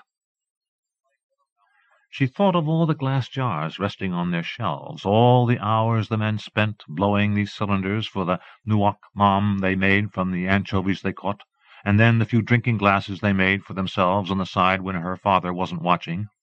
After the rain, the broken pieces would once again have to be melted down and mixed together. And here her father lay in bed, smoking away the profits. With each breath in, the fishing boats moved farther and farther away. With each breath out, more jars needed to be made, sold. Her father couldn't even hear the thunder. Lightning, warm flashes on his lids, like the sun when he was trying to nap in the afternoon. He thought the glass-blowers earned him a puff on his pipe with each puff on theirs. He should reap the rewards of being an old man, of owning his own fishery. But with each breath, his daughter grows more impossibly beautiful. He knows he will not be able to keep her long. Safe. The three sisters watch her lean over as they sip their tea, as they try to keep up the conversation, try not to alert her that they are watching as she uncovers the safe, piles the bars of gold to the side, and pulls out the sack of bills, grabbing 2 bundles and putting the rest back. She covers the safe with a red cloth as before, bowing to the picture of her grandmother. The women think of their brother in Saigon, playing poker in his white jacket, his slicked back hair. They think of the young girls he has loved, the ones he has impregnated. They think of all the angry parents they have faced. Then they think of him married to Tante Marie, driving her father's Mercedes. They remember her grandfather and his plot full of banana trees and fruit drying in the sun. They have seen her father's fishing fleet, They think of all the delicious meals they will enjoy when they visit their brother. Marie is a gorgeous woman. They will tell their mother. Faith. For years my grandfather thought he could keep my mother by his side. She seemed content with her prayers and fasting, but he didn't know about the couple that sat before her at Mass that Sunday morning. She had noticed them, the man sitting next to the woman, as if she were any other, but then the stolen glances, the passing of a prayer book, the spreading of goosebumps from the neck down the arms, the woman crossing herself. The first time my father saw my mother, she was driving the barren countryside of Bienho. How vain, he thought to himself, wearing Easter lilies in her hair. What he didn't know was that they actually were Easter lilies. She was on her way to Mass. She wore them year-round to remind herself that Jesus was always risen, if you kept him alive in your life. Proof. They were married before her father knew it, her father smoking opium in the bright sun. All he could remember was the white jacket, the black tie, the boat rocking, the boys reaching, dragging the net full of fish, the fish drying in the sun, the seagulls swarming like men honing in on the scent, the slow peeling of an orange, smoke coming from his pipe, the juice squirting, the spewing out of pits, and then she was packing. Prayer. My grandfather had always had 3 women in the kitchen, someone continuously preparing something: fresh bread, hot banana pudding, sweet rice with coconut. And now his daughter was leaving, and the women were selecting china for her to take. He wondered how this happened. She was the last of his daughters, and he had spoiled her, hoping to keep her for himself. For years he spent his days, from the moment he woke until the sun began its slow dive into the water, submerged, working the fishing nets, his skin puckered like a mango left in the sun too long. And here his daughter would still need to watch the gills heave up and down, the gasping at the small mouth.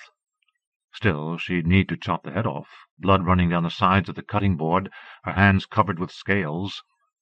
For years he tried to keep her hands from coming in contact with anything but the food she ate and the money she counted. Now they would be roasted daily over a fire. He wondered how crowded her new home would be, how long she would have to live with her in-laws, how such a small child would bear a child.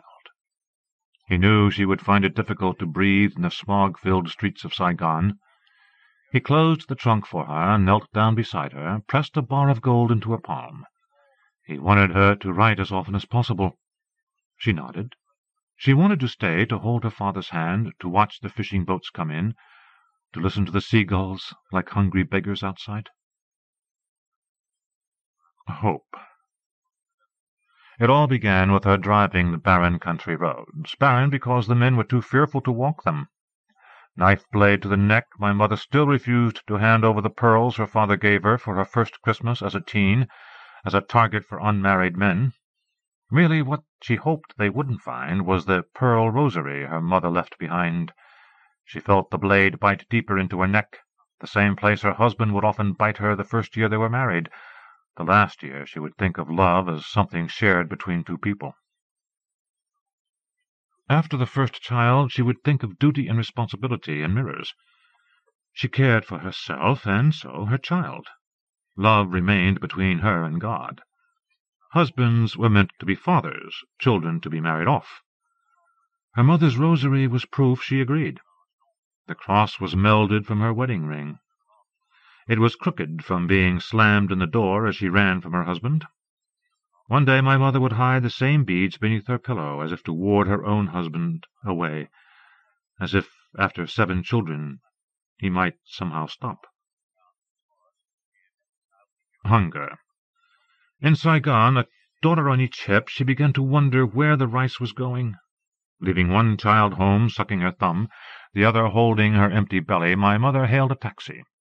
In front of the cathedral, the pink nails in the car ahead crept across the man's neck, and she recognized both. This was, after all, the man who woke her body. Before him she knew only the ache of chopping and carrying, of balancing heavy loads. Now there was a different kind of pull, like the sea, and after it, a different kind of heavy load, filling her belly. Of course she followed him. Balance. On the way back from the market each day, the pole teeters across her back, a pot on either side, the one on the right emptied of its pot. The one on the left, full of dirty bowls and the leftover dishwater she was too impatient to drain. Kwong skips ahead, his short hair bouncing with each step. She quickens and grabs her youngest son's ear, twisting it, not because he is getting too far ahead, or because he is daydreaming, but because she can't. Her husband gone with the 2 oldest children. My mother still has 4. He lives in a duplex in Manhattan. She sells po for 10 cents a bowl, and needs someone to hold. Kwong is getting too big with his slingshots and firecrackers, his patched eye from Tet. Each day she drags my grandmother's bed a little closer to hers, brings a mirror along with dinner to her mother's bedside. Measure. My mother's recipes are not even close to precise. Everything is in approximate proportion. 1 portion of noix mam to 3 of water and 1 of vinegar, some lime, a big pour of sugar, maybe some more. This is in opposition to her determination to keep my father. With this she was painfully methodical. When she got off the plane, rosary wound around her left hand, her right dragging Kwong along. Did she think about the child growing inside her? I was not yet growing inside her, but she knew I would be soon. She knew also that there was a child growing inside some other woman's womb, and that it would be born first, and that her husband would be there. Still, she had 4 children in tow, all of whom would cry out, "Bah!" on cue. They had had enough rice with Khan for dinner. Now they were in the United States of America, with all its independence and escalators, its planes, trains, and fast ways of getting away. They weren't letting go. Epilogue. Brush stroke number 49, and her hair shines like a black cat's. She can think of nothing but the days when she wore her hair above her shoulders, moved her hips like a boy, and still the men couldn't help but look. Now there are so many things to fit into the frying pan.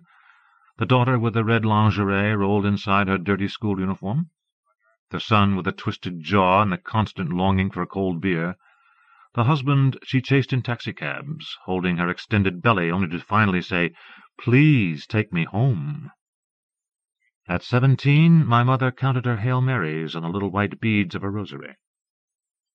Now she counts them off on the heads of her 7 children, counting herself as 8, and her husband as 1 and 10. Nominated by Joan Murray.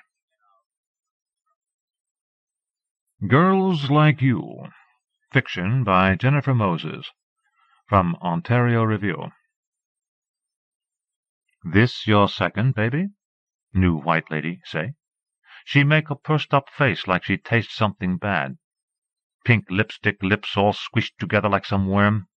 It say on your transcript that this your second baby. Yeah, white ho, what of it? Only's I don't say that. Don't say nothing. They hates that when you don't say nothing. It say fuck all on my transcript. Ain't no transcript that say I got no baby.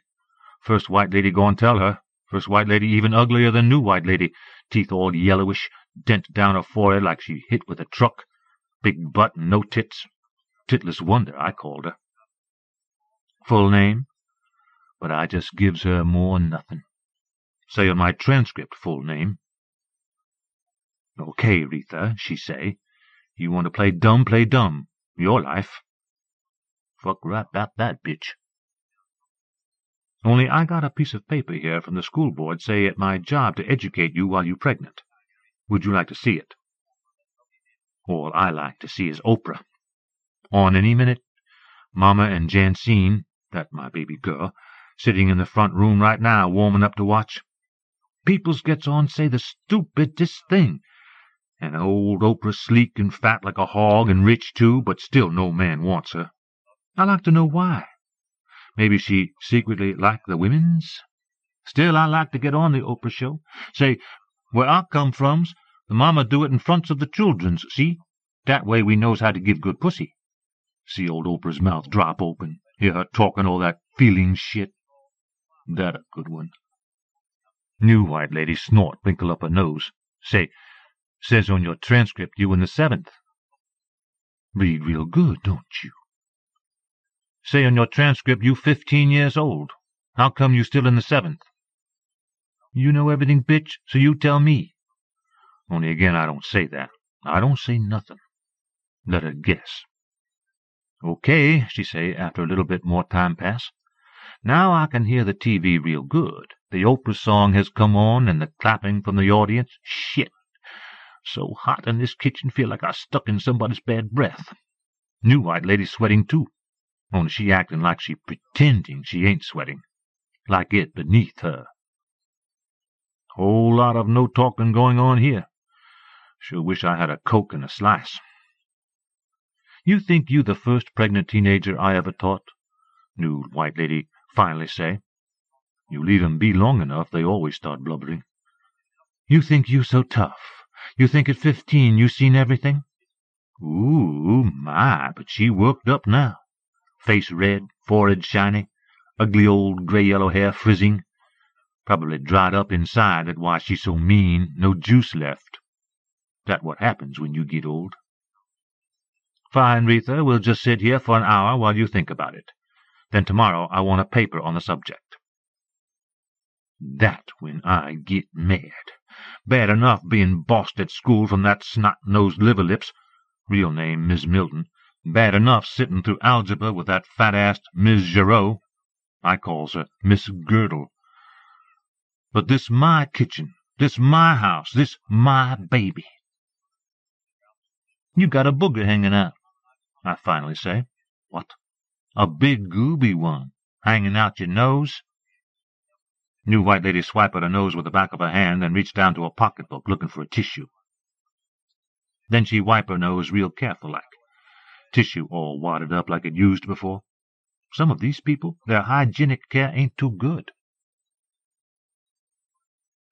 I big, so no one's mess with me too much, not any more. Didn't no one at school knows I had a baby growing insides me. Just kept putting on them big old shirts, and no one can tell's the difference. I knew, though. Your monthly stop means something going down. Not like Jensine, that my baby girl. When I pregnant with Jensine, I too little to know anything. How I know I pregnant? Now I experienced. Ain't no one at school gonna mess with me nohows.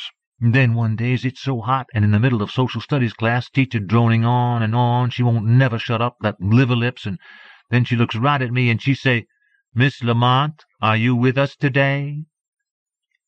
No, I am a clone of Miss Lamont. You blind? Class crack up at that one, but liver lips, she just go on. Perhaps then you can tell us where Miss Lamont went. Perhaps she's on Mars. She a Martian, yeah. She'd come down zap your butt. No liver-lipped Miss Milton gonna get the best of me. She thinks she better than the rest of us niggers, talking all the times about when she was all honors at Southern. Right down the road she always sang, historical black school, she say. Who care? Do you have your book today, Miss Lamont, or did you perhaps leave it on Mars? All those little kids looking at me, 'cause I kind of a hero to them, being so much bigger. Liver-lips with her tight-wrapped hair put me in mind of aluminum foil. I could take her down in 10 seconds flat. Book here, I say. Perhaps then you could tell us what system of government we have here in the United States of America? Fuck the United States of America. This ain't no United States of America. This here Baton Rouge. Women think I can't read a map. So I says, the answer is, and then I say the first thing that comes to mind, ain't nobody can beat our low everyday prices. Ooh, kids falling out laughing. Liver-lips, face turning Coca-Cola colored, looking like she about to start blubbering. But then I gets to feeling woozy-like my head filled with bubbles. Then my throat fill up too. Then I hot down the back of my neck, and next thing I know I waking up all them boogery pimple-faced kids looking down at me, and Liver-lips herself holding up my head. Takes me down to school nurse. School nurse dumb as they come. School nurse takes my temperature, like I got fever. Makes me breathe in and out. Asks me all kind of dumb-butted questions. Have breakfast? What you eat? I eat 4 Chips Ahoy. Stupid cow finally says, You pregnant again, girl? 2 days later, I out of school again, back in the special program for girls like you. First white lady was always asking stupid questions. Where you from? She say. Dumb bitch. Where I from? Ain't she sitting in my house? North 12th Street, Baton Rouge, Louisiana. No, she say. I mean, where your people from? What part of the country? What part of Africa? What I want to know about Africa? Africa where they got all them voodoo peoples dying of AIDS. Not just the homos and whores, but the women and children, too. Africa where they got all that dying, and I mean every day. She think I stupid? She think I don't know my world events? What part of the South? Did your ancestors work the plantations? It's your history. It might be interesting to find out. Yo, mama. Where great-great-great-great-grandmammy born? She come over on the Mayflower? So I just looked at first white lady like she's some ghost all covered with slobbery spit. First white lady kept wanting to know who Jensine Daddy is, but I never would tell. She kept shaking her head. Only 12 years old, she say. That a tragedy. Truth is, I didn't really know's I got a baby inside me first time it happened, with Jensine, until Miss Caesar, who lived next door, asked me. Then she'd tell my mama. Then the shit really hit the fan. Who the daddy? First white lady say. Then she nagged me to go see some Jew lady social worker she know. How this happened? Tell me, she say. Mama said she'd be right back, but she didn't come right back. She gone all day. She missed Oprah, missed Price is Right, missed Fresh Prince. Me and Olsen, that my sister, went and got us some super fried chicken for dinner, ate it right there. Mama gone when we get back to the house. Her boyfriend there waiting on her, watching TV. Man send Olsen out to get more chickens. That when he do it to me. Man put his ding-dong in you, white slime squirt out, you can get pregnant. Everybody know that. I always big girl. Even at 12 I got big titties, almost as big as Mama's, and big hips. So I'm not sure what is what, monthlies or no monthlies. What you doing to me? But man say, hush, gal, this ain't nothing to worry about. Man say, quiet, little bitch. I ain't gonna hurt you none. I your friend. I love you. Why I won't hurt you. Man smelled bad, too, like something rotten, like rotten fruit. Then man say, your mama like it like this. Man say, apple don't fall far from the tree. Man say, you a woman now. Mama real mad when Principal called her that first time. What you done do, girl? You shame me? Face turning all kinds of purple. Me and her, we gotta sit in those real slimy chairs they got in Principal's office, back of our legs sticking to the cushion, while Principal tell Mama about the special program for girls like you. Say, school board increase special needs funding. Say, school board sending special trained teachers right to your place of residence. Later Mama and the man yelling then, pop, Mama down. Man gone. Mama rubbing her cheek and crying over that man like he's some superhero. Ugly man with sour smell, color of eggplant. I only 28 years old. Don't I have no right round here? Ain't I got a right to have me a life? She in her bed crying all night 'cause that rotten fruit-smelling nigger gone, and me and Olsen have to say, hush now, Mama, it get better. Olsen bring her 2 pieces ice and a towel for her cheek and a bottle of Budweiser. Crying and yelling that she didn't raise no girl to be no hoe. Then Miss Caesar, who lived next door, come running over, say, you blind? Everyone know that man no good. And that how I get Jensine. I almost feel sorry for a new white lady. She try, I say that for her. Drives up every day, 3 o'clock sharp in that Chevrolet minivan, color of a blue popsicle. She got her windows rolled up, her doors locked, air conditioning going full blast.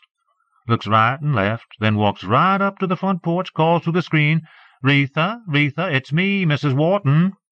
I call her Mrs. Wart. Olsen calls her Mrs. Fart. Baby kicking, she say. Drinking enough milk, eating right, sleeping. She put the ends of her thumbs together and the rest of her fingers go straight up, and she say, B go this way and D go this way, just like a bed. Her hand's supposed to be the bed. The silent E makes the vowel say it names, she say. What she think I am, 2 years old? She say she got a daughter just my age and 2 sons, too, named Elizabeth and Joe Jr. and Chuck, like Chuck. She say Elizabeth want to be a nurse when she grow up. What you won't be, she say. You smart, she say. You smarter than you think. Every day she'd come, I think she ain't gonna come no more. She'd come all the ways from Bocage or the Country Club Louisiana or some fancy two-door place with swimming pools in every backyard, barbecue pits, family room with giant color remote-control TV, and them built-in bars and wall-to-wall carpeting so soft you feel like your feet are melting. So what she know about me? One day I gonna get myself a Cadillac or a Lincoln Town Car, and I just gonna cruise on by old Mrs. Watts's house and say hello. Last time when I pregnant with Jensine, my tits got real big, but they didn't droop none. Now they big and droopy like. Couple mean kids calling me grapefruit. But I come back on 'em, kick 'em in the nuts. They don't call me no grapefruit no more. What them little kids with their little doinkers hanging between their legs know about no sex? Girls getting all worked up about doing the dang thing, but ain't no great thing once you does it. First it hurts, then maybe you get to liking it some, but then it all over just like that anyways, and you panties wet all day long just from the slime going drip, drip, drip out your pussy. Boys wanting it bad, and if you're hanging with the main man, you got to do what he say, and my man say, "What you 'fraid of, Retha? Ain't you my woman? You no baby no more, you 14 years old." And he feeling me all over, feeling my titties and my butt and his hand up my pants, and I can't barely see Family Matters. But it a dumb one anyways, I seen it before. We gets to doing it, know what I say? His name's Scooter. His real name's something else, but everyone call him Scooter. I seen him around. All the girls knows him. Then one day he come up to me, he say, "Who you?" Looking me over all slow. I say, "I Janet Jackson, want my autograph?" Soon we laughing. Then we doing it. At school people sure enough looks up to me 'cause I hanging with a man got the stuff. Got him the look. Got him the CDs. Got him the car. We all over in that car, and he good looking, too. Don't smell like no rotten fruit man. Don't smell like no dead thing. Scooter got a fine, clean, fresh smell, 'cause he clean all over. Clean inside and out. Shower 3 times a day. Wash that car till it shine. Yes, ma'am, and no, ma'am, to his mawmaw who he lives with. The lady worked cleaning in the Hilton. Don't take no drugs, either. Don't smoke no smokes. New pair of sneakers every other week. He say he don't like things old and scuffed up none. He's sweet to Jensine, too. He take her and me driving up the river past all them stinking refineries, past all them sugar cane fields, and the paper plant rotten egg smell coming out of it, and he just laughing. Say he ain't going to work no paper plant. Say he ain't going to be no garbage man or no janitor or gardener. Say he going places, and he is.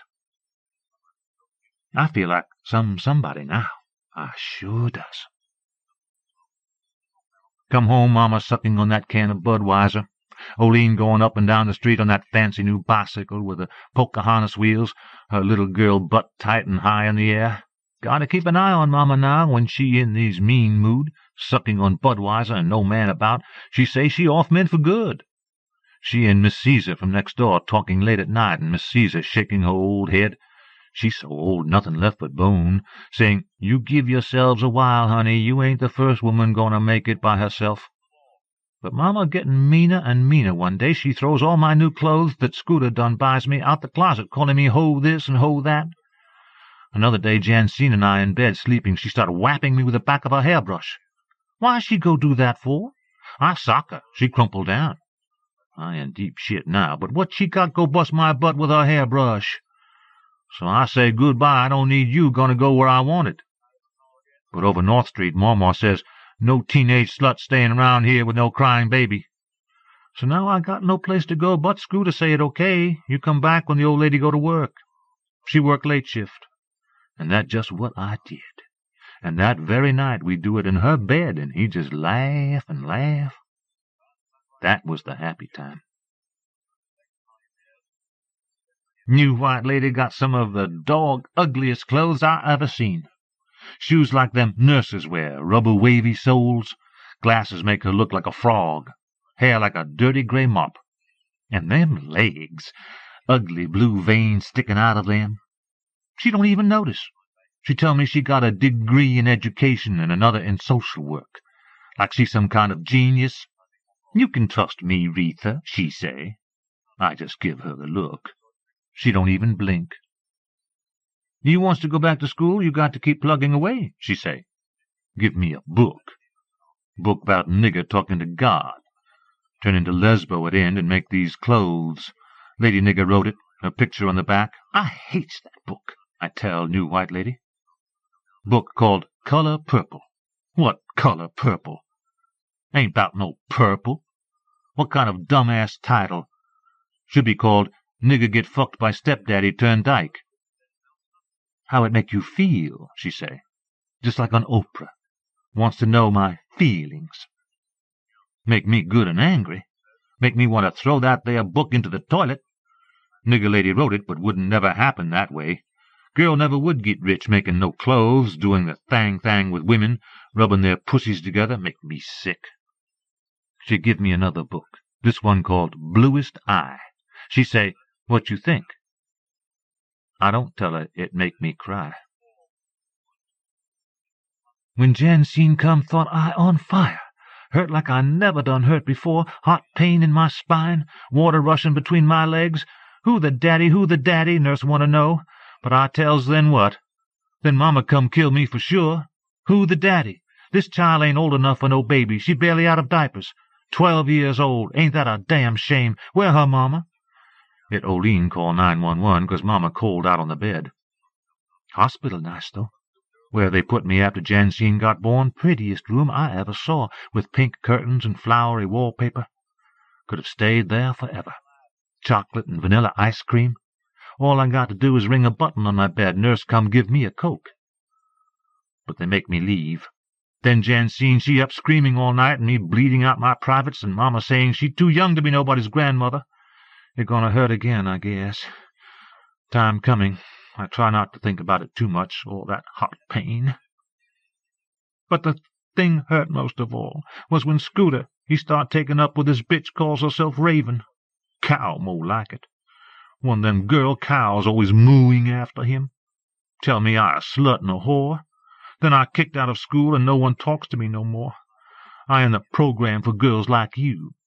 Then those neighborhood boys whispering, grapefruit. But I fix them. At home, mama doing nothing but sucking on that beer bottle, getting fat. Olsen growing her own pair of titties. Jensine crying. New white lady giving me books to read. But I don't tell nobody about them. They mine. New white lady be gone soon, too. I almost glad when Scooter done get hisself killed. Nominated by Ontario Review, Philip Booth, H.E. Francis, Joyce Carol Oates. Monologue of the Falconer's Wife by Colette Inez, from Connecticut Review. As was my duty, I oversaw the carting in of birds to taste in broths and cunning pies. What does the falcon owe to the falconer? Diversions, my lord, and uses for your hand and eye, that you may watch blood spurt and confess to the priest your love of the kill. And I knew what the falconer owed to the falcon. Jesses strapped to its leg, a leash, a solid block, a covering to slip off just before flight. Spoils of the kill, hearts of quail, pheasant necks. These I have split with your kin and curs, slavering at tables piled with glistening meat and bones, knowing you to plant your priapus in every arse that sits at court, into sheep should they dance the quadrille for you. Lord, I would sail home to my clan and sup on eels and boiled cod, send a falcon as solace for grief at a barren daughter's return, and tell the priest who prodded me to speak of our marriage bed.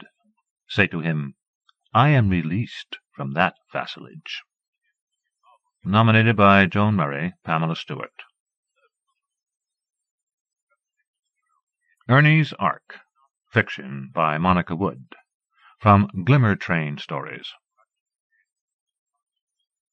Ernie was an angry man. He felt his anger as something apart from him, like an urn of water balanced on his head, a precarious weight that affected his gait, the set of his shoulders, his willingness to move through a crowd. He was angry at the melon-faced CEO from New York City who had closed a paper mill all the way up in Maine. A decision made, Ernie was sure, in that fancy restaurant atop the World Trade Center, where Ernie had taken his wife Marie for their 42nd wedding anniversary last May. Another season, another life. Every Thursday, as he stood in line at Manpower Services to wait for his unemployment check, he thought of that jelly-assed CEO whose name he could never manage, McKay or McCoy or some such, yucking it up at a table decked to the nines in bleached linen and phony silver, figuring out all the ways he could cut a man off at the knees 2 years before retirement. Oh, yes, he was angry at the deadbeats and no-accounts who stood in line with him, the Davis boy who couldn't look a man in the eye, the Shelton girl with hair dyed so bright you could light a match on her ponytail. There were others in line, pipe-fitters and tinsmiths and machine-tenders, booted out of the mill like diseased dogs, but he couldn't bear to look at them, so he reserved his livid stare for the people in line who least resembled himself. And he was angry at the kids from Broad Street who cut through his yard on their dirt bikes day after day, leaving motes of mud through the flowery back lawn Marie had sprinkled a season ago with meadow in a can. And he was angry with the police department, who didn't give a hoot about Marie's wrecked grass. He'd even tried City Hall, where an overpaid blowhard, whose uncle had worked beside Ernie for 10 years on the number 5, had all but laughed in his face.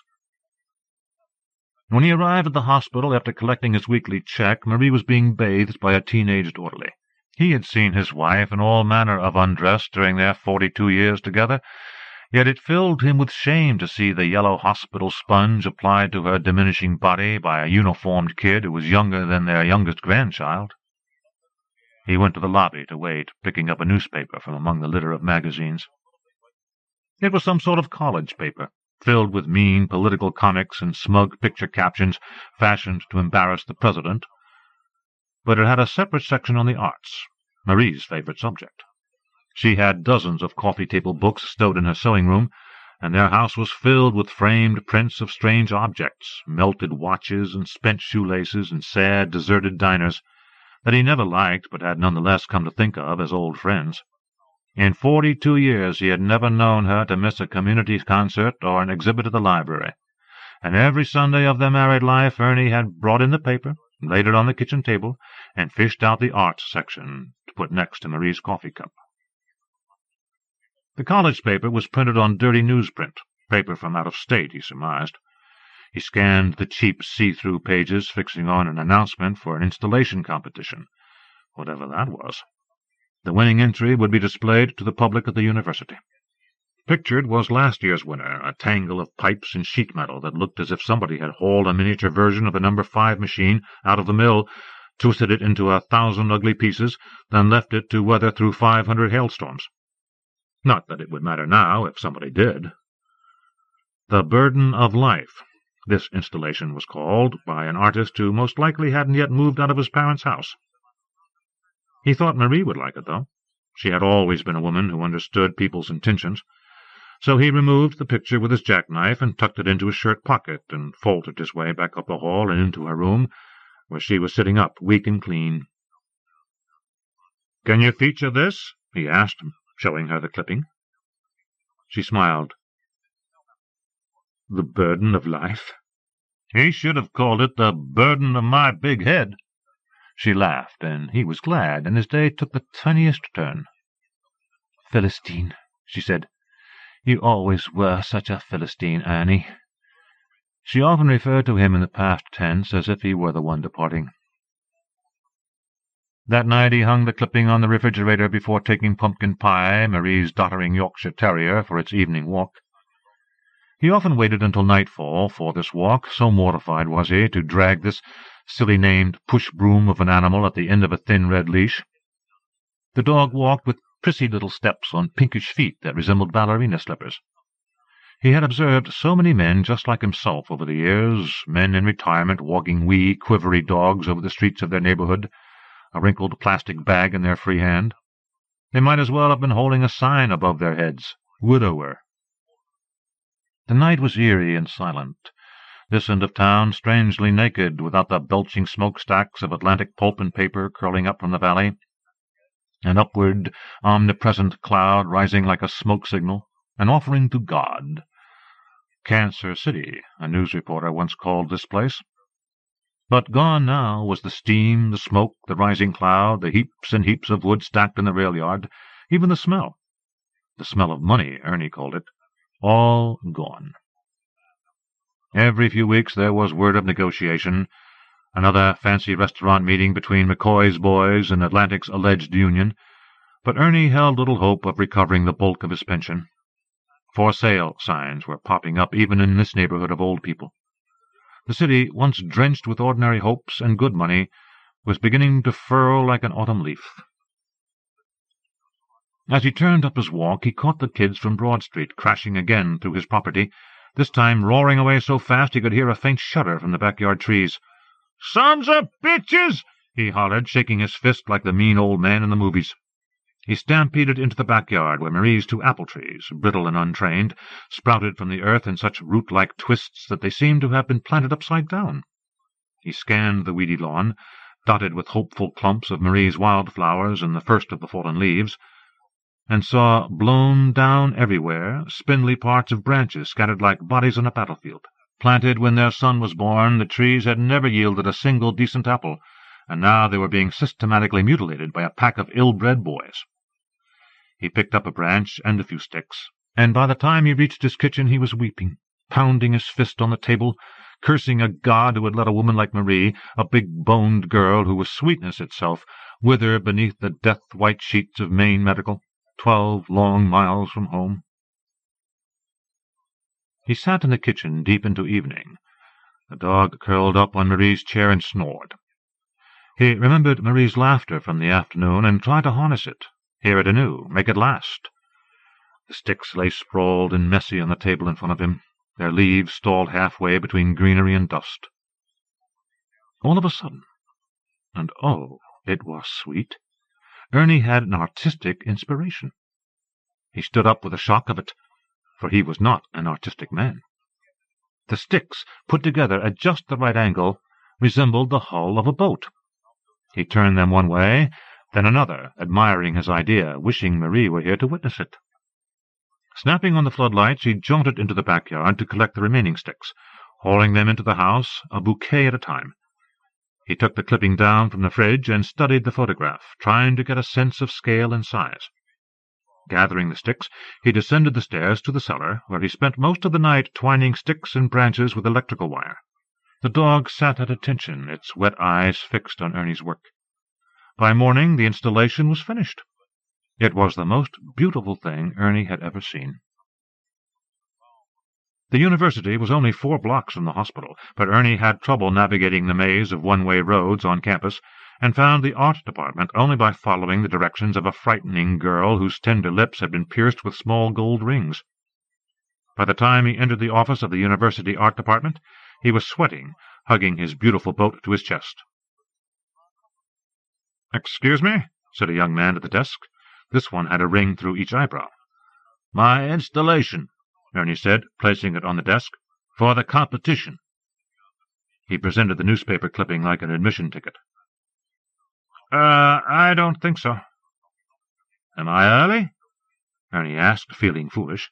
The deadline was 6 weeks away. He hadn't the foggiest idea how these things were supposed to go. "This isn't an installation," the boy said, flickering his gaze over the boat. Well, I don't know what it is, but it's not an installation." "It's a boat," Ernie said. "A boat filled with leaves."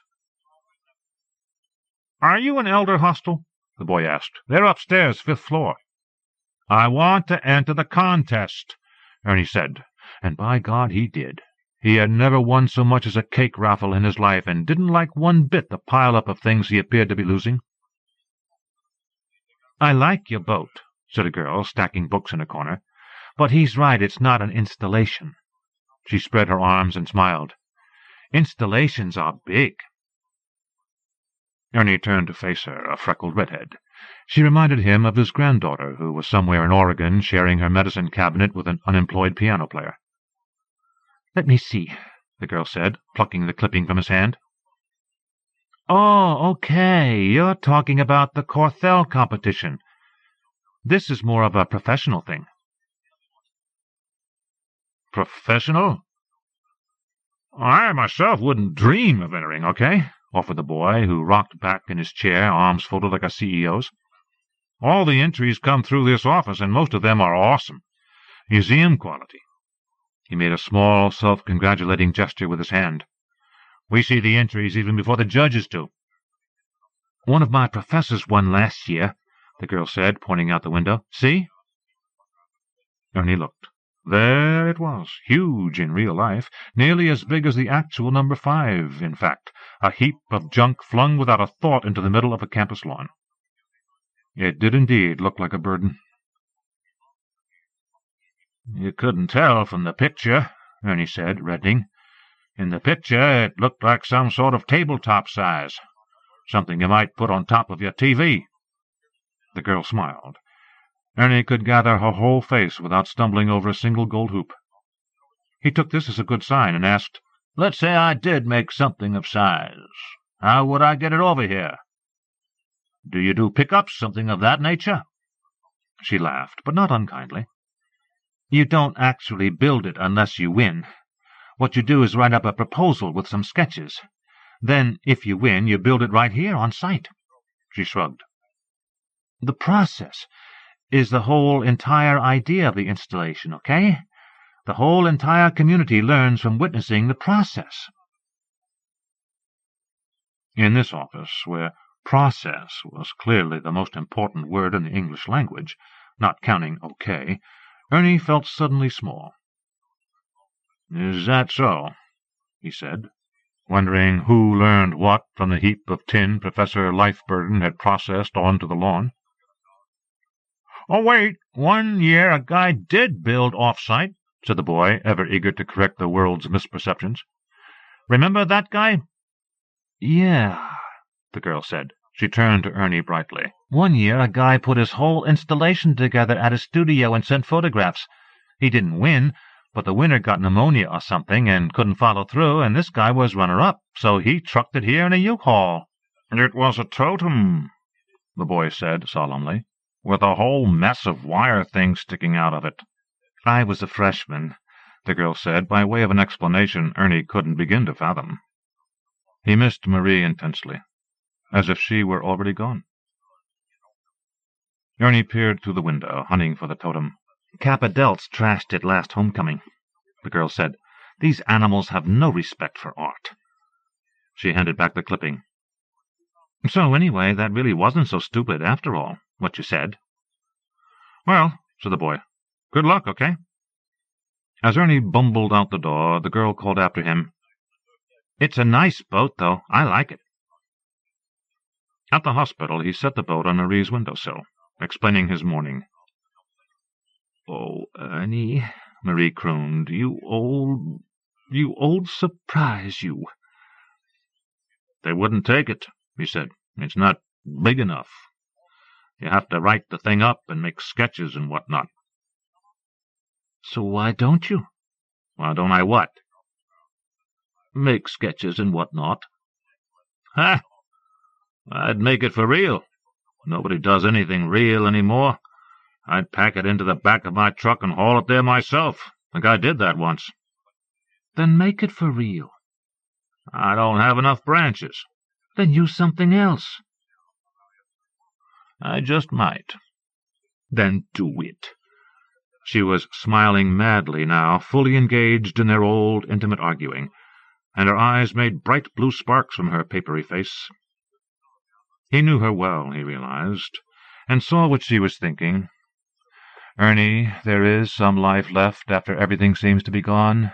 Really there is. And that he could see this, just a little, and that she could see him seeing it, buoyed him.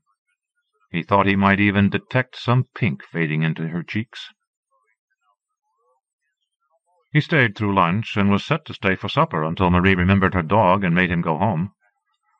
As he turned from her bed, she said, "Wait, I want my arc."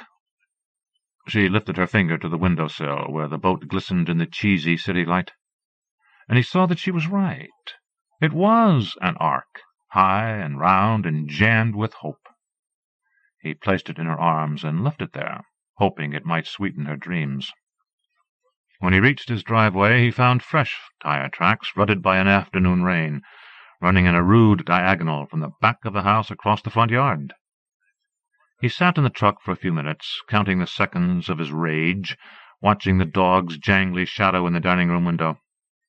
He counted to 200, checked his watch, then hauled himself out to fetch the dog. He set the dog on the seat next to him. In a better life it would have been a Doberman named Rex, and gave it a kiss on its wiry head. "That's from her," he said, and then drove straight to the lumber yard. Ernie figured that Noah himself was a man of the soil and probably didn't know spit about boat-building. In fact, Ernie's experience in general, 40 years of tending machinery, fixing industrial pipe the size of tree trunks, assembling Christmas toys for his sons and then his grandchildren, remodeling bathrooms and building bird boxes and planters and a sun porch to please Marie, probably had Noah's beat in about a dozen ways. He figured he had the will and enough good tools to make a stab at a decent ark, and in a week's time had most of a hull completed beneath a makeshift staging. It was not a hull he would care to float, but he thought of it as a decent artistic representation of a hull, and even more important, it was big enough to qualify as an installation, if he had the guidelines right. He covered the hull with the bargain-priced tongue-and-groove boards he picked up at the lumberyard, 4-footers left over from people who'd wanted 8s.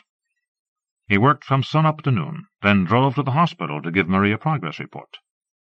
Often he turned on the floodlights in the evenings and worked till midnight or 1.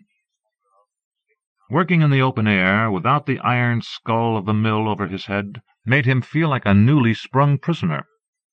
He let the dog patter around and around the growing apparition, and sometimes he even chuckled at the animal's apparent capacity for wonder.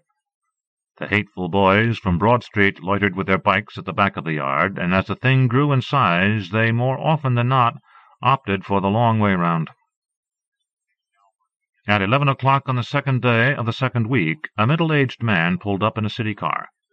He ambled down the walk and along the side yard, a clipboard and notebook clutched under one arm. The dog cowered at the base of one of the trees, its dime-sized eyes blackened with fear. "You Mr. Ernest Whitten?" the man asked Ernie. Ernie put down his hammer and climbed it down from the deck by way of a gangplank that he had constructed in a late-night fit of creativity. "I'm Dan Little from the city," the man said, extending his hand. "Well," Ernie said, astonished. He pumped the man's hand. "It's about time." He looked at the bike tracks, which had healed over for the most part, dried into faint, innocent-looking scars from 2 weeks of fine weather. "Not that it matters now," Ernie said. "They don't even come through much any more." Mr. Little consulted his notebook. "I don't follow," he said. "Aren't you here about those hoodlums tearing up my wife's yard?" "I'm from Code Enforcement." "Pardon?" Mr. Little squinted up at the ark.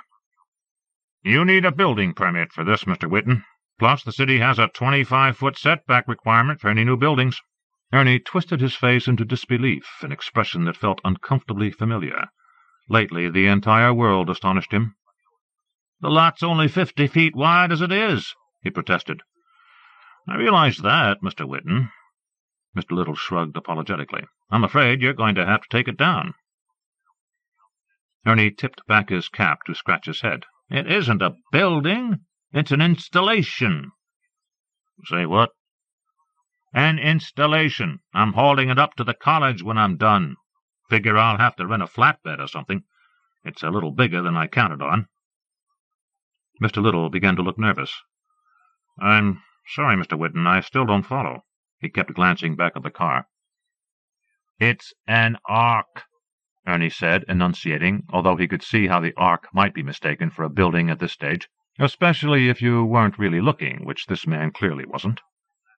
"It's an ark," Ernie repeated. Mr. Little's face took a heavy downward turn. "You're not zoned for boat building," he sighed, writing something on the official pink papers attached to his clipboard. Ernie glanced at the car. In the driver's seat had appeared a pony-sized yellow Labrador retriever. Its quivering nose faced dead forward, as if it were planning to set that sucker into gear and take off into the wild blue yonder. "That your dog?" Ernie asked. Mr. Little nodded. "Nice dog," Ernie said. "This one's yours, I take it?" Mr. Little pointed at Marie's dog, who had scuttled out from the tree and hidden behind Ernie's pants leg. "My wife's," Ernie told him. "She's in the hospital." "I'm sorry to hear that," Mr. Little said. "I'm sure she'll be on the mend in no time." "Doesn't look like it," Ernie said, wondering why he didn't just storm the hospital gates, do something sweeping and biblical, stomp through those clean corridors and defy doctor's orders and pick her up with his bare hands and bring her home. Mr. Little scooched down and made clicky sounds at Marie's dog, who nosed out from behind Ernie's leg to investigate. "What's his name?" he asked. It's Pumpkin Pie. My wife named him." "That's Junie," Mr. Little said, nudging his chin toward the car. "I bought her the day I got divorced, 10 years ago. She's a hell of a lot more faithful than my wife ever was." "I never had problems like that," Ernie said. Mr. Little got to his feet and shook his head at Ernie's ark. "Listen, about this ark," Ernie said. "You're going to have to do something, Mr. Whitten. At the very least, you'll have to go down to City Hall, get a building permit, and then follow the regulations. Just don't tell them it's a boat. Call it a storage shed or something." Ernie tipped back his cap again. "I don't suppose it's regulation to cart your dog all over Kingdom Come on city time?" "Usually she sleeps in the back," Mr. Little said sheepishly. "I'll tell you what," Ernie said. "You leave my ark alone, and I'll keep shut about the dog." Mr. Little looked sad. "Listen," he said. "People can do what they want as far as I care, but you've got neighbors out here complaining about the floodlights and the noise." Ernie looked around, half expecting to see the dirt bike gang sniggering behind their fists someplace out back. But all he saw were "For Sale" signs, yellowing from disuse, and the sagging rooftops of his neighbors' houses, their shades drawn against the new clean-air smell of unemployment. Mr. Little ripped a sheet off his clipboard and handed it to Ernie. "Look, just consider this a real friendly warning, would you? And just for the record, I hate my job, but I haven't been at it long enough to quit." Ernie watched him amble back to the car and say something to the dog, who gave her master a walloping with her broad pink tongue. He watched them go, remembering suddenly that he'd seen Mr. Little before, somewhere in the mill, the bleachery maybe, or strolling in the dim recesses near the number 8, his face flushed and shiny under his yellow hard hat, clipboard at the ready. Now here he was, harassing senior citizens on behalf of the city. His dog probably provided him with the only scrap of self-respect he could ferret out in a typical day. Ernie ran a hand over the rough surface of his ark, remembering that Noah's undertaking had been a result of God's despair. God was sorry he'd messed with any of it, the birds of the air and beasts of the forest, and especially the two-legged creatures who insisted on lying and cheating and killing their own brothers. Still, God had found one man and his family, worth saving, and therefore had deemed a pair of everything else worth saving, too. "Come on, dog," he said. "We're going to get your mother." As happened so often, in so many small, miraculous ways in their 42 years together, Marie had outthought him. When he got to her room, she was fully dressed, her overnight bag perched primly next to her on the bone-white bed, the ark cradled into her lap and tipped on its side. "Ernie," she said, stretching her arms straight out, "take me home." He bore her home at 25 miles an hour, aware of how every puck in the road rose up to meet her fragile, flesh-wanting spine. He eased her out of the car and carried her over their threshold. He filled all the bird feeders along the sun porch out back and carried her over to survey the ark. These were her 2 requests. By morning she looked better. The weather, the warmest fall on record, held. He propped her on a chaise lounge on the sun porch in the brand-new flannel robe their son's wife had sent from California, then wrapped her in a blanket so that she looked like a benevolent pod person from a solar system where warmth and decency ruled. The dog nestled in her lap, eyes half closed in ecstasy. He propped her there so she could watch him work, her third request. And work he did, feeling the way he had when they were first dating and he would remove his shirt to burrow elaborately into the tangled guts of his forest green 1950 Pontiac. He forgot that he was building the Ark for the contest, and how much he wanted to win, and his rage fell like dead leaves from his body as he felt the sunshiny presence of Marie watching him work. He moved one of Marie's feeders to the deck of the Ark because she wanted him to know the tame and chittery company of chickadees. The sun shone and shone. The yard did not succumb to the dun colors of fall. The tracks left by the dirt bikes resembled nothing more ominous than the faintest prints left by dancing birds. Ernie unloaded some more lumber, a stack of roofing shingles, a small door. He had 3 weeks till deadline, and in this strange, blessed season he meant to make it. Marie got better. She sat up, padded around the house a little, ate real food. Several times a day he caught a sharp squeak floating down from the sun porch as she conversed with one of her girlfriends, or with her sister down from Lewiston, or with her son over the phone, or with a visiting nurse. He would look up, see her translucent white hand raised toward him. "It's nothing, Ernie, just go back to whatever you were doing," and recognize the sound after the fact as a strand of her old laughter, high and ecstatic in small town, like her old self. "It happens," the nurse told him when he waylaid her on the front walk. "They get a burst of energy toward the end, sometimes." He didn't like this nurse, the way she called Marie "they." He thought of adding her to the list of people and things he'd grown so accustomed to railing against, but because his rage was gone, there was no place to put her. He returned to the Ark, climbed onto the deck, and began to nail the last shingles to the shallow pitch of the roof. Marie's voice floated out again, and he looked up again, and her hand rose again, and he nodded again, hoping she could see his smiling, his damp collar, the handsome knot of his forearm. He was wearing the clothes he wore to work back when he was working, a grass-colored gabardine shirt and pants, his greens, Marie called them. In some awful way he recognized this as one of the happiest times of his life. He was brimming with industry and connected to nothing but this one woman, this one patch of earth. When it was time for Marie's lunch, he climbed down from the deck and wiped his hands over his work pants. Mr. Little was standing a few feet away, a camera raised to his face.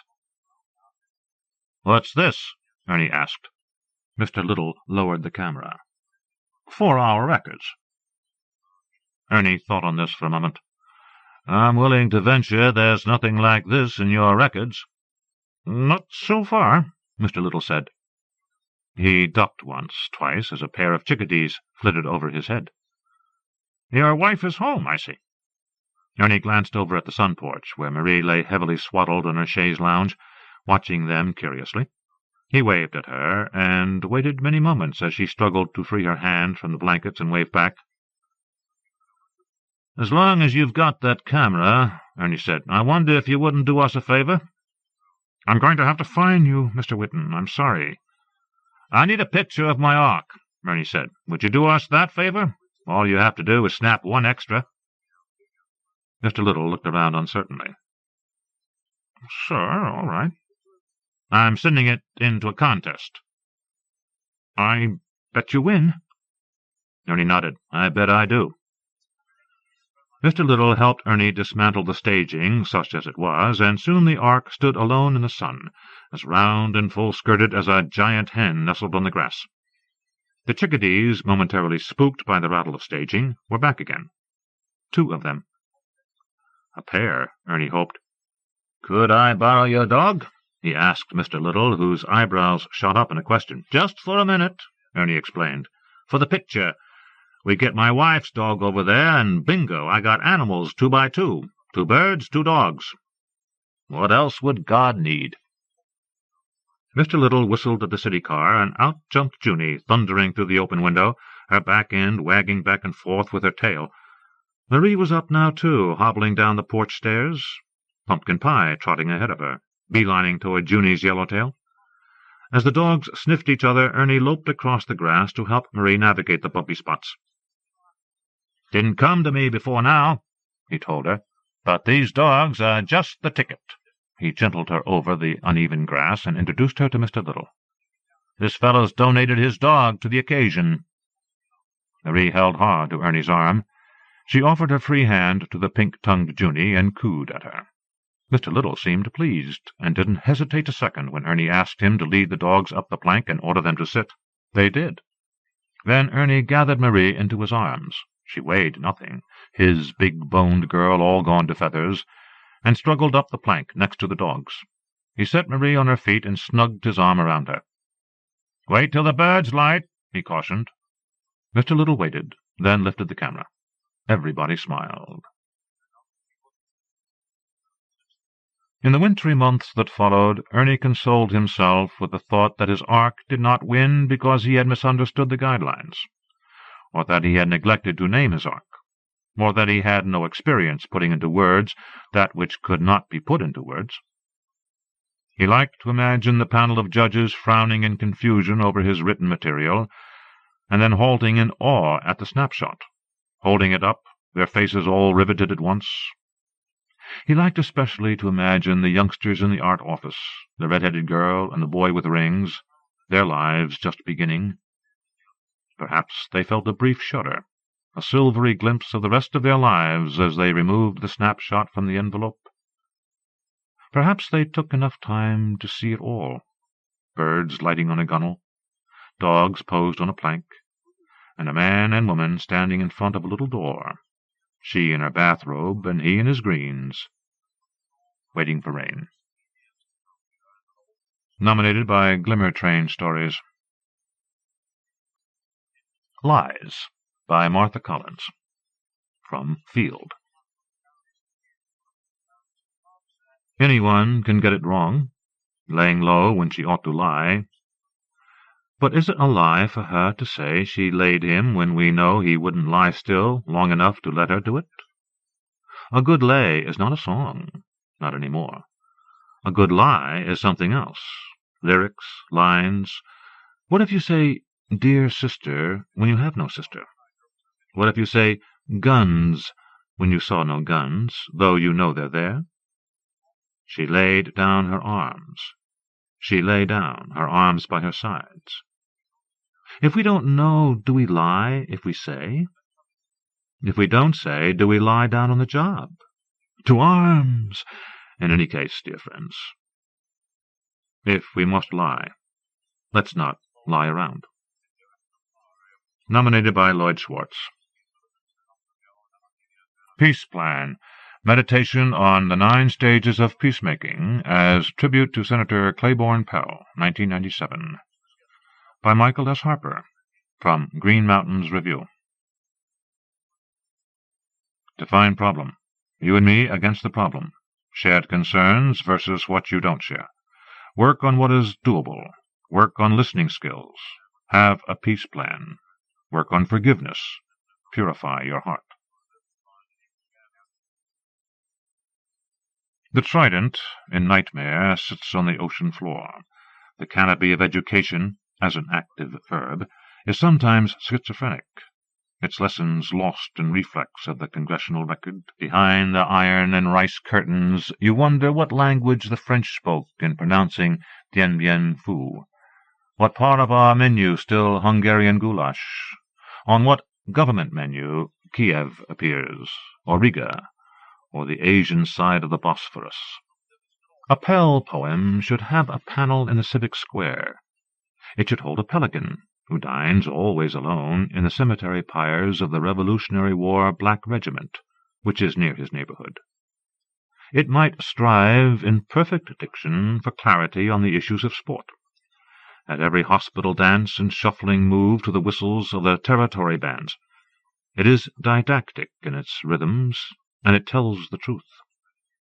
I have sat in the waters of Foggy Bottom, tape recorder going, adjudicating individual grants, and seen a henchman in the changeover enjoy the joblessness of secretaries who have worked freely on overtime.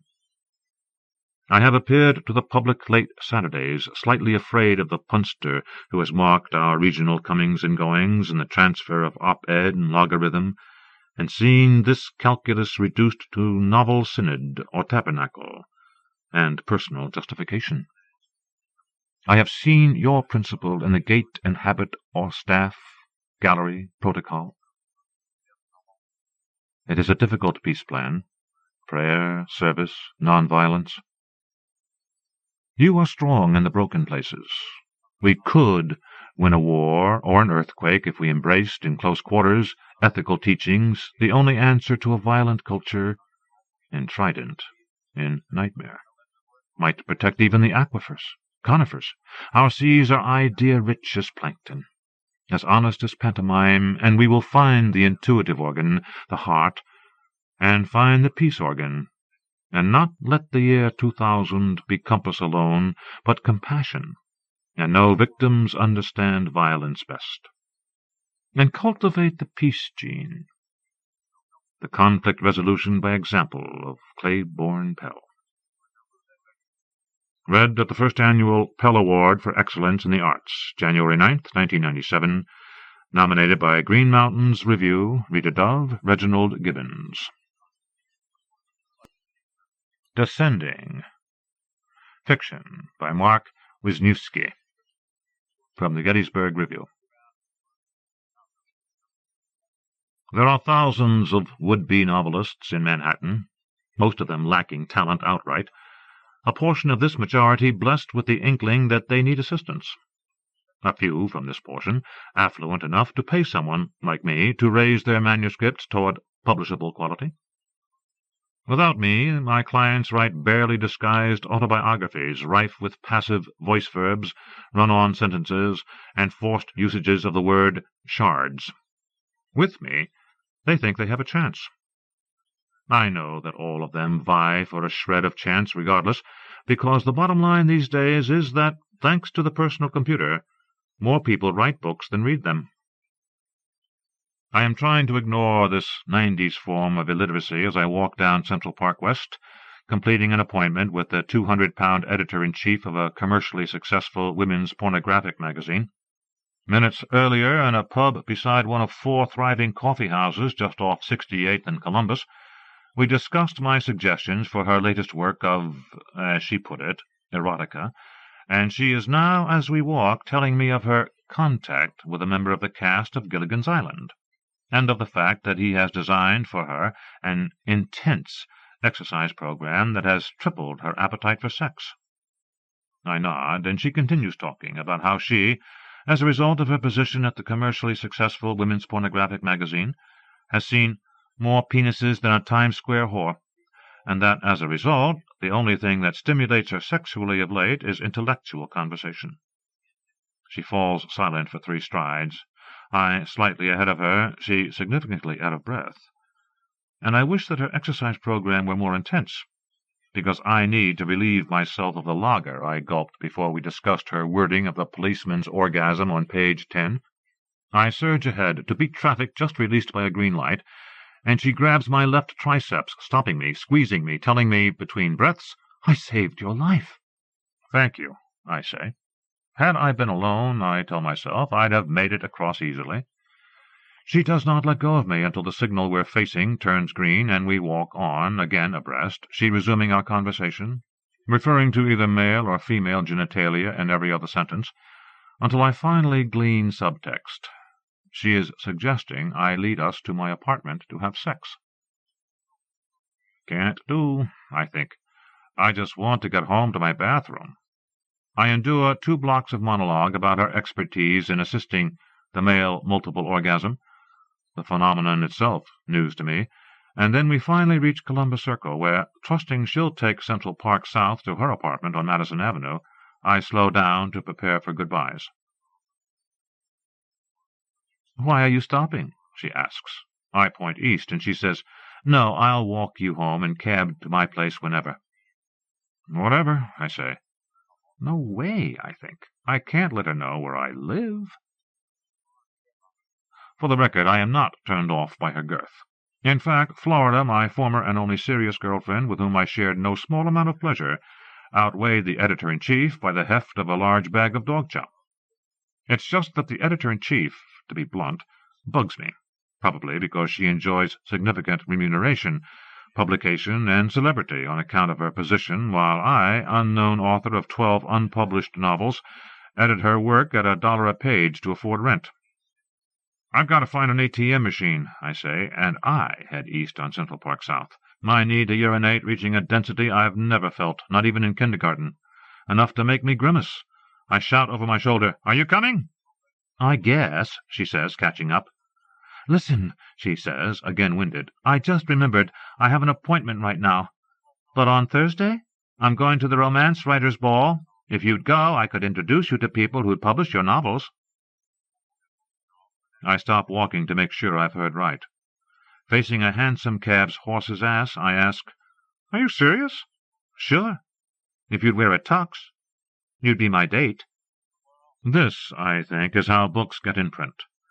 I cross my legs to assist my kidneys, then assess the editor-in-chief's eyes, which, set back in her head, and seemingly the size of champagne grapes, could, I fear, spark my libido more than all of her mention of genitalia, if she aimed them directly at mine. They are, instead, following the buttocks of a Fabio look-alike rollerblading toward 7th Avenue. I consider my 10th novel the one I know is good, then say, "I'll call you." She grabs my wrist and tickles it. "Then I'll see you." I begin walking backwards toward Columbus Circle, then running toward Relief. "I'll call you," I shout over my shoulder.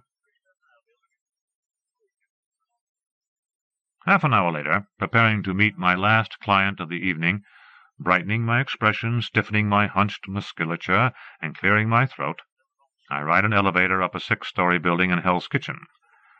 The car is humid, slow, and dank-smelling like gray mop water. The building itself, one of those former warehouses, liberally rezoned and parceled out in the 80s, where many of the occupants are now subleasing on the sly and scared to report illegally hiked rent. The avocado green walls to my left as I step onto the 6th floor were at one time pink. Those on the right are mustard yellow and marred with footprints. The spouts of the sprinkler system are painted over so thickly they can't possibly work. The first door I pass says Women. Bathrooms down the hall, I think. Honest people suffering for their art. Then I see 611. I knock once and inadvertently open the door. "Whip her!" I hear, a woman's voice full of grit and frustration, a voice somewhat like mine when I line-edit the editor-in-chief's fiction while my next novel sits in my head. "Manuscript, Doctor?" the gritty voice shouts. "Yes?" I say. I am not proud of this name. I adopted it only because the day before I had calling cards made, when I owed 2 months' rent and therefore had to charm the editor-in-chief over the phone in order to secure her as a client. She advised me to distinguish myself with a creative title. And in that advice, and my hesitancy to follow it, lay a hint of the difference between us. She believes literary success is attained by manipulating social contexts. I, that writers truly succeed in the solitude of revising their own sentences. "Get in here," the gritty voice says. I step in and see trumped-up Suffering for Art, a water-stained 13-foot ceiling over a dusty, whitewashed hardwood floor, and sandwiched between a conglomeration of second-hand materialism that reminds me of the garage of my flea-market-obsessed grandfather. The apartment itself, perhaps intended as office space, is the length and width of a railroad car, and it smells like sandalwood incense, cigarette smoke, and brie. 3 rusty chains, toggle-bolted to the ceiling, suspend a silenced portable television aimed at a red-headed woman, perhaps 55 years old, lying on a mattress. "Hang on," she says, facing the screen. I guess she is watching pornography, but that might be because I've just seen the editor-in-chief. And in any case, given the trajectory of the television, I can't be certain what she's watching unless I lie on the mattress beside her. I like the redhead. She is taut and magnetic, and comparing her to myself makes me feel successful, young and adjusted, but not enough to risk having sex with her. "You're Jerry?" I ask. "Jerry!" she yells. Her eyes are the color of vanilla, and beneath makeup she's overdone to hide the sprinkling of freckles across the bridge of her nose. Her face retains childish cuteness. She appears to be wearing a wonder bra. "Jerry," she says, "is probably napping in the bathroom." She focuses behind me, so I turn and see, standing in the doorway, a sizable, elderly, pear-shaped man, sloping narrow shoulders measuring across less than half the width of his hips, wearing a Yankee's cap, a yellow and purple silk kerchief knotted around his neck, a faded red Izod sports shirt like the one Florida bought me in 1985, stone-washed, relaxed-fit jeans, and no shoes or socks. What strikes hard enough for me to lower my glance to the doorknob, though, is the fact that the left side of his face is disfigured, as if a section of his jawbone has been removed. "Jerry?" I ask as I complete, I realize, an obvious double-take. He nods, then pulls a notepad from his back pocket. "Jerry can't speak," the redhead says, and Jerry sidles to my left and elbows my forearm, writing on the pad with a pencil the length of his forefinger. He tears off the sheet and hands it to me, his cursive large, looping, and uncertain, almost juvenile. "Manuscript, Doctor?" "Yes," I say, and he blinks at me, and I nod as if he can't hear. We shake hands, his large and enveloping, the hand, I think, of a dock-worker or home-builder, although its skin is loose and smooth. "My pleasure," I say. He smiles and nods, exaggerating both expressions, I figure, to avoid having to write small talk. "Should we tell him?" the redhead asks with an undertone at the impatience I feel when a client forgets to pay me up front. "Tell who what?" I wonder, and Jerry writes more, then tears off the sheet, walks past me, and hands it to the woman. As she reads, her lips move so slowly I can't read them. She crumples the sheet and tosses it into a bushel basket full of assorted nuts and bolts. "Jerry," she says, "is a superb writer." "I'm sure he is," I say. They always, I think, try to sell themselves. I offer the line I've used too much for it to be true. "I don't deal with people unless they have talent." "You're not listening," she says. "Jerry's the best. He's written the novel of the century, if you know what I mean." "I do, ma'am, and I can probably provide the polishing it needs to get published." Jerry clears his throat as the redhead sighs. "It's already published, honey," she tells me. "You've read it in high school. Everyone has. It's made Jerry so famous he has to hide." I think. This man in this Izod is the Great One. To be clear here, I don't actually think the words "the Great One." I use the phrase now, as I write this, because the editor-in-chief mentioned that her attorney advised her that all writers, even journalists, refrain from using actual names. "His name's not really Jerry," the redhead says. "You know what I'm saying?"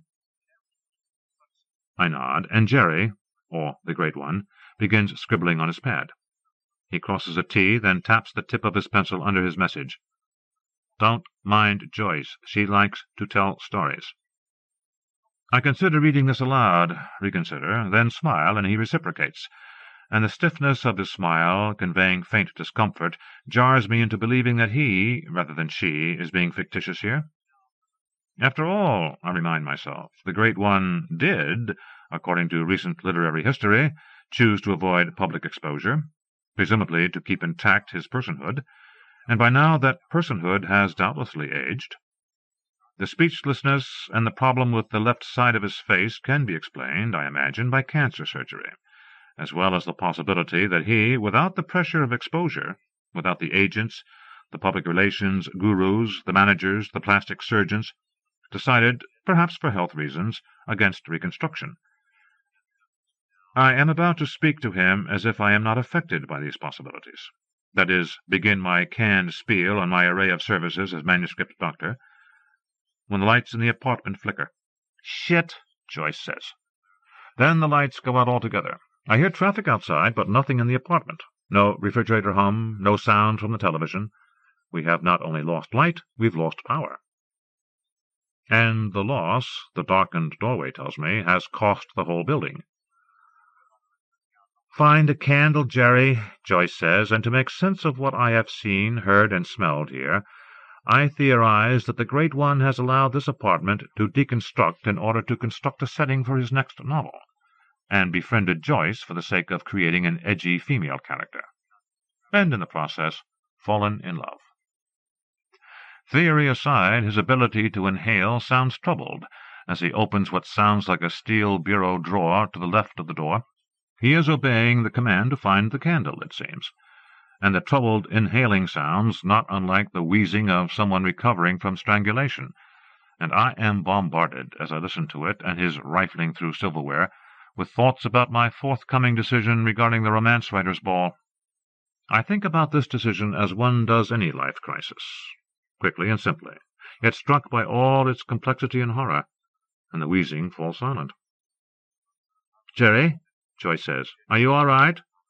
I pictured the Great One rolling his eyes at the obviousness of his inability to answer. Then I fear what Joyce might be fearing, that he is down the hall resuming his nap in the bathroom, or supine, for whatever reason, at our feet. I reach to stop myself from pitching forward after a sudden failure of my own balance, perhaps anxiety-induced, and the heel of my palm presses the knot of his scarf, my fingers confirming that half of his jawbone is gone. "Sorry," I say, retracting my hand. "For what?" Joyce asks, now behind me. "I'm talking to Jerry," I say. "I touched him." "For God's sake, we need a candle." Fingernails tickle my back. I hear more rifling. "Where did you put the candle, Jerry?" Joyce says, now near the steel drawer, and something squeaks at the far end of the room. The quick rise of a large, room-darkening shade. Nightfall has captured Manhattan, so the window allows in just enough indirect orange street-light to silhouette the Great One's head, neck, and shoulders. His left shoulder, I see now, is not merely sloped, it is gone, like the phantomed half of jawbone, and he is walking toward the window. Did the shade, I wonder, rise by itself, stepping over cardboard cartons and flea-market whatnot, and climbing onto the windowsill using a wobbly silver radiator as a step? Then he's up there, on the sill, tiptoe, facing the pane, keeping himself from pitching backward by spreading his arms to grab both sides of the window frame with his fingertips. A Christ figure, I think. "Changing the fuse won't help, Jerry," Joyce says. The Great One sidesteps toward the left side of the frame. "Jerry," Joyce says, "did you hear me?" The Great One offers 2 exaggerated nods, then reaches toward the ceiling. "Stand behind him," Joyce tells me, "so he doesn't fall backwards." Or forwards, I think. Walking toward the Great One, I trip over the bushel basket and land on the mattress. It smells like witch hazel. The Great One glances at me over his missing shoulder. "I'm okay," I say, and I stand the step behind him and reach over my own head, hands spread the width of his flat buttocks, fingers poised either to catch him or grab his belt loop. "I'm telling you, Jerry," Joyce says, "a new fuse won't help an iota." The Great One's breathing hisses until, without turning around, he gives Joyce the finger. I have to admit I agree with her. What good is a fuse when the whole building is powerless? But I admire his spunk in this round of the battle of sexes. He pulls down the shade, lets it rise, pulls it down, lets it rise. He removes his notepad from his shirt pocket and the pencil from behind his ear, then writes slowly, his balance wavering but working, his toes large and claw-like. He tears the message off the pad and lowers it toward my face. "The shade is broken. Get me a fork." "What?" Joyce says. "He wants a fork," I say. "You don't change a fuse with a fork." "He says the shade's broken," I say, although in my experience a broken shade is a victory for planned obsolescence. "Don't mind the shade, Jerry," Joyce says. "The shade hardly matters with the lights out at night." The Great One shoots a look at me and snaps his fingers twice, and I walk, avoiding the bushel basket, to the steel bureau drawer. "Don't give him a fork," Joyce says. I clear my throat. "He said he wanted it." "You can't do whatever he wants just because he is who he is." He is the Great One, I tell myself. You are actually in the man's presence. I grope in the drawer until I find a fork, then walk it back to his hand. His breathing is fine. "The faster he fixes the shade," I tell Joyce, "the faster he'll fix the lighting." The Great One unhooks the shade, then uses a space between fork tines as a wrench on a tiny silver rectangle on the end of the shade's dowel, cranking it counterclockwise. "I think I smell smoke," Joyce says.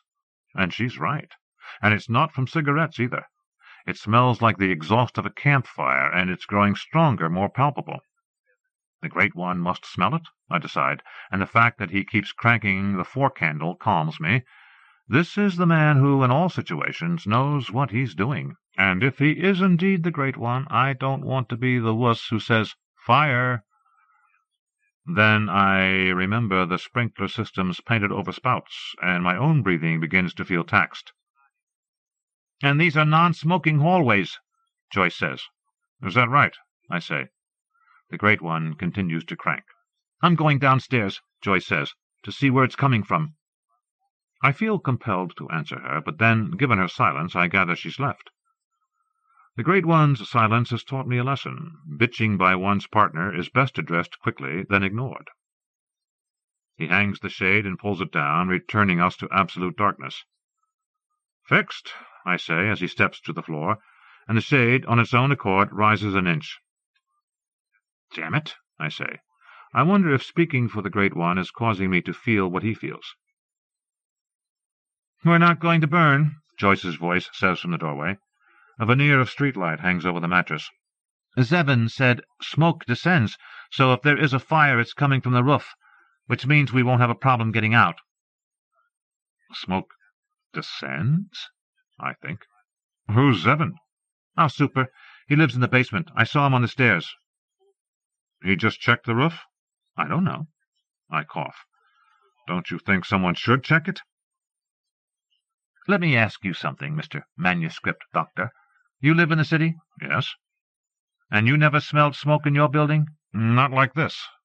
"Then you haven't lived here long enough." The plane of streetlight illuminates the Great One's grimace.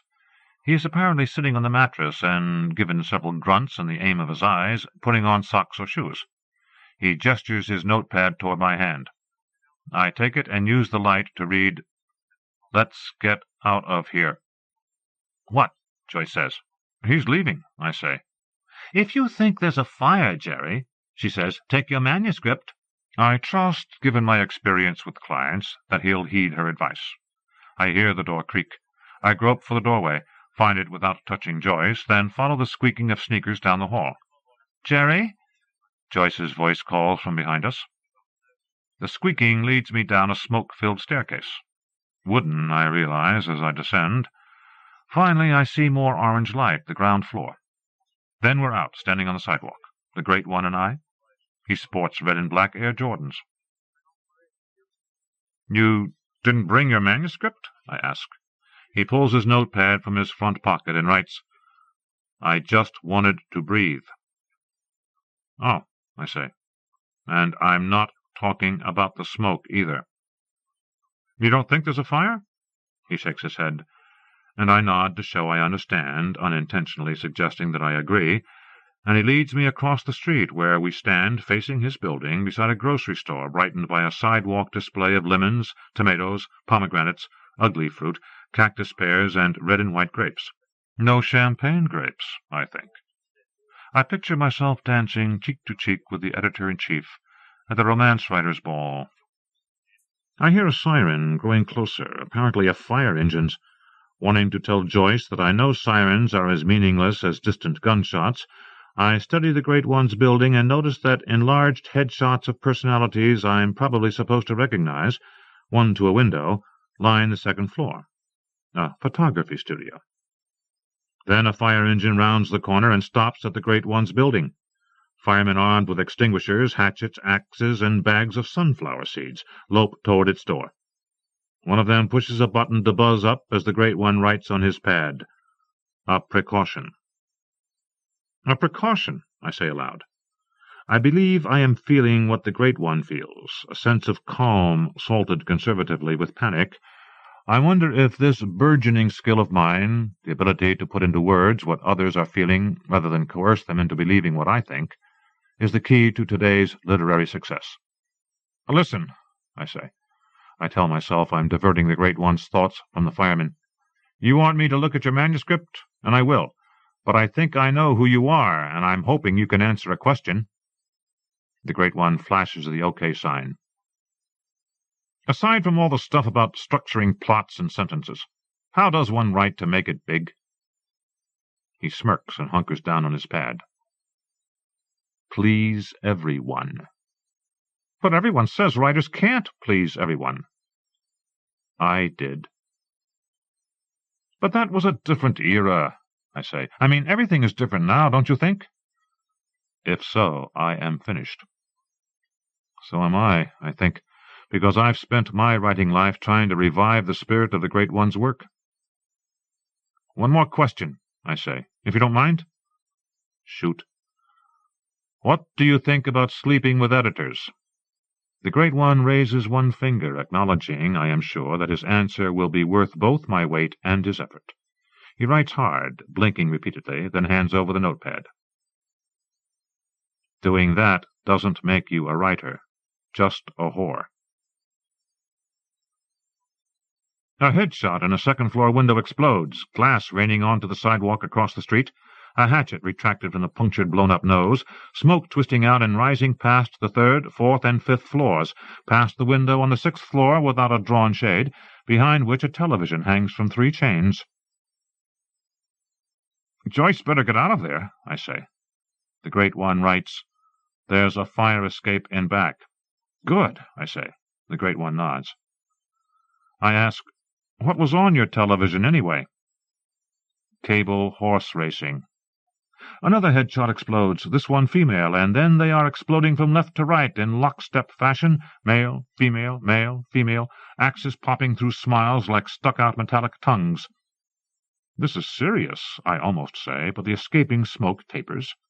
The axes begin shattering 3rd-floor windows. My glance at the Great One, who is watching his window, assures me that he, unlike Zevin, knows that heat and smoke rise, and that he's picturing Joyce dashing through his dark hallway while his manuscript sits. Excuse me, I tell him.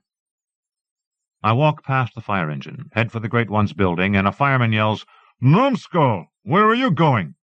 I've got to get something, I say, before it burns. It's burning. What if it's still there? It's burning. You might as well phone your insurance. I can't run up and check. You run up and I lose my job, so you're not running up.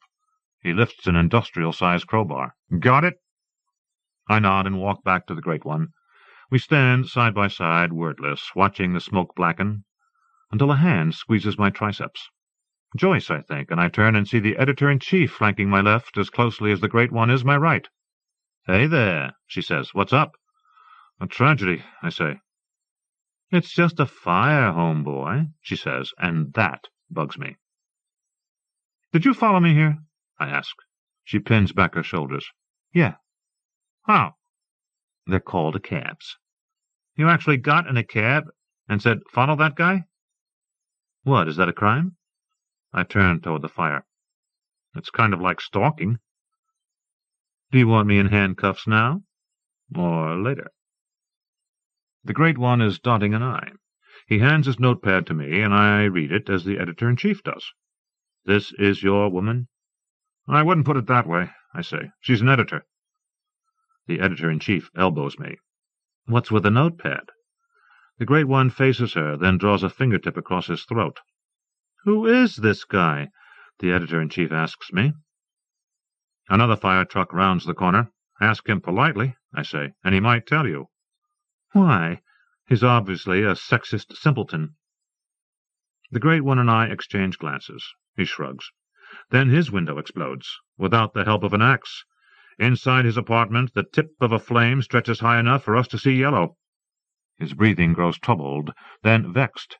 He has not made a copy of his manuscript, I am sure, and he is picturing the pages singeing, and his words might have pleased everyone enough to change everything. I feel sorry for everyone, and for him. I feel ashamed that I considered getting published by servicing the editor-in-chief, because her connection with everyone is probably null. My only contact with everyone, I realize, is when I am hungry and online at the A&P, when I resent being nicked by elbows on sidewalks, when I am wasted, worn, and burned by the lottery, when I crave something priceless and brilliant from someone who demands neither subservience nor pay. Well, the editor-in-chief says, you up for the ball? I clear my throat. I just remembered. I've got to stay home that night to write. Her eyes engage mine. They do, as I feared, ignite something inside me. Screw you, too, she says, and she walks toward a policeman across the street. I bet she tries to seduce him, I tell the Great One, and I begin babbling about the impossibility of pleasing anyone these days, using fragments and run-ons that make, I fear, neither sense nor a favorable impression. I babble anyway, for the sake, I realize, of the babbling, and then I try to explain that these days, in this decade, almost all writing, editing, publishing, and love-making does nothing but add to the discord that separates everyone from everyone else. Noticing that the Great One's breathing has silenced, I turn and see his pencil finish a message. I know what you mean. Do you really? He nods, sits on the curb, and watches his building burn. Then he reclines, legs fair game for pizza delivery bicycles, spine flat against sidewalk concrete dotted black by discarded gum, eyes shut, palms down, one atop the other, on his chest. "Careful!" I shout at a passer-by, though I'm hoping for a response from the Great One. His eyes remain shut. He can't, I tell myself, handle the discord. "Jerry?" I try. Someone taps my shoulder. Joyce, a piece of ugly fruit in each hand, as if weighing them. "He's napping," she says. "He does this wherever he feels." The editor-in-chief, I notice, is returning. "Is he okay?" she asks. "He's felt better," I say. "I took CPR at the gym," she says. "If anyone here knows what she's doing, it's me." She plants her feet on either side of the Great One's chest, then crouches, buttocks touching his abdomen, then resting on it. "Can you believe what I have to put up with?" Joyce says. "You're smothering him," I tell the editor-in-chief. "I'm helping him," she says. "I don't think so," I say. "He doesn't need CPR. It's a breathing thing, for Christ's sake." She places her palms on his chest and shoves. "It's his heart." I set my palms on the side of her arm and shove harder. She doesn't budge, she's that heavy, so I push again, using my forearms and shoulders and the balls of my feet against the concrete, and she lets go of his shoulders and rolls off of him. She is lying beside him, pulling down her skirt and straining her neck to sit up. But I don't see her rise. I am on my knees beside the Great One, pinching his nose and grabbing his jowls and lowering the remains of his jawbone. Then I'm descending, hoping his eyes open before our lips touch. Then we are sharing his muteness. His mouth still holds warmth, and I exhale into it, and my palm feels my breath raise his chest. I won't have to do this more than twice, I think, and I inhale, tasting garlic, halitosis, and cinnamon. I hear glass pelt the sidewalk across the street. I try not to hear the editor-in-chief, who is shouting at me with instructions. One more time, I tell myself, and I'll hear that troubled breathing. Everything will be exactly the way it was. Nominated by Caroline Langston, Clarence Major. Blue Cashmere, 74, by Carol Muskie. From American Poetry Review. L.A. Spring, our boulevard of flowering jacaranda. 12 trees, Ophelia's delirium. The color the capper makes inside the bell's explosion 12 times into addled violet. I see the equal signs, but no two things on this earth are the same.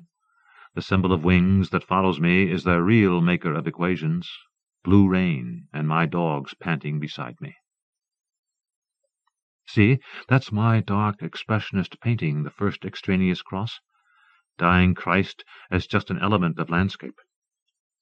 Like blue, the hare's throat, the contusion of clouds, backlit, and the varying mountain sky, count the intrusion of a dog's bark. Trout fishing in Kashmir, I followed my guide faithfully, a child into white water. He pointed deep, deeper into the Himalayas. There was China. Dressed as a boy, I didn't know how to paint my own naivete. Everything in my gaze faithful, true as a dog's. August 15th. Lower Wangat.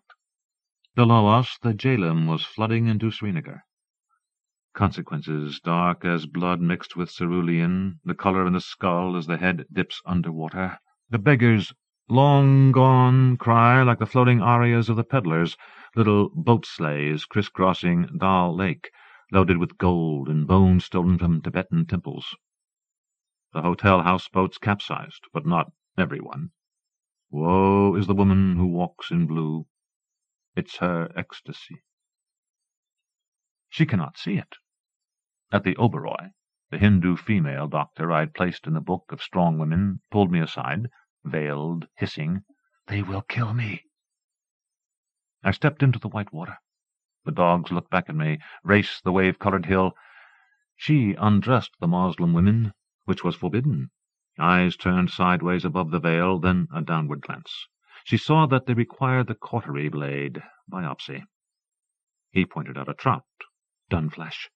She had to find the soft places where the tumors hid, behind breastbone or ovary. On the wall, sunlight, her bone chart, 20 blue vials of penicillin. She was the first unsteady step into the secular, into expression. An element in the landscape, rain penciling itself on the glass as they stepped free of their veils, naked, breasts, buttocks. The neighbors' bucket seats overflow with blue wings, trees, sex. The women stood, ecstatic, keeping their arms straight, perpendicular to the floor. Equal sign. I don't know how anyone could change sex so expeditiously. I wore jeans, my hair under a cap. He must have opted to look the other way, away from the waves. The men accosted her in the street, shouted how she defiled their wives. "Help me." Her eyes. "He taught me how to thread on the fly, cast." The tree holds out its arms, falling blossoms. I begged off. Eyes, the color of the dog's crosses. Nominated by Ralph Angel, Philip Appleman, Henry Carlyle, Joyce Carol Oates.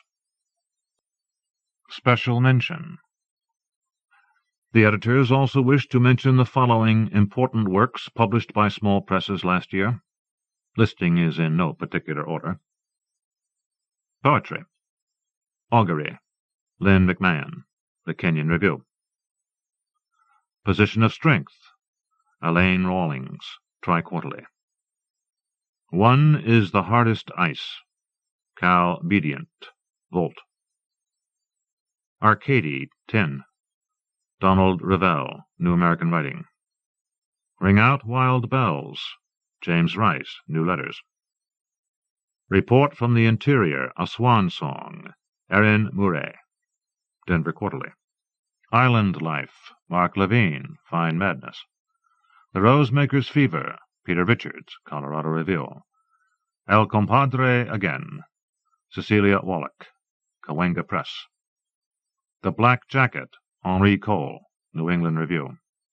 The Sorrow Pageant, Rodney Jones, Southern Review. Thunderstruck, Alan Grossman, Boston Review. Threads, End of Another Day, Michael Chitwood, Doubletake. The Last Photograph of My Sister, Sherrod Santos, Yale Review. The Calligraphy Shop, Ben Downing, The Paris Review. Testimony, Youssef Komuniakaa, Brilliant Corners. The Greeks, Linda McCarriston, Tri-Quarterly. Nana Alvudi Gesfi of That Wanting Which Is, Diane Glancy. XCP, Cross-Cultural Poetics. The Lone Pedestrian, May Swenson, The American Voice. Ode, Douglas A. Powell, Volt. Prayer, Dorian Lowe, Boa. Nocturne, Joshua Tree, Timothy Liu, Gettysburg Review. Black Stone on Top of Nothing, Philip Levine, Poetry. Hecuba Mourns, Marilyn Nelson, The Southern Review. Heaven is Just Another Country, Jaime Jacinto, Kearney Street Workshop. Skinny Dipping with William Wordsworth, Maxine Cumin, Hudson Review. When the Grain is Golden and the Wind is Chilly, Nick Carbo, Synesthetic. The Frame, Elizabeth Spires, Partisan Review. Collateral Damage, John Balaban, Copper Canyon Press. Mardi Gras Masks, Preston Merchant, New England Review. Essays. Oakland, Jack London and Me, Eric Miles Williamson, Chattahoochee Review. Henry James, Mona Simpson, Conjunctions. Bad Eyes, Aaron McGraw, Gettysburg Review. Inherited Holocaust Memory and the Ethics of Ventriloquism, Laurie Hope Lefkowitz, The Kenyon Review. Consequences of Darwinism, Marilyn Robinson, Salma Gundy. Mixed American Pack, Lisa McLeod, XCP. Emily Dickinson, The Heft of Cathedral Tunes, Daniel Hoffman, Hudson Review. Critical Disobedience, 9 Ways of Looking at a Poem, David Baker, The Gettysburg Review. Chirality and Strange Good Fortune, Notes of Writing and Teaching, David Wojan, Shenandoah. The Milosh File, Mark Rudman, The Kenyon Review. Tradition and the General Dumbing Down, Lucia Perillo, Michigan Quarterly Review. Economy, Its Fragrance, Ann Carson, The Threepenny Review. Traces of Light, The Paradoxes of Narrative Painting and Pictorial Fiction, Alan Shoes, Antioch Review. In the Shadow of Memory, Floyd Skloot, Southwest Review. Silence, Scott Russell Sanders, Witness. The Uncertainty Principle, Robert Cohen, Boulevard. Jinx, Robin Hemley, Prairie Schooner.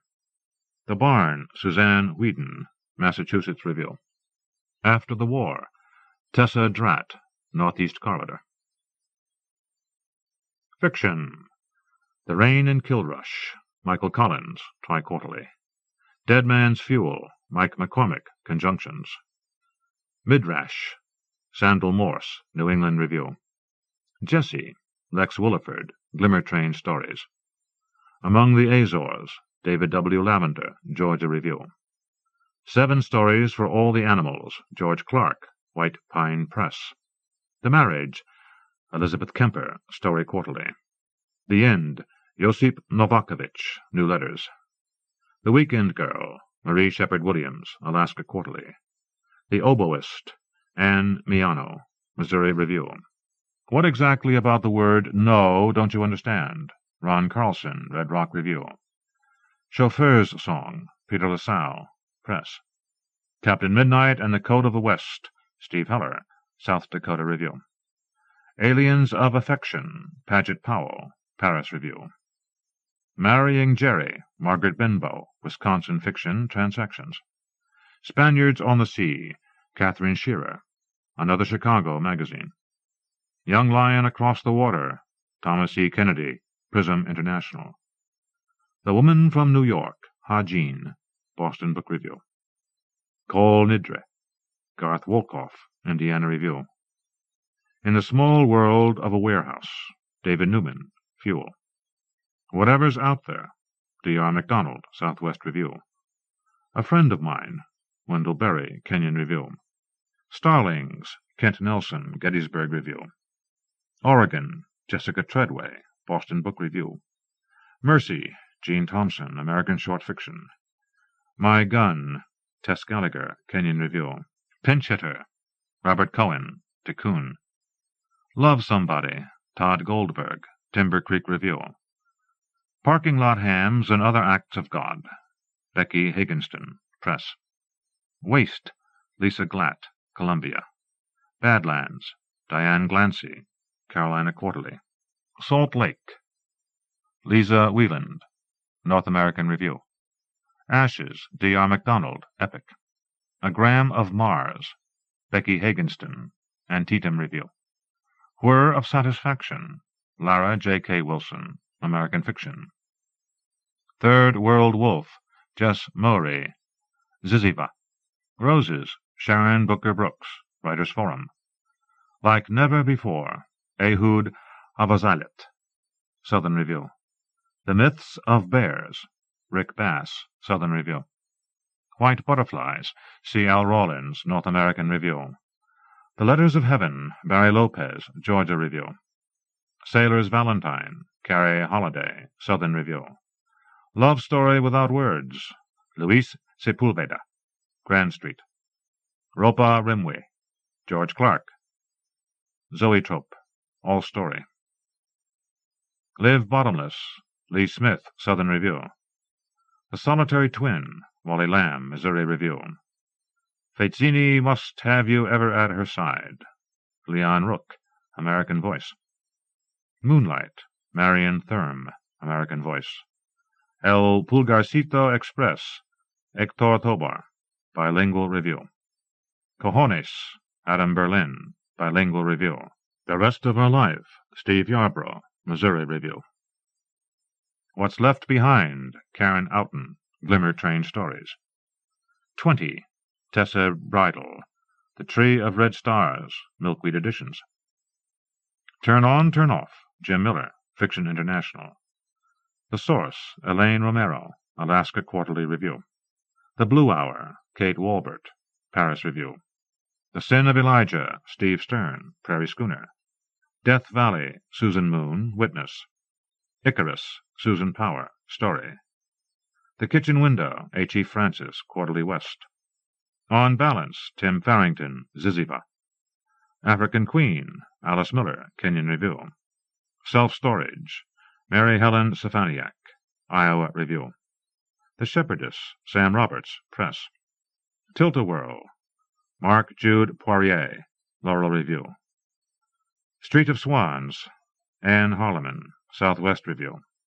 Teleton, Tom LeClaire, Fiction International. How She Knows What She Knows About Yo-Yos, Mary Ann Taylor Hall, Chattahoochee Review. English as a Second Language, Mary Helen Stefaniak, Other Voices. Kissing, Dick Green, Antietam Review. Running to Ethiopia, Nancy Welch, Mid-American Review. Lamp Soup, Tony Ardizzone, Italian Americana. 3 Hours and 30 Years, David Conway, Antietam Review.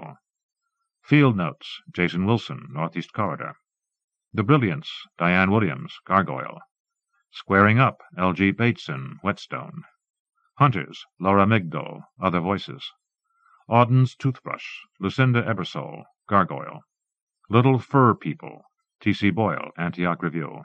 A Neighborly Gesture, Alan Elishevitz, Briarcliff Review.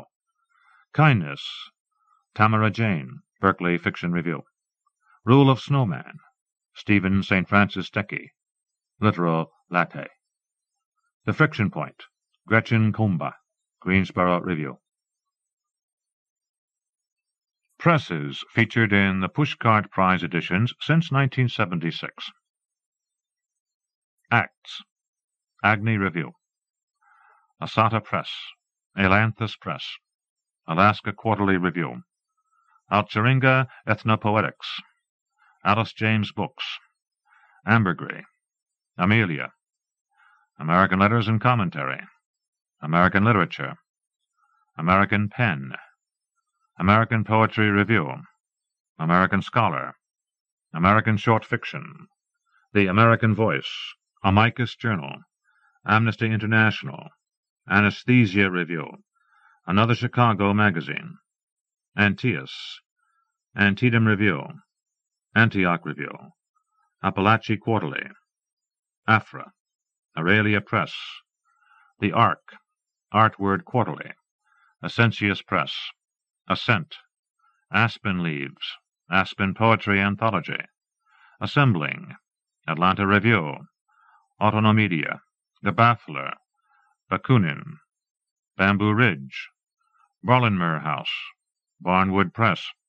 The Bellingham Review, Bellowing Ark, Beloit Poetry Journal, Bennington Review, Bilingual Review, Black American Literature Forum, Black Rooster, Black Scholar, Black Sparrow, Black Warrior Review, Blackwell's Press, Bloomsbury Review, Blue Cloud Quarterly, Blue Unicorn, Blue Wind Press, Bluefish, Boa Editions, Bomb, Bookslinger Editions, Boulevard, Box Spring, Bridges, Brown Journal of Arts, Burning Deck Press, Caliban, California Quarterly, Callaloo, Calliope, Calliopeia Press, Calix, Canto, Capra Press, Caribbean Writer, Carolina Quarterly, Cedar Rock, Center, Chariton Review, Charnel House, Chattahoochee Review, Chelsea, Chicago Review, Chouteau Review, Chowder Review,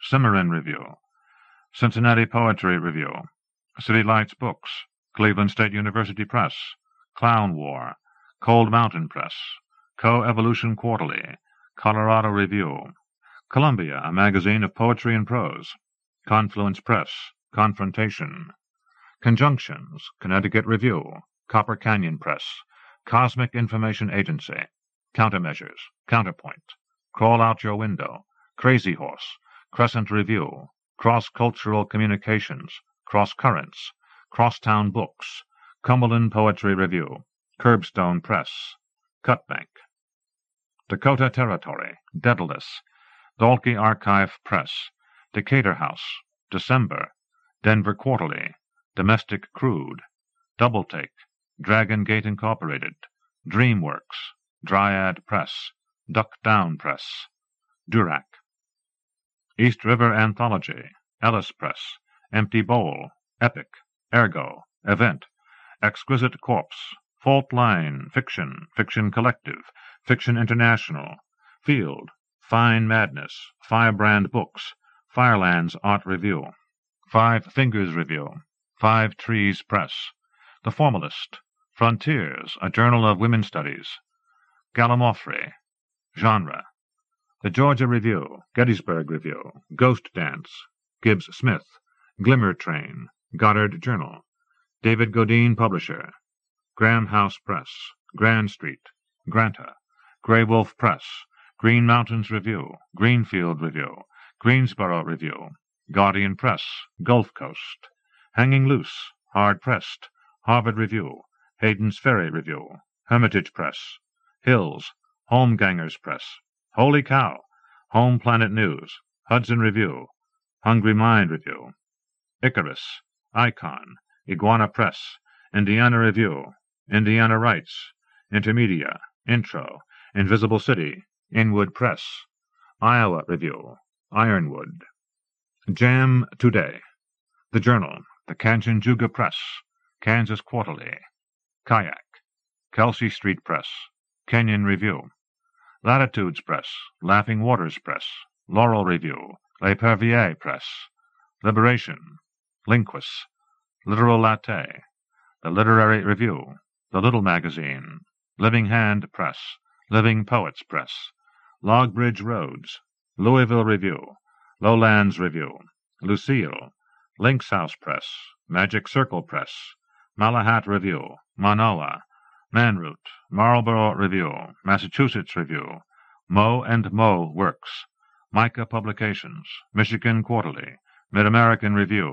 Milkweed Editions, Milkweed Quarterly, the Minnesota Review, Mississippi Review, Mississippi Valley Review, Missouri Review, Montana Gothic, Montana Review, Montemora, Moon Pony Press, Mr. Cogito Press, MSS, Mulch Press, Nada Press, New America, New American Review, New American Writing, The New Criterion, New Delta Review, New Directions, New England Review, New England Review and Breadloaf Quarterly, New Letters, New Virginia Review, New York Quarterly, New York University Press, Nimrod, 9x9 Industries, North American Review, North Atlantic Books, North Dakota Quarterly, North Point Press, Northern Lights, Northwest Review, Notre Dame Review, O.Rs., Oblique, Obsidian, Obsidian 2, Okanee Review, October, Ohio Review, Old Crow Review, Ontario Review, Open Places, Orca Press, Orcases Press, Orion, Oxford American, Oxford Press, Oyez Press, Painted Bride Quarterly, Painted Hills Review, Paris Press, Paris Review, Parnassus, Poetry in Review, Partisan Review, Passages North, Penka Books, Pentagram, Penumbra Press, Pequod, Percy, an International Review, Pipe Dream Press, Pitcairn Press, Pitt Magazine, Plowshares, Poet and Critic, Poetry, Poetry East, Poetry Ireland Review, Poetry Northwest, Poetry Now, Prairie Schooner, Prescott Street Press, Press, Promise of Learnings, Provincetown Arts, Puerto del Sol, Quarry West, The Quarterly, Quarterly West, Raccoon, Rainbow Press, Raritan, a Quarterly Review, Red Cedar Review, Red Clay Books, Red Dust Press, Red Earth Press, Red Hen Press, Release Press, Review of Contemporary Fiction, Revista Chicano Ricana, Rhetoric Review, River Styx, Rowan Street Press, Russian Samizdat, Salmagundi, San Marcos Press, Sea Pen Press and Paper Mill, Seal Press, Seamark Press, Seattle Review, Second Coming Press, Semiotext, E.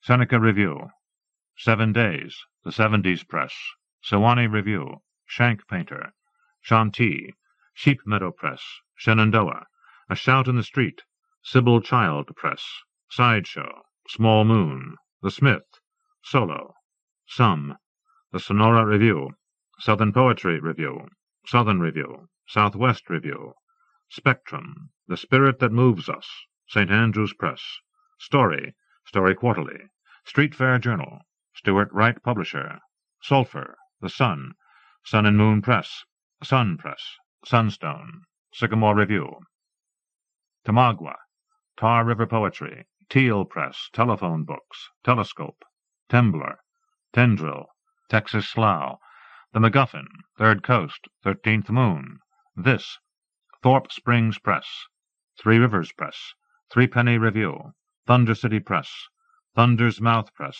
Tikkun, Tombouctou Books, Toothpaste Press, Transatlantic Review, Tri-Quarterly, Truck Press, Undine, Unicorn Press, University of Illinois Press, University of Iowa Press, University of Massachusetts Press, University of Pittsburgh Press, Unmuzzled Ox, Unspeakable Visions of the Individual, Vagabond, Vignette, Virginia Quarterly, Volt, Wampeter Press, Washington Writers' Workshop, Water Table, Western Humanities Review, Westagan Review, White Pine Press, Wickwire Press, Willow Springs, Wilmore City, Witness, World Beat Press, Wordsmith, Wormwood Review, Writers' Forum, Xanadu, Yale Review, Yardbird Reader, Yarrow, Wybird, Zeitgeist Press, Ziziva.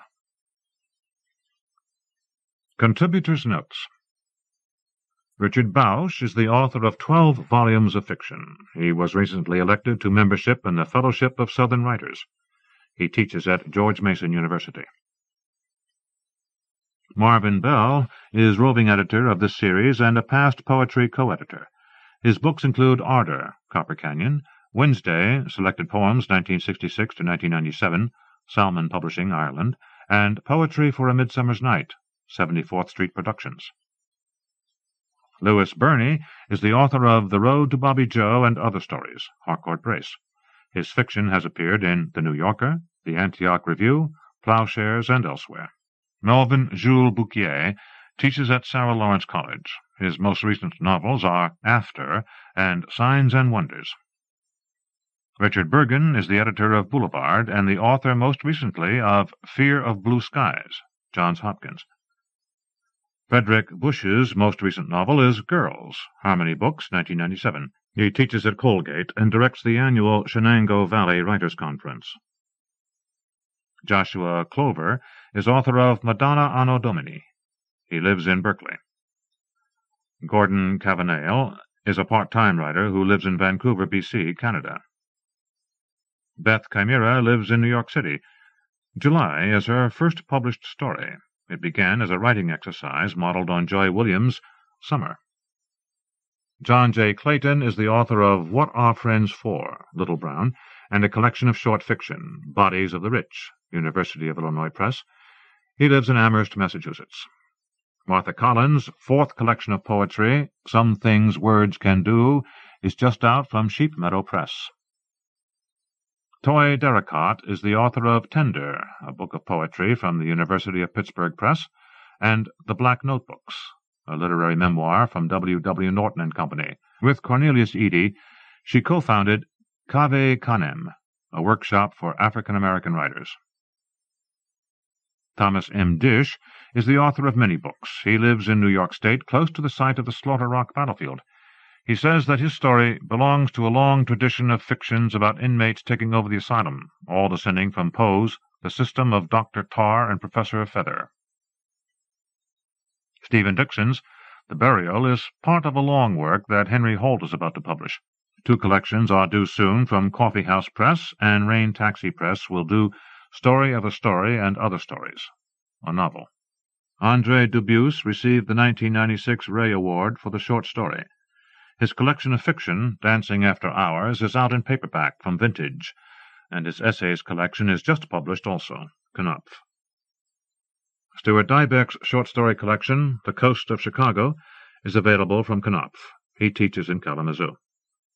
Lynn Emanuel was poetry co-editor for the 1995 Pushcart Prize. Her latest book is The Dig, University of Illinois Press, 1995. She teaches at the University of Pittsburgh. Martin Espada won the American Book Award and received 2 NEA fellowships and other prizes. His 5 poetry collections include City of Coughing and Dead Radiators. Jeffrey Eugenides is the author of The Virgin Suicides, Farrar, Straus and Giroux. His fiction has appeared in The New Yorker, the Paris Review, the Yale Review, the Gettysburg Review, Conjunctions, and Granta.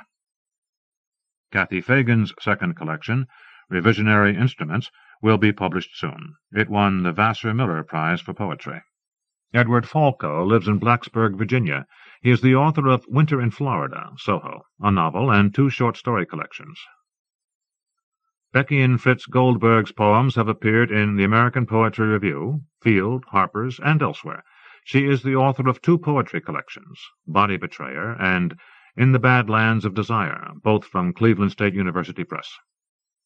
Emily Fox Gordon's essays have been published in Salmagundi, Boulevard, and the Anchor Essay Annual. Her memoir, Mockingbird Years, is due from Basic Books. Marilyn Hacker won the National Book Award in 1975. Her books include Love, Death, and the Changing of Seasons, and Assumptions. Kimiko Hahn's books are available from Hanging Loose and Kaya Productions. Home is Brooklyn, New York.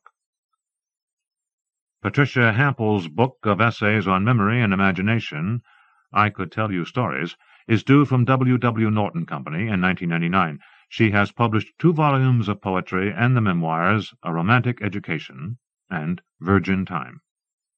James Harms directs the creative writing program at West Virginia University. The Joy Addict is just out from Carnegie Mellon University Press. Michael Harper teaches at Brown University. His 10 books of poetry include 2 that were nominated for the National Book Award. Jeffrey Harrison is the author of poetry collections from Dutton and Copper Beach. His poems have appeared in The Nation, The New Republic, Poetry, the Paris Review, and elsewhere. Rosemary C. Hildebrandt is the author of the chapbook Brick on Silk, 1997. She lives in St. Paul. Edward Hirsch has had poems and an essay in previous Pushcart Prizes. His books are available from Knopf, most recently Earthly Measures, 1996, and On Love, 1998. He just won a MacArthur Fellowship. Colette Inez is the author of 8 books of poetry. Her latest is Clemency, Carnegie Mellon University Press. She has received fellowships from the Guggenheim and Rockefeller Foundations and elsewhere. Mark Irwin is a poet, critic, and translator. His 4th book of poems, Quick Now, Always, is available from Boa Editions. Laura Kosicki's poetry collections have been published by New York University Press and Carnegie Mellon University Press. Suspicious River, a novel, was issued by Houghton Mifflin in 1996, and a second novel, White Bird in a Blizzard, is just out. Marilyn Crissell is director of the writing program at the University of Colorado Boulder. Her poem originally appeared in the Spoon River Poetry Review as winner of that journal's 1995 Poetry Award. Mary Carilla writes screenplays and fiction. Freak Weather, a film that she wrote and directed, will soon be released. She lives in Topanga, California. Philip Levine, a past co-editor of poetry for this series, has received the Lenora Marshall Award, the National Book Critics Circle Award, the American Book Award, the National Book Award, and the Pulitzer Prize for The Simple Truth, 1995. William Matthews was poetry co-editor of Pushcart Prize 21. His last book was Time and Money, Houghton Mifflin, 1995. He died in 1997.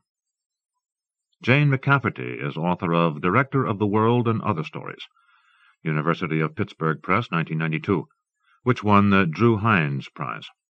She teaches at Carnegie Mellon. Colum McCann's books include Song Dogs, 1995, Fishing the Slow Black River, 1996, and This Side of Brightness, 1998, from Metropolitan Books. He was born in Ireland and lives in New York. Risa Mickenberg is the author of Taxi Driver Wisdom. She lives in New York. Jennifer Moses has had fiction published in Gettysburg Review, Southern Exposure, Commentary, and other journals. She writes regularly for the Washington Post and lives in Baton Rouge. Bharati Mukherjee teaches at the University of California, Berkeley. Her most recent novel is Leave It to Me, Knopf, 1997. Carol Muskie's most recent book of poems is An Octave Above Thunder, New and Selected Poems, Penguin. Her book of essays was recently published by the University of Michigan Press. Mariko Nagai's poetry has been published in Gettysburg Review, Prairie Schooner, Southern Poetry Review, and elsewhere. Kirk Nessett teaches at Allegheny College. His stories have appeared in Tampa Review, Ziziva, Indiana Review, and elsewhere. Joyce Carol Oates, a founding editor of this series, is the author of many novels, including Man Crazy, Dutton, for which she received the Penn Malamud Award. She teaches at Princeton University. Lance Olsen has published in many small presses. His selection here is from Anyone is Possible, New American Short Fiction, edited by Kate Gale and Mark Call, Red Hen Press. Alan Michael Parker is the author of Days Like Prose, Aleph Books, 1997. He teaches at Penn State University.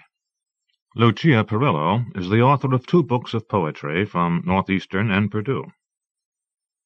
Carl Phillips is the author of 3 poetry collections, most recently from Grey Wolf. He teaches at Washington University, St. Louis. Francine Prose is the author of Guided Tours of Hell and many other books.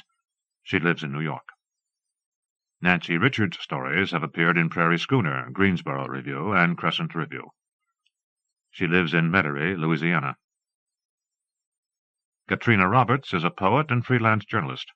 She graduated from Harvard and the Iowa Writers' Workshop, and she teaches at Whitman College in Washington State. Pattiann Rogers has published 7 books of poetry, including Eating Bread and Honey, Milkweed, 1997. She lives in Colorado. Grace Schulman is the 1996 recipient of the Delmore Schwartz Memorial Award. She was one of the original poetry editors of the Pushcart Prize series. Angela Shaw was raised in the mountains of West Virginia.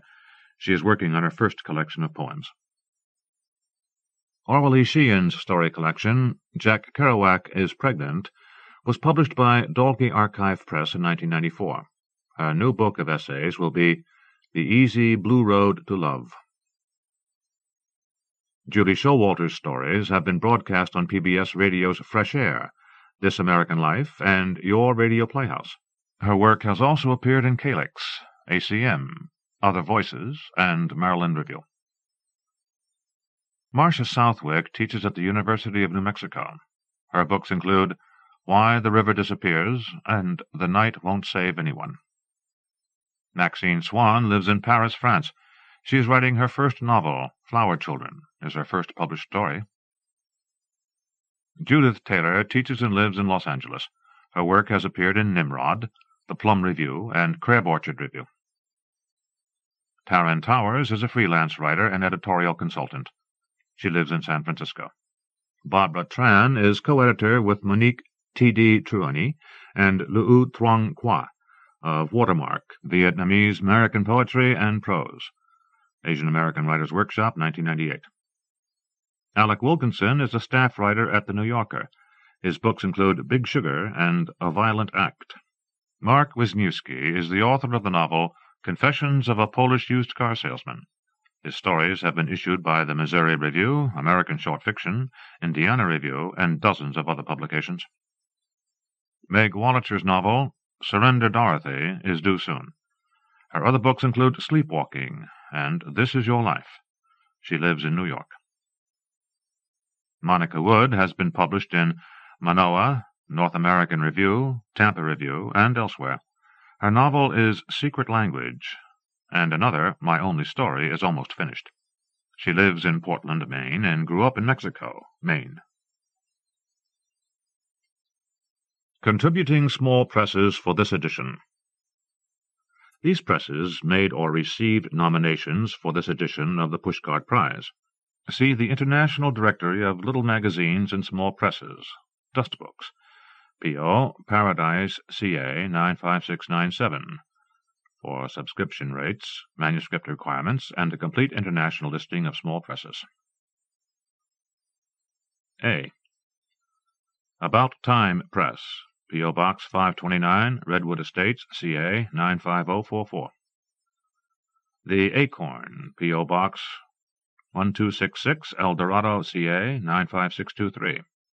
Acorn Whistle, 907 Brewster Avenue, Beloit, WI 53511. Agni, Boston University, 236 Bay Street Road, Boston, MA 02215. Alaska Quarterly Review, University of Alaska, Anchorage, AK 99508. Alligator Juniper, 630 Morel Boulevard, Prescott, AZ 86301. Amaranth, P.O. Box 184, Trumbull, CT 06611. American Letters and Commentary, 850 Park Avenue, Suite 5B, New York, NY 10021. American Literary Review, P.O. Box 311307, Denton, TX 76203. American Short Fiction, see University of Texas Press. The American Voice, 332 West Broadway, Louisville, KY 40202. Amherst Writers and Artists Press, P.O. Box 1076, Amherst, MA 01004. The Amicus Journal, 40 West 20th Street, New York, NY 10011. Andrew Momtine Press, P.O. Box 340353, Hartford, CT 06134. Angel Flesh, P.O. Box 141123, Grand Rapids, MI 49514. Another Chicago Magazine, 3709 North Kenmore, Chicago, IL 60613. Antietam Review, 41 South Potomac Street, Hagerstown, MD 21740.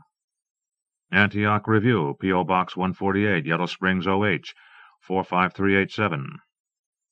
Appalachia Quarterly, P.O. Box 10469, Tallahassee, FL 32302.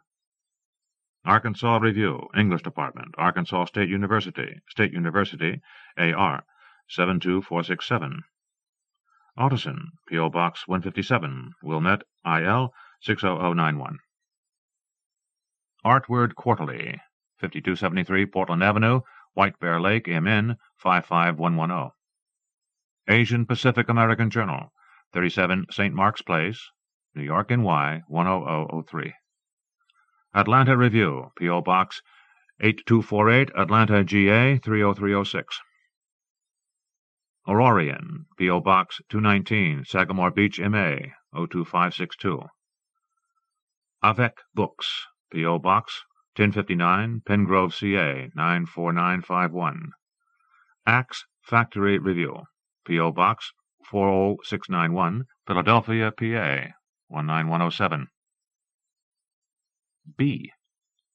The Baffler, P.O. Box 378293, Chicago, IL 60637. Ballast Quarterly Review, 2022 X Avenue, Dysart, IA 52224. The Baltimore Review, P.O. Box 410, Riderwood, MD 21139. Bamboo Ridge Press, P.O. Box 61781, Honolulu, HI 96839. Banana Fish, P.O. Box 381332, Cambridge, MA 02238. Bathtub Gin, P.O. Box 5154, Bloomington, IN 47407. Beltrist Review, P.O. Box 596, Plainville, CT 06062. Bellingham Review, Mail Station 9053, West Washington University, Bellingham, WA 98225. Beloit Poetry Journal, Box 154, RFD 2, Ellsworth, ME, 04605. Berkeley Fiction Review. ASUC Public Library, MLK, University of California, Berkeley, CA, 94720.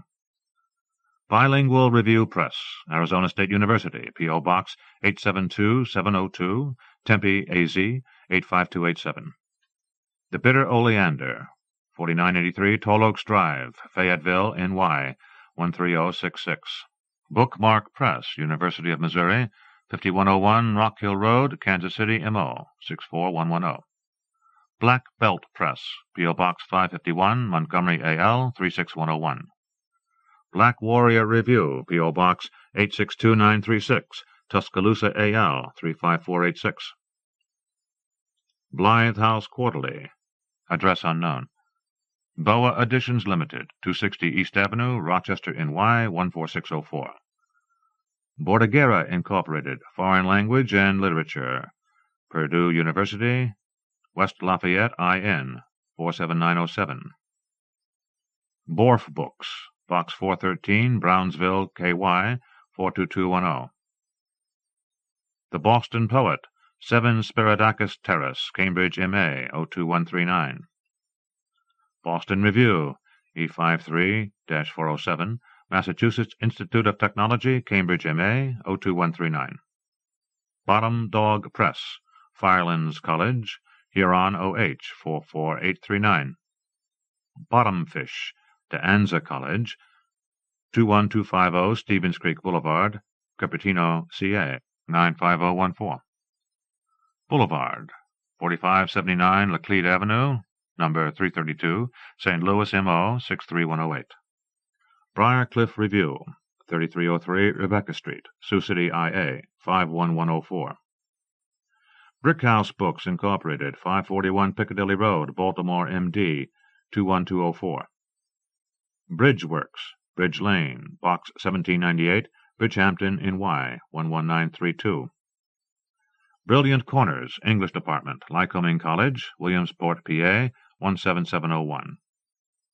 Brooklyn Review, English Department, Brooklyn College, Brooklyn, NY, 11210. Burning Cloud Review, 1815 15th Avenue, St. Cloud, MN, 56304. Burning Deck, 71 Elm Grove Avenue, Providence, RI, 02906. Button, Box 26, Lunenburg, MA, 01462. C. Café Solo, 5146 Foothill Road, Carpinteria, CA, 93013. Calyx Incorporated, P.O. Box, Corvallis, OR, 97339. Cape Perpetua Press, P.O. Box 1005, Yachats, OR, 97498. Caprice, 420 East 54th Street, New York, NY, 10022. The Caribbean Writer, University of Virgin Islands, RR02, Box 10,000, Kings Hill, St. Croix, U.S. Virgin Islands, 00850. Carolina Quarterly, 510 Greenlaw Hall, University of North Carolina, Chapel Hill, NC, 27599. Carriage House Press, Carriage, L.A., Barnes Landing, East Hampton, NY, 11937. Chariton Review, Truman State University, Kirksville, MO, 63501. Chattahoochee Review, DeKalb College, Dunwoody, GA, 30338. Chelsea, Box 773, Cooper Station, New York, NY, 10276. Chelsea Green Publishing Company, P.O. Box 428, White River Junction, VT, 05001. Chestnut Hills Press, see Brickhouse Books. Chicory Blue Press, Incorporated, 795 East Street, North Goshen, CT, 06756. Chiron Review, 702 North Prairie, St. John, KS, 67576.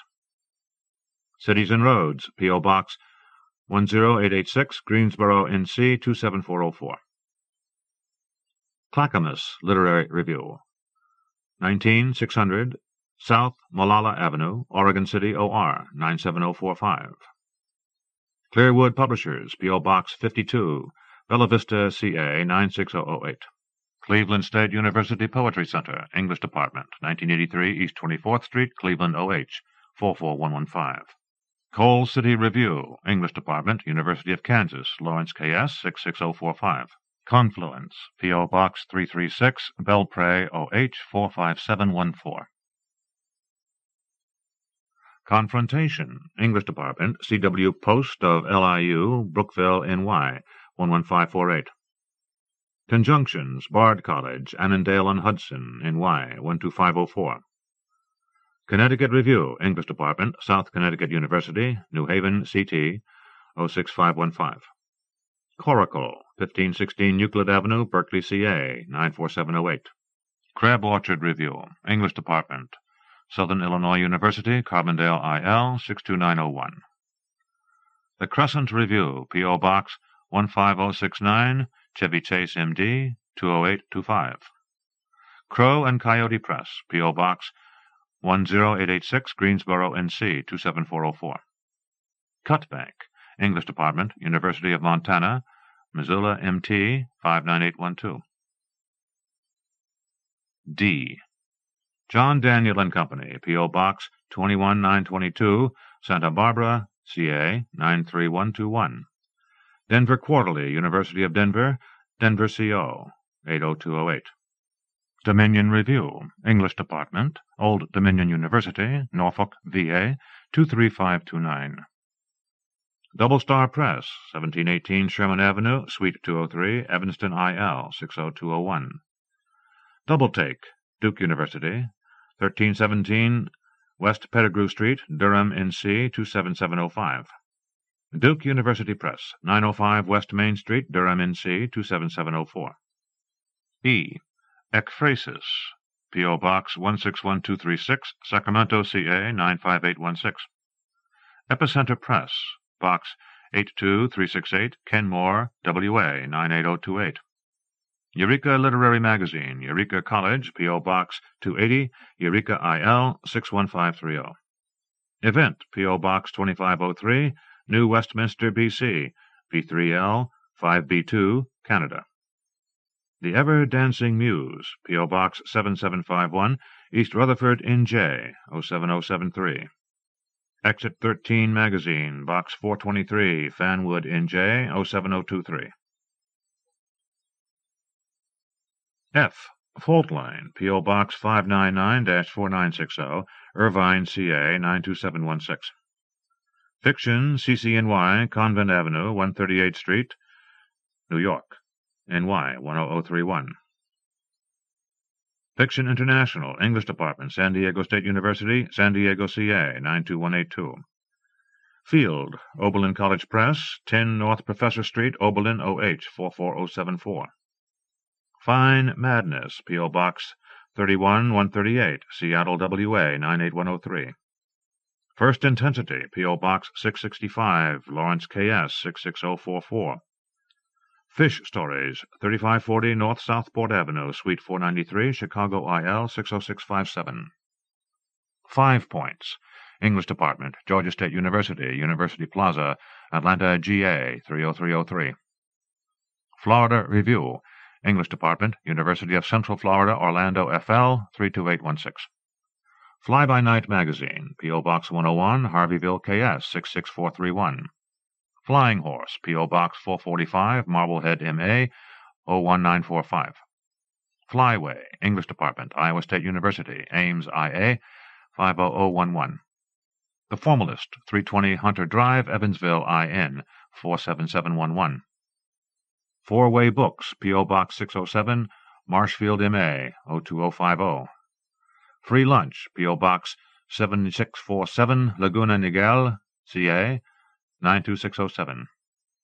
Frith Press, P.O. Box 161236, Sacramento, CA, 95816. Fugue, English Department, University of Idaho, Moscow, ID, 83844.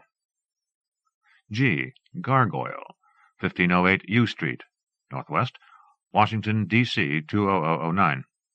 George and Murty's Place, P.O. Box 10335, Spokane, WA, 92209. The Georgia Review, University of Georgia, Athens, GA, 30602. Gettysburg Review, Gettysburg College, Gettysburg, PA, 17325. Glimmer Train, 710, Southwest Madison, number 504, Portland, OR, 97205. Graffiti Rag, 5647 Oakman Boulevard, Dearborn, MI, 48126. Grand Street, 131 Varick Street, room 906, New York, NY, 10013. Grey Wolf Press, 2402 University Avenue, St. Paul, MN, 55114. Great River Review, University of Minnesota, Anderson Center, Minneapolis, MN, 55455. Green Hills Literary Lantern, P.O. Box 375, Trenton, MO, 64683. Green Mountains Review, Johnson State College, Johnson, VT, 05656. Greensboro Review, University of North Carolina, Greensboro, NC, 27402. H. Hackett Publishing Company, P.O. Box 7, Cambridge, MA, 02139. Haight-Ashbury Literary Journal, 558 Juste Avenue, San Francisco, CA, 94127. Hammers, see Double Star Press. Hampton Shorts, Box 1229, Watermill, NY, 11976. Hannacroy Creek Books, 1127 High Ridge Road, number 110, Stamford, CT, 06905. Happy, 240 East 35th Street, 11A, New York, NY, 10016. Hayden's Ferry Review, Box 871502, Arizona State University, Tempe, AZ, 85287. Helicon 9 Editions, P.O. Box 22412, Kansas City, MO, 64113. The Hayek Press, 25 Patrol Court, Woodside, CA, 94062. The Higginsville Reader, P.O. Box 141, Three Bridges, NJ, 08887. High Plains Literary Review, 180 Adams Street, Suite 250, Denver, CO, 80206. Hodgepodge Poetry, P.O. Box 11107, Shorewood, WI, 53211. Hubbub, 5344 Southeast 38th Avenue, Portland, OR, 97202. The Hudson Review, 684 Park Avenue, New York, NY, 10021. I. The Iconoclast, 1675 Amazon Road, Mohegan Lake, NY, 10547. Illumination Arts Publishing Company, Incorporated, P.O. Box 1865, Bellevue, WA, 98009. Indiana Review, 465 Ballantyne, Indiana University, Bloomington, IN, 47405. Iowa Review, 308 EPB, University of Iowa, Iowa City, IA, 52242. Iris Editions, 1278 Glenair, Suite 138, Laguna Beach, CA, 92651. Italian Americana, University of Rhode Island, 80 Washington Street, Providence, RI, 02903. J. Javelina Press, P.O. Box 42131, Tucson, Arizona, 85733. Johns Hopkins University Press, 2715 North Charles Street, Baltimore, MD, 21218. The Journal, English Department, Ohio State University, Columbus, Ohio, 43210. Journal of African Travel Writing, P.O. Box 346, Chapel Hill, NC, 27514.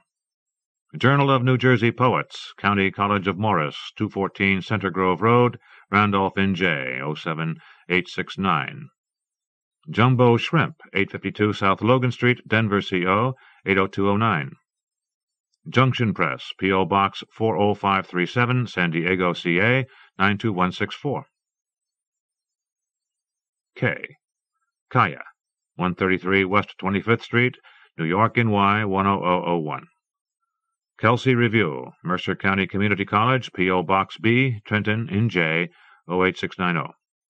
Kelsey Street Press, P.O. Box 9325, Berkeley, CA, 94709. The Kenyon Review, Kenyon College, Gambier, OH, 43022. King's Estate Press, 870 King's Estate Road, St. Augustine, FL, 32086. L. The Laurel Review, Northwest Missouri State University, English Department, Maryville, MO, 64468. The Ledge Magazine, P.O. Box 310010, Jamaica, NY, 11431. Lemonade Factory, 1678 Shattuck Avenue, Suite 267, Berkeley, CA 94709. Licking River Review, Department of Literature and Language, Northern Kentucky University, Highland Heights, KY 41099. Literal Latte, 61 East 8th Street, Suite 240, New York, NY 10003. Livingston Press, Station 22, UWA, Livingston, AL 35470. Lone Stars Magazine, 4219, Flint Hill Drive, San Antonio, TX 78230. Lost Prophet Press, 330 3rd Avenue, South, Minneapolis, MN 55408. The Louisville Review, 315 Bingham Humanities, University of Louisville, Louisville, KY 40292. The Lowell Review, 3075 Harness Drive, Florissant, MO 63033. Lulu Press, P.O. Box 2344, Napa, CA 94558. Lynx Eye, 1880 Hill Drive, Los Angeles, CA 90041. M. The McGuffin Schoolcraft School College, 18600 Haggerty Road, Livonia, MI 48152. Magazine of Speculative Poetry, MSP, P.O. Box 564, Beloit, WI 53512. Main Street Rag, P.O. Box 25331, Charlotte, NC 28229. Mala Revija, 3413 Alta Vista Drive, Chattanooga, TN 37411. Malachite and Agate, 6558 4th Section Road, number 149, Brockport, NY 14420. Mandorla, care of E. Allen, 59 West 12th Street, 9E, New York, NY 10011. Manoa, English Department, University of Hawaii, Honolulu, HI 96822. Many Beaches Press, 1527 North 36th Street, Sheboygan, WI 53081. Many Mountains Moving Incorporated, 420 22nd Street, Boulder, CO 80302. Many Tracks, Route 1, Box 52, Cooks, MI 49817. Many Waters, Empire State College, SUNY, Cobleskill, NY 12043. Marlboro Review, P.O. Box 243, Marlboro, VT 05344. Marmark Publications, see Beltrist Review. The Massachusetts Review, University of Massachusetts, Amherst, MA 01003. The Maverick Press, Route 2, Box 4915, Eagle Pass, TX 78852. Medicinal Purposes Literary Review, 86-37, 120th Street, number 2D, Richmond Hill, NY 11418. Mellon Poetry Press, P.O. Box 450, Lewiston, NY 14092. Melting Trees Review, 2026 Mount Meigs Road, number 2, Montgomery, AL 36107. Membrane, 4213 12th Street, NE, Washington, D.C. 20017. Michigan Quarterly Review, University of Michigan, 3032 Rackham Building, Ann Arbor, MI 48109. The Mid-America Press, P.O. Box 575, Warrensburg, MO 64093. Mid-American Review, English Department, Bowling Green State University, Bowling Green, OH 43403. Mid-List Press, 4324 12th Avenue South, Minneapolis, MN 55407. Milkweed Editions, 430 1st Avenue North, Suite 400, Minneapolis, MN 55401. Millennium Press, P.O. Box 502, Groton, MA 01450. Mind in Motion, P.O. Box 7070, Big Bear Lake, CA 92315. Mississippi Mud, 7119 Santa Fe Avenue, Dallas, TX 75223. Mississippi Review, University of Southern Mississippi, Box 5144, Hattiesburg, MS 39406. The Missouri Review, 1507 Hillcrest Hall, University of Missouri, Columbia, MO 65211. Mockingbird, P.O. Box 761, Davis, CA 95617. Moon Pony Press, 740 30th Avenue, number 78, Santa Cruz, CA 95062. Mudfish, 183 Franklin Street, New York, NY 10013. N. Nassau Review, Nassau College, Garden City, NY 11530. The Nebraska Review, UNO Writers Workshop, FA 212, University of Nebraska, Omaha, NE 68182. Nerve Cowboy, P.O. Box 4973, Austin, TX 78765. New American Writing, New England Review, Middlebury College, Middlebury VT 05753. New Letters, University of Missouri, 5100 Rock Hill Road, Kansas City, MO 64110. New Millennium Writings, P.O. Box 2463, Knoxville, TN 37901. New Orleans Review, Box 195, Loyola University, New Orleans, LA 70118. The New Renaissance, 26 Heath Road, number 11, Arlington, MA 02174. New Rivers Press, 420 North 5th Street, Suite 910, Minneapolis, MN 55401. Nightshade Press, P.O. Box 76, Troy, ME 04987. Night Sun, English Department, Frostburg State University, Frostburg, MD 21532. 9 Muses Books, 3541 Kent Creek Road, Winston, OR 97496. No Exit, P.O. Box 454, South Bend, IN 46624. North American Review, University of Northern Iowa, Cedar Falls, IA 50614. Northeast Corridor, Beaver College, 450 Southeastern Road, Glenside, PA 19038. Northern Lights, P.O. Box 8084, Missoula, MT 59807. Oasis, P.O. Box 626, Largo, FL 33779. Old Crow, P.O. Box 403, East Hampton, MA 01027.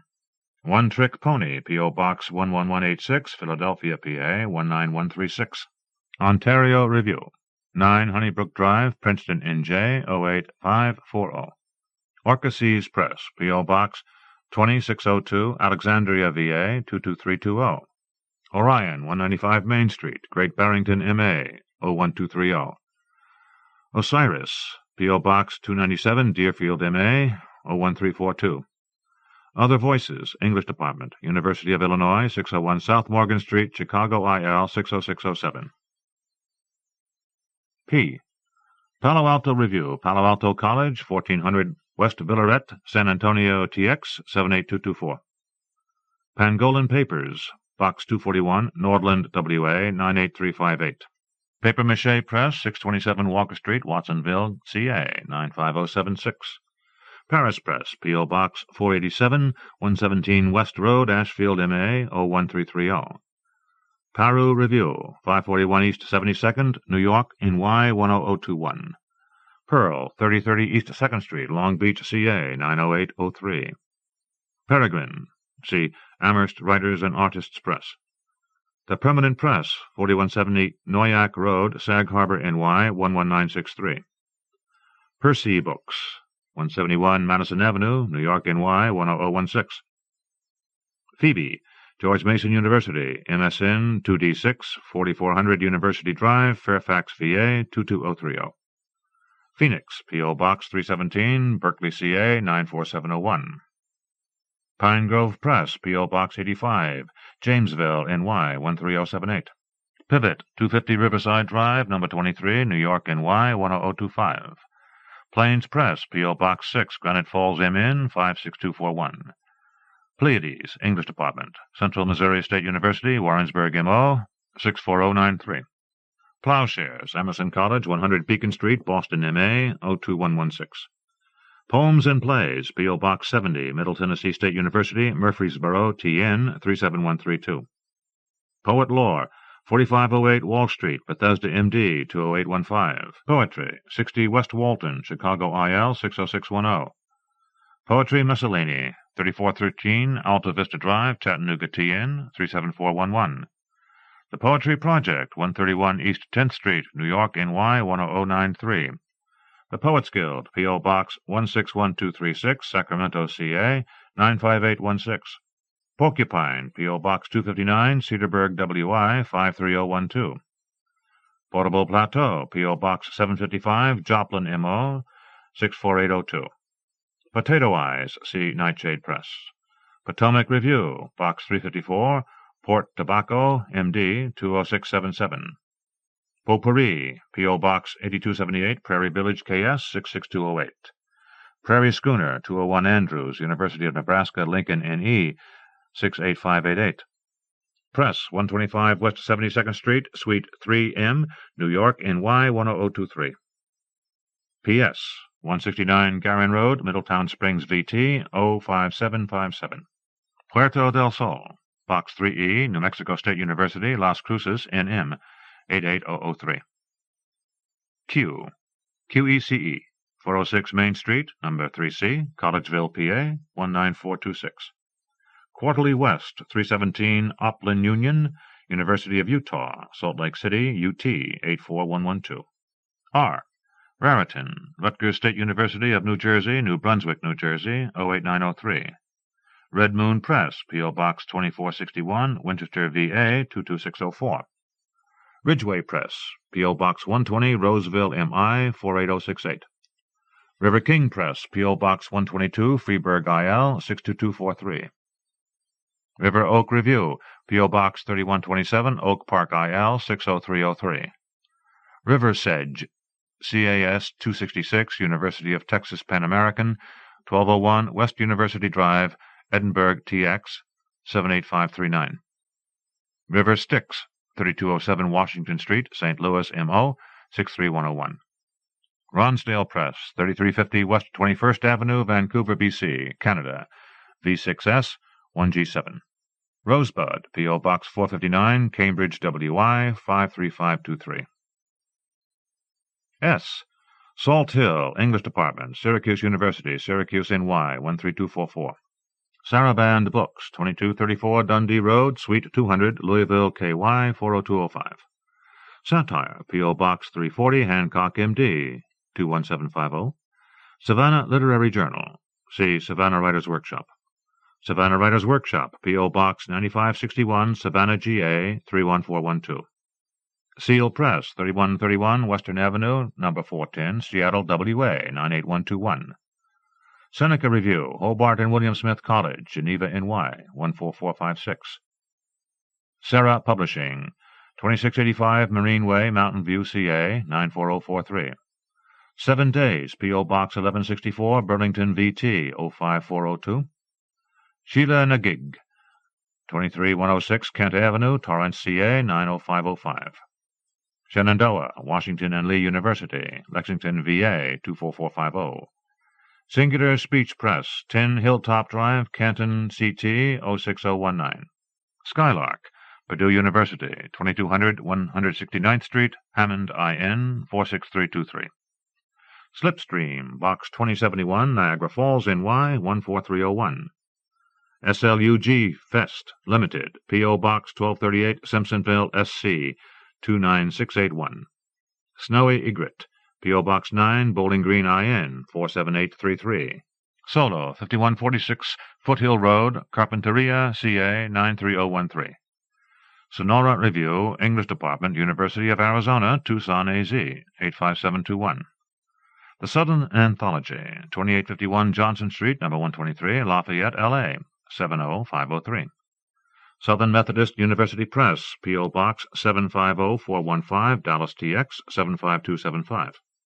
Southern Review, 43 Allen Hall, Louisiana State University, Baton Rouge, L.A., 70803.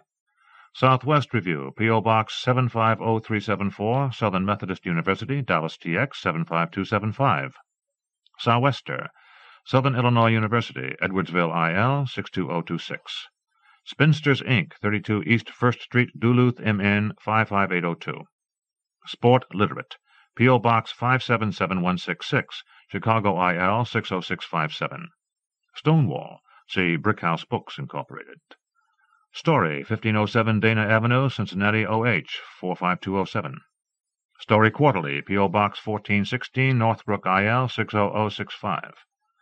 Sulphur River Literary Review, P.O. Box 19228, Austin, TX, 78760. The Sun, 107 North Robertson Street, Chapel Hill, NC, 27516. Sweet Annie Press, 7750 Highway F24, West, Baxter, IA, 50028. Sycamore Review, English Department, Purdue University, West Lafayette, IN, 47907. Sycamore Roots Magazine, 205 North Front Street, North Liberty, IA, 52317. Symbiotic Oatmeal, P.O. Box 14938, Philadelphia, PA 19149. Synesthetic, P.O. Box 91, New York, NY 10013. T. Talking River Review, Lewis and Clark State College, Lewiston, ID 83501. Tallis and Scree, P.O. Box 851, Waldport, OR 97394. Tamaqua, Parkland College, 2400 West Bradley Avenue, Champaign, IL 61821. Tampa Review, 401 West Kennedy Boulevard, Tampa, FL 33606. Tar River Poetry, English Department, East Carolina University, Greenville, NC 27858. FEMA Literary Society, Box 74109, Metairie, LA 70033. Thin Coyote, see Lost Prophet Press. Third Coast, English Department, Western Michigan University, Kalamazoo, MI 49008. Third Side Press, 2240 West Farragut, Chicago, IL 60625. Thorngate Road, Campus Box 4240, Illinois State University, Normal, IL 61790. Thorntree Press, 547 Hawthorne Lane, Winnetka, IL 60093. Threepenny Review, P.O. Box 9131, Berkeley, CA 94709. Thumbscrew Press, 1331 26th Avenue, San Francisco, CA 94122. Timber Creek Review, 612 Front Street, East Glendora, NJ 08029. Tomorrow Magazine, P.O. Box 148486, Chicago, IL 60614. Trask House Books, 3222 Northeast Schuyler, Portland, OR 97212. Tri-Quarterly, Northwestern State University, 2020 Ridge Avenue, Evanston, IL 60208. Tsunami Incorporated, P.O. Box 100, Walla Walla, WA 99362. Turning Wheel, P.O. Box 4650, Berkeley, CA 94704. U. Under the Sun, English Department, Box 5053, Tennessee Technical University, Cookeville, TN 38505. Universities West Press, P.O. Box 697, Williams, AZ 86046. University of Arkansas Press, 201 Ozark Avenue, Fayetteville, AR 72701. University of Massachusetts Press, P.O. Box 429, Amherst, MA 01004. University of Northern Texas Press, P.O. Box 311336, Denton, TX 76203. University of Texas Press, P.O. Box 7819, Austin, TX 78713. University of Wisconsin Press, 2537 Daniel Street, Madison, WI 53718. The Urbanite, P.O. Box 4737, Davenport, IA 52808. V. First, College of William and Mary, Williamsburg, VA 23187. Voices from the Well, 402 South Cedar Lake Road, No. 2, Minneapolis, MN 55405. Voices Israel, Box 5780, 46157, Herzliya, Israel. W. Washington Review, P.O. Box 50132, Washington, D.C. 20091. West Anglia Publications, P.O. Box 2683, La Jolla, CA 92038. West Crook Review, 14 Lance Avenue, Whitman, MA 02382. Wilkes Walk Press, 37 Harvest Lane, Southampton, NY 11968. Whetstone, P.O. Box 1266, Barrington, IL 60011. Whispering Willows Mysteries, P.O. Box 890294, Oklahoma City, OK 73189. White Pine Press, Tin Village Square, Fredonia, NY 14063. Wild Duck Review, 419 Spring Street, Suite D, Nevada City, CA 95959. Wild Earth, P.O. Box 455, Richmond, VT 05477. Willow Springs Magazine, EWU, 526 5th Street, MS-1, Cheney, WA 99004. Wings Press, 627 East Gunther, San Antonio, TX 78210. Witness, 27055 Orchard Lake Road, Farmington Hills, MI 48334. Worcester Review, 6 Chatham Street, Worcester, MA 01609. Wordcraft of Oregon, P.O. Box 3235, LeGrand, OR 97850. Words of Wisdom, 612 Front Street, East, Glendora, NJ 08029. The World, see the Poetry Project. Wormwood Review, P.O. Box 50003, Loring Station, Minneapolis, MN 55405. Y. Yale Review, Yale University, New Haven, CT 06520. Yemassee, English Department, University of South Carolina, Columbia, SC 29208. Z. Zoetrope, 265th Avenue, Suite 1200, New York, NY 10001. Zone 3, P.O. Box 4565, Austin P. State University, Clarksville, TN 37044. Ziziba, 41 Sutter Street, Suite 1400, San Francisco, CA 94104. End of the Pushcart Prize 23, Best of the Small Presses, 1999. Edited by Bill Henderson with the Pushcart Prize editors. Read by Roy Avers, in the studios of the American Printing House for the Blind, Louisville, Kentucky, for the Library of Congress, March 2000. Published by Pushcart Press, P.O. Box 380, Wainscott, New York, 11975.